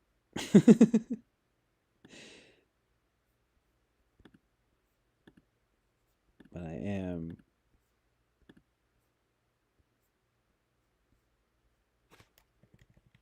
kind of organizing some of these pictures and stuff right now because I need to get a nice folder going of all the Chill Island imagery, scenery, if you will. Oh, kidding, but seriously. And I'm thinking about I gotta make the Chill Island theme songs playlist on Spotify. Hit up my Spotify, follow me. I gotta add that to my to my YouTube.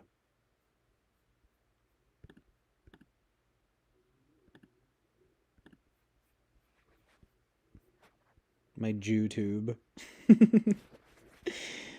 So good. Amazing Truth in Reality.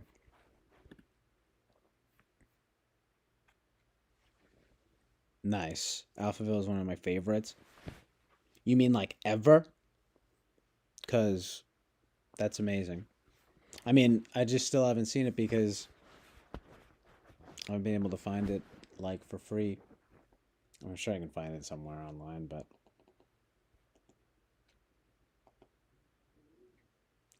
it's finally available on here. That's high up, but that's pretty much probably like gonna be the next Godard I watch. That or, you know, the one with like or Contempt. Which I think they got Brigitte Bardot in it, right? So good. Who, I mean, she's gorgeous, but I mean, we've talked about it a little bit. She doesn't really have the same. I'm not as into her as the other ones, but I don't know. She's pretty though, obviously. I don't understand why when I go to the IMDb, it's got IMDb, Brigitte Bardot, IMDb, and there's a picture of Russell Brand. Excuse me? The fuck is this? For the play trailer for The Emperor's New Clothes 2015. It's weird though, because I was just thinking of that as like a pun. This new Wes Anderson movie though, speaking of which, trying to get a peep that. Crazy Tom Hanks though. I'm like, I don't know. Alien film, Tom Hanks. But you know, Wes Anderson doing a sci-fi. I mean, whatever, you know. It's Wes Anderson. It's probably pretty good. I was just saying he's the best filmmaker of all time.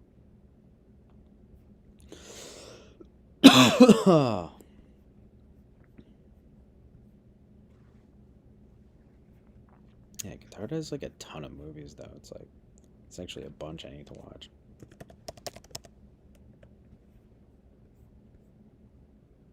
Dude went hard. Oh yeah, like I still haven't even seen Pierrot Le Fou. That's a big one, actually.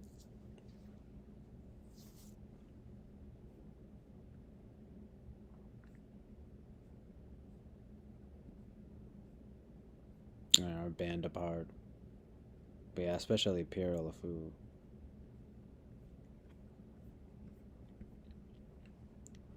Very good.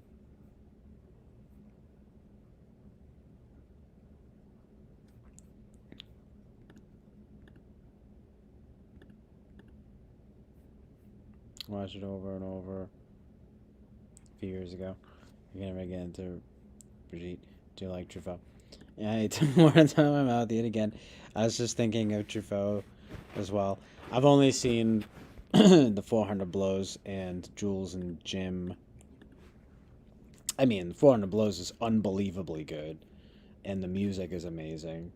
You know, it's freaking intense. Like, sort of.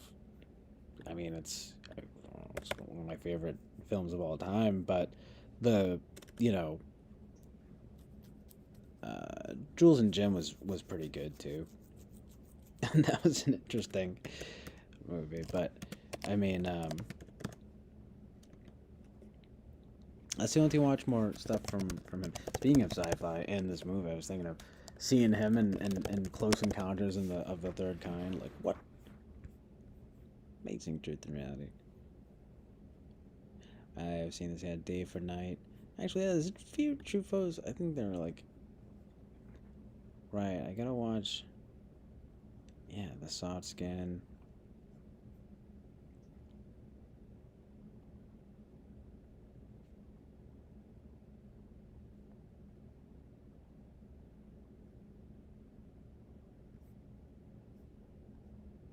Amazing Truth and Reality. I remember I was like, oh, I'm trying to watch that one, and but yeah, I guess Day for Night seems to be a big one.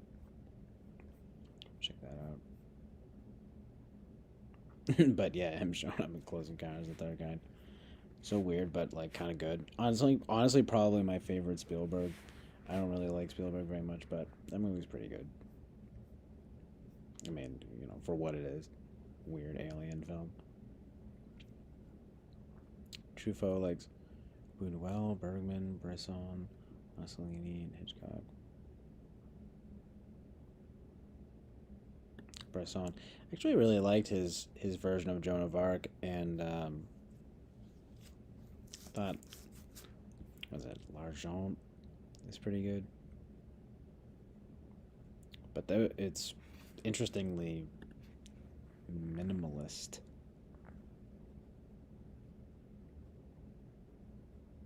Oh yeah, well it says that here. He's minimalist. It's pretty good.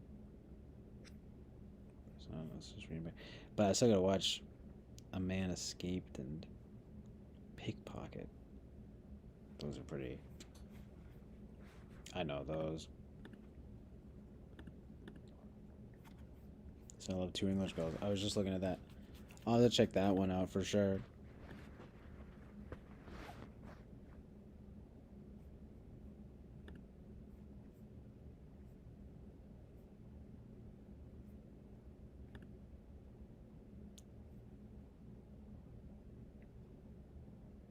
But yeah, I was just looking at this because I'm like, oh, I've never seen anything from Jean Renoir. Right, okay, Le Grand Illusion. That's what inspired the Television Personalities song. So good.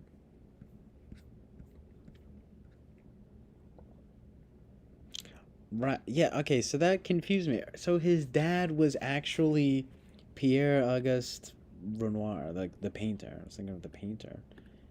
What the fuck? Just kidding, but that's crazy. So I've seen nothing from this guy. But it was just peeping the wiki.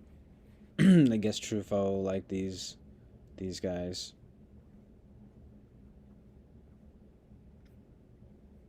But obviously I've seen a lot of good Bergman. I love Persona, Rossellini. I started watching some of that, Journey to Italy, and this weird two-part film with um oh yeah, no, yeah, wait, was it Buñuel? We did L'amour or something like that. I mean, they're both pretty good. But and then there's obviously Hitchcock. It's like something to watch some of his stuff. I've seen a lot of it, obviously.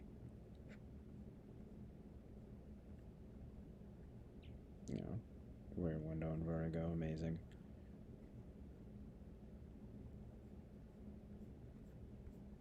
Two of the best films of all time.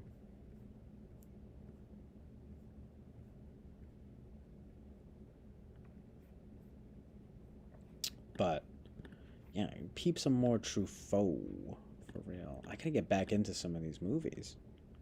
No joke. No, yeah, Bergman's like pretty amazing.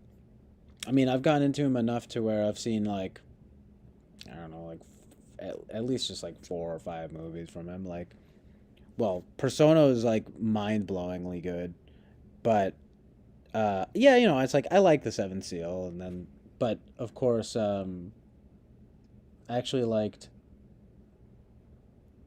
well, Through a Glass Darkly was pretty good, but and Scenes from a Marriage is pretty legendary and good. Liv Ullman though, Liv Ullman, very good. But yeah, take a look. I sort of remember. I feel like. Oh yeah, I almost forgot. Wild Strawberries is so good. Yes, I still gotta watch Fanny and Alexander though. Amazingly Judaic. Oh man, yeah. There's like, yeah. There's still oh yeah, and I saw, yeah. I actually seen a few Bergman films. Watched. This one I wasn't that amazed by, but um, Sawdust and Tinsel. I think it was his first movie, or at least one of his first movies. That was kind of a weird and tragic film, but still decent. I mean, every single movie he's made is at least good.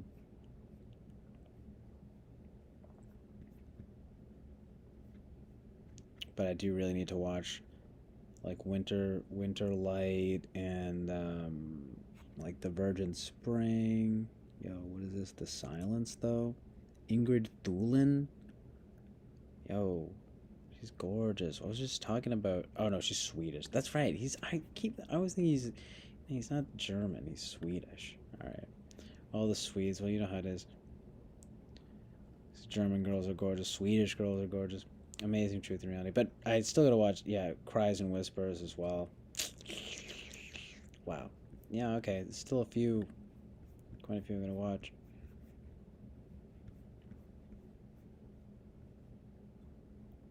Oh yeah, I didn't realize he made a lot of movies. Yo, I've been needing to peep some I don't even know, Antonioni, you know, Michelangelo Antonioni. I've been seeing some dope stills. I follow this fresh. I found this YouTube. It's like the aesthetic of the Image World Cinema clips. They've been posting some dope clips of some Antonioni. I mean, obviously I know Blow Up is good, but I've seen Blowout, De Palma's Blowout. It's an amazing. It's actually a really good film, but I still need to watch Blow Up. Blowout is good, but so I've seen Blowout. De Palma's Blowout. It's actually a really good film, but yeah, this guy. But like Lenote. Oh yeah, well, La Ventura, Lenote. Whatever. Like least. Oh, Alan Delon. The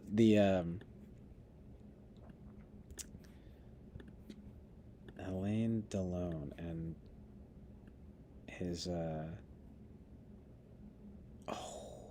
Monica Vitti though, so good. Yo, all right, amazing Truth and Reality. But I'm saying though, is that how you pronounce it? Alain, Alain, Alain Delon, something like that. I guess I'm looking at this. But his sister as well. Right, I gotta watch. What is this? Love I don't know. I'm sorry. I don't know French. But Les Samurai was really good. And La Piscine. I gotta watch La Piscine. Oh, I'm how to pronounce it. Oh, Jane Birkin's in it, so you know we peep in it. Seems kind of sexy. Romy Schneider. Who's the one who's being sexy? Anyway, yeah, I love Jane Birkin. She's gorgeous. It is true though that Serge Gainsbourg was kind of a freak. He's decent. I mean, I like and I do like Charlotte Gainsbourg. She's pretty good. Okay. Anyway, but that's cool. I didn't realize it was Mom's favorite Panthers were Noir. Oh, so good. Artistically amazing.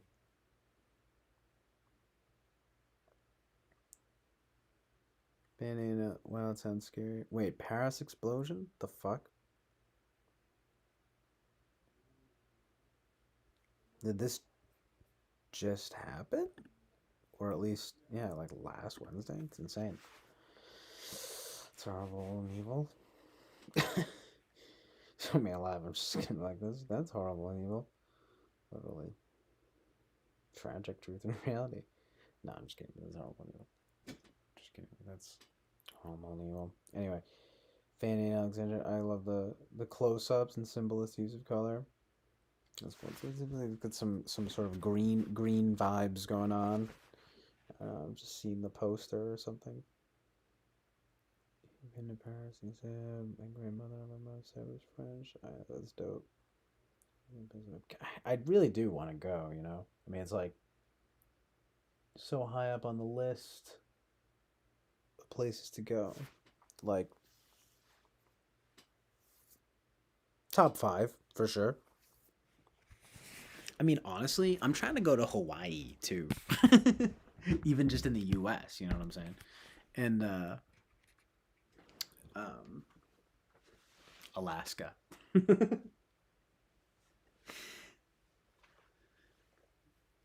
to Iceland.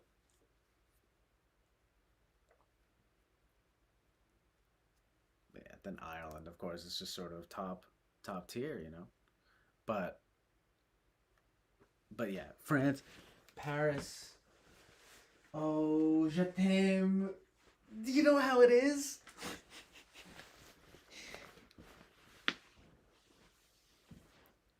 Yeah, I'm just trying to go to a French cafe and sip some coffee real quick. You know what I mean? I'll smoke a French cigarette for sure, you know.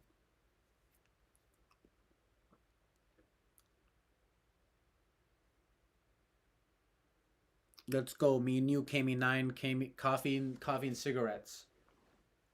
Oh, that's such a vibe though, for sure. Straight up.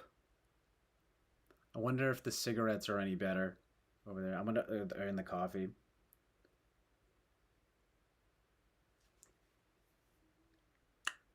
Bookstore vibes.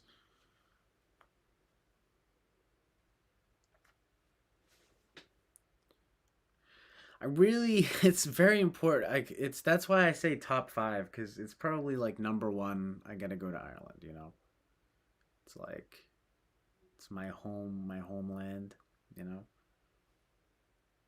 crucial journeying, pilgrimage.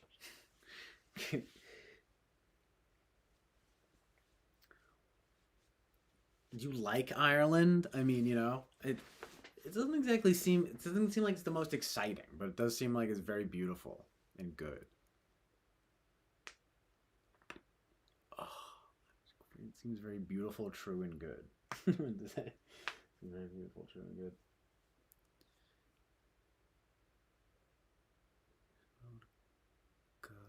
Yo, I gotta learn some French. Plus, it's pretty sexy. But it is funny. I love how that in that same clip with Gallo and the critics, where he's like, French, a language I never want to speak. Truth and reality, but it was alright. Look, it's romantic. You know what I mean? It just has that je ne sais quoi.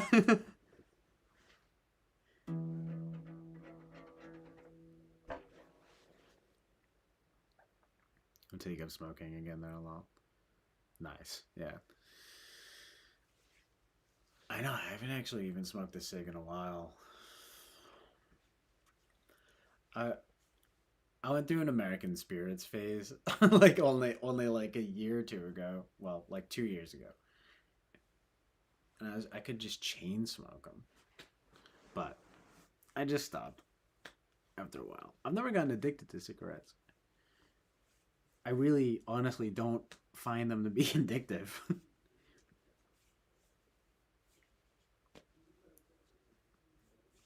um, I almost feel like weed is almost more addictive in some ways. Well, because with, I mean, it's weed's got its pros and cons, but cigarettes are almost just like poison. But like a good cig, though, I just need some like fine tobacco. What I really need, I need a cigar. You know, I don't know, just like I don't know, I'd get some fresh tobacco and it's like some coffee. It could be pretty good, you know. But no, I have not. Ireland is about the people. Nice, really good people there. It really probably is sort of an unbeatable vibe to be with the fam. No, I'm kidding, but you know the folks, kind of the fam, the people, your people, you know, your tribe. I'm just kidding, but just your people, you know. A lot of just really good people there, too. Seriously. What is? I need to look up what this is though.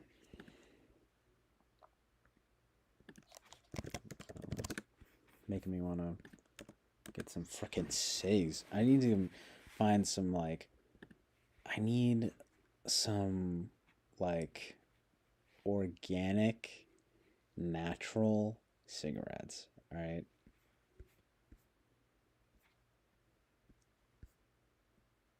Whatever this is looks pretty good. Oh, what this with a black coffee though? 2 packets of Galos Vertes, nicotine free. I said it almost like Spanish. It's nicotine free. The fuck? Maybe that's good with a black coffee. Oh, it sounds so good. Oh,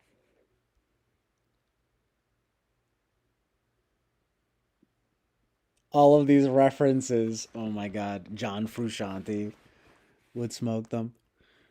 You best friends with Vinnie Gallo. Nick Drake, the one of the best musicians of all time. He would smoke disc blue cigarettes. Wow. Hmm. I've never even heard of these. Again, not French. Imperial brands. No, they're just one of between these brands here. Not, you know, special or anything, but I've just never heard of them. But I don't know. I'm kind of into it. Bit of a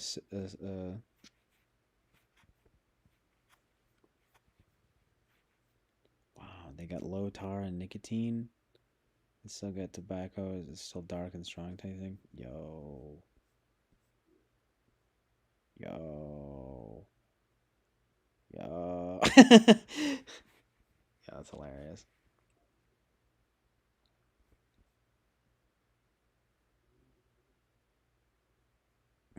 Damn. Making me want to freaking sig. Sigs just shove those nasty feels right down, lol.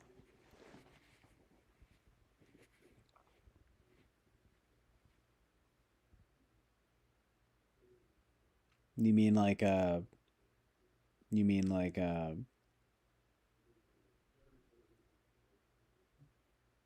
the it's weird. I just heard my dad say something about emotions. I was gonna say like the emotions because I sort of feel like that's the thing is that cigs are kind of they're just kind of bad for you, but like or at least they kind of don't feel the best for you. But I mean, they do well. At least no. I mean, look, some of I just will not smoke Newports or some shitty cigarettes, but like some other stuff, like maybe a Spirit or a whatever, one of these nice French cigs or something. I need some nice tobacco, some good tobacco, maybe a cigar, you know, if I'm gonna smoke something. But But I don't know if that's what you mean. But it hits that vibe. If you're talking kind of like the emotional vibe, it's like oof, just fucking fuck yeah, it's like so good. Um, says I think it's one of the most friendly French countries, friendly countries. Yeah, it must be right. So good. Yeah, we get the black and white vibe going. It kind of works like that, right? Cigs are nasty enough that they override the nasty feelings you have. It does kind of work like that. It really does. That's the thing about cigs, they just hit different. I hate that slang is so popular, but it's really true. I might get back into cigs. Well, because I haven't really been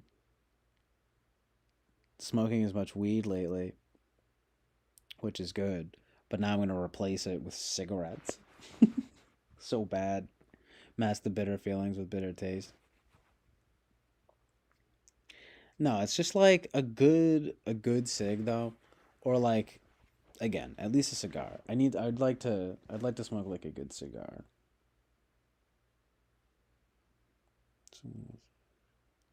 Tolstoy.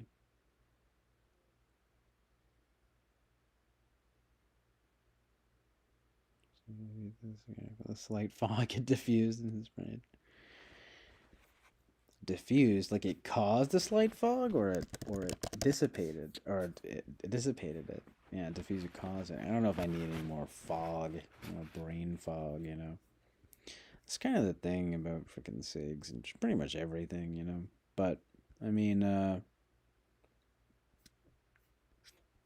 don't know. Speaking, I did just say it, like a cigar. I don't know, just a nice kind of organic, natural cigar.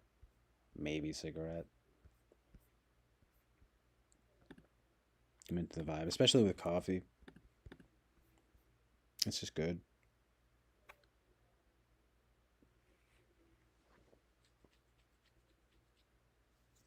I think shut my anxiety down. I've not had a smoke in several years. Well, you probably don't want to relapse. No, but you probably don't want to get back into them. I mean, they really are not good for you. I don't know.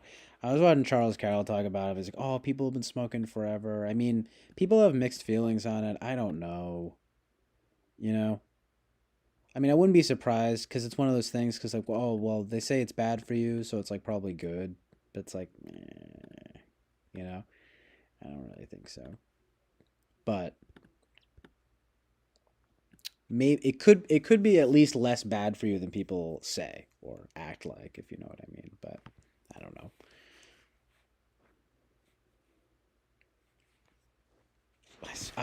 I haven't smoked a cigar, like a real cigar. I think I smoked like a real cigar like once, but then the other times there've just been black and milds, which are not real cigars. Yeah, it's bizarre. People fucking live forever freaking smoking cigarettes. All right, it's getting cold. Oh, it's because the door's open. But I'm probably gonna head out soon. Go to get some cigarettes. Says I'm gonna wear a white button up and maybe some suspenders, or you're like a business tycoon. Mmm.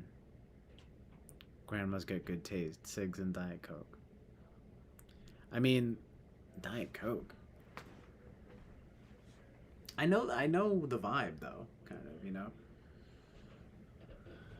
What is it? Chicks love Diet Coke. Pusha T had a song that came out like a year ago. It was like called Diet Coke. It's like you ordered Diet Coke. That's a joke, right? So good. Oh, cause it's a chick drink. It's a bitch drink. No, I'm just kidding. That's too much. Too much. Rated PG-13. I'm sorry. I apologize.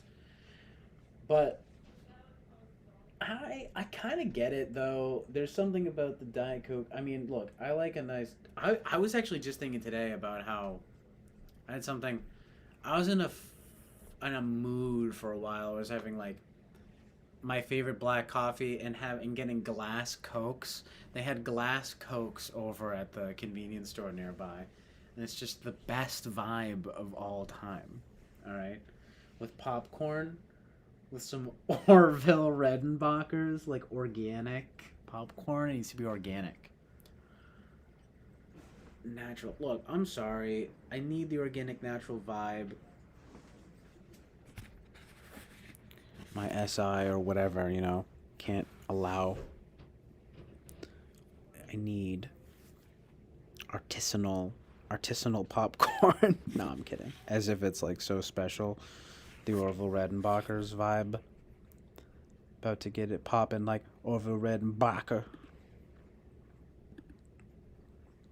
Might be trying to get back on that vibe though this summer. I need some glass Cokes in my life right now. But yo, what up, Rachel? Thank you for being here. Oh, okay, guys, listen. Well, yeah, Diet Coke's got all the. I feel like it's got all a bunch of like chemicals in it and shit. But I'm sure it's not like regular Coke is that much better. They're like different drinks to me. They're like different vibes. But I don't know. I get it with the Diet Coke. Like it's sort of somehow a cigarette vibe. Somehow cigarettes. Dude, I gotta get Sam coming here smoke some cigarettes. No, we had a bit. Our famous cigarette bit. The aspartame though.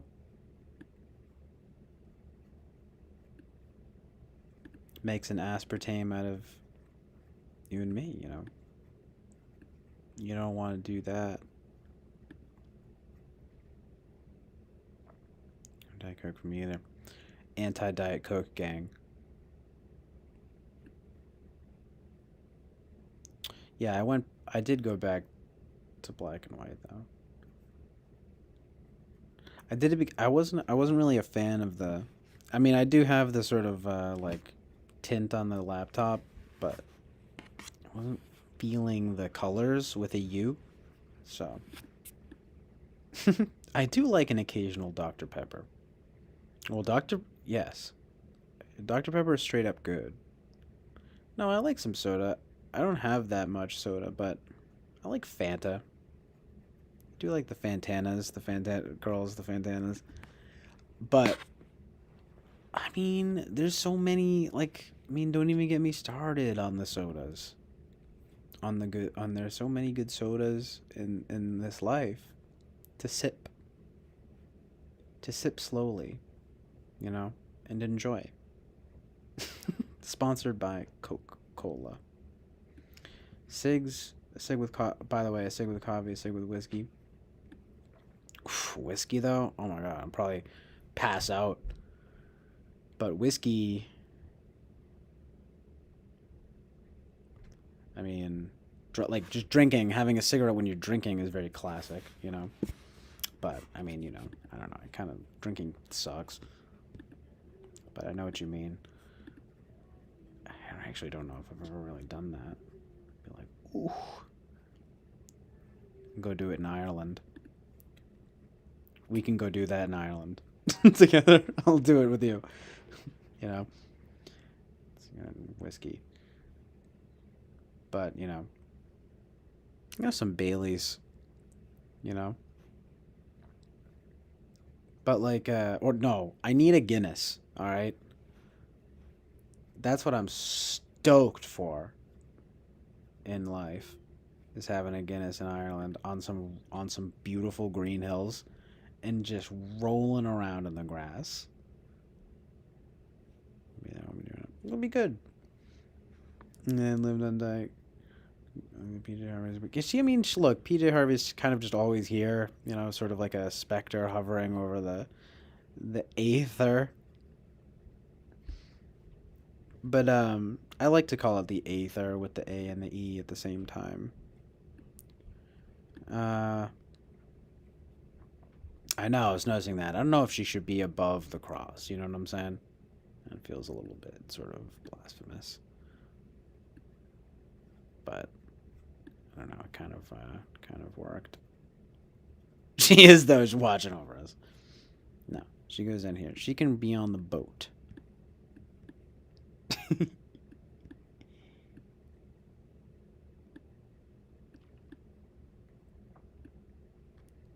Yeah, we got nothing wrong with a little bit of whiskey every now and then. I just have made the mistake of drinking too much whiskey at once when I was younger. But I've got. You just can't drink too much too fast. Whiskey or. I mean, just any liquor. Alcohol. It's just like the worst. But I don't know. I'm kind of trying to get back. I'm trying to get into beer. Like this summer, I'm probably just going to be like drinking lots of beer. I'm kidding. I'm not going to do that. But I mean, no. But I'm thinking, I don't know. I like a nice, it's sort of a my dad vibe. I kind of like a blueberry ale. But I really need a Guinness in Ireland, you know? And I really, I don't know. Might might have a sip, you know?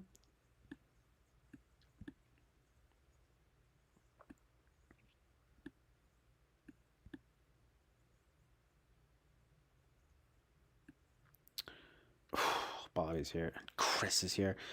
Oh, you guys are killing me. Because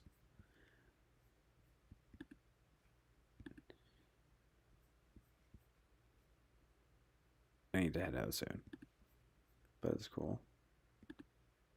But I don't know. I'm just gonna have like a shandy for sure. I will definitely sort of sip a shandy.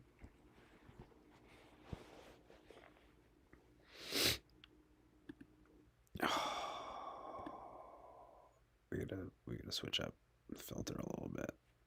All right.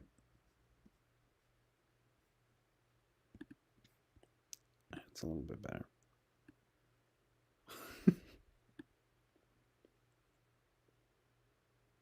Yeah, that saying really is like an ancient wisdom. Is that Plato?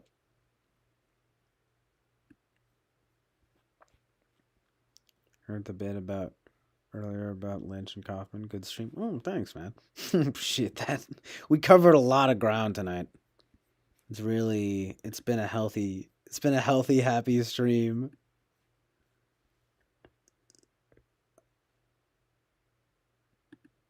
Oh man, what it's been like 10 hours. Something insane in the membrane.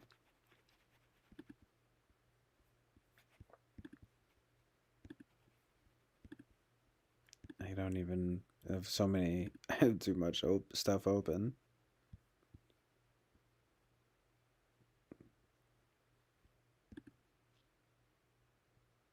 Yeah, it's been 10 hours. All right. Listen. I'm going to give it like 5 more minutes, all right? And I'm actually heading out. But I love you guys. You guys are my friends. I enjoy your presence. I'm happy you joined me today here on the Chill Island. Yeah, it's really been a good stream today. We had PJ Harvey on a sailboat. See?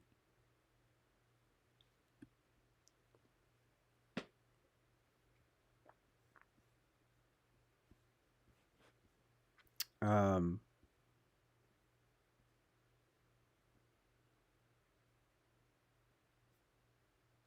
yeah, beers. I mean, it's like the thing about beer is that it doesn't really affect me that much, but like booze is just like insane. I don't know, wine I guess is all right, but like beer is I can sip. A couple sips. I'll sip a shandy. You want to have to sip a shandy with me? Is anyone, are you guys down?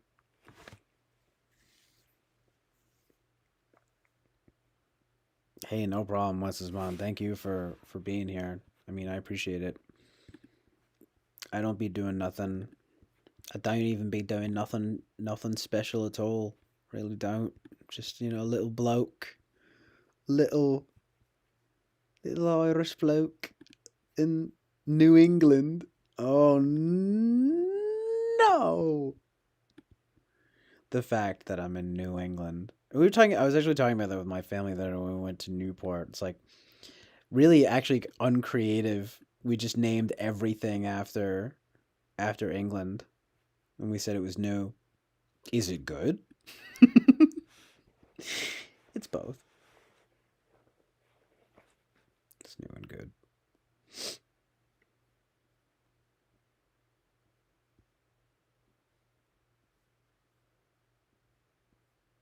Does 5 more minutes mean 6 more hours?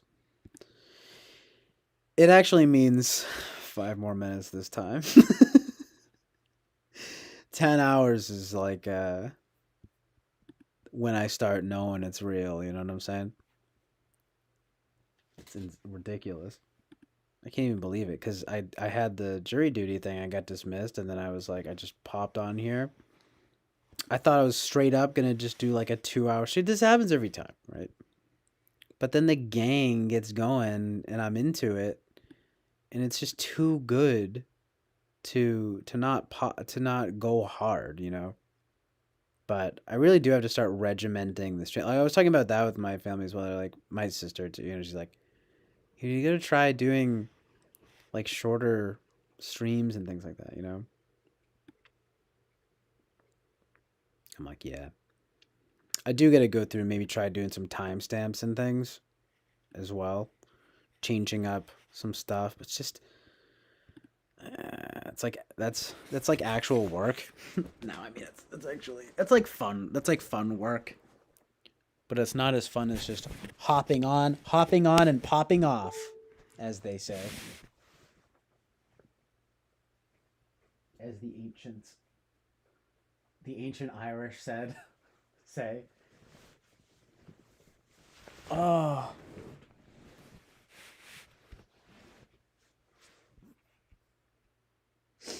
Shouts out to Ricky Martin.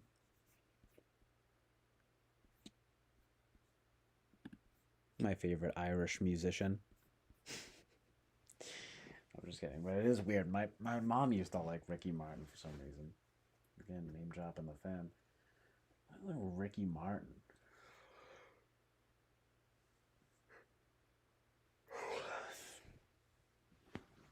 Yo. Thanks for being here, Carrot. Peace, fam. We'll see.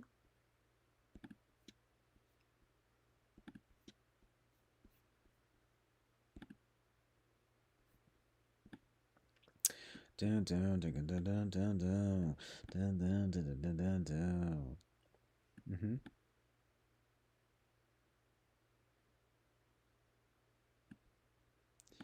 Dun dun dun dun dun.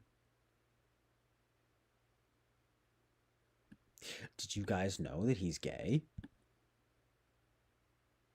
Just kidding. It's breaking news. Sorry, I just found out.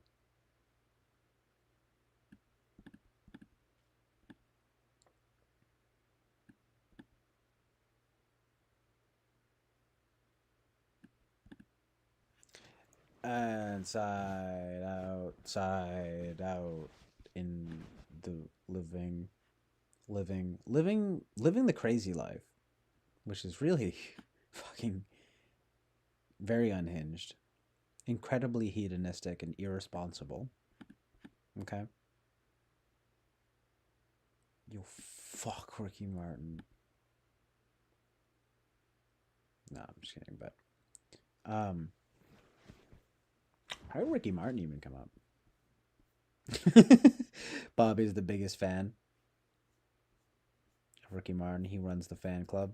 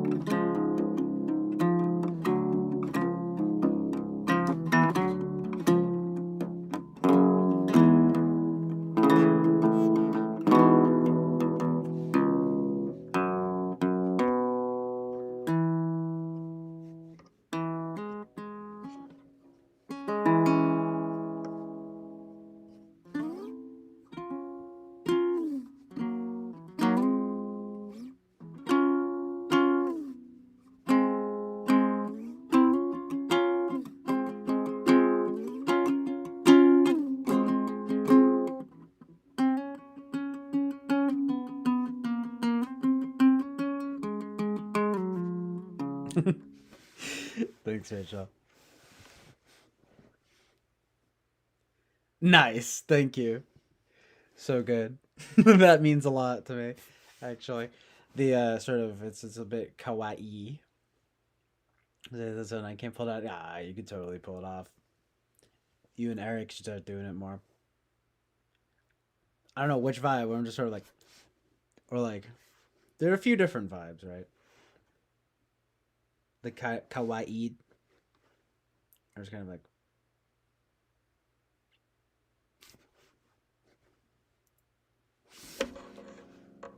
I don't even know. I'm just kind of like. I don't know.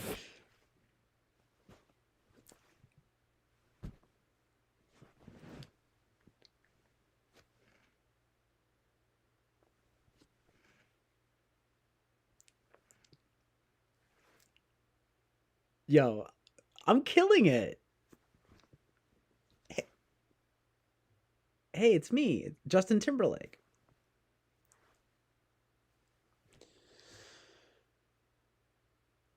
It's me, world famous singer Ricky Martin.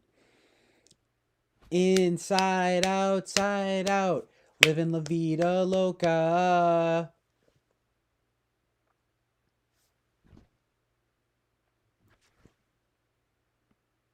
It's your boy. It's your boy.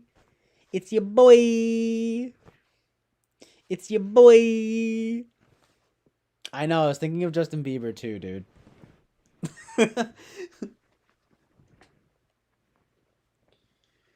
I love Justin Bieber. He's kind of based in good. But I don't know. I was talking about him earlier. He's kind of weird, but he's also kind of based in good. I don't know. On that Christian good vibe.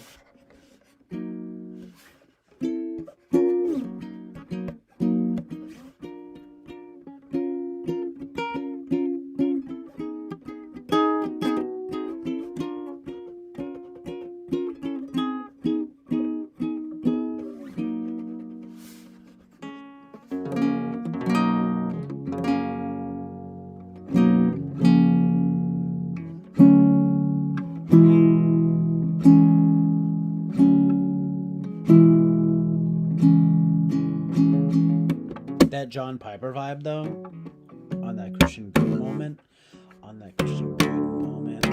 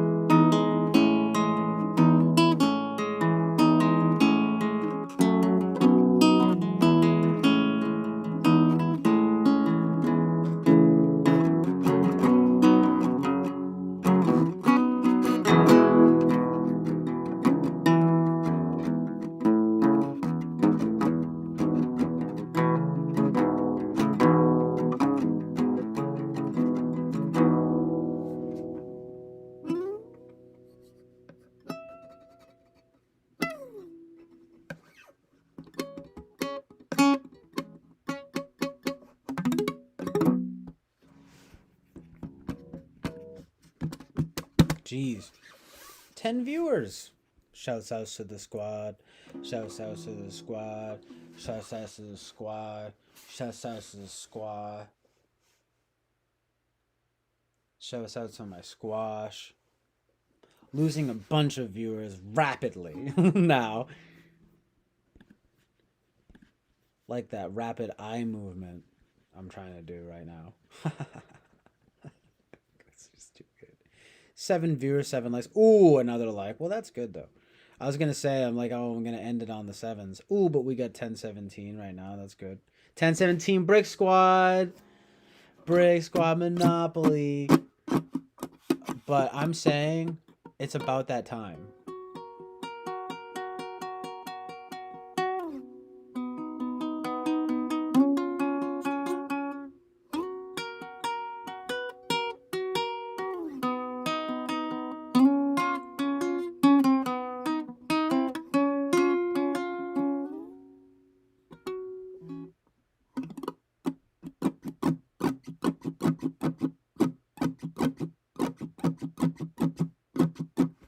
What are you guys talking about though, like with the good songs?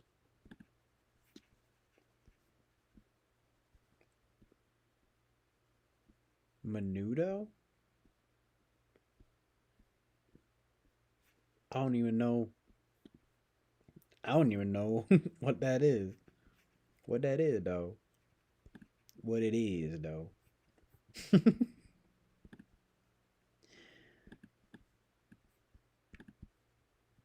What it is. Oh my god. I'm a cool black guy. Dude.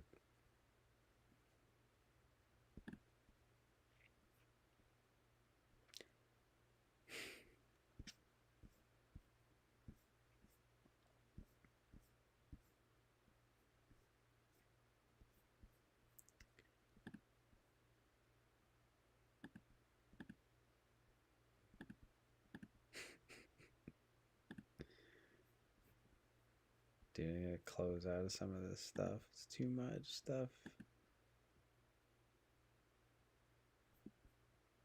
Oh, now it's telling me I gotta save space. Save this planet. Delete some tabs.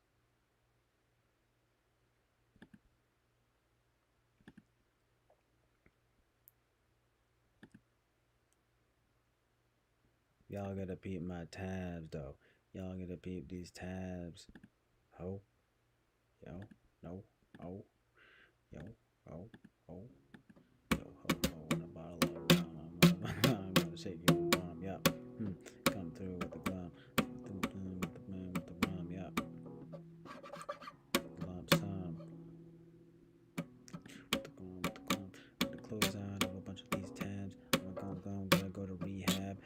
I'm going too ham on these bitches. Now I'm going through and I kill all these snitches. I'm gonna give them stitches.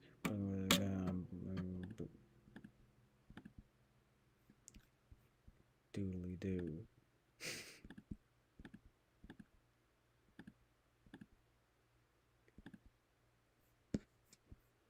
Shouts out to the squad.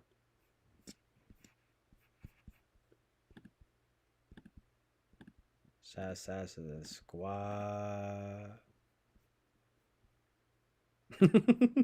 My title though, it's so great. The thumbnail. Very poppable mentalities.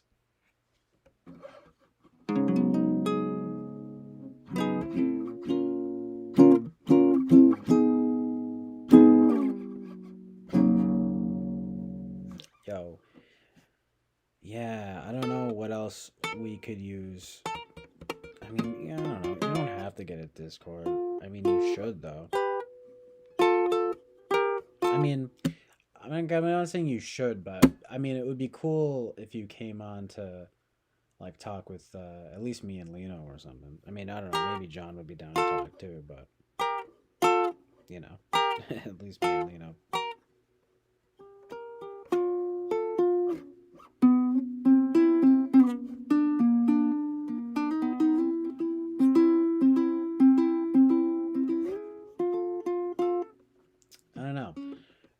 some kind of alternative.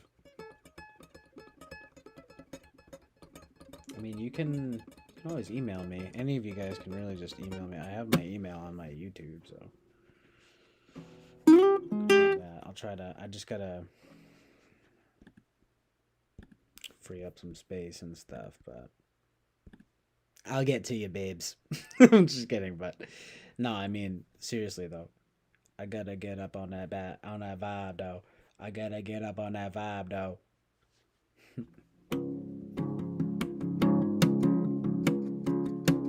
gotta get up on that vibe though. You already know what it is tonight. Pop it off. You know what it is.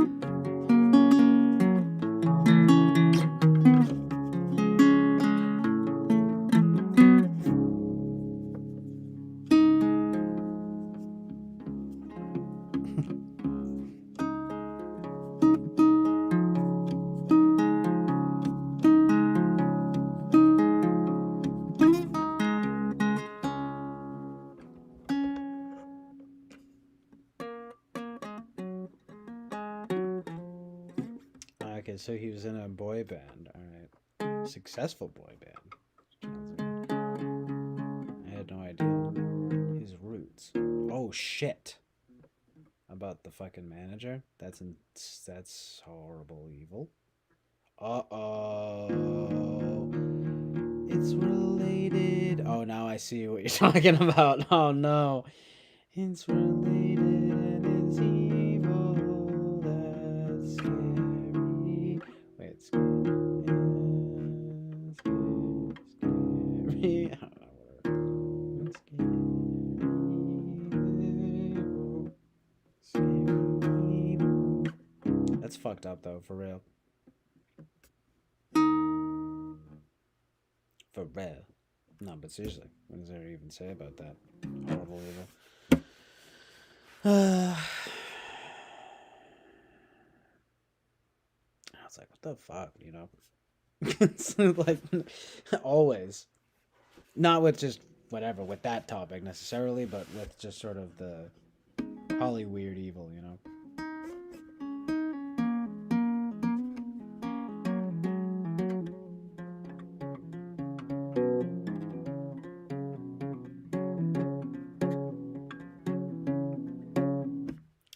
His mom says, reality. Local crazed CJ Man goes outside after jury duty. A 100 must watch for the CJ Man, the chill truth of his.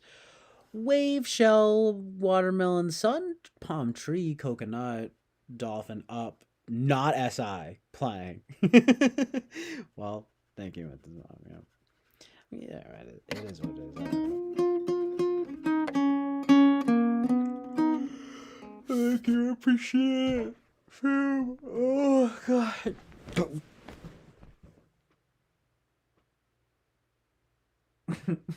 Coconut hit my head.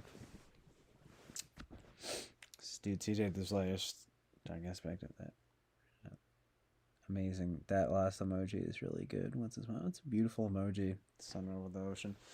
You see his layers, everything hidden depths, rabbit hole. I'm confident that the Ricky pre-joining that band was a normal, healthy boy. You and his father. Sorry. Essentially said, it all changed for the worse. Yeah, it's fucking insane. Fucking freaks. Just like get into it just to, I don't know, get power over people and ruin people's lives, basically.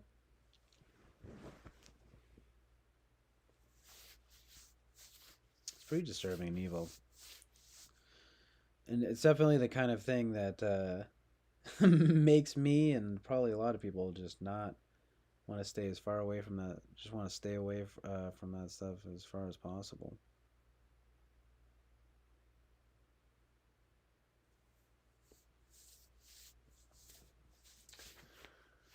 Which you can do, God, knock on wood and God forbid, if you sort of just sort of kind of stay independent and good, you know.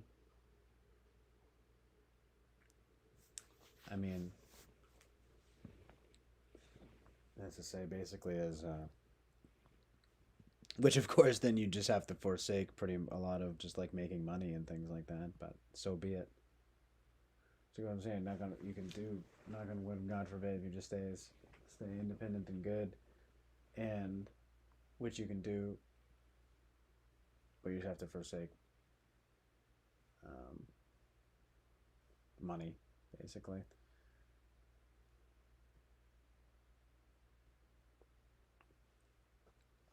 But yeah, I mean, he's talking about. I mean, you know, let's not get into this right now, but I mean, he's just talking about what happened to Ricky Martin. R.I.P.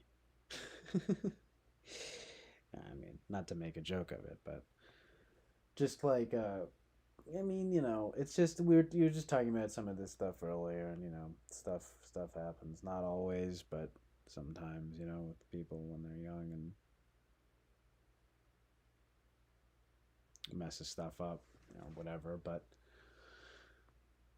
it's like I don't know, everybody's got their stuff, and it's just with the sort of Holly weird evil stuff. When you get some kind of situation like that, it's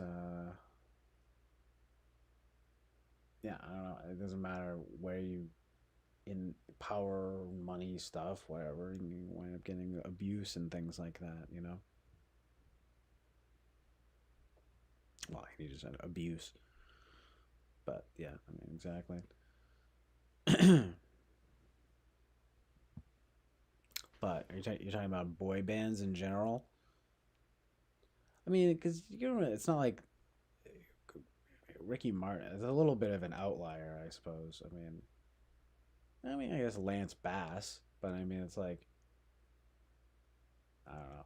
I don't know very much about boy bands. I just because of what is all this stuff. That's why I don't. I hate a lot of pop and stuff like that. It's like evil. It's stuff, but I don't know. I was gonna say in a lot of movies and stuff too, but I don't know. Just like pop music, pop film. I see dance pop, like horror films and things. I mean, it's just like horrible, evil. But I mean, there's a lot of that kind of stuff, unfortunately.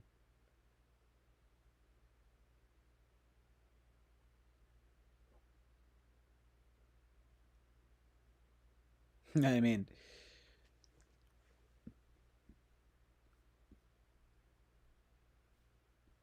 well, she's just saying in the context of the gay topic.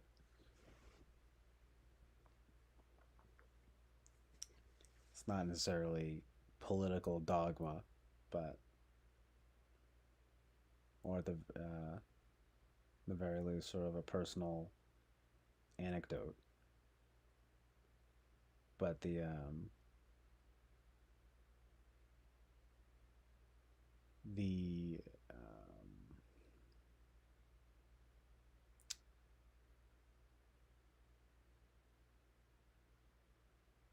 hmm. I didn't realize though there was anything with them. But yeah, I mean a lot of popular bands and things like that. I mean, but probably especially boy bands and stuff. It's ridiculous. Unbelievable. You know, it's crazy. I was actually watching. There's this dude from Ligonier Ministries, you know, with like RC Sproul and everything. I was watching this. I was watching. I guess this was like a few months ago, but dude, this guy. I don't even know his name, but he was gonna be in the Backstreet Boys. Dude, he gave it up to be in the church, basically, at Ligonier Ministries, and then they blew up, and it was like right when, and everyone was like, "Oh, you gave it up." Probably made the right choice ultimately. Isn't that amazing? Um, like no joke. He's sitting there. Everyone's like, "Oh, dude, you were gonna be in the Backstreet Boys." Like, whatever, whatever, dude. What and go get well, you know, go get assaulted. Ridiculous.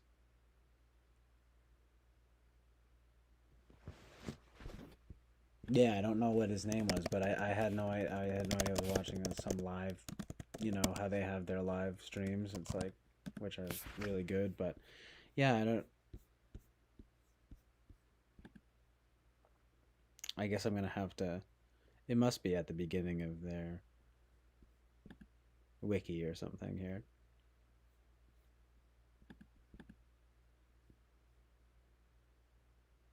And I guess like the manager or something was like wicked mad at him and everything. Screw you, dude. Dude, and they replaced him with Lance. That's crazy, right? Oh no.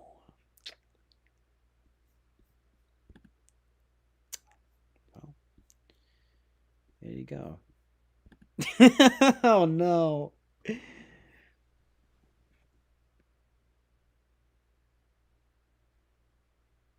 Lance Bass always seemed pretty gay, though. To be honest, I mean, I don't know. I don't know what his vibe is, but so who's so you said his name's Jason? This guy Lou Pearlman, dude. This guy Lou Pearlman straight up looks like a pedophile.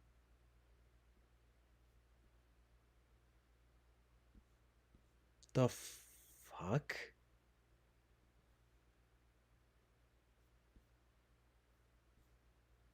He was accused. Oh, what? This is insane. He was Louis J. Oh, dude, this is getting me. This is getting go down a rabbit hole now. Louis J. Pearlman was an American record producer. He was the person behind many successful 1990s boy bands, having formed and funded the Backstreet Boys. After their massive success, he then developed NSYNC.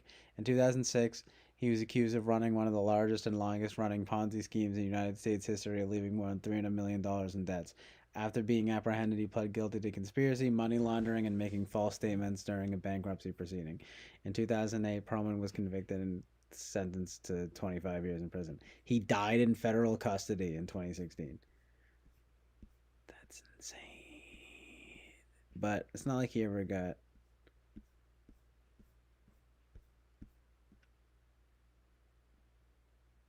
Oh, yep. Someone did make a claim that he was. In the 2009 interview with Howard Stern, Rich Cronin, the former lead singer of the LFO band, said that it's literally says it like that. It's a weird phrasing. It said that he had only received a fraction of the money owed to him from record sales. Cronin claimed that Perlman had "quote unquote" wanted to bang everyone and had attempted to seduce him. Had attempted to seduce him multiple times. Cronin was of age. Lance Bass said that he never behaved inappropriately with them. Specifically him. He said that. Well, whatever. But I mean, the thing is, I didn't even want to find that. I wanted to find that guy.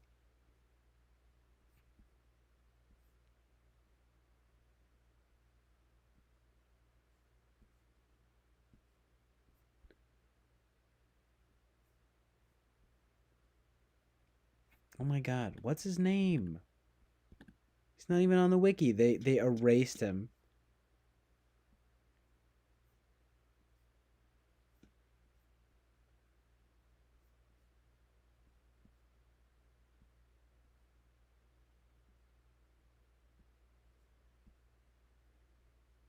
Yeah. He probably had one look at the manager as a final approval and said, nope. Yeah, no. Agreed. What was I saying no to? I don't even know. Well, just the thing of like, and he did get, um, accused of stuff. But yeah, I mean, it is interesting. Karma's pimp. I don't know. Maybe people did because then you wonder, it's like maybe he's one of these guys. People did just pile on him, but I don't know. It's pretty quick at that. Okay, okay, it was in sync. All right, my bad. I wasn't sure. I was about to check because I was like, yo, this sound seems like it's probably in sync instead.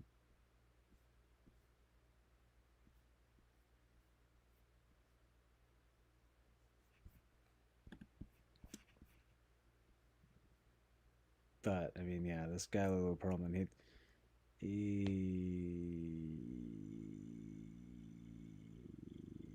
looks pretty evil. Evil. I mean, what? Um. Okay, in sync.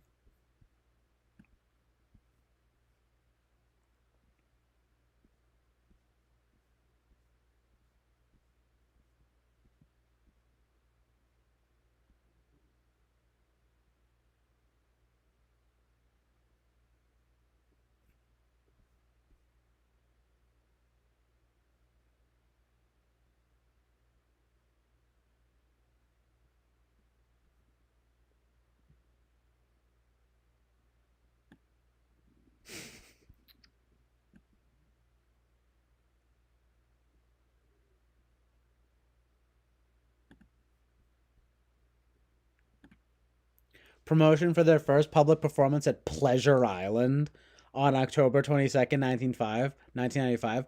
I go to Pleasure Island, and it's a downtown Disney shopping, dining, and entertainment district. Okay.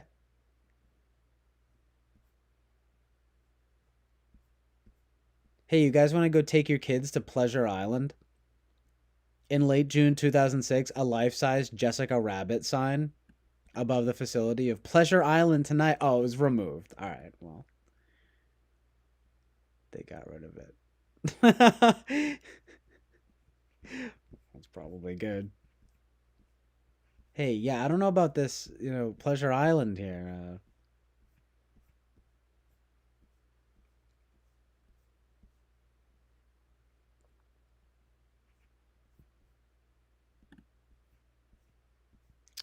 But yeah, they straight up erased Jason Jason Derulo.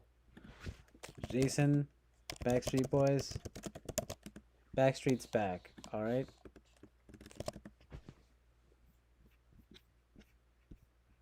Oh no! Now it's showing me insane stuff about like Jason the horror guy.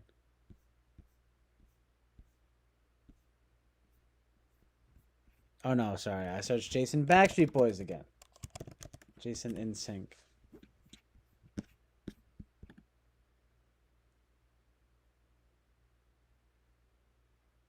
Jason Galasso?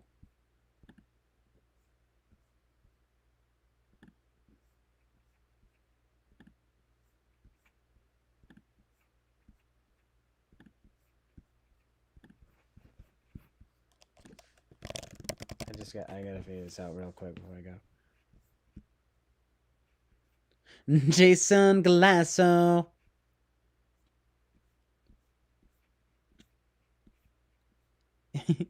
He didn't even want to be in a boy band. But I can't find anything. Alright, whatever. I'm just gonna search Ligated Ministries. In Sync.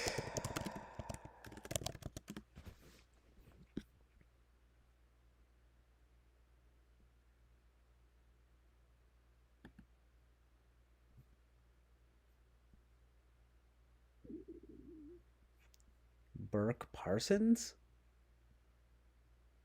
That's not the name Jason. Yeah, it is this guy.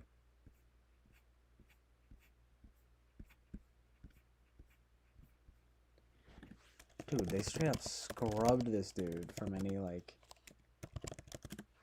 knowledge. Okay, no. It was the Backstreet Boys.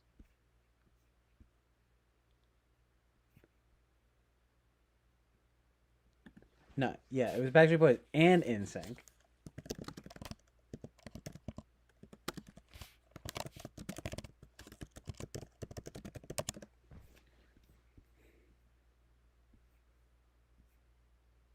Where there's like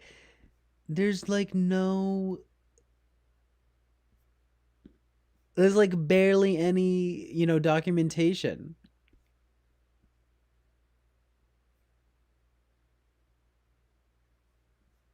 on it. But dude, no, there's a picture of him with Lou Pearlman. Oh my gosh, dude. I'm so scared of him. Of, Lou Pearlman.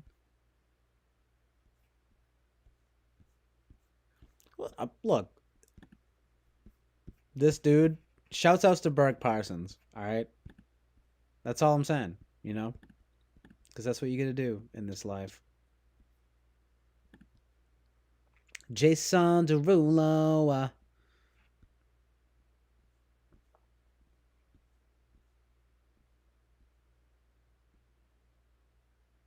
Bobby, no. Literally. Tragic truth in reality. But yeah, the touching thing. I mean, it's like there probably was, but we don't know exactly. I mean, it was never came out, wasn't confirmed.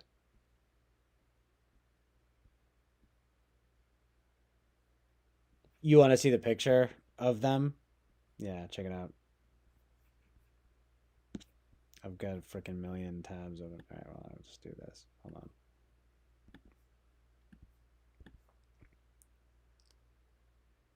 This guy. So this guy was gonna be in the Backstreet Boys and the like In Sync. Oh no, it's the wrong thing. And he quit to become a pastor. Turns out Lou Pearlman is like insanely crooked, right? I mean, it was already enough that I knew about this vibe, right? That this guy. I mean, don't get me wrong. I'm not a Backstreet. I really don't care about Backstreet Boys, NSYNC, or whatever. So I'm not really trying to. Hold on. This is the thing is like, ugh, you can barely. Oh wait. I can crop this stuff. Oh yeah.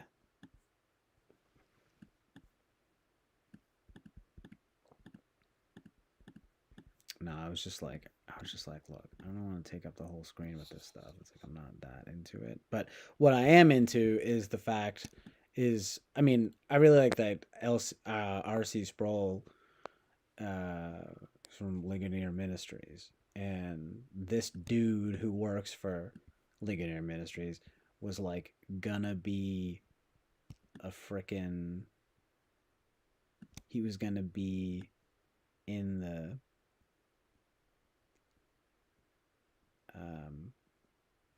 band, and he decided against it to be a pastor. And of course, they get really famous and everything, and everyone's like, "Oh, wow, I'm sure a lot of people telling him, oh, you must have, whatever, really, oh, that's crazy. Lou Pearlman's diddling everybody, or at least whatever, being economically. We know he was being economically, like, fraudulent, and he died in prison, or something like that. But then,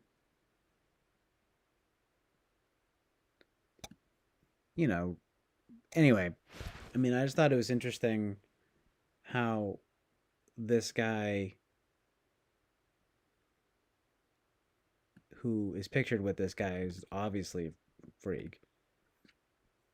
And then you can see him here too. He didn't even really want to be in the group, he said. But he was sort of able to. And so scary. Yeah, I mean, this article, the horrifying legacy of Lou Pearlman, because it's a well-known thing, all right? Lance Bass is in the background. Ah! Yeah, but look how absolutely horrifying this guy looks, right? And anyway, the guy decided to just, like, not be part of the group, which is cool.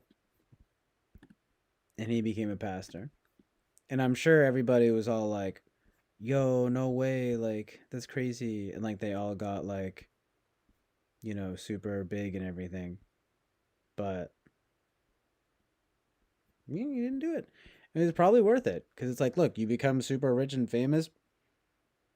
Or, it literally says that right when I'm saying that. So scary. The now rich and famous Backstreet Boys and NSYNC. It's like, you either become rich and famous like that and, work for this guy. Or, I mean, you at least don't do that. Right? Or, well, you become a pastor. I don't know. I think it's pretty good, but I can see you guys are obviously getting very heated in the chat. Yeah. But yeah. Well, no problem, Rachel. I mean, sorry to kind of end it on a down note here. I mean, I'm not saying obviously that, whatever, they've got a few decent songs. I mean, I like Justin Timberlake, you know. I mean, but I don't know. A lot of weird stuff.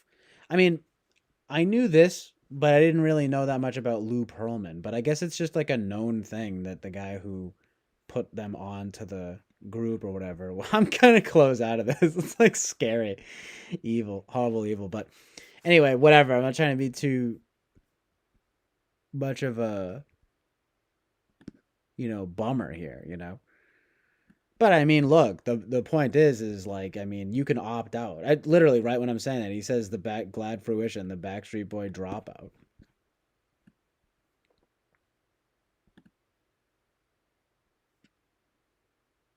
I mean, you know,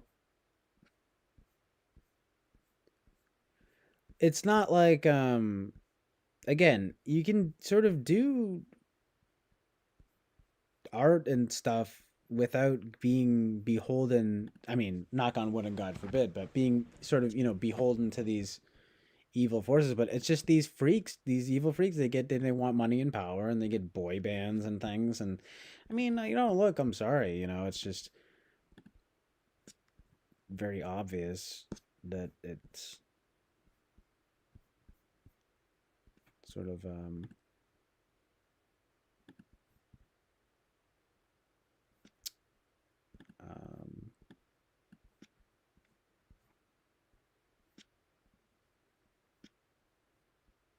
classic. But yeah, I mean, dude, like, what?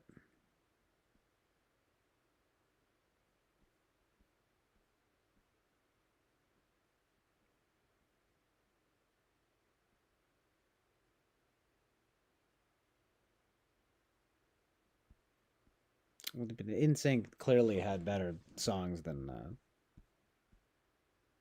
Backstreet Boys. And they have them being like puppets on that one cover. Hey, they got self-aware. They make that song pop, you know? I mean, I wonder, I don't know. This guy Lou Pearlman, I mean, how involved was he really? I mean, he definitely found the people or whatever, but you know, whatever. I don't know. I mean, when you think about Justin Timberlake, I mean, he doesn't seem that screwed up. He really doesn't. That's why I kind of like him, you know?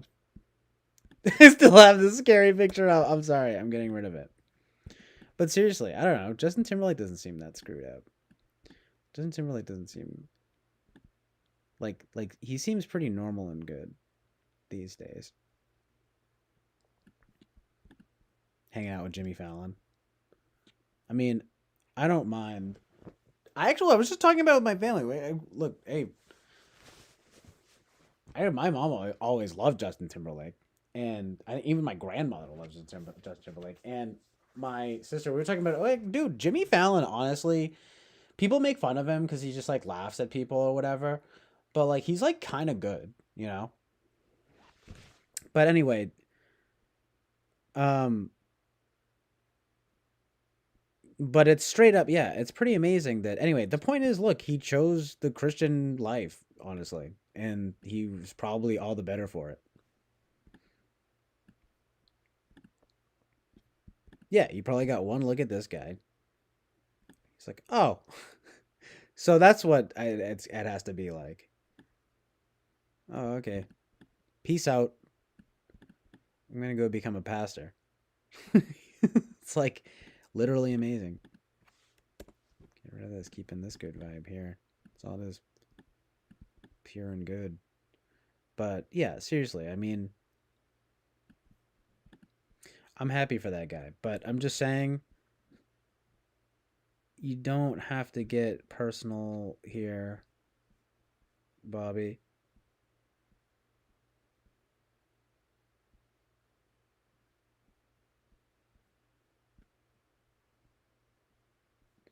I don't even understand how it even like turned into that vibe.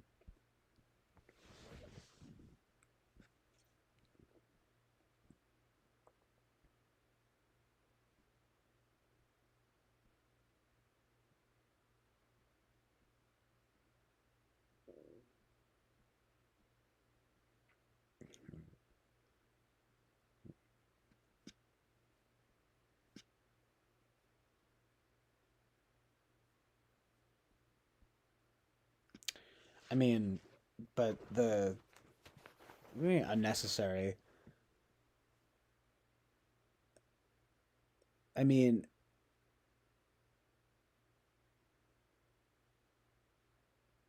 plus she's talking about her daughter. We're talking about like boys, like guy, like in boy bands and things like that. It's. I mean, look, there are patterns, and again, it does seem to be mostly with boys. All right. But, we're talking about abuse of power situations. It can happen in churches as well, right? When we know this very well. So hey, look, to be fair, right? I didn't even think of that. We can mention that as well. I mean, um, but, they abuse their power as well. You know what I'm saying? Some priests can abuse their power as well in that horrible evil way. But I mean, it's just like disturbing evil topic, to be honest with you. It's just disturbing, disgusting, horrible and evil topic, honestly. But the thing is, on that topic of the boy band thing, it's only just I just like the idea that that guy was like, no, thank you, and he sort of dipped out to be a pastor. But of course, then turns out this Lou Pearlman guy, and it's very sketchy, but making correlations here. I mean, it's like, yeah, you've got Lance Bass, um, but I mean, he at least said nothing went on. But we're talking about a guy who's in prison, so he probably could have easily said something about it. And we're talking about Ricky Martin and everything. I I mean, you get another manager taking advantage of guy. Look, listen. The truth is that these things do happen because of abuse and things like that. But, you know, seems to be a lot of boys and in sort of situations where there's like power play evil going on. So, you don't have to get personal with Winston's mom, dude. Like, I mean, she's obviously it yeah, she's biased in the sense that she's talking about like at least her daughter, which is again it's like sort of not relevant. But, you know, this thing about being normal, healthy kind of thing. I mean, do we really know for sure? I don't look, call it a cold take, but I really don't know for sure that no one is born gay. I mean, I think like I was saying earlier, there are elements of nature and nurture at play.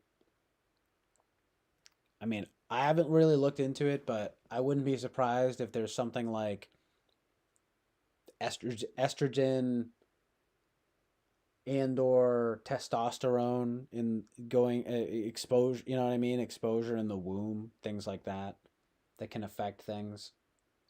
um it does seem to be different, or at least um potentially different with girls. It seems to be these motifs in themes you see, like, we were talking about Gregor Rocky, we were talking about movies and stuff, and just some of this as Elton John is on the screen. Well, anyway, the pride stuff, look, dude, it's just like it's a sensitive topic because it's like they're very much maybe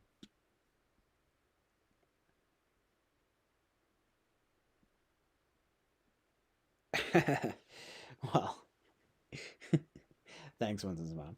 Well, I'm glad you're not like, you know, upset or anything. I'm getting in whatever you call that FE mode or something, right? You see how that goes? What is what is. I mean, that's the sort of thing where I do kind of want to smooth something over. I mean, it's my stream. But I'm just thinking, look, it's you hear what I'm saying, right? It's like it's but the correlation that you're sort of making, Bobby. I mean, look, when's mom saying, "I know who you are"? She's just saying you're homophobe or something. Then you saying, "I know who you are." You're taking it next to the next level a little bit here, right? It's like, you know, and with because the way that that's framed with your daughter and etc. I mean, dude, like, no, you know what I'm saying? And it's clearly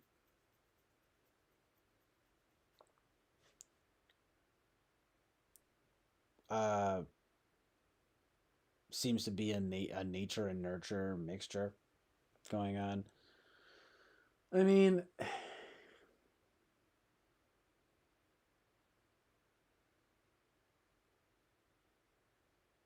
mm, I mean, I hear you. It's just sort of like I like I've been saying, it's just it's hard to delineate to anybody what that kind of thing, that differentiation is, you know. But it does happen. But I'm just saying that sort of I'm just saying they're making a bit of a bad correlation there. It's like, you know, people do I mean, people can certainly be gay or whatever it is without abuse or trauma or anything like that, you know. But things like that can happen as well. I mean, you know, nature and nurture.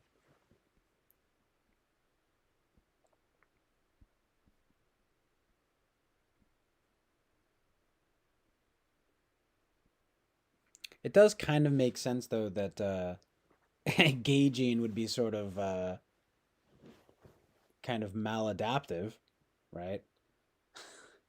No hate, okay?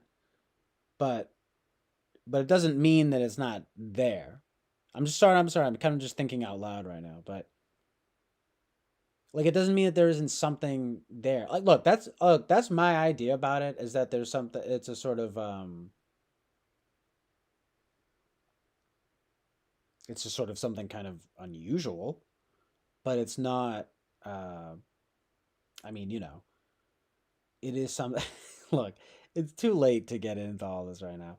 But it's just kind of like, you know, you don't have to be sowing seeds of discord right now, dude. Like it's it's obviously not able to be entirely reduced to look there. I really do think that there are elements of nature and nurture in the situation, you know. I mean, there are boys that seem more feminine since being very young and girls that seem more masculine since being very young, and it seems pretty clear how that seems to often sort of manifest as a person ages into their sexual attraction, you know?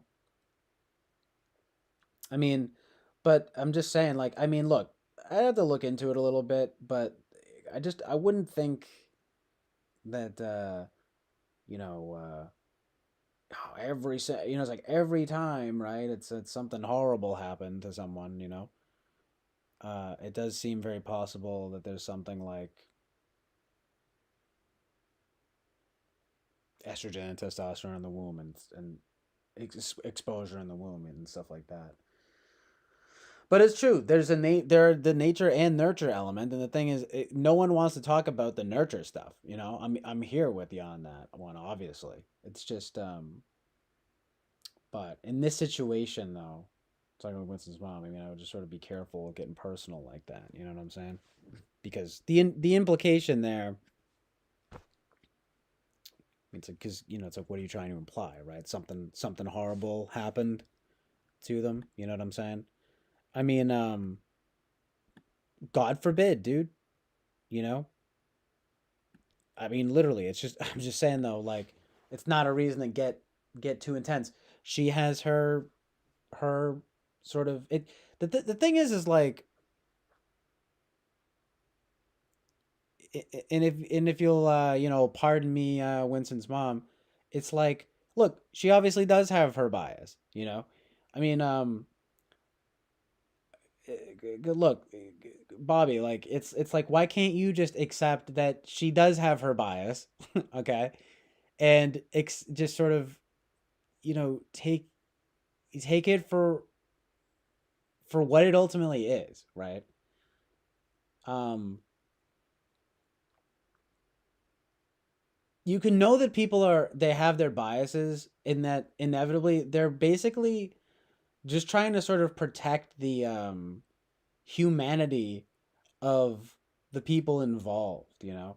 I mean, obviously I hear what you're saying and like I agree with certain with some of these ideas that you're positing, you know? But it's so it winds up getting so easily conflated into I guess you could say questions of I don't even know, like moral character and things like that that get very intense, right? So whatever. I'm not look, I'm sorry. I know I'm whatever FE mode. I'm not trying to be you know how it is, but with that kind of vibe where it's just kind of like trying to whatever smooth it over, but I mean, because the thing is like it's true. There are certain there's a bit of irreconcilability with some of these truths, but no, I don't think that every time someone, let's just be real, right? Like, I don't think every time someone's gay or something is because they're abused or something like that. Let's just be real. Just say it for what we're saying, this because that's what we're talking about, right? Like, and um, even if it was, the sort of idea is kind of like, so what do you like? What you have to propose from there has to start from some sort of like I think like kind of humane approach, right? Like you know, it's like you can't just be coming at people being like, "It's wrong and it's evil," you know? Um, it's like, okay, it's obvious that, like we're saying, like, if you had a gay gene, it would be maladaptive, right? So we like start from the basic premise that there's obviously that it's obviously unusual, right? Right? But it also seems pretty clear that there are both sort of nature and nurture elements at play. So, so you know, obviously the basic idea here being posited is like, well, it's person gets abused, they become gay, and then that's evil, and then what? They kind of perpetuate that evil through the sex act. Well, hey, it's not good, but at least it's with consensual partners or whatever it is. You know what I'm saying? It's not like necessarily. I mean, what I'm saying is like you to have this empathy and you probably feel bad for the person for what they've potentially gone through, right? Because it's not a guarantee, right?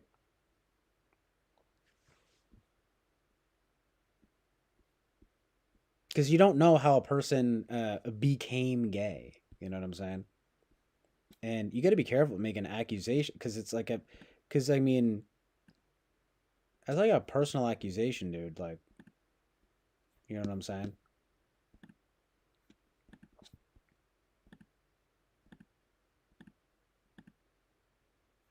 Like it's one thing for her to say like you're you're a gay hater.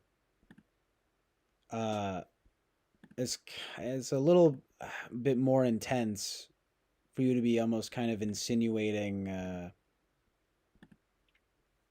what that some kind of horrible evil happened to her daughter basically happened to her daughter or something, you know. It's like that's getting personal and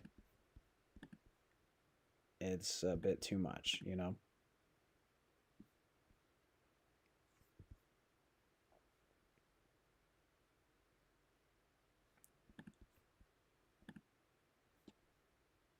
I'm saying it's like a very different kind of thing, you know.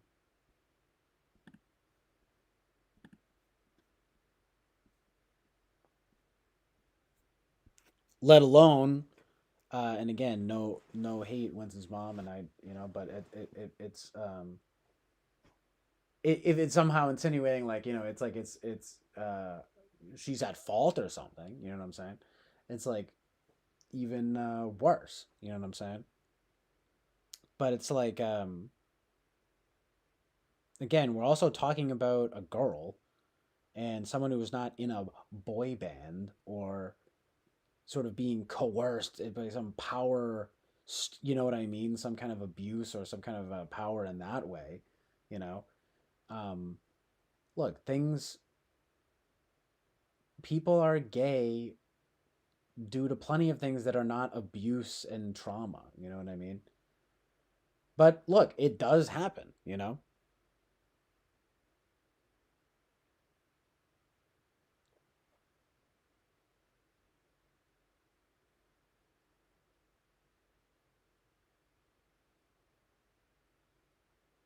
But it's not like it's I mean, I'm not sure exactly what the percentages would be, you know, but I don't know. It's pretty sort of just un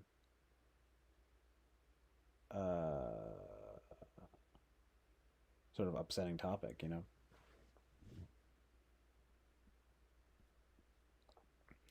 It's just what that whole I know who you are stuff.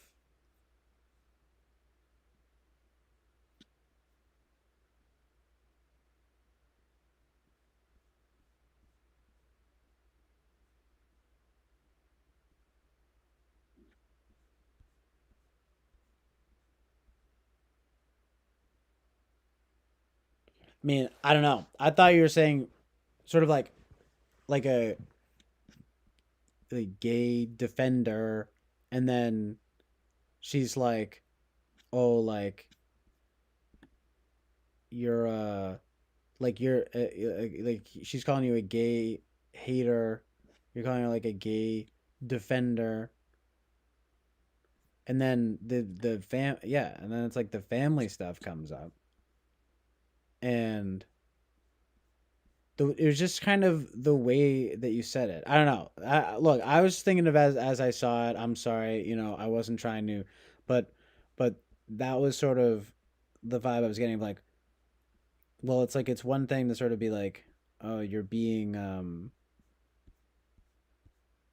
unfair towards gay people or something, towards gay people, but it's like then to I don't know. It just seemed like there could be a lot sort of insinuated from a comment like that. I apologize, and I'm sorry, Winston's mom, if I'm saying something that sort of was not getting implied or something like that. But I believe that was because he says what the CJ that wasn't what I was saying at all. I was just saying that I know her daughter is gay. I wasn't connecting to the topic of abuse at all. Well, the thing is that that's what we were talking about, right?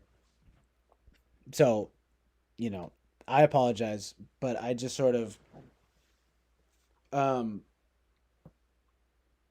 I mean the connection. I just was sort of like like um but I see you're just saying she's like a gay defender. She's biased because of her family. Look, I'm sorry. It's just that when you talk about abuse and we're talking about things like that, and sort of making these connections. I mean, I again, I'm sorry. I could sort of think that that was possibly, something coming up there was like a sort of uh, some kind of insinuation on that level. You know what I'm saying? Um, So it's again, I'm sorry, but that was the vibe I get. I apologize, Winston's mom, if that was sort of the thing, but I just sort of felt like that was a very loaded sort of, topic. Obviously, I mean, because you're talking about because making correlations between not only like being gay, but essentially being gay being caused by some kind of abuse. I mean, again, I apologize, but that was essentially the sort of topic, or no, you know what I mean? And it just felt like that was why I was sort of like, oh shit, you know what I mean? Like, oh crap, that does like this really intense kind of back and forth because, but I guess I didn't. Perhaps I was. I mean, I even as I was just saying it, I feel bad because I don't know that that was sort of anything that Winston's mom would have interpreted from it, but I was kind of just like given the context, right, of of the conversation, I was thinking that was a little bit intense, but I now realize that you were not saying that. So again, I apologize if that was, um, you know what I mean, like, if now I feel bad because I feel like maybe that wasn't even anything that she even thought. But I'm sorry. It's just the context itself. I was just sort of like, oh man, it was getting in really, really personal, right? But no, obviously you didn't mean it like that. So I apologize if that was not even anyone. If that didn't even, you know,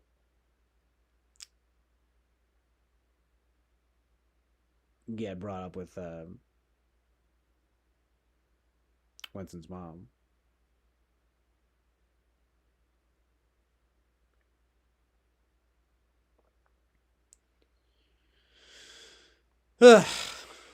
Good lord. Sorry. Thanks. Thanks, Winston's mom.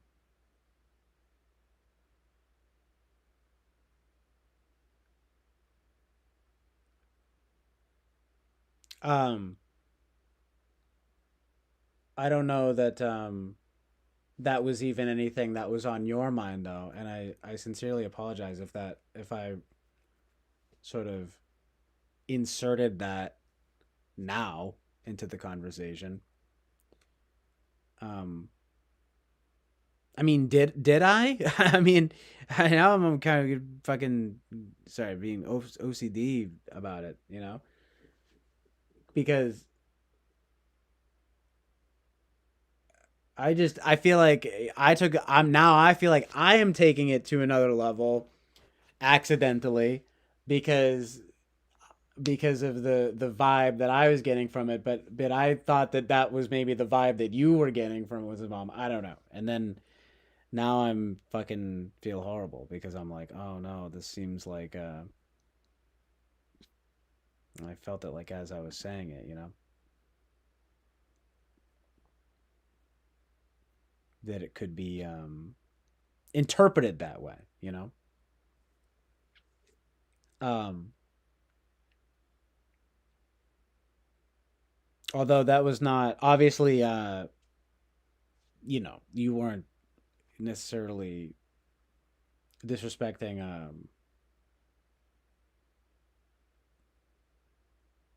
I mean, like her daughter's memory. I'm sorry. I don't know. Was that sort of did I bring that up? Oh God. Um,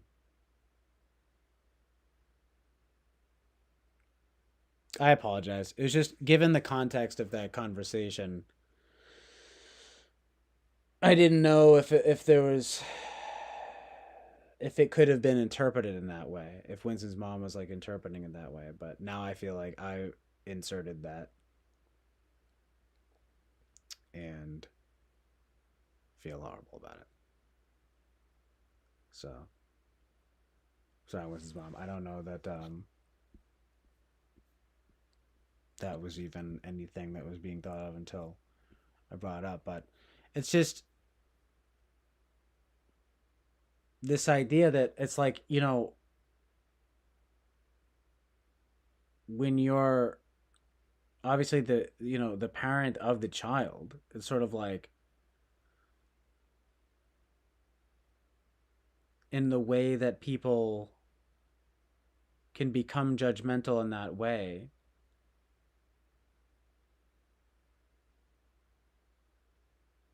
I just can't even imagine.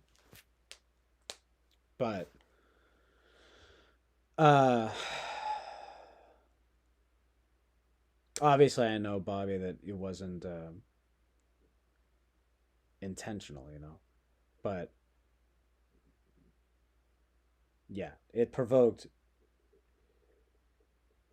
just the connections being made obviously were sort of evoking this that kind of thing you know about this sort of topic abuse and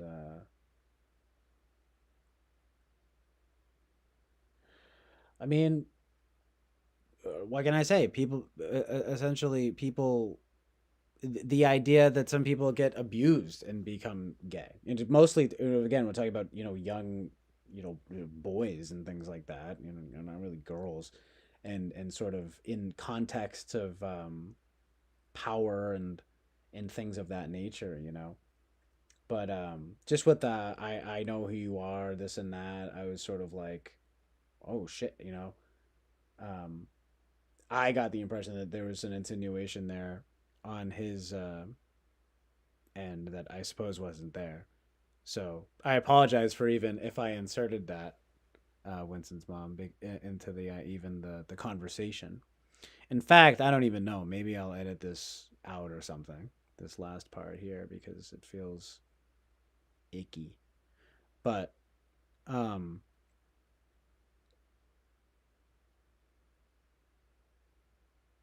if you're getting what I'm saying, because I don't necessarily want to repeat anything too much, but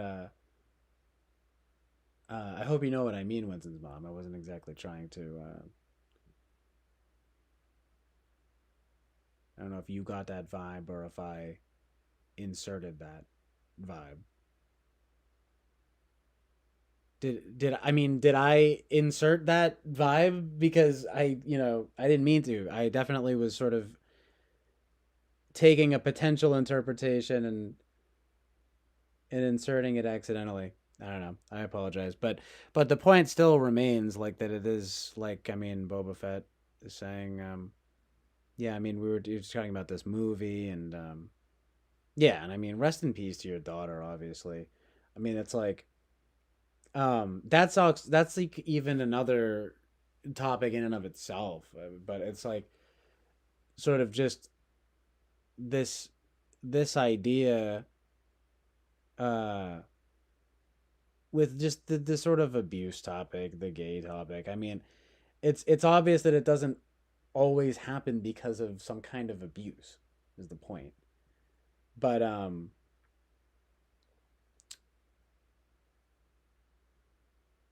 there seems to be a nature and nurture element to the situation. Um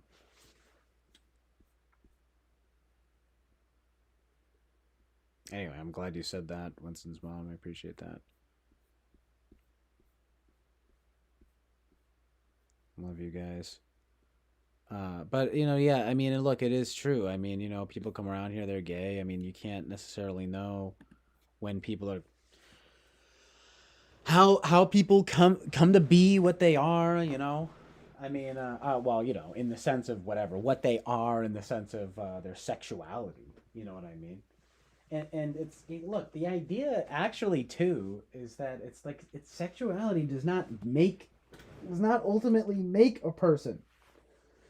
You know, it's identical with this fucking, well, no pun intended, but yeah, this is the identity politics stuff of the modern day. Like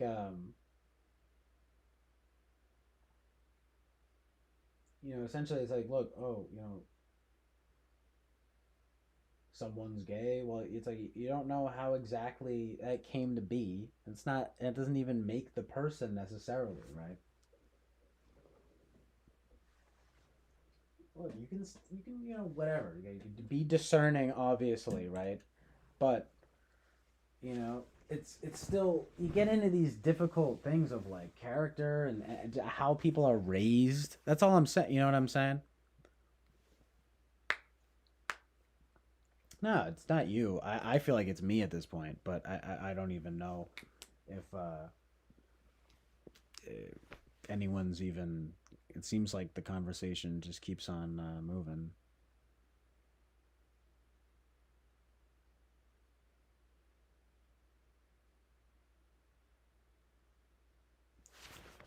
Um, it's funny because that's what I was just saying. Winston's mom, the cat chat kept moving. I'm sorry, I got stuck on it because but No, I just didn't know that I just feel fucking stupid now because I feel like I inserted that into the conversation that was not even being um like implied. But because of the topic being about abuse and being gay, um the way that it was getting heated for a moment in that way of like I know who you are and everything or in all of that, I was taking it in that way of like I mean, I figured it was like gay hater versus like gay lover and stuff like that. But I was also saying, well, but these other interpretations, right?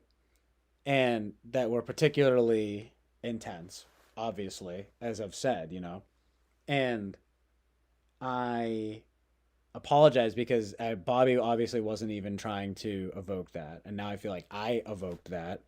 And so I'm sorry about that because I don't feel like that was even necessarily in the conversation until I inserted it there.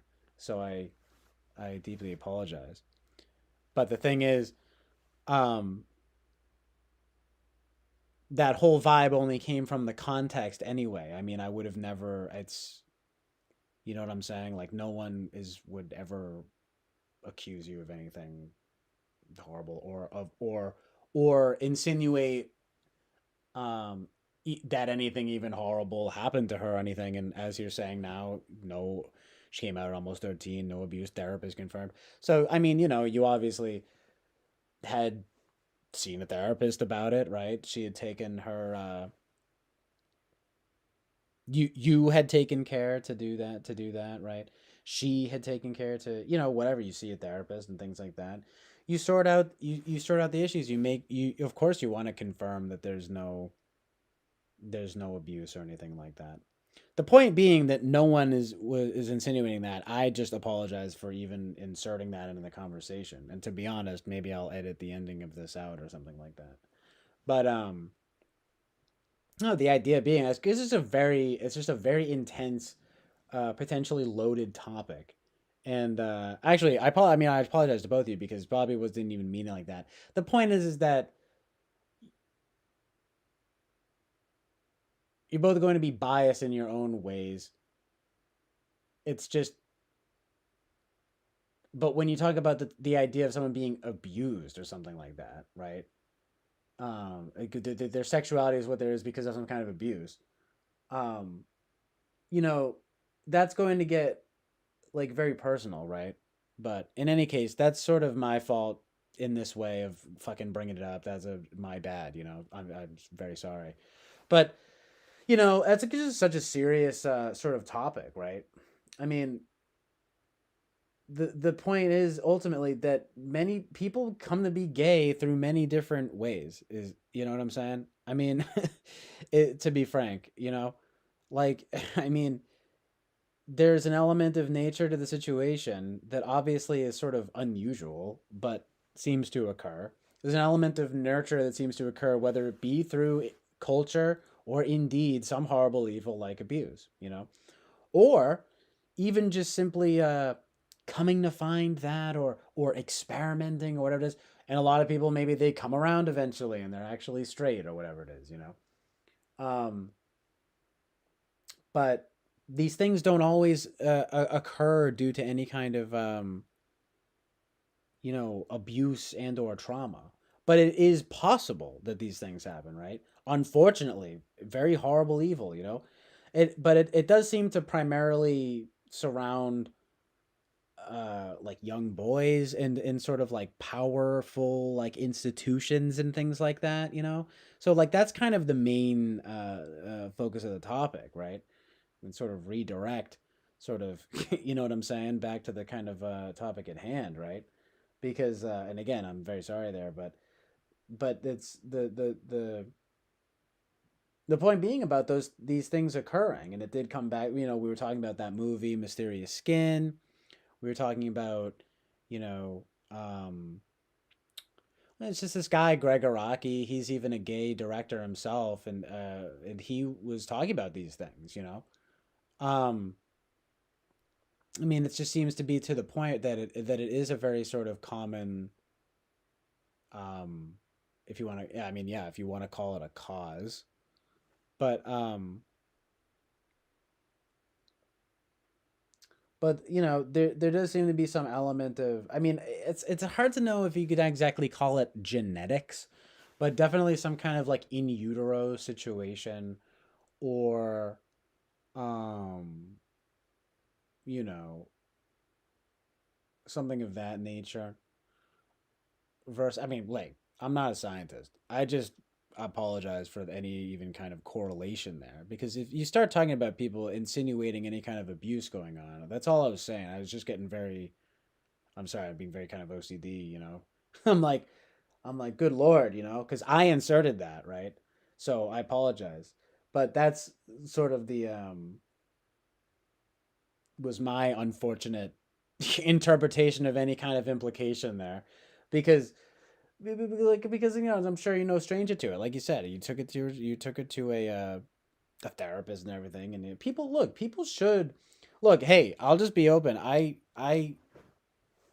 seen therapists. I saw a therapist, and I had a lot of issues with a friend of mine, and a friend of mine who happened to be gay. I brought him up, and my therapist had actually outright said to me that the friend should see a therapist, and that being gay was one of the primary reasons. She didn't say it was necessarily because of abuse, but because it's an issue that sort of needs to be dealt with in some sense. I mean, if you want to call it however you want to frame it, you know, like, because at the very least, you know, it could be a social, well, like you were just saying, I mean, yeah, you know,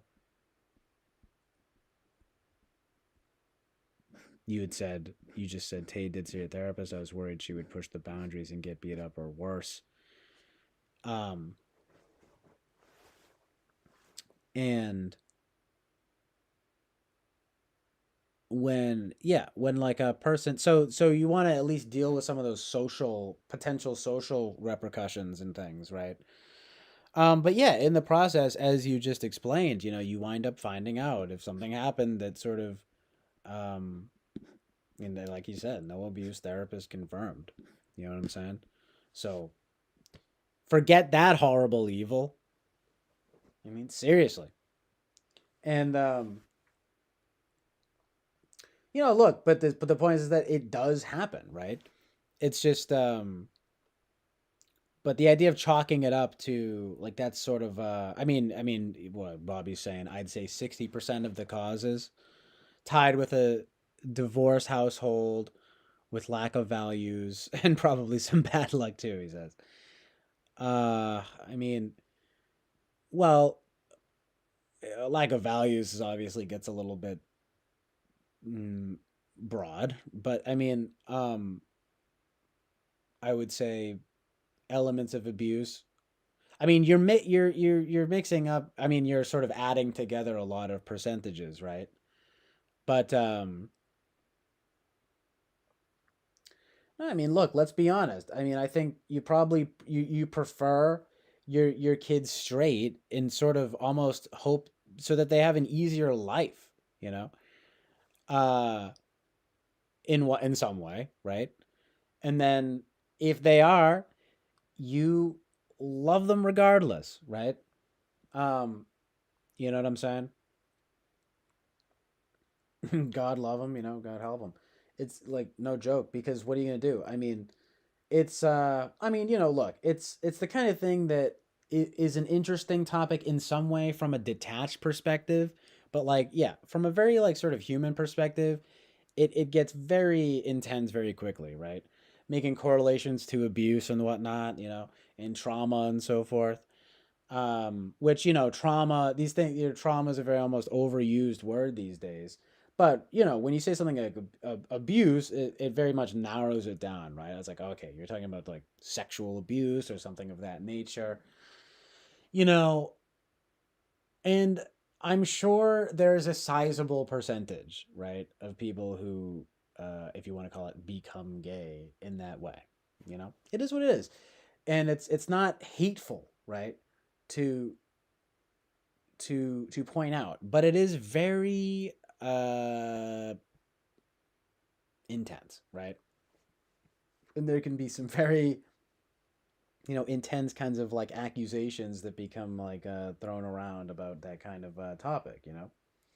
So anyway, again, yeah, rest in peace to your daughter Winston's mom. Indeed, I mean, people don't look. The thing is like it is very true. Many people, they don't um choose to be gay. You know what I'm saying? Like regardless of the circumstances. Even something like abuse in that way simply proves that point further. And in fact only adds to a reason to be empathetic, right? You know what I'm saying? So just you want to just try to have the empathy and compassion you can, for anybody who's gay or anything like that, you know what I'm saying? Because Lord knows how it happened, and the fact is, it's not exactly. I mean, yeah, like it's like we got Pride Month now. We, you know what I'm saying? We get these things, right? In the way that culture can be, but it's all a way of trying to foster this kind of acceptance that definitely kind of goes overboard sometimes, right? I mean, we can all sort of acknowledge that, but the the general sentiment, I forget what I was gonna say, but like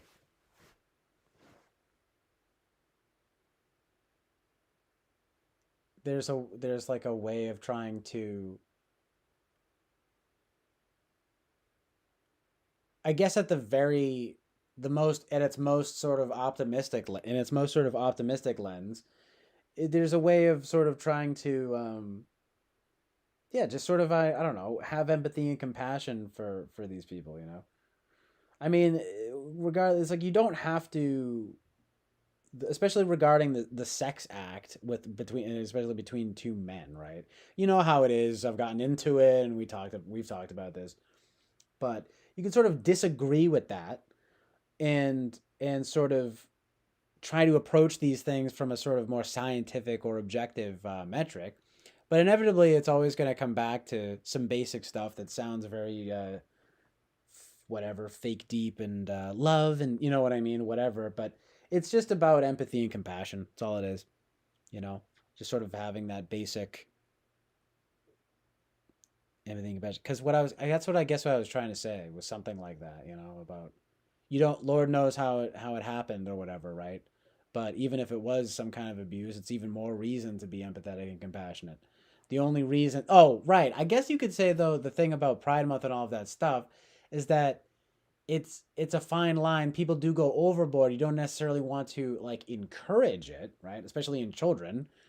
Uh, because look, unfortunately, that's sort of the fine line we walk. Because look, children are very impressionable, and adults are also very impressionable. Isn't that amazing? So we think we can get so carried away. We try to, oh, look how, I mean, it's not like anyone's saying, look how good it is, but it's sort of, that can sort of kind of be the potential message, right? And it is the most fine line to walk I've ever seen, maybe, right? In this life. Because to me, something like abortion is like pretty cut and dry, right? It's kind of like, yeah, don't get an abortion. Like, like, I mean, unless you're like gonna die, maybe, right? Basically the thing is that it's never good. Um, but like being gay, like, it's kind of like this like you can disagree with the sex act in and of itself and understand that it falls under it's lust. It does fall under the sort of gay lust, and so in that sense, again, it's sort of it's not good, but there's no murder going on essentially, right? And you're kind of dealing with something where a person, like, sure, they can adopt, but look, I mean, look, here I go again. But it's just like, look, you don't reproduce, okay? You're having consensual, at the very, like sort of being optimistic, right? You're sort of having relationships, right, with the same sex or whatever it may be. Um, the sort of basic idea is sort of like to kind of just have empathy and compassion for the situation, because like, I mean, at the end of the day, there is a fine line to walk, right? Um but all of this stuff is sort of just a way of making people feel accepted. The fine line to walk is like making people feel accepted without encouraging sin. I'm sorry, there's no other way to say it, right? Or whatever you'd like to call it, without, or even if you wanted to call it without encouraging, like, because who's to say if it's entirely unnatural in the sense that it's naturally occurring, but we could definitely say unusual, right? um I sort of like that term because I think even abnormal has a sort of more negative connotation. I sort of feel like unusual is, I understand that people could still take issue with that as well, but it certainly is at its most scientific. It's something that's not advantageous, okay? But um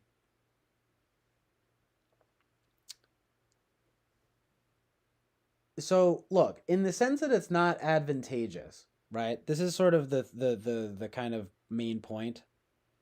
In the sense that it's not advantageous, it ought not be encouraged.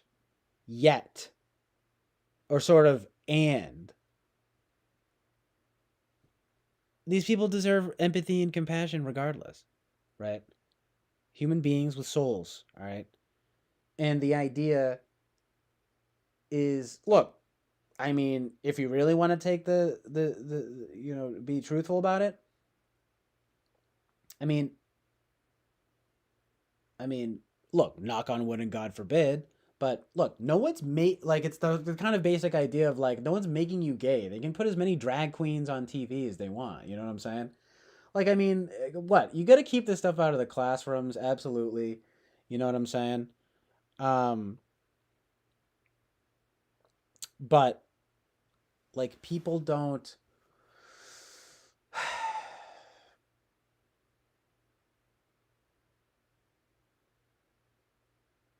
sort of deserve to be like, disparaged against in that way, because they are essentially dealing with something. You know what I'm saying? Like, they deal with something that's sort of unusual and kind of disadvantageous. But I mean, look, you can do what you can to sort of find love, and you can kind of, you could adopt if you're fit to adopt children and so forth. Like, it's best to be in the sort of nuclear family my approach, but I mean, inevitably, what are you gonna do? I mean, look, these people deserve the happiness they can get. They're fit and they can raise a decent kid. I say so be it. It certainly beats abortion, right? I mean, you encourage adoption, right?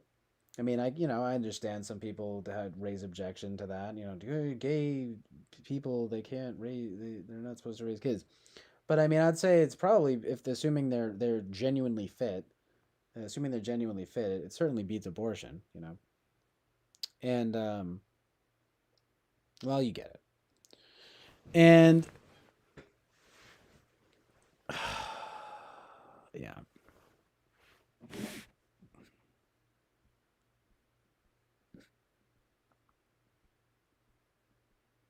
Sleepwalkers lesbian with the no, I'm gonna keep from trying to sleep with them.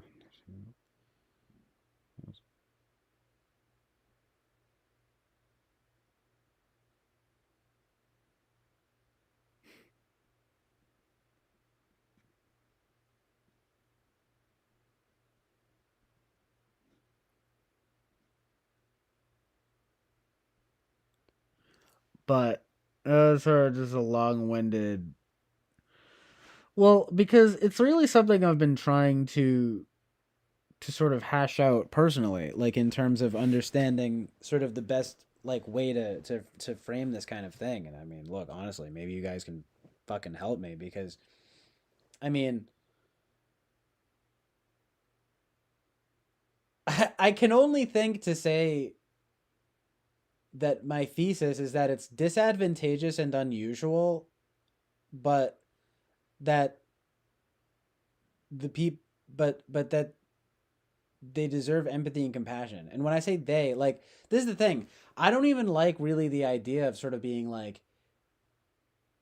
oh, like you're gay. You know what I mean? Like there's a lot of debate to be even had about if like embracing that as an identity is even good. I mean, and because even in the sense that, like, yeah, obviously it's unique in that way, at the very least. Being like straight is not exactly something, you know what I mean? You're not like, talking about how straight, you know what I'm saying? Like, I don't know. I just straight this, straight that. I mean, you know. So I don't know. It's just stuff for everybody to really consider. Just on the topic of lust and all of these things, we all struggle with sin. You know what I'm saying? Yeah, it's topics I've covered many times. It's just something to kind of, you want to try to not be judgmental and just be discerning.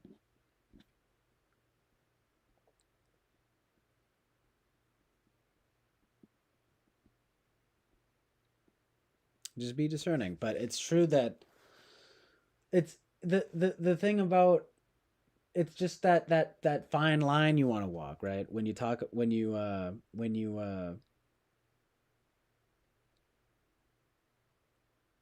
with the public, and especially with kids. I say wait until kids are like 12 years old, and then let them know the very basics, right? Simple and good, um there's seriously no need for anybody in any like position of power to be. I mean, look, I mean,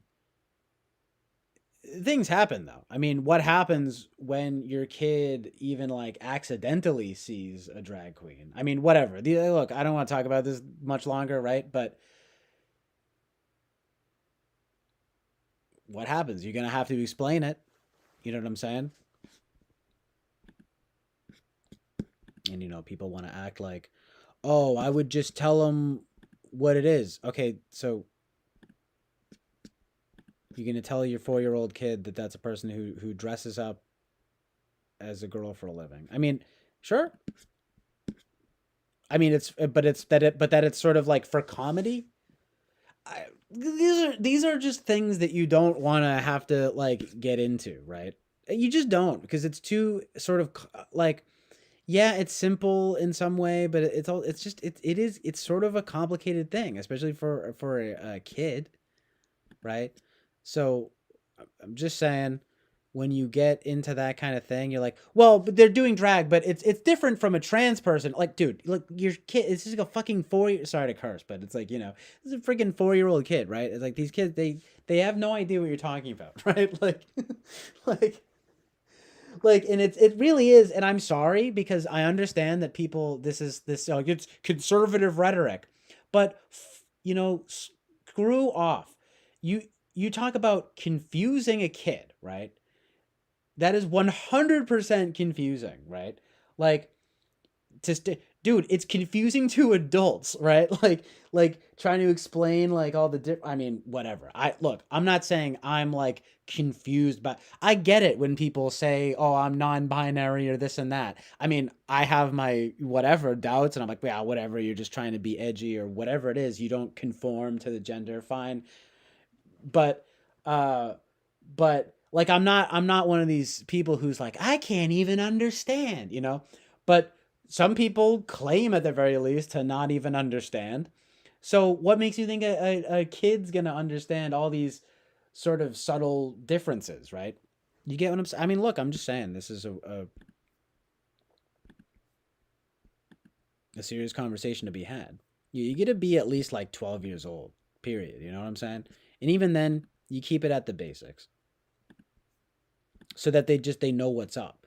But anyway, but it doesn't answer the question though. I mean, because like, what do you say? You basically do just say as much as that. You try to keep it simple and good. You know, you're like, they dress up as a girl to be funny. You know, and then they're just then you know what they'll do, probably they'll just be like, oh okay, you know what I'm saying. Um, but you know, it's like you don't have to. Not everything has to be some big, like. The problem I feel like honestly, it comes from like a misguided like sense of good, where you're like, no, this is good. Like I wanna whatever tell my kids so that they're accepting, right? And it's like, dude, it's like you're probably it's just confusing, right?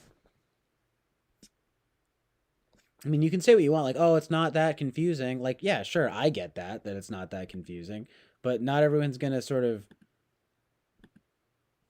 like feel that way, especially a kid, you know. You picking up what I'm putting down? I'm sorry, I can't even. All right, here it is.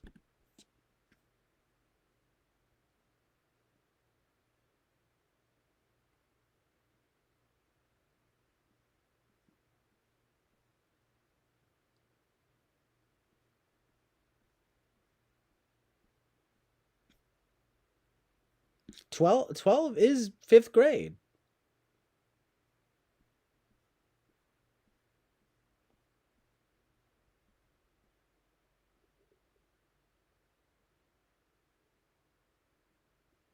But yeah, I mean, you're right, Fly Guy. I just really hated that way that segued into that conversation. It's just such a fucking horrible, evil idea that I was trying to insinuate that Bobby was insinuating, you know? So again, I apologize, Winston Swan. But yeah, I mean, I just sort of feel like in that sort of topic, getting onto that kind of like matter of what the deal is, it is what it is. But there are because it never erases the sort of empathy and compassion that you're supposed to have for a basic human being, you know.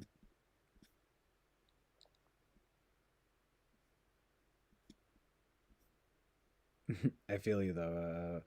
Prefer a Muslim any day over an atheist, agnostic, spiritualist. Had good friends who were Muslim, haven't talked since time created since. Yeah, me too. Actually, it was actually a girl when I was younger. She, she's she was a good friend, and honestly, she's like a sound engineer now. I should hit her up. I talk to her sometimes about music. She's been working with some cool musicians and stuff. But I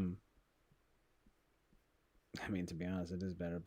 But yeah, I mean that seems about right. Like fifth grade or so. I mean, what?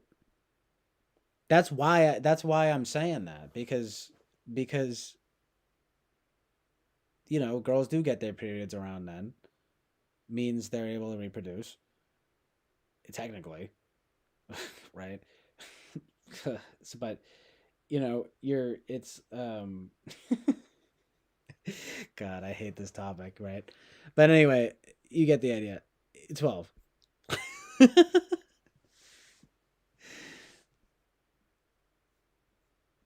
I mean, what like because that's when you actually have to start worrying about it, right? Like in a real sense, you know. I mean, everyone has like crushes and things like that, right? When you're very young. Like I mean, I had crushes when I was like 5. It's definitely like an uncomfortable topic, right? But having like I don't know, getting like deep, getting deep about all the stuff about sex. I mean, I don't know. Look, maybe 10, but like it's just intense, man.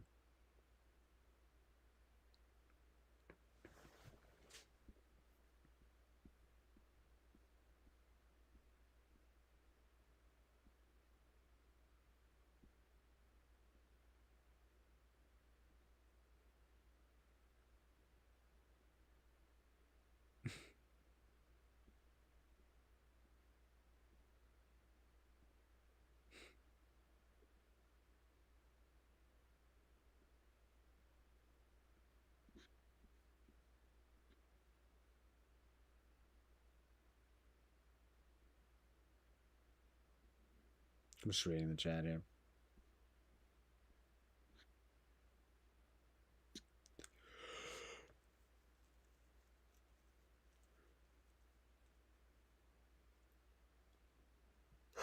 Yeah, so when he wants to boink his daughter's friend because straight people are evil. Well, actually, the thing that's funny though, actually, that's not true because it's also it's straight and gay people are ultimately evil because the because the gay guy kills him for spoiler alert. Sorry, but the gay guy kills him for fucking what outing him or what yeah yeah.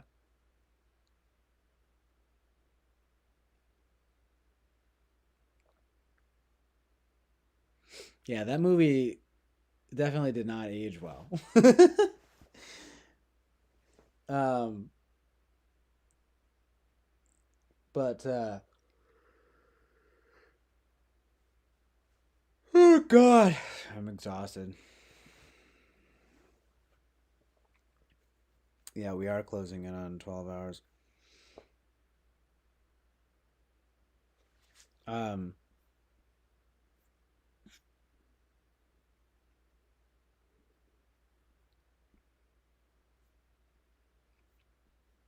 I mean, the thing is about the kind of the whole point is you're not really supposed to hate really anybody. Um,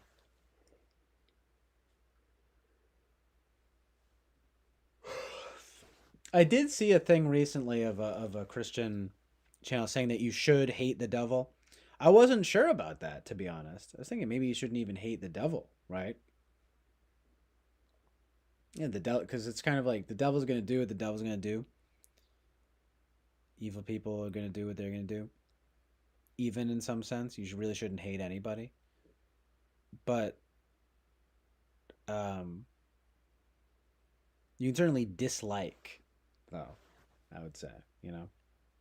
But anyway, what does that even mean, right? I mean, like gays.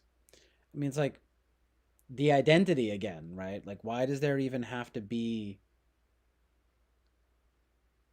the straights and the gays? You know what I'm saying? Like, I don't know. Whatever. I look. I get it. It's a way of grouping people. It's just identity politics. But um,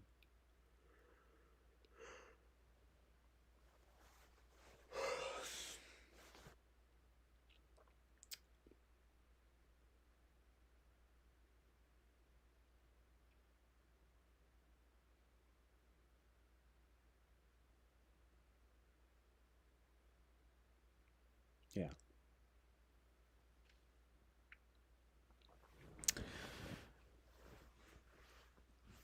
Uh-oh, I'm about to be at 12 hours and it's gonna cut off. Listen, I'll stream for a tiny bit longer, but I gotta grab food. All right. So,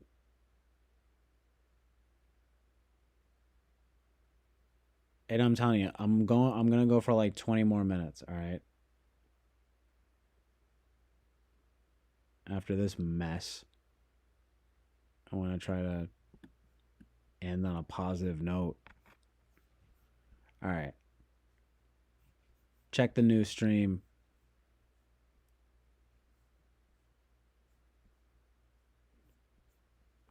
No gay bashing here, only facts and logic.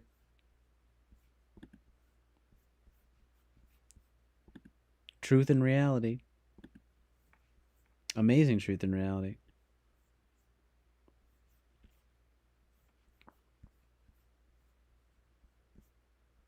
All right, hold on. I don't even know how to. Oh, yeah. All right, I gotta end it on here. All right, check the new stream.